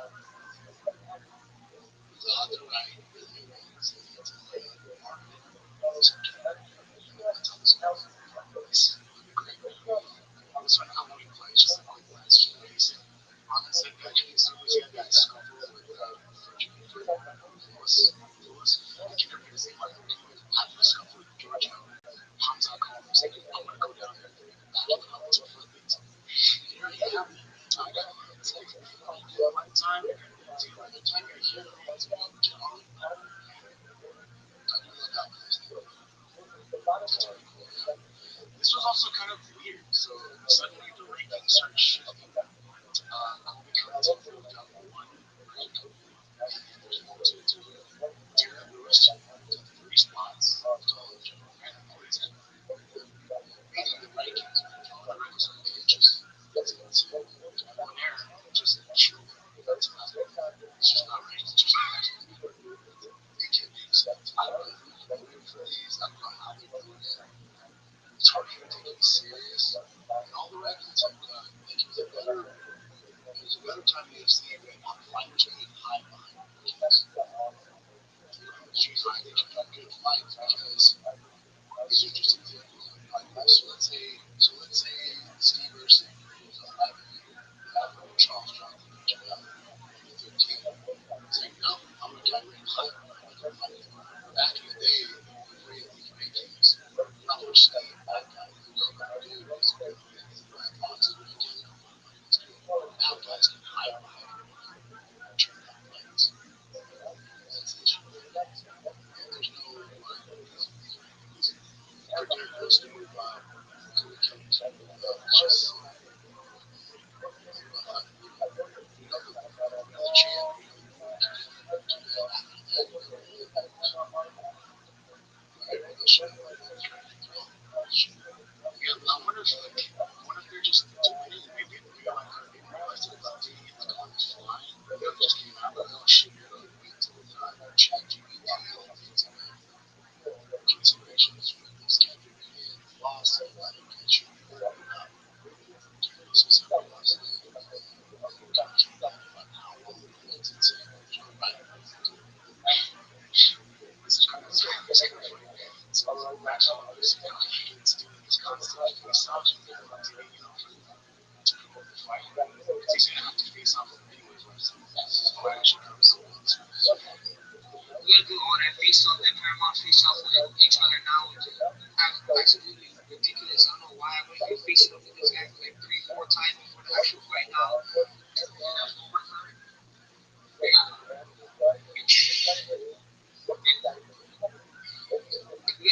So it's not awkward at all. It's just again, so what you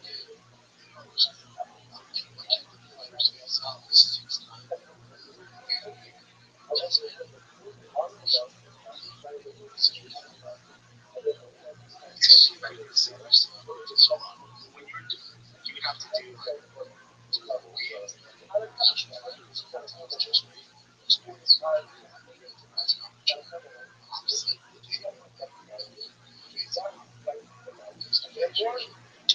national fighter, they national games, that's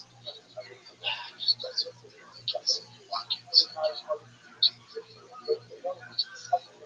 I'm saying national fight, that's if you want to touch on, yeah, yeah, this is so it's cool. It's also packs with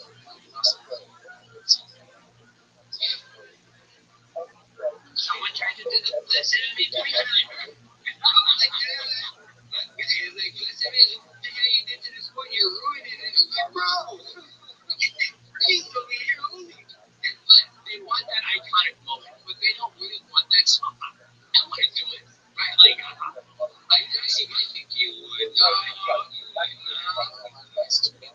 would.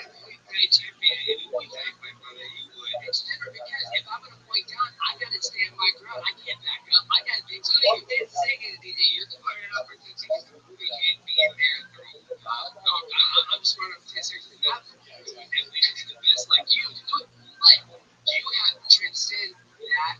Like, when people see that, the first thing that comes to their mind is Max Holloway. This is when you know you've done that. When you see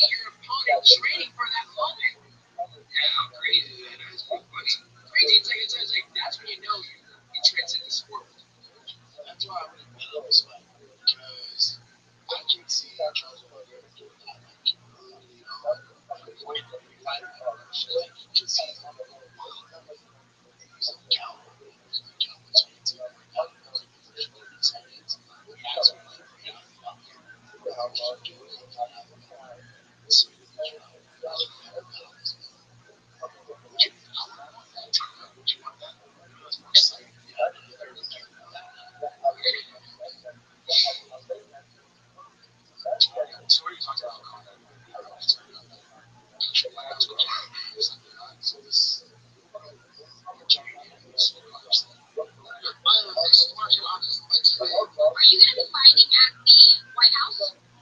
So I am in negotiations with the Open Planning Championship, but about either the White House or there or thereabouts. So from the sort, but right now we're telling. Why is six afraid of seven?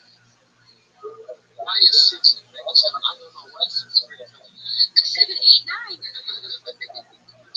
Awesome. Connor, it's very fun. Yeah, all my recruiting towards to me is like,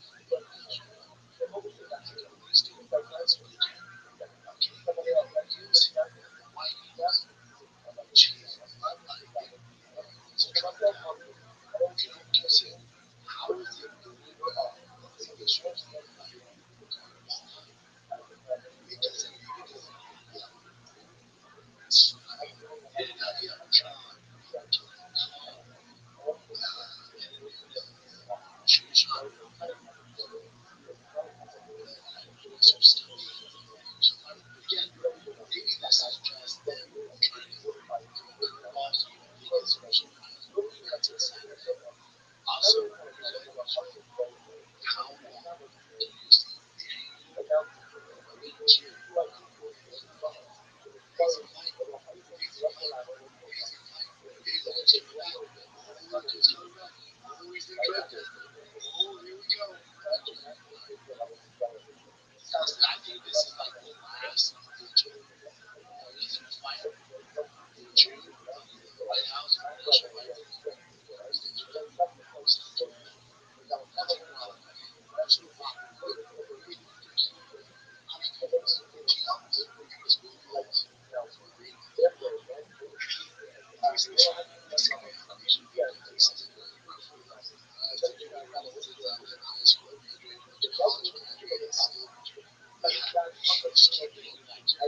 Also,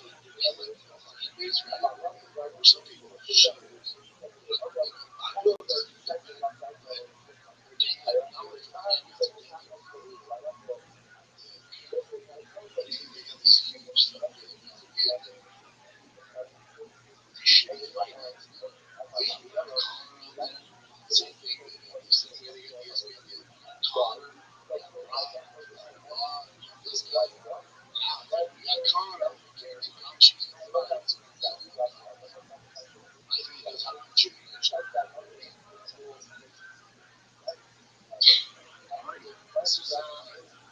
this was like using this Morales is trash. Nothing they're doing is not good. They're showing people so it's this is Morales showing that they Islam and people so just like it's just you never seen this.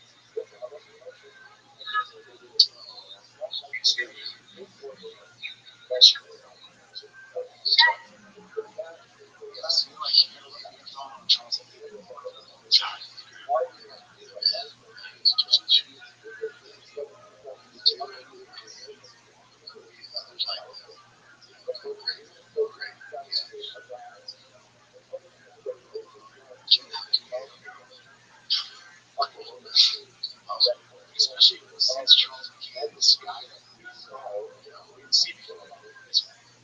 He went from like quote unquote queer to this guy that has a generation. This is awesome. So this is what Pat said. He's with D'Angelo.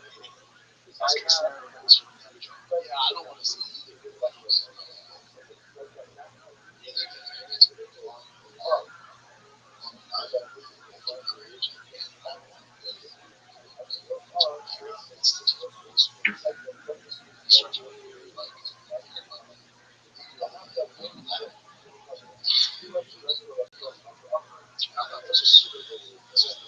She actually made the Gail King show, the way she represented it. She was awesome. When Dana White was here for the first time, the very first time, about maybe just maybe I could go. I don't like seeing people get hit. I mean, I would go back to the okay. So I want to personally invite you to any event. I will come and sit next to you. Tell me why this is so fantastic. You have to reframe your mind, okay? We use the word violent a lot. Obviously, it's a very full attack, and it sounds very violent. Okay, go ahead. Violence is when one person does not want to be there. Okay? And when you see every single time, there is no place these guys will go. They both want to be there. They both want to be there, and that's why no matter how hard the fight is, play the fight like, but you have fought long afterward, but you have fought. Doesn't it hurt? You don't feel it in the moment. You feel it the next day, but you really don't feel it. It's a little bit because this is why I love you.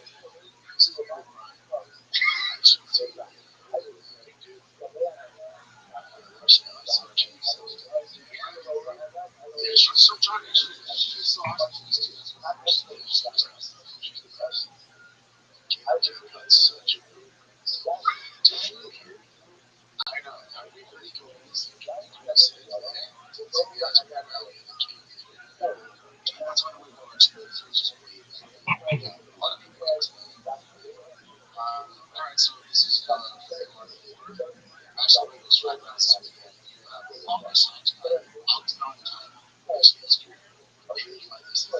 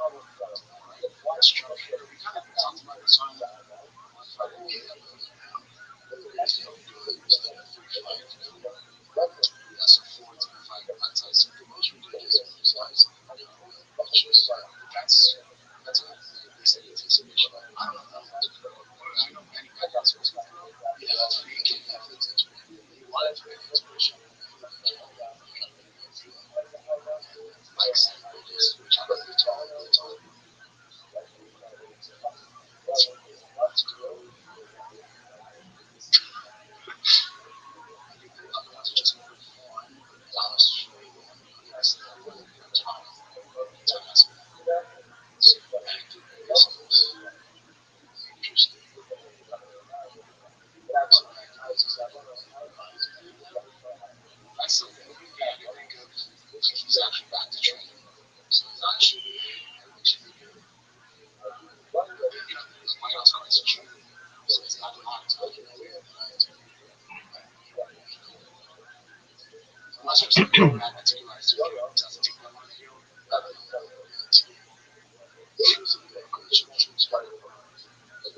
All right, let's do it, man. Questions.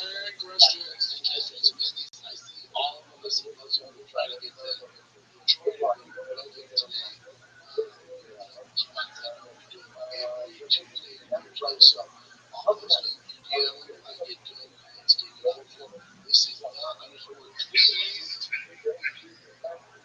Who's the best hangout while you're training? Best hangout. Best hangout out of all the guys that are training. I've had some really good ones. Donald Cerrone is definitely up there.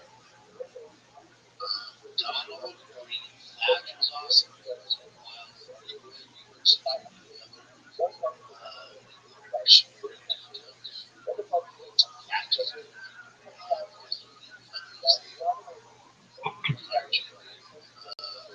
good one.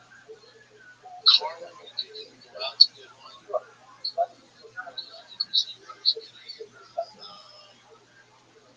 She's really good one too. She's good. I'm actually trying. I really like it. I'm trying. Not really. She's good. I'm not though. Actually, $1 just hesitating actually out because it seems like everybody was babies that we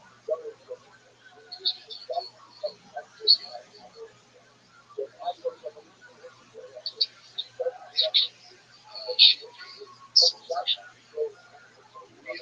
see Elliot versus fight versus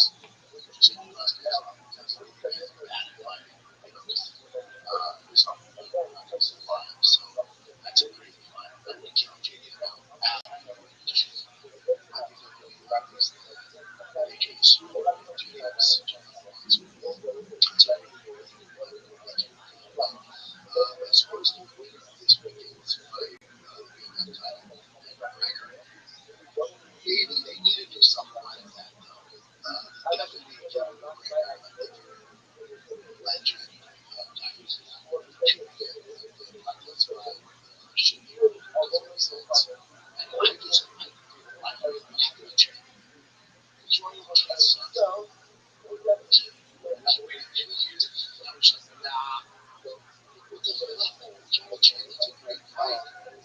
So for Connor, the winner, I don't know, there was a kid. I'm trying to figure out that one. My question for you always is, why not Jay? He's exciting and glad to try to be his own greatness. And Weird It's a tough one. Weird from Sweden reacts well to content. We hear that question about UFC. I feel it's so high. Can we more streamline? Somehow kill the soul of the sport. I feel like that's what validates my question for you is, I think the UFC is slowly becoming an entity. The personality is losing its personality to simplify. I think it's simplified. I think they UFCs has become they have too many events. So they're usually special. Special. Specials. These pay-per-views that events are stacked with so multiplied. Cards, they always have a star that they're at. Now they've watered down so much of things. All these fight cards in your mind, you just can't even feel like one still keep up with it. It's just tough. So it might go. To your point, the best in the wall that had live to best.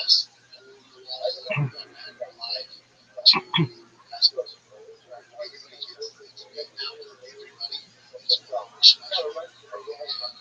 You take it, and it's a watch you take it, but you're not going to go out and watch it. That's the issue. It's oversaturated. There's so many cards. And that's the issue. This is for Aaron Dobbs, buddy. Similar question. I can't listen to it. UFC seems like it does a lot of spot. A huge practice, not powerful organization. A lot of people are going to be all closing in on retirement. So UFC can really start getting all the position fighters down the road. Can PT's Conor come back every time? That's just right now they're building up White House card to build some momentum, which honestly looks like a problem. Post White House card, what would you do just to boost the overall success? There's no back to the word organization had with Conor. Those guys are not like trying to promote what Conor does to the organization right now. They made a deal with the WWE. They signed a $7 million deal, and that might have a ton of content based on fights. And that would provide a ton of fighters each year, including resources so just put about as many fights as you can, sign good, with an obligation, and then still make the money. That's the issue. That's the issue with UFC's trying to do. It's a good it's the same thing every time. Not worry about it. Just don't. There's so much. There's so much. So there's no incentive to talk about that. They need it because they don't know you can complain and have a lot of treatment.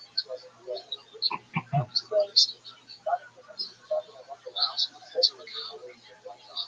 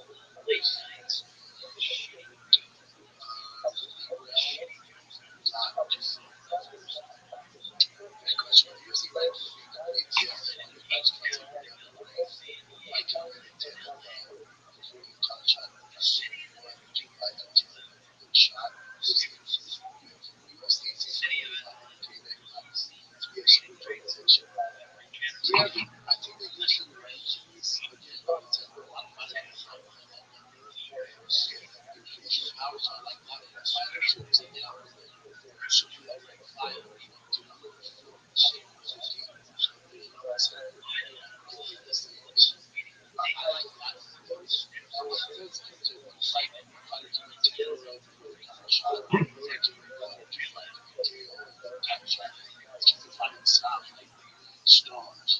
So they could like 80s. Kind of that. That's an exciting time. It's a slow.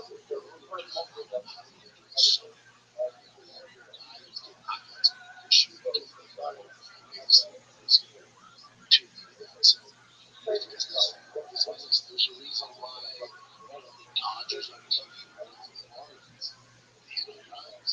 stars.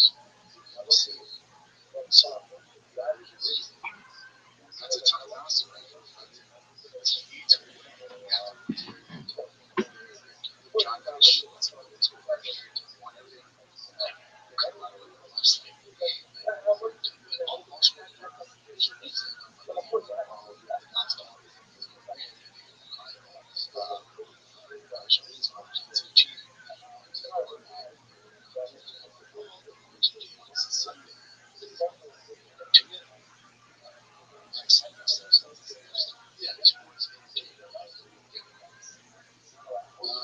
Nash. Nash and tattoos. John versus Proton is good at the White House or at all. Not stop it. I think it's done. I think it's the only thing they can do. Promise the best years of Carnival. Which I do think it's definitely something. The only hiccup with all this is getting John Green because his time right and the money.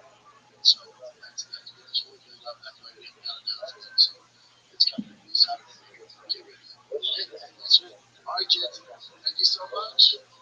Welcome to the show. If you have questions, keep sending them. I post them on my Instagram stories. You guys need the show. Guys, thank you for tuning in. Enjoy the fights on Saturday. We'll have the all question show up on Sunday. And I will see you guys next Tuesday. Love you. Enjoy the fights. Enjoy the White House Guard announcement. I'm sure I'll have a reaction to it. So tune in. All right.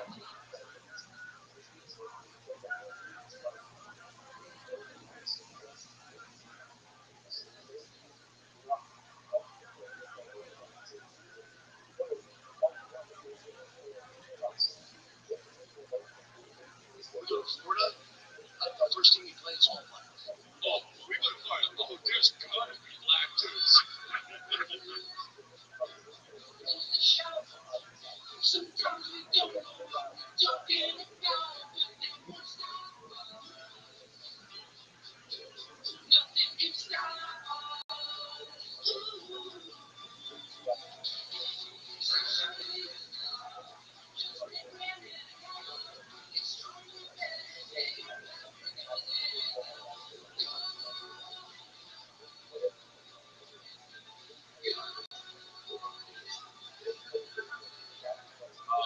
Yeah, dude, what's up, man? It's freaking. You know, we're gonna do that live show. And you showed up. Yeah, we show out. This is show up. We got the format. We don't know what we do. Live. It's fine. We're professionals. We're gonna go up there to some shows. Well, no, I guess we're gonna go back. I am doing shows after that. You know what I'll say? So the past 3 days ago, why am I just anxious? Forget like that? I don't know. That's the state of man. Of course, you're anxious. Think about everything you have to do. You have to travel to make money, to pay for the house, to pay for all the Amazon packages that your wife gets sent to the house. You have to worry about the kids' school. You have to worry about these are things that Amazon. You never cannot worry about your career, your life, and your family. That's the state of being a man. I was thinking about this. What's it called? It's a French-derived term for profound omni existential meaning. This is for. No, this is not what I meant. Like, you have kids. I see. No, yeah.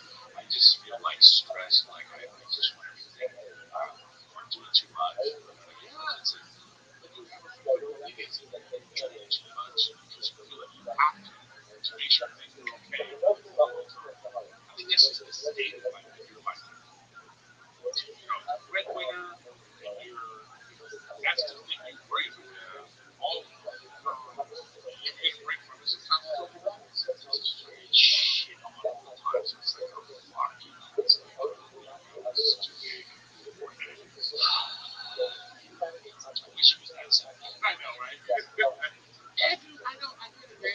know what though? It's like, oh, I heard this tip. When you're feeling like this kind of stuff, what you do is you make it a character.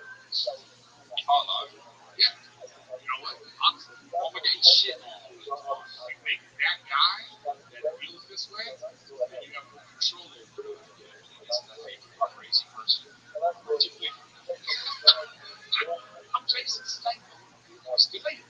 You guys are right. Just you gotta make it. I have to act like I have to not be okay. It's too much pressure. I have to. Oh, let's see. Besides one, I'm usually none. But none. The thing is, that doesn't fix it. You know what I mean? That just makes it so you don't have to feel that comfortable. You know, and then it's like, oh man, it's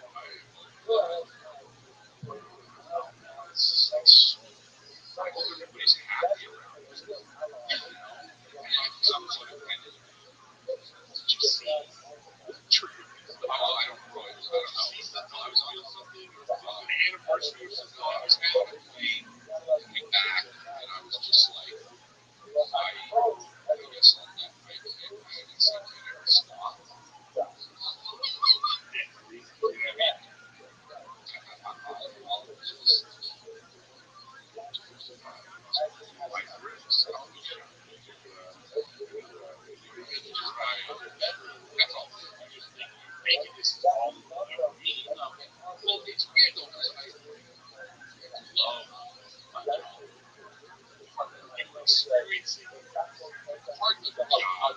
That sucks, right? You know, being away from your family, the travel, the security, all that nonsense makes us go, this sucks. So that means when you're on stage or about to walk out and they say your name and that crowd goes crazy, that's the moment you have to go, I feel this. You know what I'm saying? I do, like, yeah, just forget about it. In that moment, it's like sometimes the dread and the things that you're feeling in that moment is so overwhelming. Because one, also, it's an early flight, you're tired, it's last time you had worked out, what did you have that morning? I mean, there's so many different factors that it's not just like this, like, it's not really dread so much as like, there's some exterior thing that's making, and a lot of people don't realize how much they do. Sometimes just having too much sugar can make you feel a certain way. You know what I'm saying? I guess. I don't know. It's just the way things go, I guess. It's just, no, yeah. Well, don't say you do. I do, but there's certain parts of times in the month that I can't feel them. You know what I mean? Like, I can't get out of that feeling. You have this is your birthday. You come to here and get out here. That's God. So it's real emotional feeling. I get it, man. I'm just trying to like, no. I appreciate what you're saying. I just do think that it's just a state of, society has spent so much time in the last 5 or 6 years, like just making being a man bad. Well, that's part of it. You know what I mean? Just like gross. And just the society in general right now is just like, if you're a man, you're bad, you're toxic, you're all this good stuff, and it's just like, nah. It's like, no, it's okay to be the breadwinner. It's okay to like take care of your family. It's okay to like support your wife and whatever she wants to do. If you're supposed to stay home, that's not a bad thing. It's okay to, you're just making sure things are okay. For me, it's like I think that it's important. You want to, great thing. You want your wife to be able to fly, whatever the hell she wants. There's something about that superpower that you give that woman that I think is like a great thing. And you stress out about that. Even if you complain, even if you're like, your box is good enough. But there's something that I think that, yes. To your point, Chris, these bitches on social media are like, it's independent. They're all saying, okay, bitch, you're 50 without chance. Okay, cool, bitch, cool. Meanwhile, your wives are all happy as fuck. Taking moms and raising kids. Like, that's a tough fucking gig. But that bitch on the internet, it's like, it's independent. And they always fuck your son, Cat. Like, cool. I love watching people so it actually, you get caught in the negative algorithm. I think sometimes you get like I started looking at coffee. For some reason, I'm looking at different coffee machines. And my Instagram goes now all of a sudden it's like here's how you make a good latte. Like, oh wow. Same thing with this coffee. So you start watching. I love watching the videos of these people in the car being like, when the engine light comes on, I need a man. I'm so tired of being independent.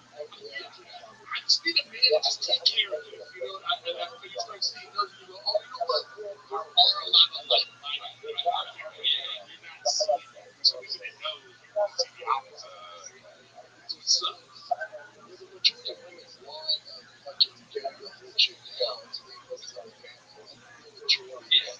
But I'm just saying, they're gonna come crazy, get you out of them.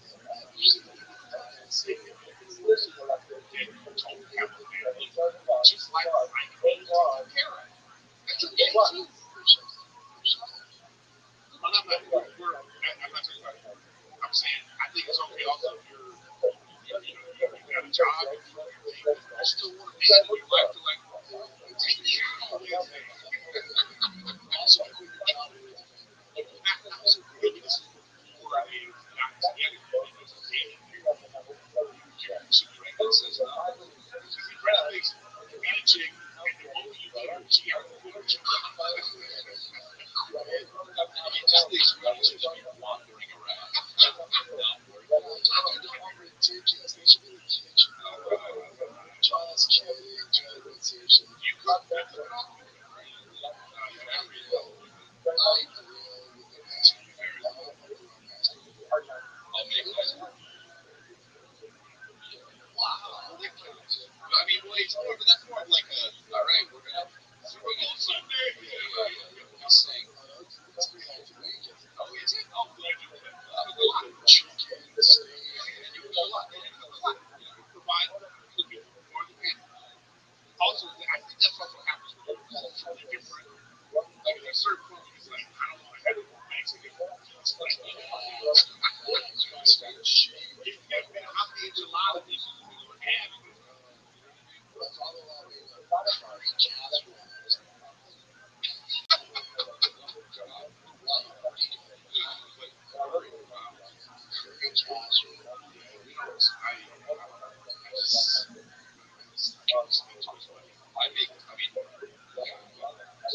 I make rice and beef. Do the kids eat that, Chris? Sometimes salmon. They love salmon. We got them early on salmon. So when you realize how crazy he's saying, you don't know if he's saying rice or fries. Because he says rice, rice. He's an art. Rice. He likes dinosaurs now, so you can't say food.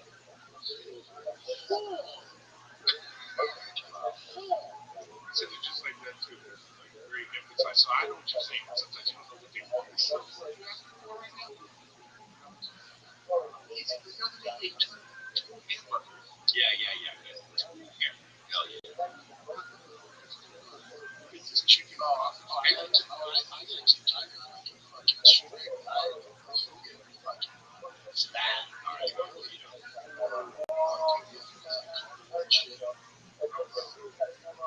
That's not Jesus. I have to go back to the kitchen. I have to go there for so I gotta make sure. I don't know. I was always, when I was a kid, I was always so it's like I don't know. Like I said, we went to the doctor a few weeks ago, and he said he got his weight, you know, percentile was taller. He's in the 60th percentile weight. Wow. Basketball player, so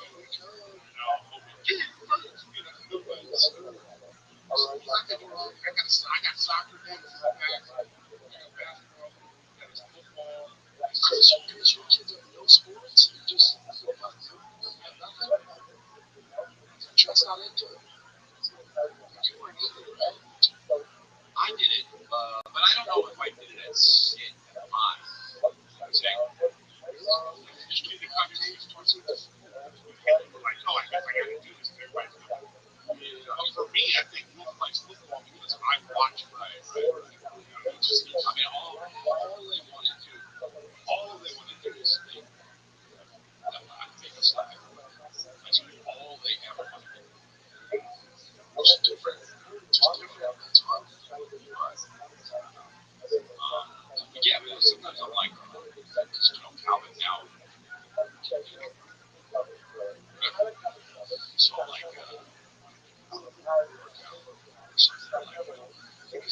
we tried to we put him in baseball a little bit, and he just like just didn't want to do his thing. Yeah, they should have coached him. Oh yeah, yeah. At the Super Bowl, look at the Super Bowl party, so the kids are playing tackle football, which is great. This one kid, he's a big kid too. He's a ball. It's just like, oh my god. Yeah, like you, talk about football players now, man. I'm like, what are you doing? Like, Well, if you especially if you want to expose him, why? Because this is a great conversation. I have a buddy who like they started. My mom is a concert kid, and she is not good at whatever the environment she's in. She's escaping whatever. Okay, so she tried to she wanted to do that, and she like forced me. And I know that I didn't continue with it now because of that. But I wish I did that. Right. I wish I did. I look back now, I wish I had that skill. So I have a friend of mine. He's firmly away. He's like, nah, I'll leave the course. You gotta make the best cut and what do you call it? Follow through and see what happens afterwards. And I was like, just see what they want. But where you guys land? he signed up for it. He Right. signed up for it. Yeah, if he wants to, yeah. Yes. You got to follow through. Right. But if I go to your friend, I won't play football. I'm not going to force him to play football. Right. If you sign, if you're going to sign and I pay for it, and you're in and he's banking on you, you're going to finish the season. I agree. Let's take a moment. March